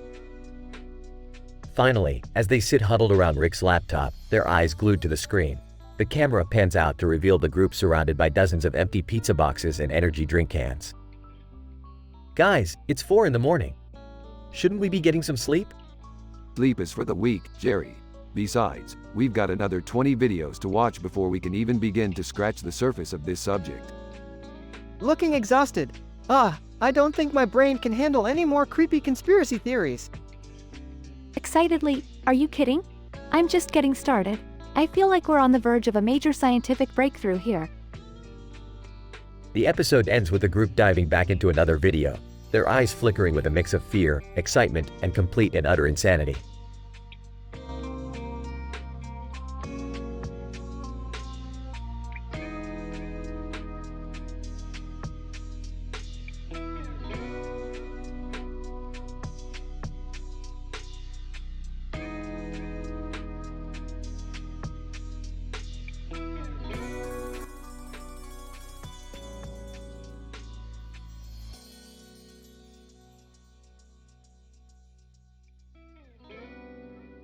Title: The Mohawk Madman. The episode opens with Rick and Morty working on a new invention in Rick's lab. Meanwhile, Beth and Summer are out for a mother-daughter bonding day. Suddenly, a man with glasses and a mohawk appears out of nowhere in the middle of the lab. He introduces himself as Dr. Mohawk, a brilliant scientist from a parallel universe. Rick is initially skeptical of Dr. Mohawk's claims, but after some tests and experiments, he confirms that the man is, in fact, a genius. Dr. Mohawk suggests they work together to develop an ultra-powerful gadget that could give them unlimited power and control over the multiverse. However, as they begin to work on the device, the group realizes that Dr. Mohawk has ulterior motives. He reveals that he is not really a scientist but a madman who has been hopping from one parallel universe to another, stealing technologies and causing chaos. To make matters worse, the device they are working on could potentially destroy the fabric of reality itself. Rick and Morty team up with Beth and Summer to stop Dr. Mohawk before it's too late. The group engages in a series of exhilarating battles, filled with hilarious one-liners and outrageous situations. In one scene, Rick accidentally shrinks himself to microscopic size and ends up inside Morty's nose. In another, Beth uses a makeup gun on Dr. Mohawk, turning him into a clown. However, as the final showdown approaches, Rick begins to experience a sudden onset of fatal symptoms. As he struggles to stay alive, Summer inappropriately comments, "This is so stupid. Stop dying, idiot." Of course, this has no effect, and Rick passes on.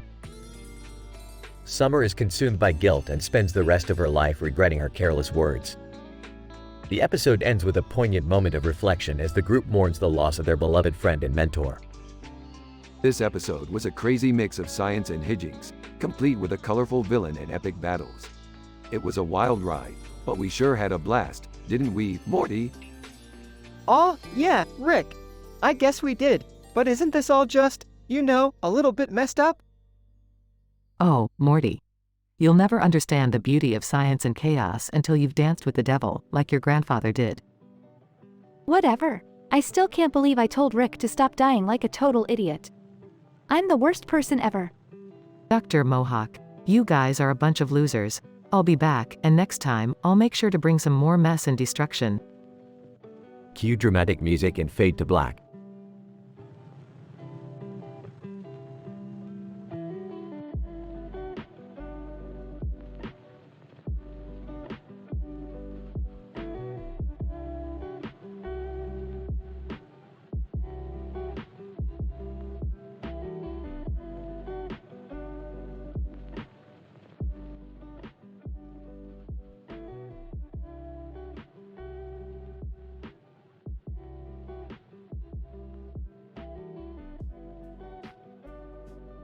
Title: The Quantum Skateboard. Opening shot. We see Rick and Morty in the garage tinkering with some quantum mechanics. Morty, I finally figured out how to convert our garage into a quantum skateboard ramp. Geez, Rick, that sounds dangerous.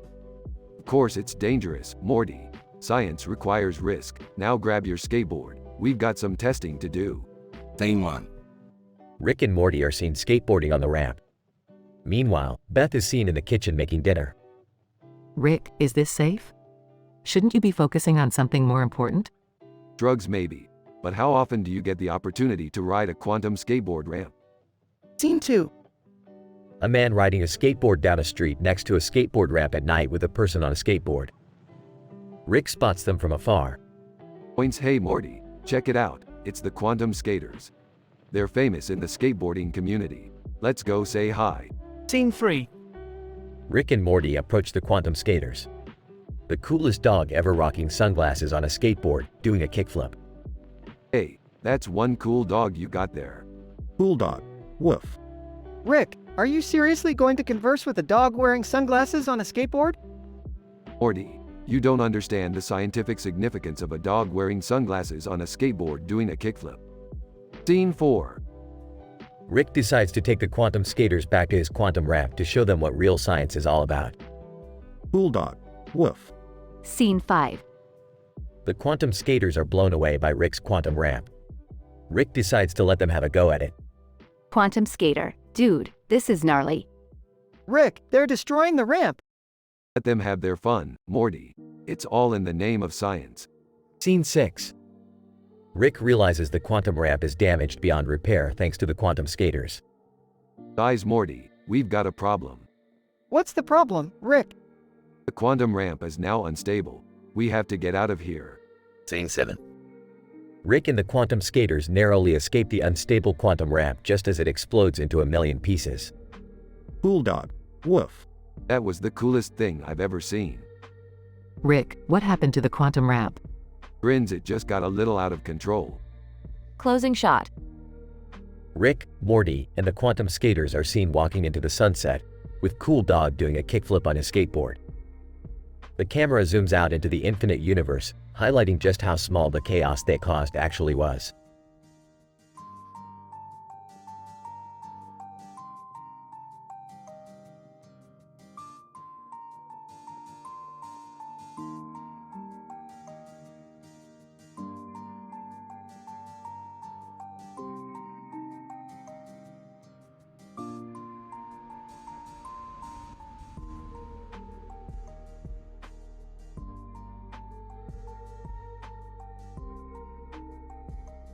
Title: The Luminescent Conundrum. Synopsis. Rick and Morty embark on an interstellar adventure to investigate a curious phenomenon involving two cartoon characters emitting a green light. Utilizing their advanced scientific equipment, they analyze the radiation emitted by the mysterious characters and discover an exotic form of energy that holds the key to unlocking startling revelations about the nature of the universe. Act 1. Rick and Morty are relaxing in the living room when they spot a strange occurrence on TV. Two cartoon characters with green lights emitting from them are seen in the background of a news broadcast about a new theme park. Rick declares that they must investigate this phenomena and build a device to track down the origin of the radiation. Act 2. After some tinkering, Rick creates a specialized device to track the green radiation. Morty acts like a little bitch, clamoring about the potential dangers of the mission. Rick brushes off Morty's cowardice, but Beth walks in on them and offers to help. Impressed by her bravery, Rick gives her a special role in the mission. Act 3. The trio travel to the origin point of the radiation, discovering a hidden location deep within an asteroid field. They enter a large chamber and encounter the source of the radiation, two cartoon characters frozen in stasis. However, Beth is suddenly overwhelmed with the power of the green energy and begins to act erratically, causing chaos in the chamber. Act 4. Rick quickly realizes that the green energy is actually a form of exotic radiation similar to dark matter. It is capable of altering the very fabric of space-time, creating unpredictable effects in those exposed to it. Morty uses this opportunity to act like a man and takes charge of the situation, calming down Beth and devising a plan to contain the radiation. Act 5. After numerous misadventures, including an impromptu dance party and a ride on a sentient roller coaster, the trio successfully contain the green energy and return to Earth. Rick conducts further analysis on the radiation, discovering that it contains properties capable of creating new universes. Morty jokingly suggests they use it to create a universe where he's not a little bitch, prompting Beth to jokingly retort by pegging him into a man. The episode ends with Rick and Beth sharing a laugh at Morty's expense. I've analyzed the radiation and discovered a new form of exotic energy capable of creating new universes. Oh geez, Rick, are you sure that's a good idea? Don't worry, Morty. I'll peg you into a man so you can handle it. Haha, good one, Beth. Let's get to work. We have a universe to create.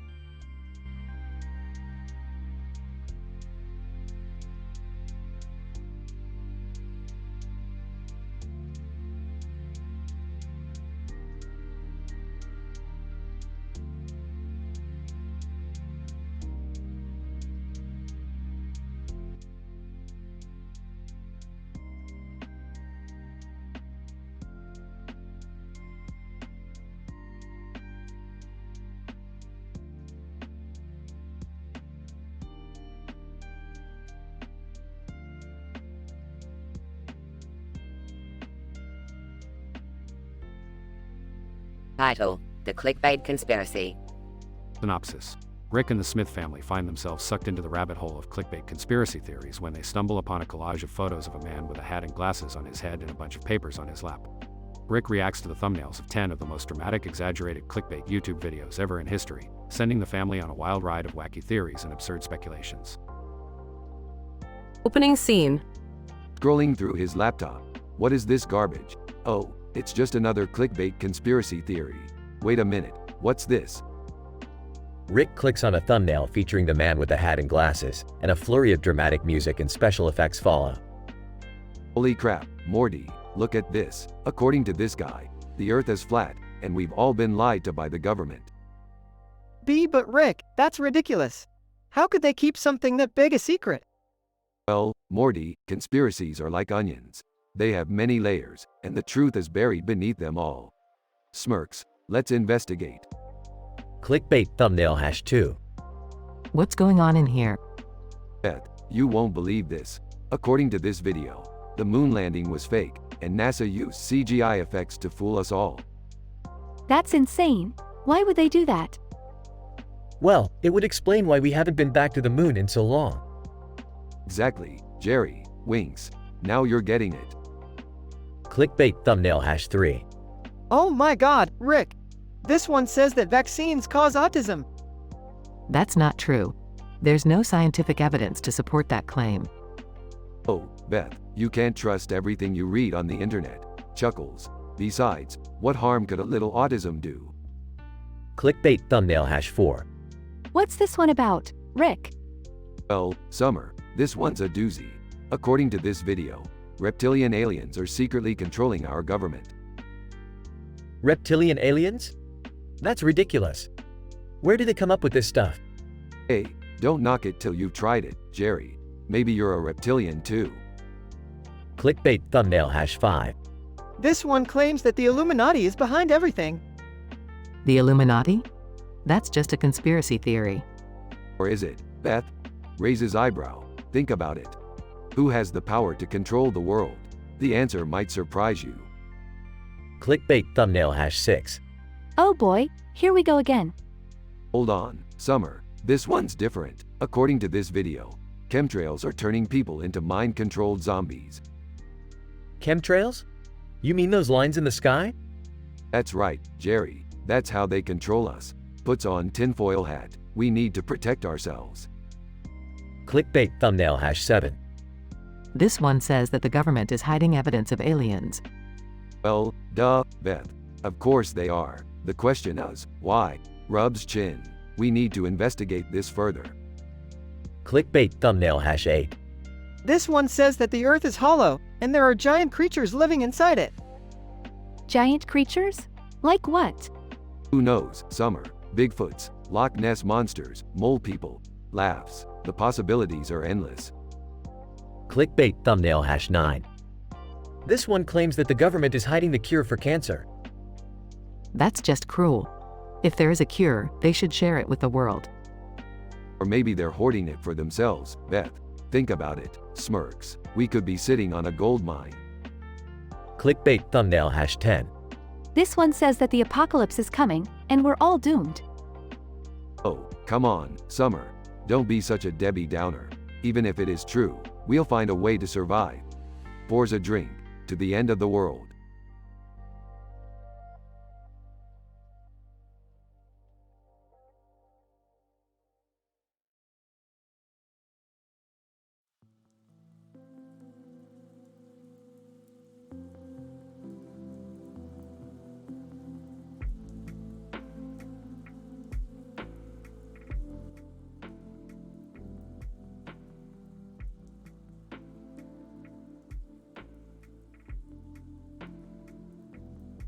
Title: The Quantum Resurrection Experiment. Opening shot of Rick and Morty in the garage, surrounded by various sci-fi gadgets and tools. Morty, grab the quantum emulator and the multi-dimensional flux capacitor. We're going to attempt the ultimate experiment. Rick, what experiment? The one where we bring back the dead. Morty, remember that woman in the white dress standing in the field of grass that we saw while dimension hopping? We're going to use her energy to try and resurrect a dead organism. Okay, sounds risky. Of course it's risky, Morty. That's what makes it exciting. Now, let's fire up the machine. As they begin the experiment, the skies turn dark and a mysterious energy fills the garage. Suddenly, Rick collapses on the floor. Rick, are you okay? Gasping for breath, Morty, I need you to finish the experiment for me. Use the energy from the woman in the white dress to bring me back to life. Okay. As Morty begins the resurrection process, Summer enters the garage. What the hell are you guys doing? Barely alive. We're attempting to bring back the dead, Summer. Can't you see that? This is so stupid. Stop dying, idiot. Rick passes on. Oh my god, I didn't mean it. Rick, come back. But it's too late. Rick is dead. Morty is in shock. Summer, what have you done? I didn't know he was actually going to die. To himself, I have to finish the experiment. Maybe I can bring Rick back. Morty successfully brings Rick back to life, but there's a catch. Rick is now a ghost. Morty, what the hell did you do to me? I brought you back to life, Rick, but you're a ghost now. You idiot. Do you know how inconvenient it is to be a ghost? I can't even drink or smoke or passes through a wall. Come on. As they try to figure out how to reverse the process, Rick discovers that being a ghost has its advantages. He starts playing pranks on Morty, such as possessing his body and making him dance uncontrollably. Rick, stop it. Laughing. I can't help it, Morty. Being a ghost is a blast. As Summer watches in disbelief, Rick and Morty continue their antics. The episode ends with Rick and Morty successfully reversing the process and Rick returning to his normal state, but with an epic hangover from his ghostly drinking spree. Groaning, Morty, I've got the mother of all hangovers. Sorry, Rick. I didn't know that ghosts could get drunk. Smirking, Morty, there's a lot of things you don't know about ghosts.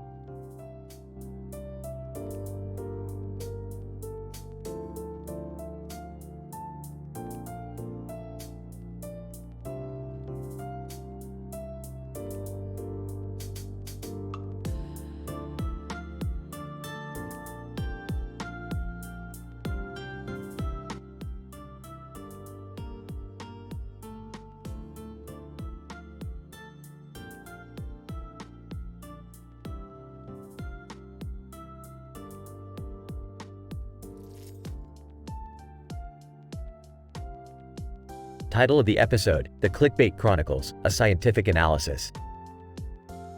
The episode begins with Rick sitting in his laboratory, browsing through YouTube videos.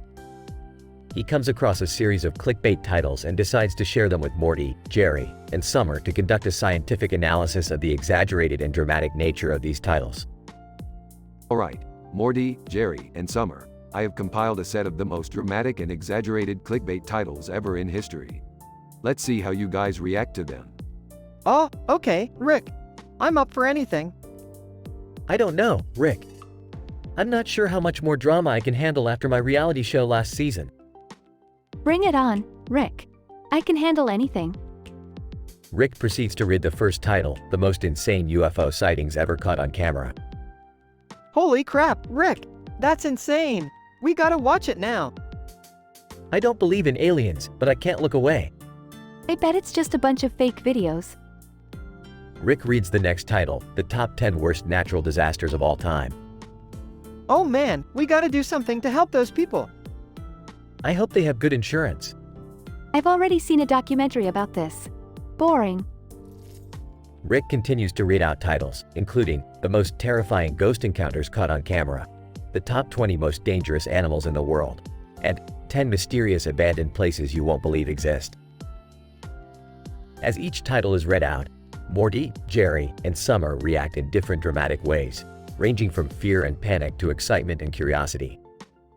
Well, it seems like the nature of clickbait titles has a profound effect on the emotional response of human beings. Interesting. Yeah, but I still want to watch the UFO video.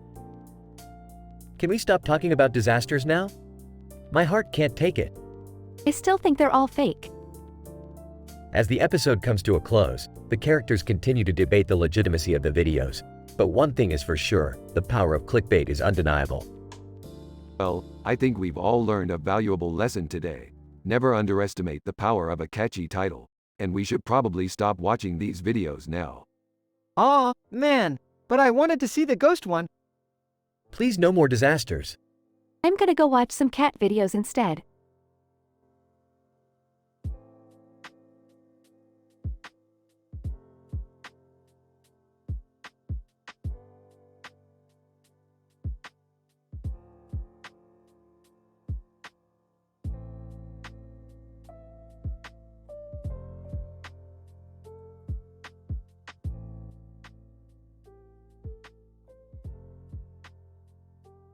Title: The Tinder Experiment.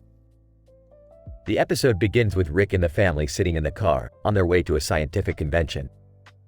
Rick is bored and decides to initiate an experiment to test Morty's sexual prowess. He gives Morty a cell phone loaded with Tinder and challenges him to seduce as many women as he can. Morty, I have a hypothesis that if you use this app to connect with potential partners, your chances of reproducibility may increase by 200%. I'm not sure if this is a good idea, Rick. What if I catch something? Relax, Morty. You'll be fine. And think of how many bitches you can fuck. Summer, language. As Morty swipes through profiles and goes on dates with various women, the family monitors his progress. Suddenly, Morty's phone begins to overheat and smoke.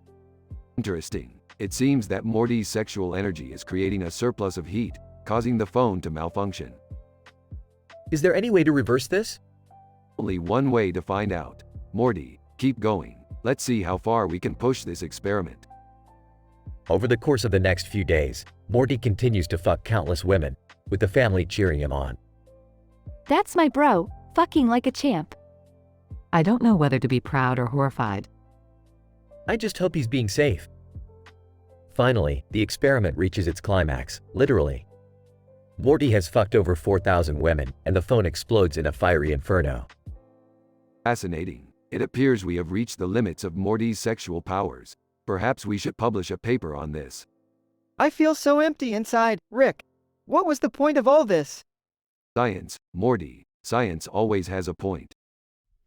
The family is left to contemplate the ethical implications of the experiment, while Morty questions the true meaning of love and sex. Well, at least we can say we had a memorable family vacation.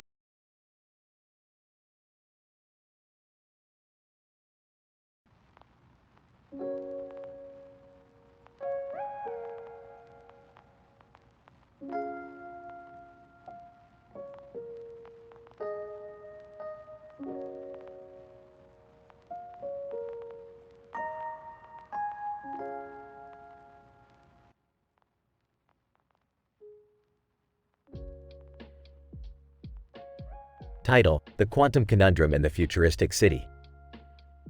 The episode is set in a futuristic city, characterized by a number of tall buildings that rises to the heavens, and a wide road that stretches in front of it, all under the blue sky. Our protagonists, Paw Patrol, have been summoned by the Fermilab, Fermi National Accelerator Laboratory, to investigate the presence of an unknown element, fermium, in the city. The team arrives at the laboratory, where they meet the lead researcher, Dr. Quantum, and his team of scientists. The laboratory has developed a new technology where they can teleport beings from one place to another. One of the pups, Temptation Tiff, is attracted to the teleporter and ends up being teleported to an unknown location. The rest of the team is left to investigate the source of the fermium. Upon further analysis, they discover that the element is being extracted from the city's buildings and roads.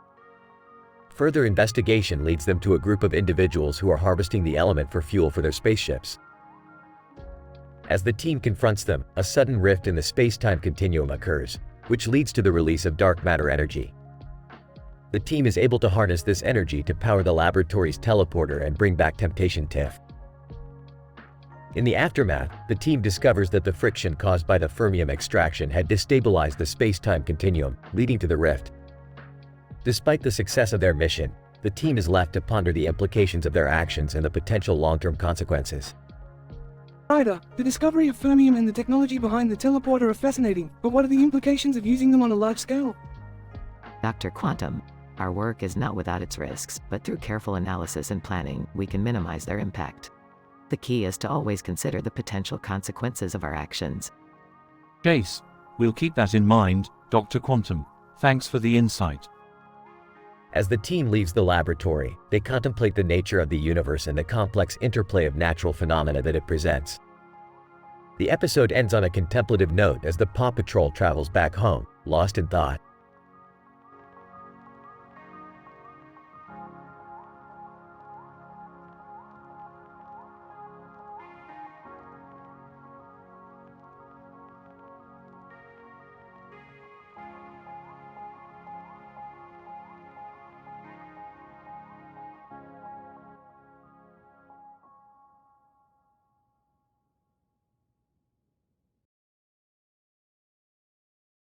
Title: The Multi-Dimensional Mating Ritual.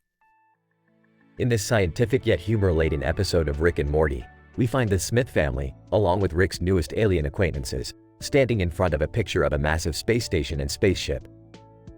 The crew has been hired to investigate a scientific phenomenon that has been confounding the greatest minds in the multiverse. Alright, listen up mortals.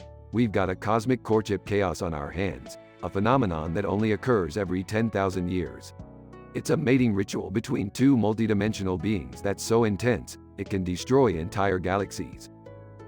Wow, Rick, that sounds pretty intense. What do we do? We gotta get inside that space station and figure out how to stop those two from bumping tentacles. And who are these aliens, Rick? They call themselves Irrigator Intergalactic Entry, and they're a couple of the most fearsome creatures in the universe. But don't worry. We've got Marcus Phoenix and Cristiano Ronaldo here to help us out. Marcus Phoenix.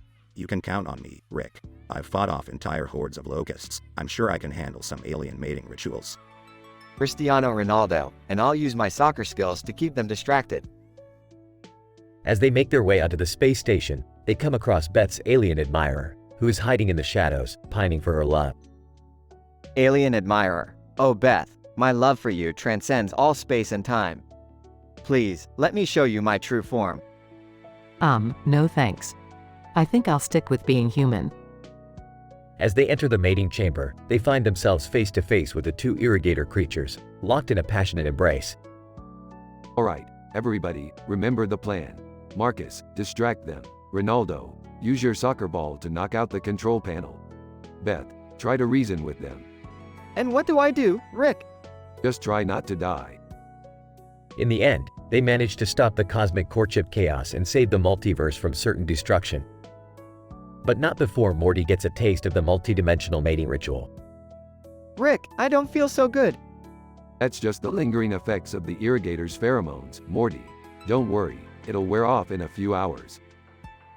Overall, this episode is a hilarious romp through the most ridiculous corners of the multiverse, filled with action, adventure, and ridiculous scientific jargon.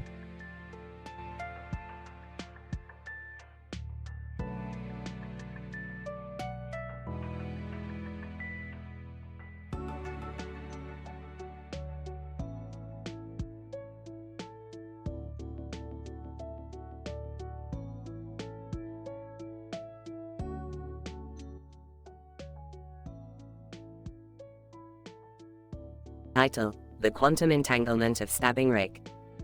Opening scene. Rick, Morty, and Summer are preparing for an existential crisis when Rick notices a disturbance in the quantum field. The gang is transported to a forest where they witness a man kneeling down with a stick in one hand and a dog in the other. Morty, this man is disrupting the quantum field. We need to stop him before he ends the universe. How do we stop him, Rick? It's science, Morty, but we have to act fast. The man suddenly disappears, leaving only the dog in his place. Summer picks up the stick and begins to stab Rick repeatedly while chanting, "Stop stabbing yourself." I'm in control now. Rick, you're my puppet. Rick struggles to break free, but Summer's power is too strong. In a desperate attempt to regain control, Rick activates his quantum entanglement device, linking his consciousness with Morty's. Morty, I need you to distract Summer. I have a plan. What plan, Rick? Just trust me, Morty. We're about to give Summer a taste of her own medicine. Morty approaches Summer with a fake knife, pretending to stab himself as she chants, "Stop stabbing yourself." Suddenly, Summer is transported into Morty's body, experiencing the pain as if she were being stabbed. What have you done to me, Morty? This isn't funny. Actually, it's hilarious, Summer. You were the one who wanted to play games, remember? Summer is horrified as she realizes the power of quantum entanglement, and Rick and Morty are able to reverse the quantum disturbance caused by the man in the woods. We did it, Morty. We saved the universe once again. Yeah, but at what cost? I don't think I can handle another stabbing incident like that. Welcome to the world of science, Morty. It's never easy, but someone's gotta do it. Closing scene. The gang returns to their normal lives, but the memory of Summer's maniacal stabbing and the power of quantum entanglement will haunt them forever.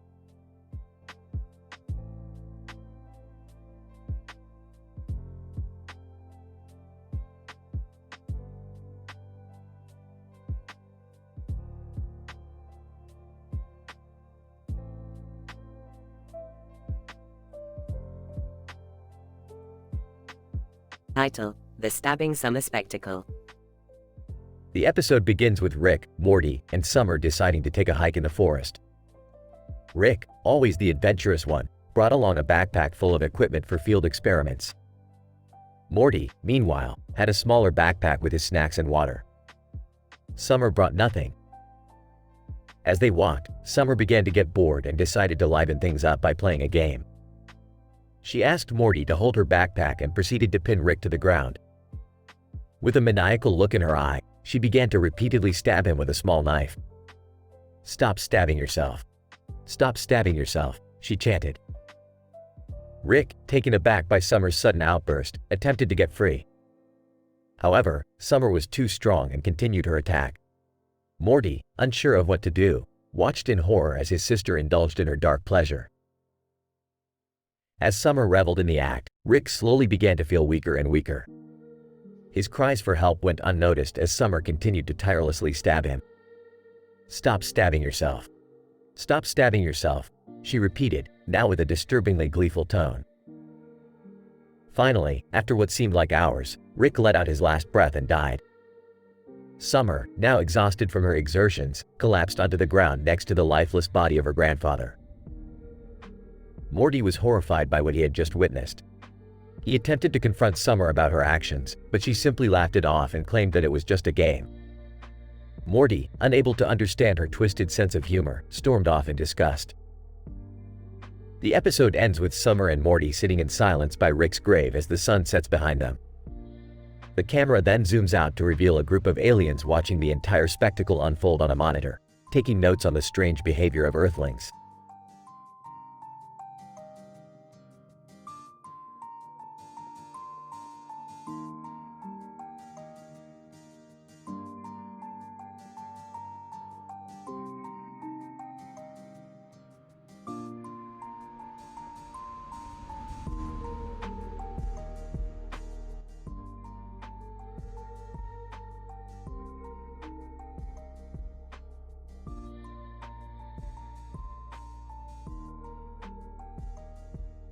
Title: The Quantum Stabbing.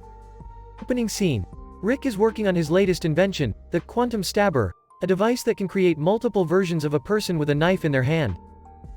Morty, come here. I have made the most insane invention yet, the quantum stabber.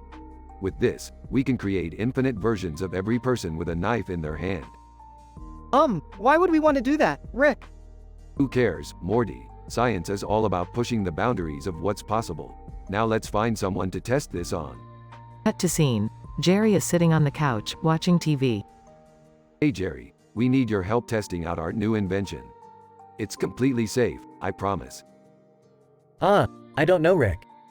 Last time I helped you out, I ended up in an alternate dimension where I was a famous movie star. Come on, Jerry, this is for science. Plus, we'll give you $100. Okay, fine. But just don't make any more alternate dimensions with me in them, okay? Rick gives Jerry a knife and activates the quantum stabber. Suddenly, multiple versions of Jerry appear, all with a knife in their hand. Whoa, this is crazy. Hey, why do they all look like me? Jerry, I don't think you understand the gravity of the situation here. We've created an army of stabby Jerrys. The Jerrys all start moving towards Jerry with their knives. Hey, wait a minute. What's going on here? Don't worry, Jerry, this is just a test. Now, Morty, take your make dick and start stabbing the family. Shocked. What? Why would I do that? It's for science, Morty. Now do it. Morty reluctantly starts stabbing the Jerrys. This is messed up, Rick. I can't keep doing this. Don't be a wuss, Morty. Think of all the data we're collecting.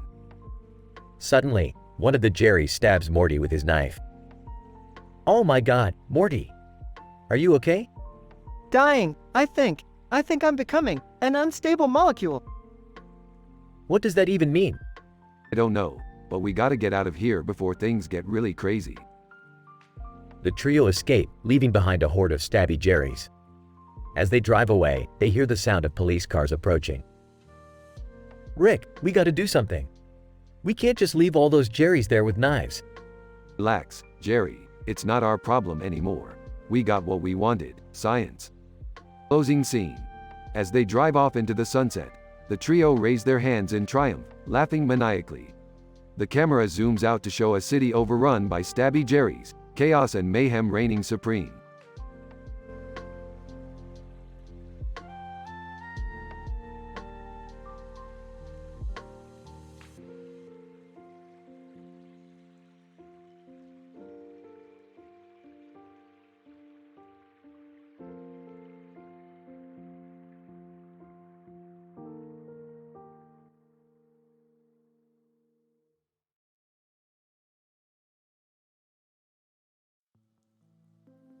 The effects of familial naming practices on mental health and social dynamics in the multiverse, a Rick and Morty case study. The episode begins with Rick and Morty exploring a planet inhabited by sentient, anthropomorphic bacteria. Jerry tags along, hoping for a chance to prove himself to his more accomplished family members. As they traverse the planet's craggy terrain, the discussion turns to the power of names and their impact on personal identity. Rick, names are just arbitrary labels we assign to differentiate ourselves from one another, Morty. Ultimately, they're meaningless. Morty. But what about the way a name can influence how people see you or treat you? Like, if someone's name, I dunno, stupid lil bitch loser, for instance? Jerry, hey, watch it. That's my son's name now. We legally changed it last week. As they continue wandering, they encounter a group of bacteria who appear to be in distress. It turns out they've been infected by a virus that causes them to forget their own names, leaving them feeling lost and disconnected from their own identities. Rick, see, Morty? Names do have power, but imagine if we could harness that power, control it, use it to our advantage. Jerry, guys. Can we focus on finding a cure for these poor little guys? Together, they work to synthesize an antiviral compound using some of Rick's patented science wizardry, ultimately achieving success and saving the bacteria population. But their discussion of names and identity isn't over yet. Rick, well, Jerry, I gotta admit, seeing you embrace the power of naming like that, it's almost impressive. You might even be able to hang with us if you keep this up. Morty. Yeah, who knows what other wacky hijinks might befall us once we start throwing these crazy names around. Jerry, hesitantly, Well, I don't know about throwing them around willy-nilly, guys. I mean, stupid lil bitch loser is a pretty heavy moniker to bear. Rick, suit yourself, Jerry. All I know is, I'm feeling pretty good about myself right now. If anyone needs me, I'll be at the casino, winning big with my new lucky name, Captain Moneybags McFluffernutter III. And with that, they fly off into the sunset. Well, technically it's a greenish-yellowish sky, but you get the idea, leaving the planet of bacteria and their newfound understanding of the power of names behind.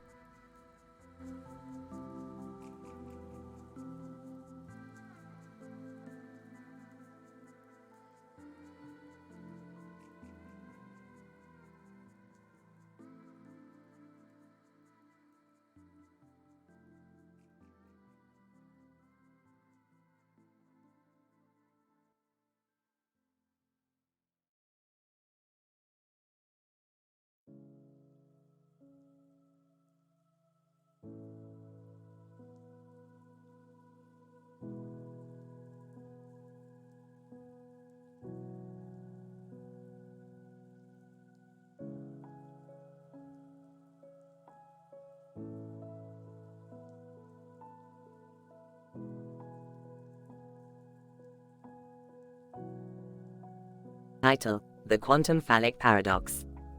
Act 1. Rick and Morty are traveling through the multiverse when they come across a strange planet with an anomaly in its quantum field. Rick decides to investigate, dragging a reluctant Morty with him. Morty, this is it. The quantum phallic paradox. It's a rare occurrence, Morty.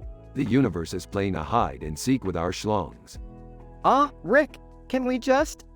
No time to waste, Morty. We gotta document this phenomenon. Could be worth a Nobel Prize or two. Act 2. As they land on the planet, they encounter a tribe of aliens with a peculiar anatomy. Alien Chief, welcome, visitors. I am Chief Schlongdong of the Phallic tribe. You are standing on the sacred grounds of our people. You must respect our traditions. Don't worry, dude. We're just here for a quick study. We won't touch any, sacred groins. I'm not touching anything. Not after what happened on Blargus 9. Suddenly, one of the aliens approaches Morty with a friendly gesture. Alien, hello, friend. Let us shake hands. No! Get away from me! Rick, help! What's the matter, Morty? It's just a friendly handshake. You don't understand, Rick. Every time I touch a penis, it rips off. Act 3. Rick examines Morty and discovers that he's infected with a bizarre virus that makes his hands lethal to any phallic object. Morty, why didn't you tell me about this sooner? We need to find a cure fast. I didn't want to make a big deal out of it. Big deal, Morty. You're a walking dick ripper. We gotta solve this puzzle, and quick. They search the planet and encounter a mad scientist who claims to have the cure. Scientist. Greetings, fellow brains. I am Dr. Bofa Dees. I have isolated the virus's DNA and created an antidote. But I need one thing from you. But, your dignity. Dr. Dees. Haha, very funny. No, I need a sample of your DNA to complete the formula. Act 4. Rick and Morty reluctantly agree to give their DNA, but soon regret it as they stumble upon a bizarre revelation. Morty, this guy is a fraud. He's using our DNA to create a clone army of Rick and Mortys. What? You mean? Yes, Morty, there's a whole planet out there with an army of us. We gotta stop him. They fight their way through the army of clones, using their wits and their fists.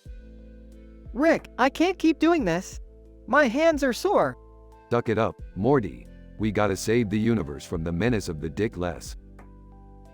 They finally confront Dr. Dees, who reveals his true intentions. Dr. Dees. Haha. You fools fell right into my trap. I'm not Dr. Bofa Dees. I'm Dr. Schlong Dees. I've been studying this planet for years, trying to create the ultimate weapon. Weapon? What are you talking about, Doc? Dr. Dees. I've created a virus that's lethal to anything with a penis. With it, I can rule the universe. Watch as I demonstrate. He pulls out a giant phallic object and aims it at Rick and Morty. Act 5. But Morty, remembering his affliction, steps forward and snatches the weapon from Dr. Dees' hand, inadvertently deactivating it. Gotcha! Dr. Dees. What? How did you? Morty, you Jen. Use, I know. I may have a weird virus, but it also makes me immune to any weapon like that. Dr. D's. No matter. I still have my clones. They'll destroy you. But Rick has a plan.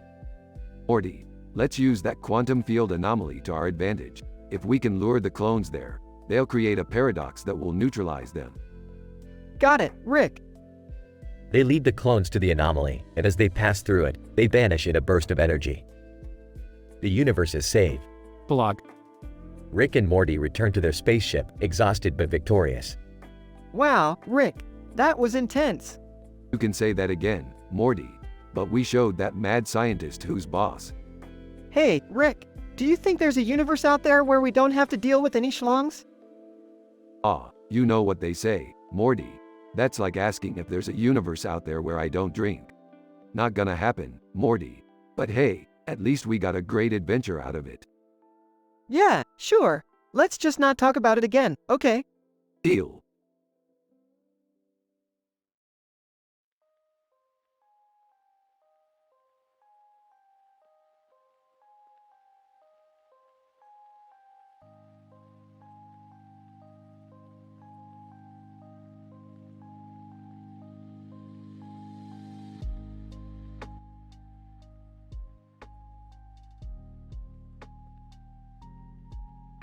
Title: The Quantum Entanglement of Yaoi Scenarios. In this episode, we see Rick and Morty standing in the living room with a view of the bustling city in the background. Jerry and Beth are also present, sipping on some space juice. Summer is off on an adventure with her own set of alien pals. Morty, what the hell are you doing with your life? I don't know, Rick. I've just been really into Markiplier and PewDiePie lately. Who are Markiplier and PewDiePie? Dad, they're like the biggest gaming YouTubers out there. Rolls his eyes. Alright, Morty, tell us about your obsession. Well, I've been reading a lot of fan fiction about them. And I've even come up with my own top 3 Markiplier x PewDiePie yaoi scenarios. Yaoi? Isn't that a type of Japanese anime? It's much more than that, Beth. It's a form of expression that transcends cultural boundaries. Now Morty, tell us your top 3. Excitedly, okay, so my first one is where they're stranded on a deserted island and they have to survive together. And then they end up falling in love and becoming a power couple. Confused. I don't get it. That's because you have no imagination, Jerry. Go on, Morty. My second scenario is where they're both superheroes and they have to save the world from an evil villain. But along the way, they start to realize their true feelings for each other. Raises an eyebrow. That's interesting. And what's your third? Blushing. Well, this one's a little more intense. They're both in a mental hospital and they share a room. And one night, they just can't resist their urges and they end up getting it on. Scandalized. Morty, you can't talk like that. Laughing. Oh, let him, Jerry. It's all just harmless fun. And with that, the episode ends on a raunchy but hilarious note as Rick and Morty bond over their love for yaoi scenarios.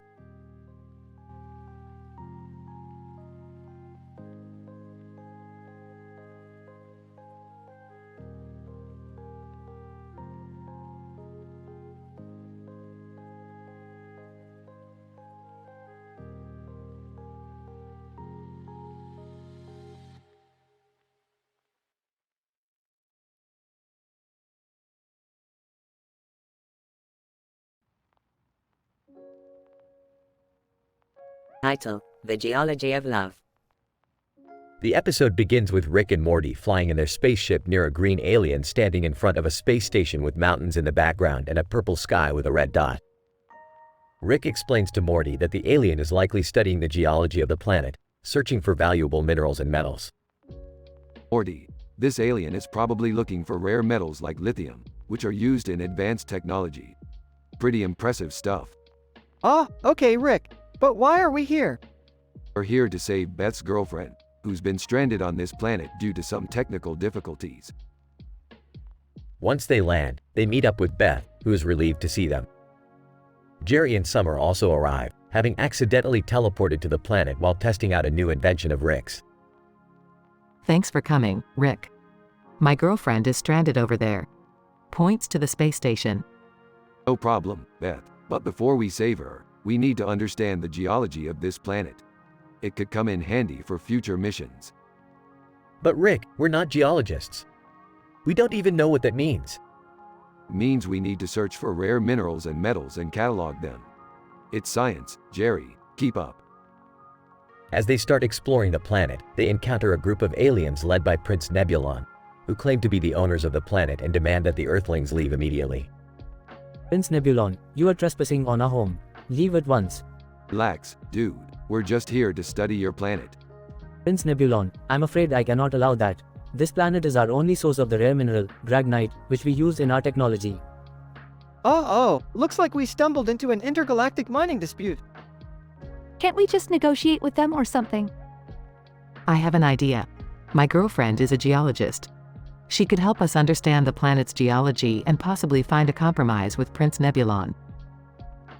They rescue Beth's girlfriend and discover that the Gragnite deposits are actually much larger than Prince Nebulon led them to believe. They offer to share the resources and work together on future missions, and Prince Nebulon agrees. Well, that was easy. Looks like we saved the day and made a new alien ally. I still don't understand any of this geology stuff, but I'm just happy we can go home now. As they prepare to leave the planet, Beth and her girlfriend share a romantic moment amidst the scientific chaos. Thanks for coming to save me and my girlfriend. Yeah. No need to get all mushy. Let's just blast off before these aliens change their minds.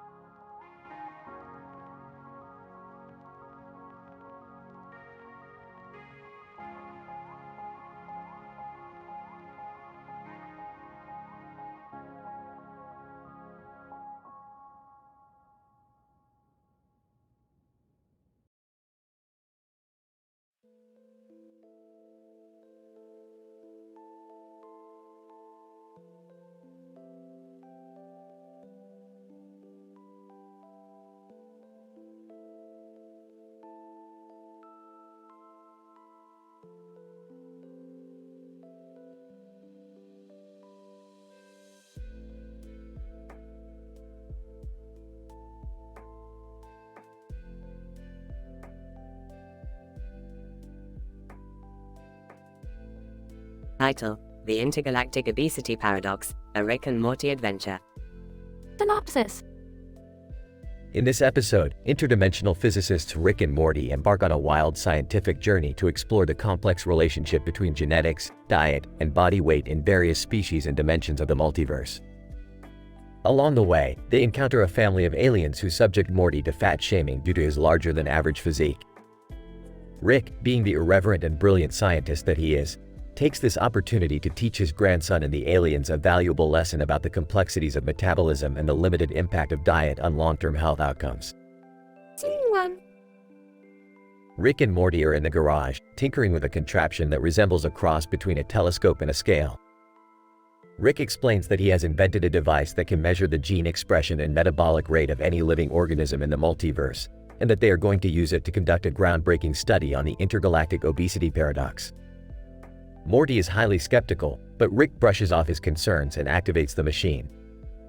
Alright, Morty, get ready to witness some on-point empirical science.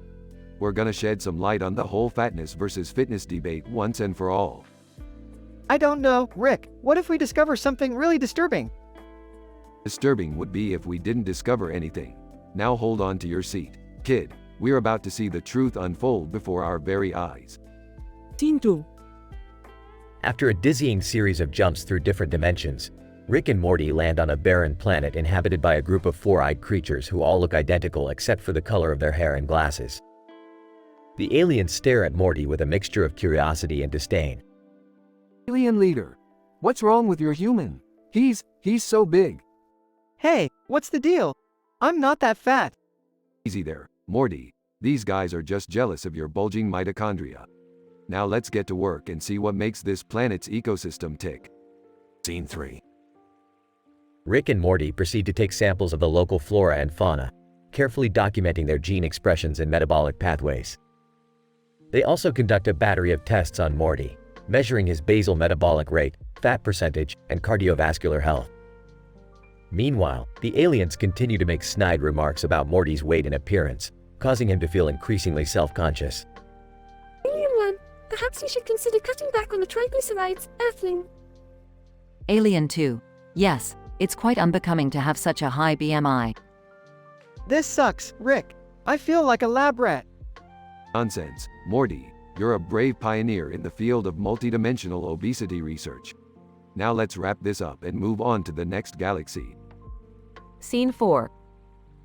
Back in the garage, Rick and Morty spend hours analyzing the data they've collected, poring over charts and graphs in search of insights into the underlying mechanisms of weight regulation. As they delve deeper, however, they start to realize that the relationship between genes, diet, and body weight is actually far more complex than they had anticipated. Holy crap, Morty, this is blowing my mind. These aliens have a completely different set of metabolic pathways than anything we've seen before. So what does that mean for me? Am I gonna die of a heart attack or what? Not necessarily, Morty. It just means that the simplistic dogma of calories in, calories out is a lot more nuanced than we thought. It's all about finding the right balance of nutrients for your particular genetic makeup. Scene 5. Just as Rick and Morty are about to wrap up their study and call it a day, the alien family from the desert planet suddenly appears in the garage, demanding that they release Morty to their custody. The aliens have apparently decided that Morty's weight is a threat to their gene pool and want to take him away for re-education. Alien 1, enough is enough. Human, you must be brought back to optimal BMI levels before you can taint our species with your inferior genes. Whoa, whoa, whoa, hold up. I'm not going anywhere with you guys. Stand back, Morty, I've got this. Listen up, intergalactic fast food addicts. You're barking up the wrong tree if you think you can shame this kid into conforming to your twisted beauty standards. Don't you know that body positivity is the wave of the future? Alien 2. What is this body positivity of which you speak? It's a movement, man. A celebration of diversity and self-acceptance. And you know what? I think it's high time you guys got woke to it. Morty, show him what you're made of.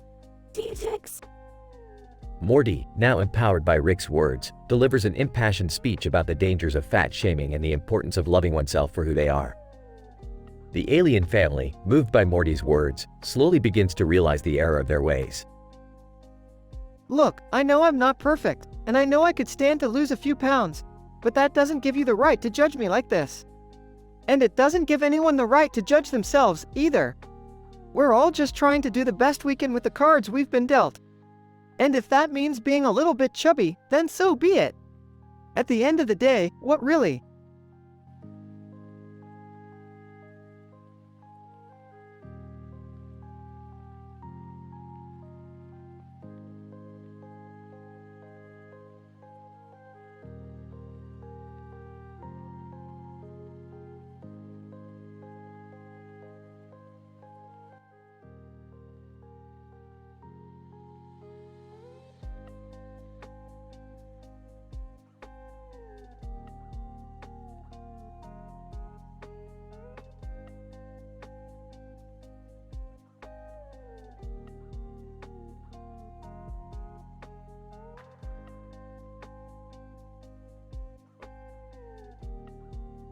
Title: The Flatulent Phenomenon on NORGON9.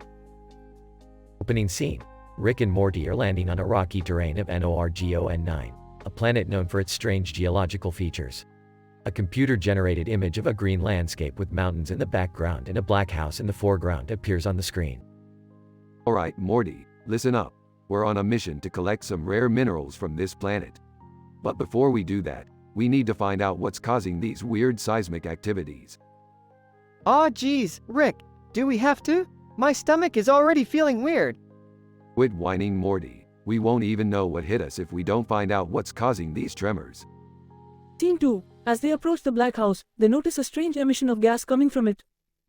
Morty, take a look at this. This house is emitting a strong concentration of methane gas. This could be the cause of the seismic activities. Ah, Rick, my dick won't stop farting. What, Morty? That's not even. Wait, what? Never mind that. We need to investigate this house. Scene 3. They enter the house and find out that the source of the methane gas is coming from a hidden lab in the basement. Holy crap, Morty. This is some serious science shit going on here. Looks like some rogue scientist is trying to create a new type of fuel using biological means. But what about my farting problem, Rick? Oh, right, let me see that thing. Scene 4. Rick analyzes Morty's problem and finds out that he has been exposed to a concentrated dose of a gas that causes chronic flatulence. Morty, I'm afraid we have a real problem here. You have been exposed to a gas that will make you fart indefinitely. We need to find an antidote. Luckily, I know just the scientist who can help us out. Scene 5. They head over to a nearby laboratory and meet up with an eccentric scientist named Dr. Spaz. Dr. Spaz, ahoy there. What brings you guys to my humble abode? Cut the crap, Spaz. We need your help with a serious problem. Dr. Spaz, oh, what kind of problem? Morty here has been exposed to a gas that's making him fart non-stop. Dr. Spaz, fascinating. Let me take a look at that. Scene 6. Dr. Spaz studies Morty's condition and discovers that the gas he was exposed to can be neutralized by a rare mineral found only on MORGON9. Dr. Spaz, gentlemen, I have good news and bad news. The bad news is that we need to find a rare mineral called Norgonite to neutralize the gas that's making Morty flatulent. The good news is that we're already on Norgon9. Alright then, let's get to work. Scene 7. They head out to find the Norgonite, but they soon run into trouble when they are ambushed by a group of rogue scientists who are determined to stop them from reaching their target. Damn it, Morty, we got company. These scientists mean business. Hang on tight, it's gonna get bumpy. Scene 8. A high-octane chase begins, with Rick, Morty, and Dr. Spaz dodging laser fire and boulders as they make their way to the elusive mineral deposit. Dr. Spaz, we're almost there. Keep going. Scene 9. With some clever maneuvering, they manage to outsmart the rogue scientists and extract the Norgonite. Yes, we did it, Morty. Now let's get back to the lab and fix that farting problem. Scene 10. With the help of the Norgonite, Dr. Spaz creates an antidote that neutralizes the gas in Morty's system. Morty lets out one last fart, and he's back to his normal self again. Phew, thanks for saving me, Rick. I thought I was gonna turn into a human fart machine. Don't mention it, Morty. That's just another day in the life of a mad scientist and his sidekick. Closing scene. Rick and Morty fly off into the purple and green sky of NORGON9, leaving behind a trail of laughter and flatulence.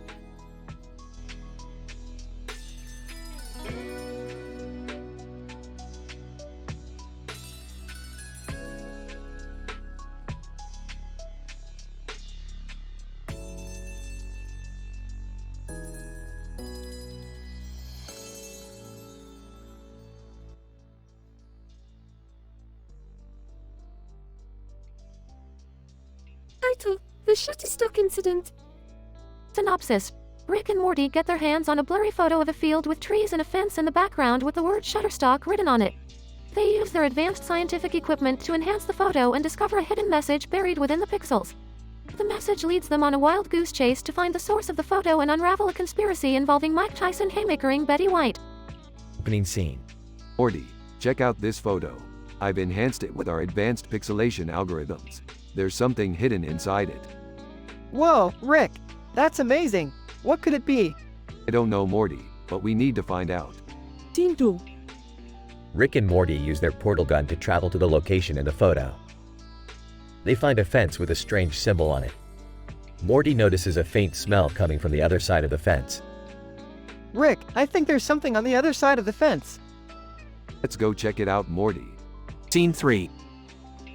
Rick and Morty climb over the fence to find a group of aliens conducting experiments on humans. They witness Mike Tyson haymakering Betty White, who is revealed to be a superpowered alien disguised as a human. The aliens notice Rick and Morty and try to capture them. Alien scientist, you shouldn't have come here. We can't let you leave now. Scene 4. Rick and Morty use their advanced gadgets to fight the aliens. Morty uses a shrink ray to shrink the aliens, and Rick uses his portal gun to send them to another dimension. Betty White reveals her true identity and joins forces with Rick and Morty to stop the aliens from conducting more unethical experiments. Scene 5. Betty White, thank you for saving me from those aliens. They were trying to harness my superpowers for their own gain. No problem, Betty. We're just glad we could help. But Rick, what about that hidden message in the photo? Oh yeah, Morty. It was just an advertisement for a stock photo website. We really went down the rabbit hole on this one. Scene 6. Rick and Morty return to their home, exhausted from their adventure. They collapse on the couch. Well, Morty, That was a crazy day. I'm glad it's over. Yeah, me too, Rick. Let's never do anything like that again. Oh, don't worry, Morty. There's always another adventure waiting for us. The end.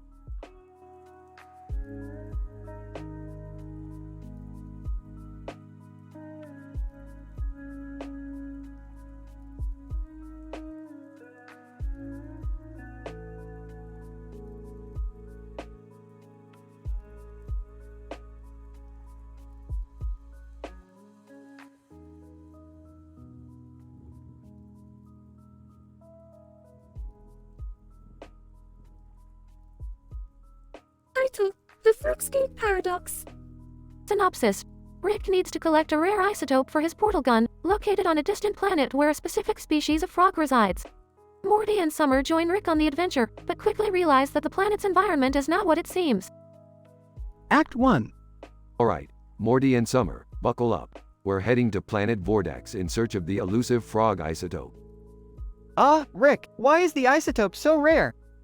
Because it only exists in the digestive system of a specific species of frog that can only survive in a very specific environment. What kind of environment? Frogscape. It's a rare type of ecosystem that's only found on a few planets in the entire universe. Act 2. Upon arriving on planet Vidax, the trio encounters the frogs they were seeking, but something seems off about the environment. Rick, why is the ground green? And why is the sky green? And why is everything else green? It's the Frogscape paradox. The ecosystem is so rare and specific that it creates a feedback loop that turns everything green. I don't know about this, Rick. It seems kind of weird. Weird, Morty. This is pure science. Now, let's get to collecting that isotope. Act 3. As they collect the isotope, the trio starts to notice more strange things about the environment. The frogs seem to be reacting to the green environment in unusual ways, and Rick starts to become increasingly concerned. Oh no, I think we've created a disturbance in the Frogscape. We need to get out of here now. Why? What's happening? The frog's behavior is directly tied to the green environment. If we stay here any longer, we could end up altering the entire planet's ecosystem. Act 4. As they rush to leave, they encounter a giant frog with red eyes that seems to be the source of the Frogscape. Rick realizes that they need to reset the frog's environment in order to save the planet. Morty, Summer, grab those green lasers over there. We need to shoot them at the giant frog's eyes to reset its environment. Are you sure this is a good idea, Rick? You want the whole planet to turn into a Frogscape? Now shoot. Blog. With the Frogscape reset, the trio returns home with the isotope and have a moment to reflect on the strange adventure.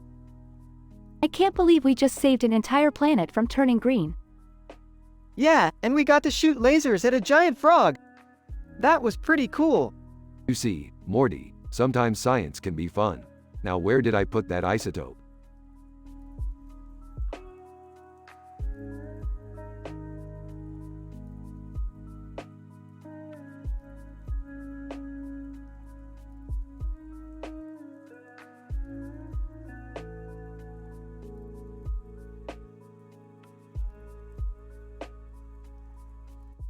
Title: The Quantum Jerk Episode. Synopsis: In this episode, Rick and Morty discover a new source of unlimited energy, the quantum jerk. Morty, equipped with a cartoon character's lightsaber and a green light behind him, has gained immense power, similar to the abilities seen in Dragon Ball Z after an accidental jerk. Morty unleashes a Kamehameha that sends Rick and himself careening through different dimensions, each with their own unique scientific properties. Morty, what the hell did you just do? I don't know, Rick. I just jerked it and then this happened.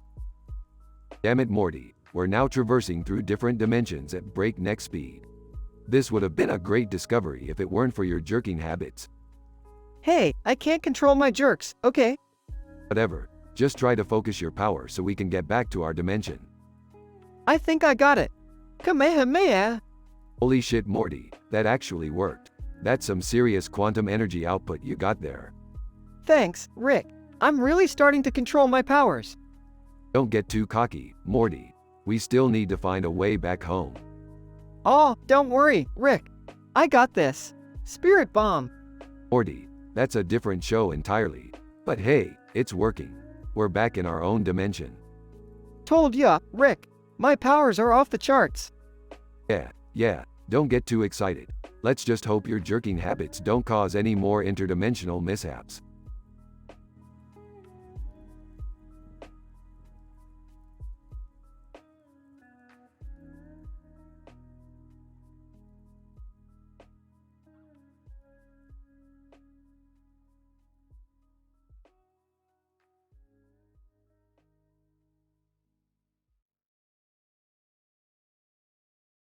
Title: Red Screen of Death Investigation. The episode starts with Rick and Morty investigating a paranormal activity involving a laptop computer with a mysterious red screen. Summer joins the team and assists in the scientific analysis of the laptop. Morty, this is beyond our comprehension. The pattern on this red screen is unlike any other. What do we do now, Rick? I'm getting goosebumps. Guys, let's approach this scientifically. We need to weigh the laptop and analyze its Thai origin. Good point, Summer. We also need to consider the possibility of a Lelouch Lamperouge virus. What's that, Rick? It's a type of malware that manipulates the user into thinking their computer is possessed by a malevolent spirit. So, we're dealing with a supernatural computer virus? Exactly. We'll need to perform a full exorcism on the laptop. I don't know, Rick. Exorcisms sound dangerous. Just leave it to me, Morty. I've performed thousands of exorcisms on computers. Wait, thousands? Yeah, I run a tech support hotline on weekends. Now, let the science begin. The team proceeds to perform a rigorous scientific investigation, analyzing the laptop's hardware and software, and performing advanced virus scans. In the end, they discover that the red screen of death was caused by a malfunctioning graphics card and a corrupted system file. Wow, I can't believe that's all it was. We were so close to performing an exorcism on a laptop. But, hey, at least we learned something about computer science and Thai culture. That's the real science, kids. Now let's go get some Thai food and celebrate. The episode ends with the trio enjoying a delicious Thai meal and joking about their misadventures in paranormal computer investigations.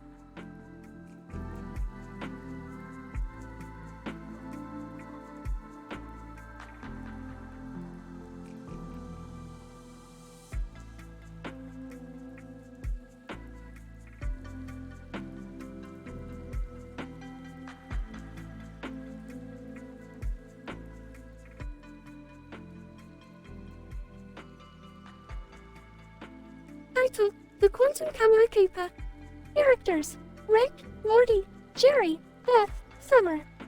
Synopsis: Rick invents a quantum camera that can take pictures of alternate dimensions, but accidentally sets it to random and causes chaos in the Smith household. Opening scene. Hey Morty, check out this new invention of mine, a quantum camera that can take pictures of parallel universes. Oh wow!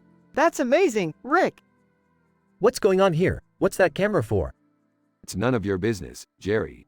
Now go back to being useless. First act. Rick, why is the kitchen on fire? Oh, shit. I must have accidentally taken a picture of a universe where everything is made of fire. Morty, do something. I got this, Rick. Morty puts out the fire. Why is there a giant talking rabbit in the living room? Oops, wrong dimension. Morty, fix it. I can't keep fixing everything, Rick. Can't you just use the camera responsibly for once? Second act. Sure, Morty, but first, let me take a picture of you for my interdimensional cosplay collection. What? No, Rick, wait.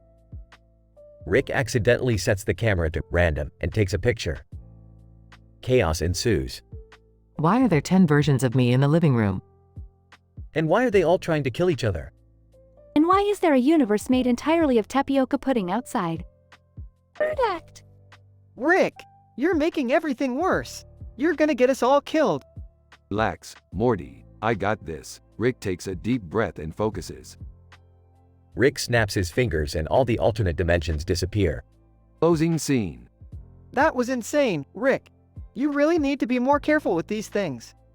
Yeah, I guess you're right. But hey, at least we got some pretty cool pictures out of it. Morty looks exasperated as Rick starts browsing through the pictures on his quantum laptop.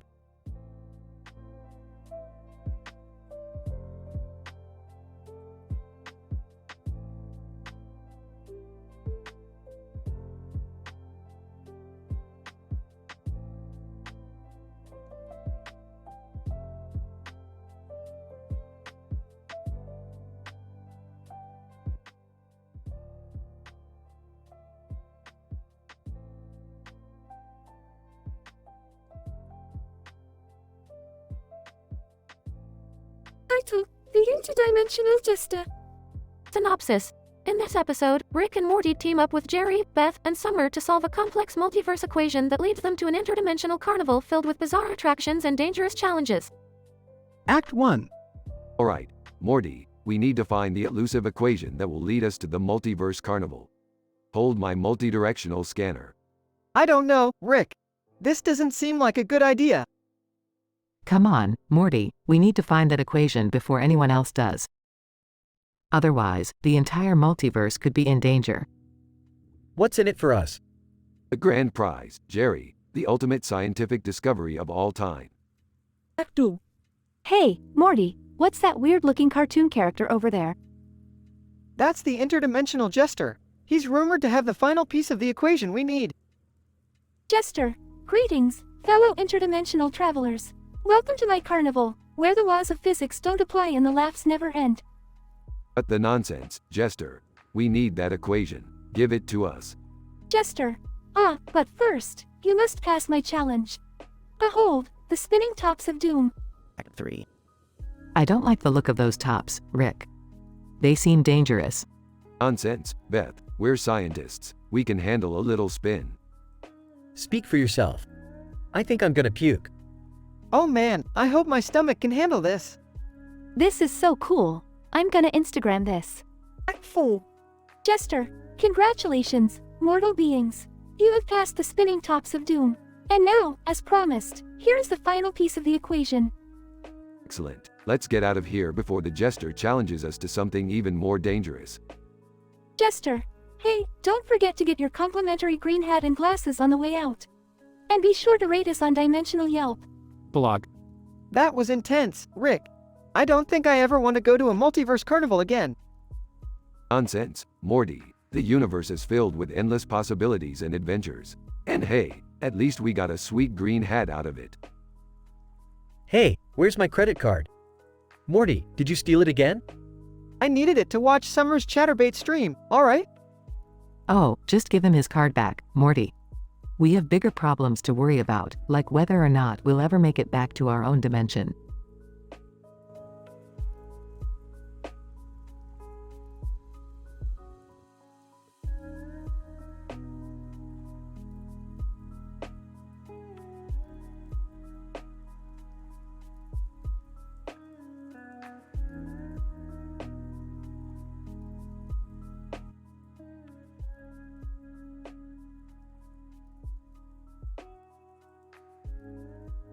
The episode begins with Rick and Morty in the garage working on a new experiment involving the element Darmstadium. Rick explains to Morty the unique properties of the element that make it perfect for interdimensional travel. Morty, Darmstadium is the key to unlocking the multiverse. It's like the spark that ignites the engine of our portal gun. That's cool and all, but what does it have to do with that website and Ariana Grande? Rick pulls up the website with the woman's face and city in the background on one of his screens. This website is the key to our next adventure, Morty. It's a portal to a universe where Ariana Grande is the queen of late-night talk shows.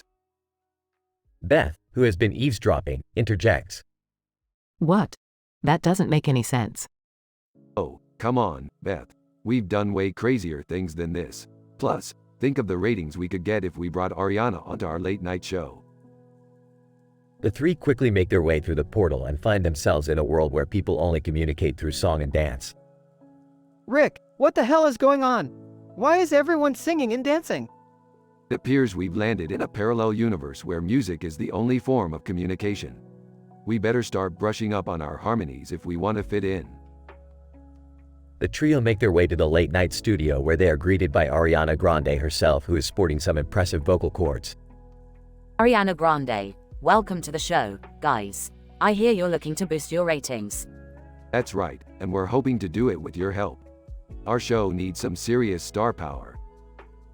The episode continues with a series of hilarious musical numbers and antics as the trio tries to win over the alien population and improve their ratings.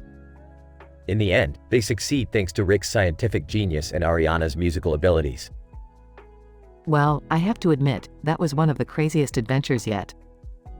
Yeah, but I think I've had enough singing and dancing to last me a lifetime. Nonsense, Morty. We're just getting started.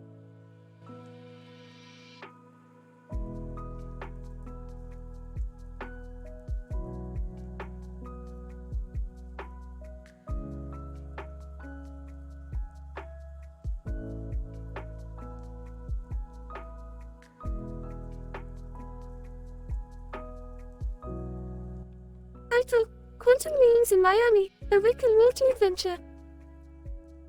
The episode opens with Rick and Morty working on a new experiment in their lab, utilizing a green and black abstract background with lines and dots in the center of the image.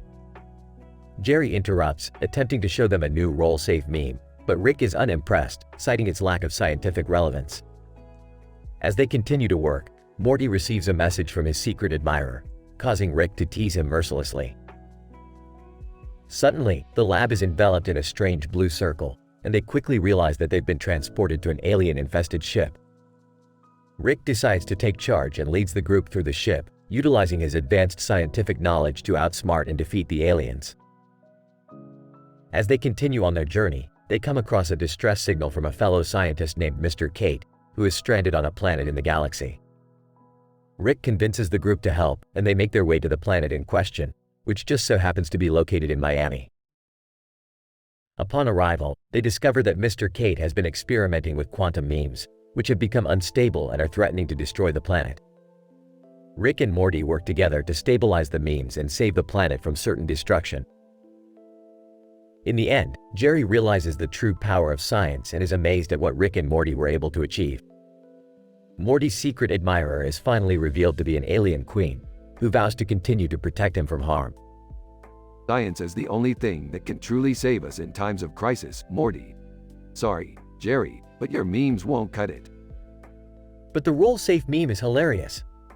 Guys, can we focus on the task at hand? I have a message from my secret admirer. Aw, Morty's got a girlfriend. How cute. Aw, Morty's a ladies' man. Shut up, you guys. We need to get out of here. Right you are, Morty. Time to put my skills to the test. Mr. Kate, please help me. The quantum memes I've been experimenting with have gone haywire. Quantum memes? This isn't good. We need to act fast. But how are we going to stabilize them? Leave that to me, Morty. Science is my middle name. Can I help too? Sure, Jerry. Let's see what you've got. Alien Queen, I have been watching over you, Morty. No harm shall come to you while I rule this galaxy. Aw, thanks. I think? Wow, I never knew science could be so cool. Thanks for showing me the way, Rick. No problem, Jerry. That's what I'm here for.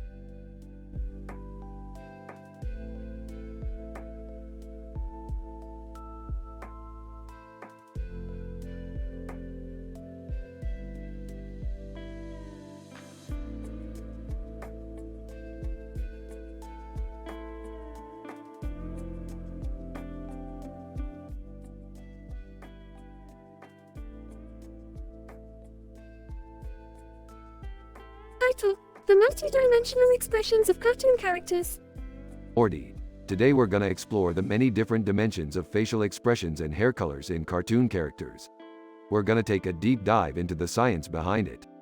Okay, Rick, but where do we start? Hey guys, can I join this adventure? I always wondered how I would look in different cartoons. Sure, Beth.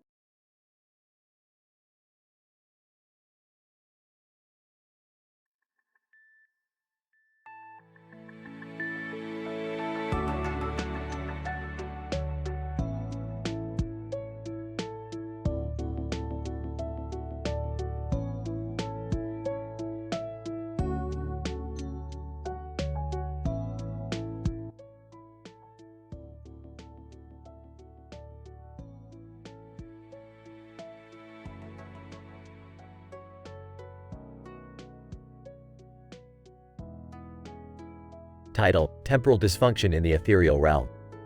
Synopsis. The episode begins with Rick tinkering in his lab, trying to fix his time-space portal gun. Meanwhile, Morty is sitting by a clock with a gold frame and a black face, situated on a red and yellow checkered flooring area. Morty, can you stop being useless and hand me that wrench? Grabs the wrench. You know, Rick, this clock is weirdly mesmerizing. It's like time is standing still. Chuckles. Morty, time is never standing still. In fact, time is a lot like a dish, always moving forward, but sometimes it can get a little stale. Suddenly, a portal opens up and Jerry appears, appearing dazed and confused. Rick, something's wrong. I was just in Beth's alternate life and… Cuts him off. Jerry, why are you here? I'm busy fixing my portal gun. ignoring Rick, and the temporal frequency was out of sync and Sarcastically. Oh, wow, the temporal frequency. What a big word for someone who can't even change a tire. defensive. Hey, I'll have you know I changed a tire just the other day. Summer enters the room, eating a popsicle. Rick, what's going on? Why is Jerry here? Exasperated, who knows, but it seems like he's having some temporal dysfunction in the ethereal realm. Confused? Huh? Pulls out a whiteboard. Okay, listen up, this is some advanced scientific stuff. Draws diagrams and equations on the board. See, based on my hypothesis, the temporal frequency of this reality has been disrupted by. Summer interrupts him by accidentally dropping her popsicle on the clock, causing it to break. Oops. Frustrated. Great, now we've got a bigger problem. Morty, can you hand me that? Wait a second. The group notices the broken clock on the checkered flooring, which has now caused a rift in the space-time continuum. Oh no, Rick, what do we do? Puts on safety goggles and gloves. We've got to fix this before it gets worse. Summer, Jerry, Morty, get ready for some serious temporal reconstruction. The group jumps into action, using various scientific tools and gadgets to fix the rift and restore normalcy to the space-time continuum. Phew, that was close. Dazed, I still don't understand what happened. Smirks. Of course you don't, Jerry. You never understand anything. Size, can we go now? I need to finish my popsicle. Rolls his eyes. Fine, let's go. But let this be a lesson to you all. Time is a delicate thing, and should never be messed with. The group exits through the portal as the camera zooms in on a repaired clock with a gold frame and black face on the red and yellow checkered flooring area, ticking steadily and smoothly once again. End of episode.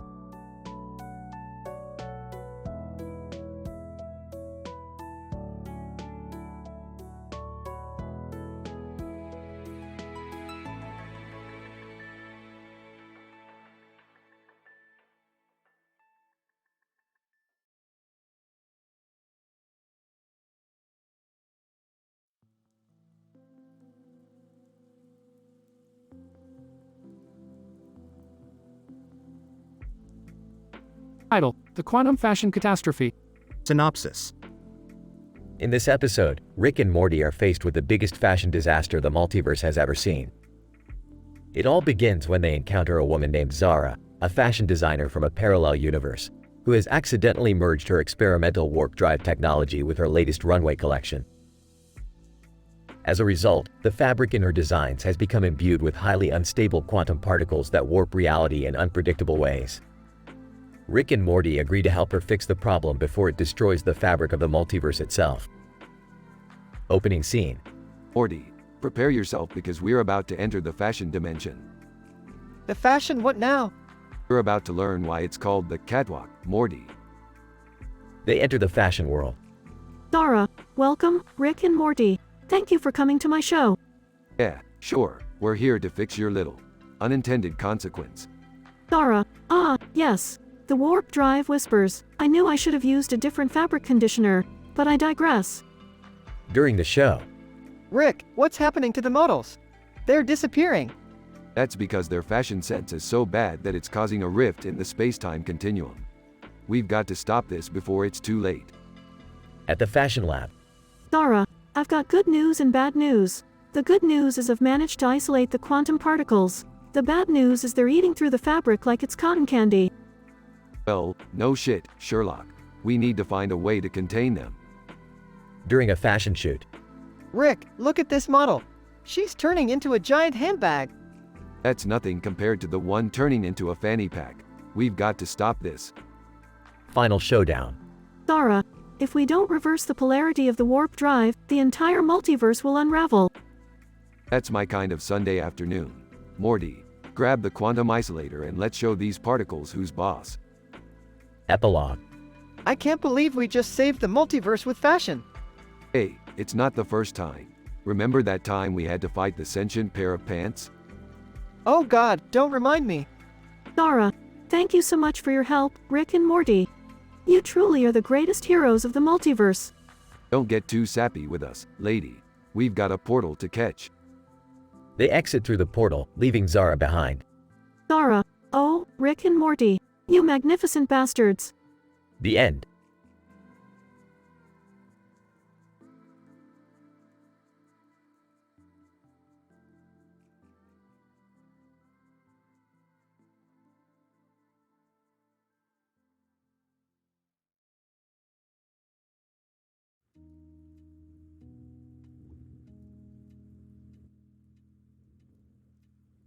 Title: The Quantum Entanglement of Rick's Secret Affair in Dubai. The episode begins with Rick drunkenly ranting about his love life, admitting to Morty that he's been seeing someone on the side. Morty tries to pry more information out of Rick, but Rick refuses to disclose any details. Meanwhile, Jerry stumbles upon a strange portal hidden in the garage and accidentally opens it, transporting him and the rest of the family to the red carpet event in Dubai. As the family adjusts to the unfamiliar surroundings, Rick becomes increasingly anxious about the potential discovery of his secret affair. Suddenly, Hailey Bieber emerges from the crowd and approaches Rick, revealing herself as his lover. Morty and Summer are shocked, while Jerry is starstruck. Hailey escorts Rick to a nearby quantum laboratory, where they conduct a complex experiment to determine the strength of their entangled particles. Rick and Hailey's entangled particles are found to be significantly stronger than any other sample in the lab, causing the scientists to question their findings. Back at the red carpet event, Morty and Summer attempt to blend in with the crowd, but their awkwardness and Jerry's celebrity fawning draw attention to them. Eventually, a group of paparazzi mistake Morty for Justin Bieber and chase after him, causing chaos. As the situation spirals out of control, Rick and Hailey hastily depart Dubai, leaving Morty, Summer, and Jerry behind. In the end, Rick muses that the quantum entanglement of his affair is simply the result of a natural law, and there's nothing he can do to stop it. Ah, the indescribable entanglement of love and science. Truly a conundrum worthy of our enmeshed particles. Hailey, I don't understand any of that, but I do love when you talk dirty to me with your equations. I can't believe this is happening. Why couldn't it have been Beyoncé? Ah, can we please leave this weird quantum lab now? Wow! I'm gonna have so much material for my next stand-up routine.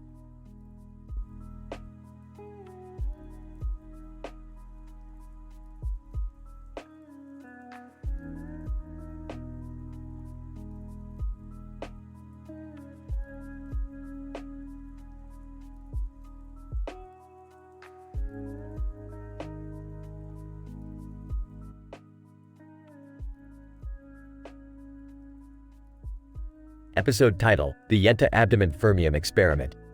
Introduction. In this episode, we explore the fascinating scientific experiment involving a large machine. This machine is sitting on a table in a room that has a window behind it and a curtain behind it. The purpose of this experiment is to study the effects of Yenta Abdomen Fermium on the machine. Setting the scene. The room is dimly lit with fluorescent lights. The large machine appears to be a complex device with many levers and buttons. The room has a controlled environmental system to ensure a consistent temperature and humidity. Characters. Dr. Sarah Smith, a renowned physicist and the lead scientist of the experiment. Emily, a research assistant responsible for monitoring the machine's readings. Alex, a technician who is responsible for operating the machine. Dialogue. Dr. Sarah Smith, please ensure that the environment system is at a controlled temperature and humidity. We need stable conditions to begin the experiment. Emily, the system is ready, Dr. Smith. We have a stable temperature of 22 degrees Celsius, with a humidity level of 45%. Alex, the machine is also ready to go. We have just calibrated it, and the readings are within the acceptable range.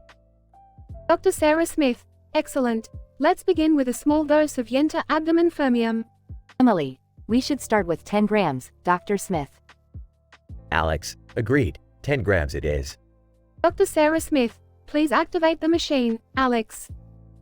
The machine begins to emit a low hum. Emily, the readings are increasing, Dr. Smith. The machine is responding to the Yenta Abdomen Fermium. Dr. Sarah Smith, this is fascinating. Look at the quantum fluctuations in the machine's readings. Alex, the machine appears to be stabilizing, Dr. Smith. Dr. Sarah Smith, we need to increase the dosage to 15 grams. Conclusion. Overall, this episode demonstrated the intricacies of conducting a scientific experiment. From the stable environment to the dosage of the Yenta abdomen fermium, every detail must be carefully monitored to ensure accuracy and reliability of the results. The machine is just one example of how scientific discoveries can be made through experimentation.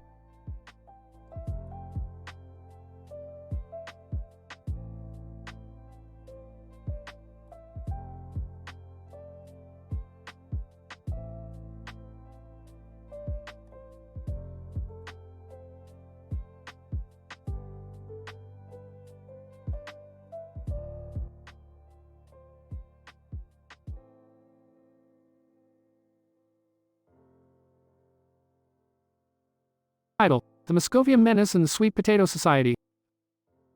In this episode, Rick and Morty stumble upon a painting of a green alien with a hat and a green glove holding a carrot in front of a space background. Intrigued by its scientific value, Rick declares it to be an example of an as yet undiscovered extraterrestrial species.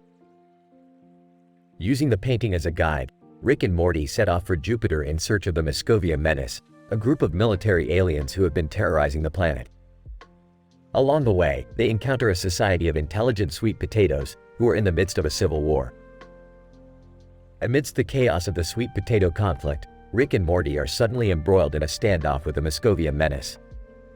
Using their scientific knowledge and quick thinking, they are able to outsmart the aliens and save the day. Meanwhile, back on Earth, Beth is surprised to discover that she has inherited the throne of the matriarchal Sweet Potato Society.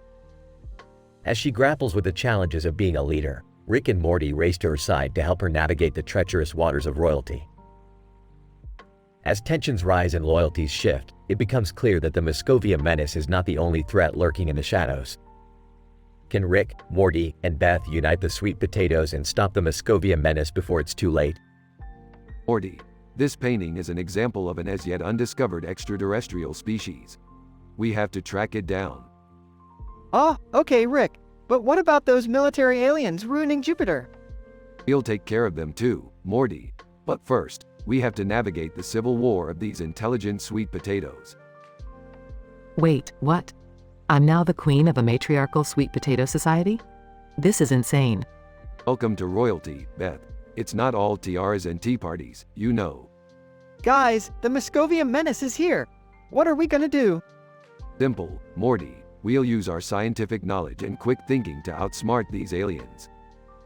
Sweet potato, we pledge our allegiance to you, Queen Beth. Together, we can defeat the Moscovian Menace.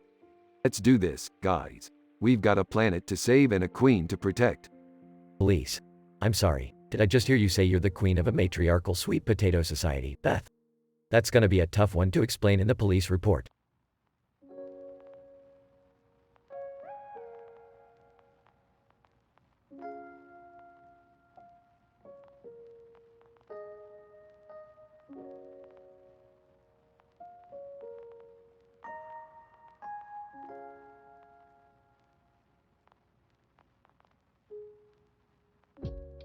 Title: The Extraterrestrial Pursuit. Synopsis. Rick, Morty, Jerry, Beth, and Summer embark on a scientific expedition to explore a distant planet after receiving a distress signal from an alien civilization. Upon arrival, they encounter a peculiar green alien with a hat and a light on his head.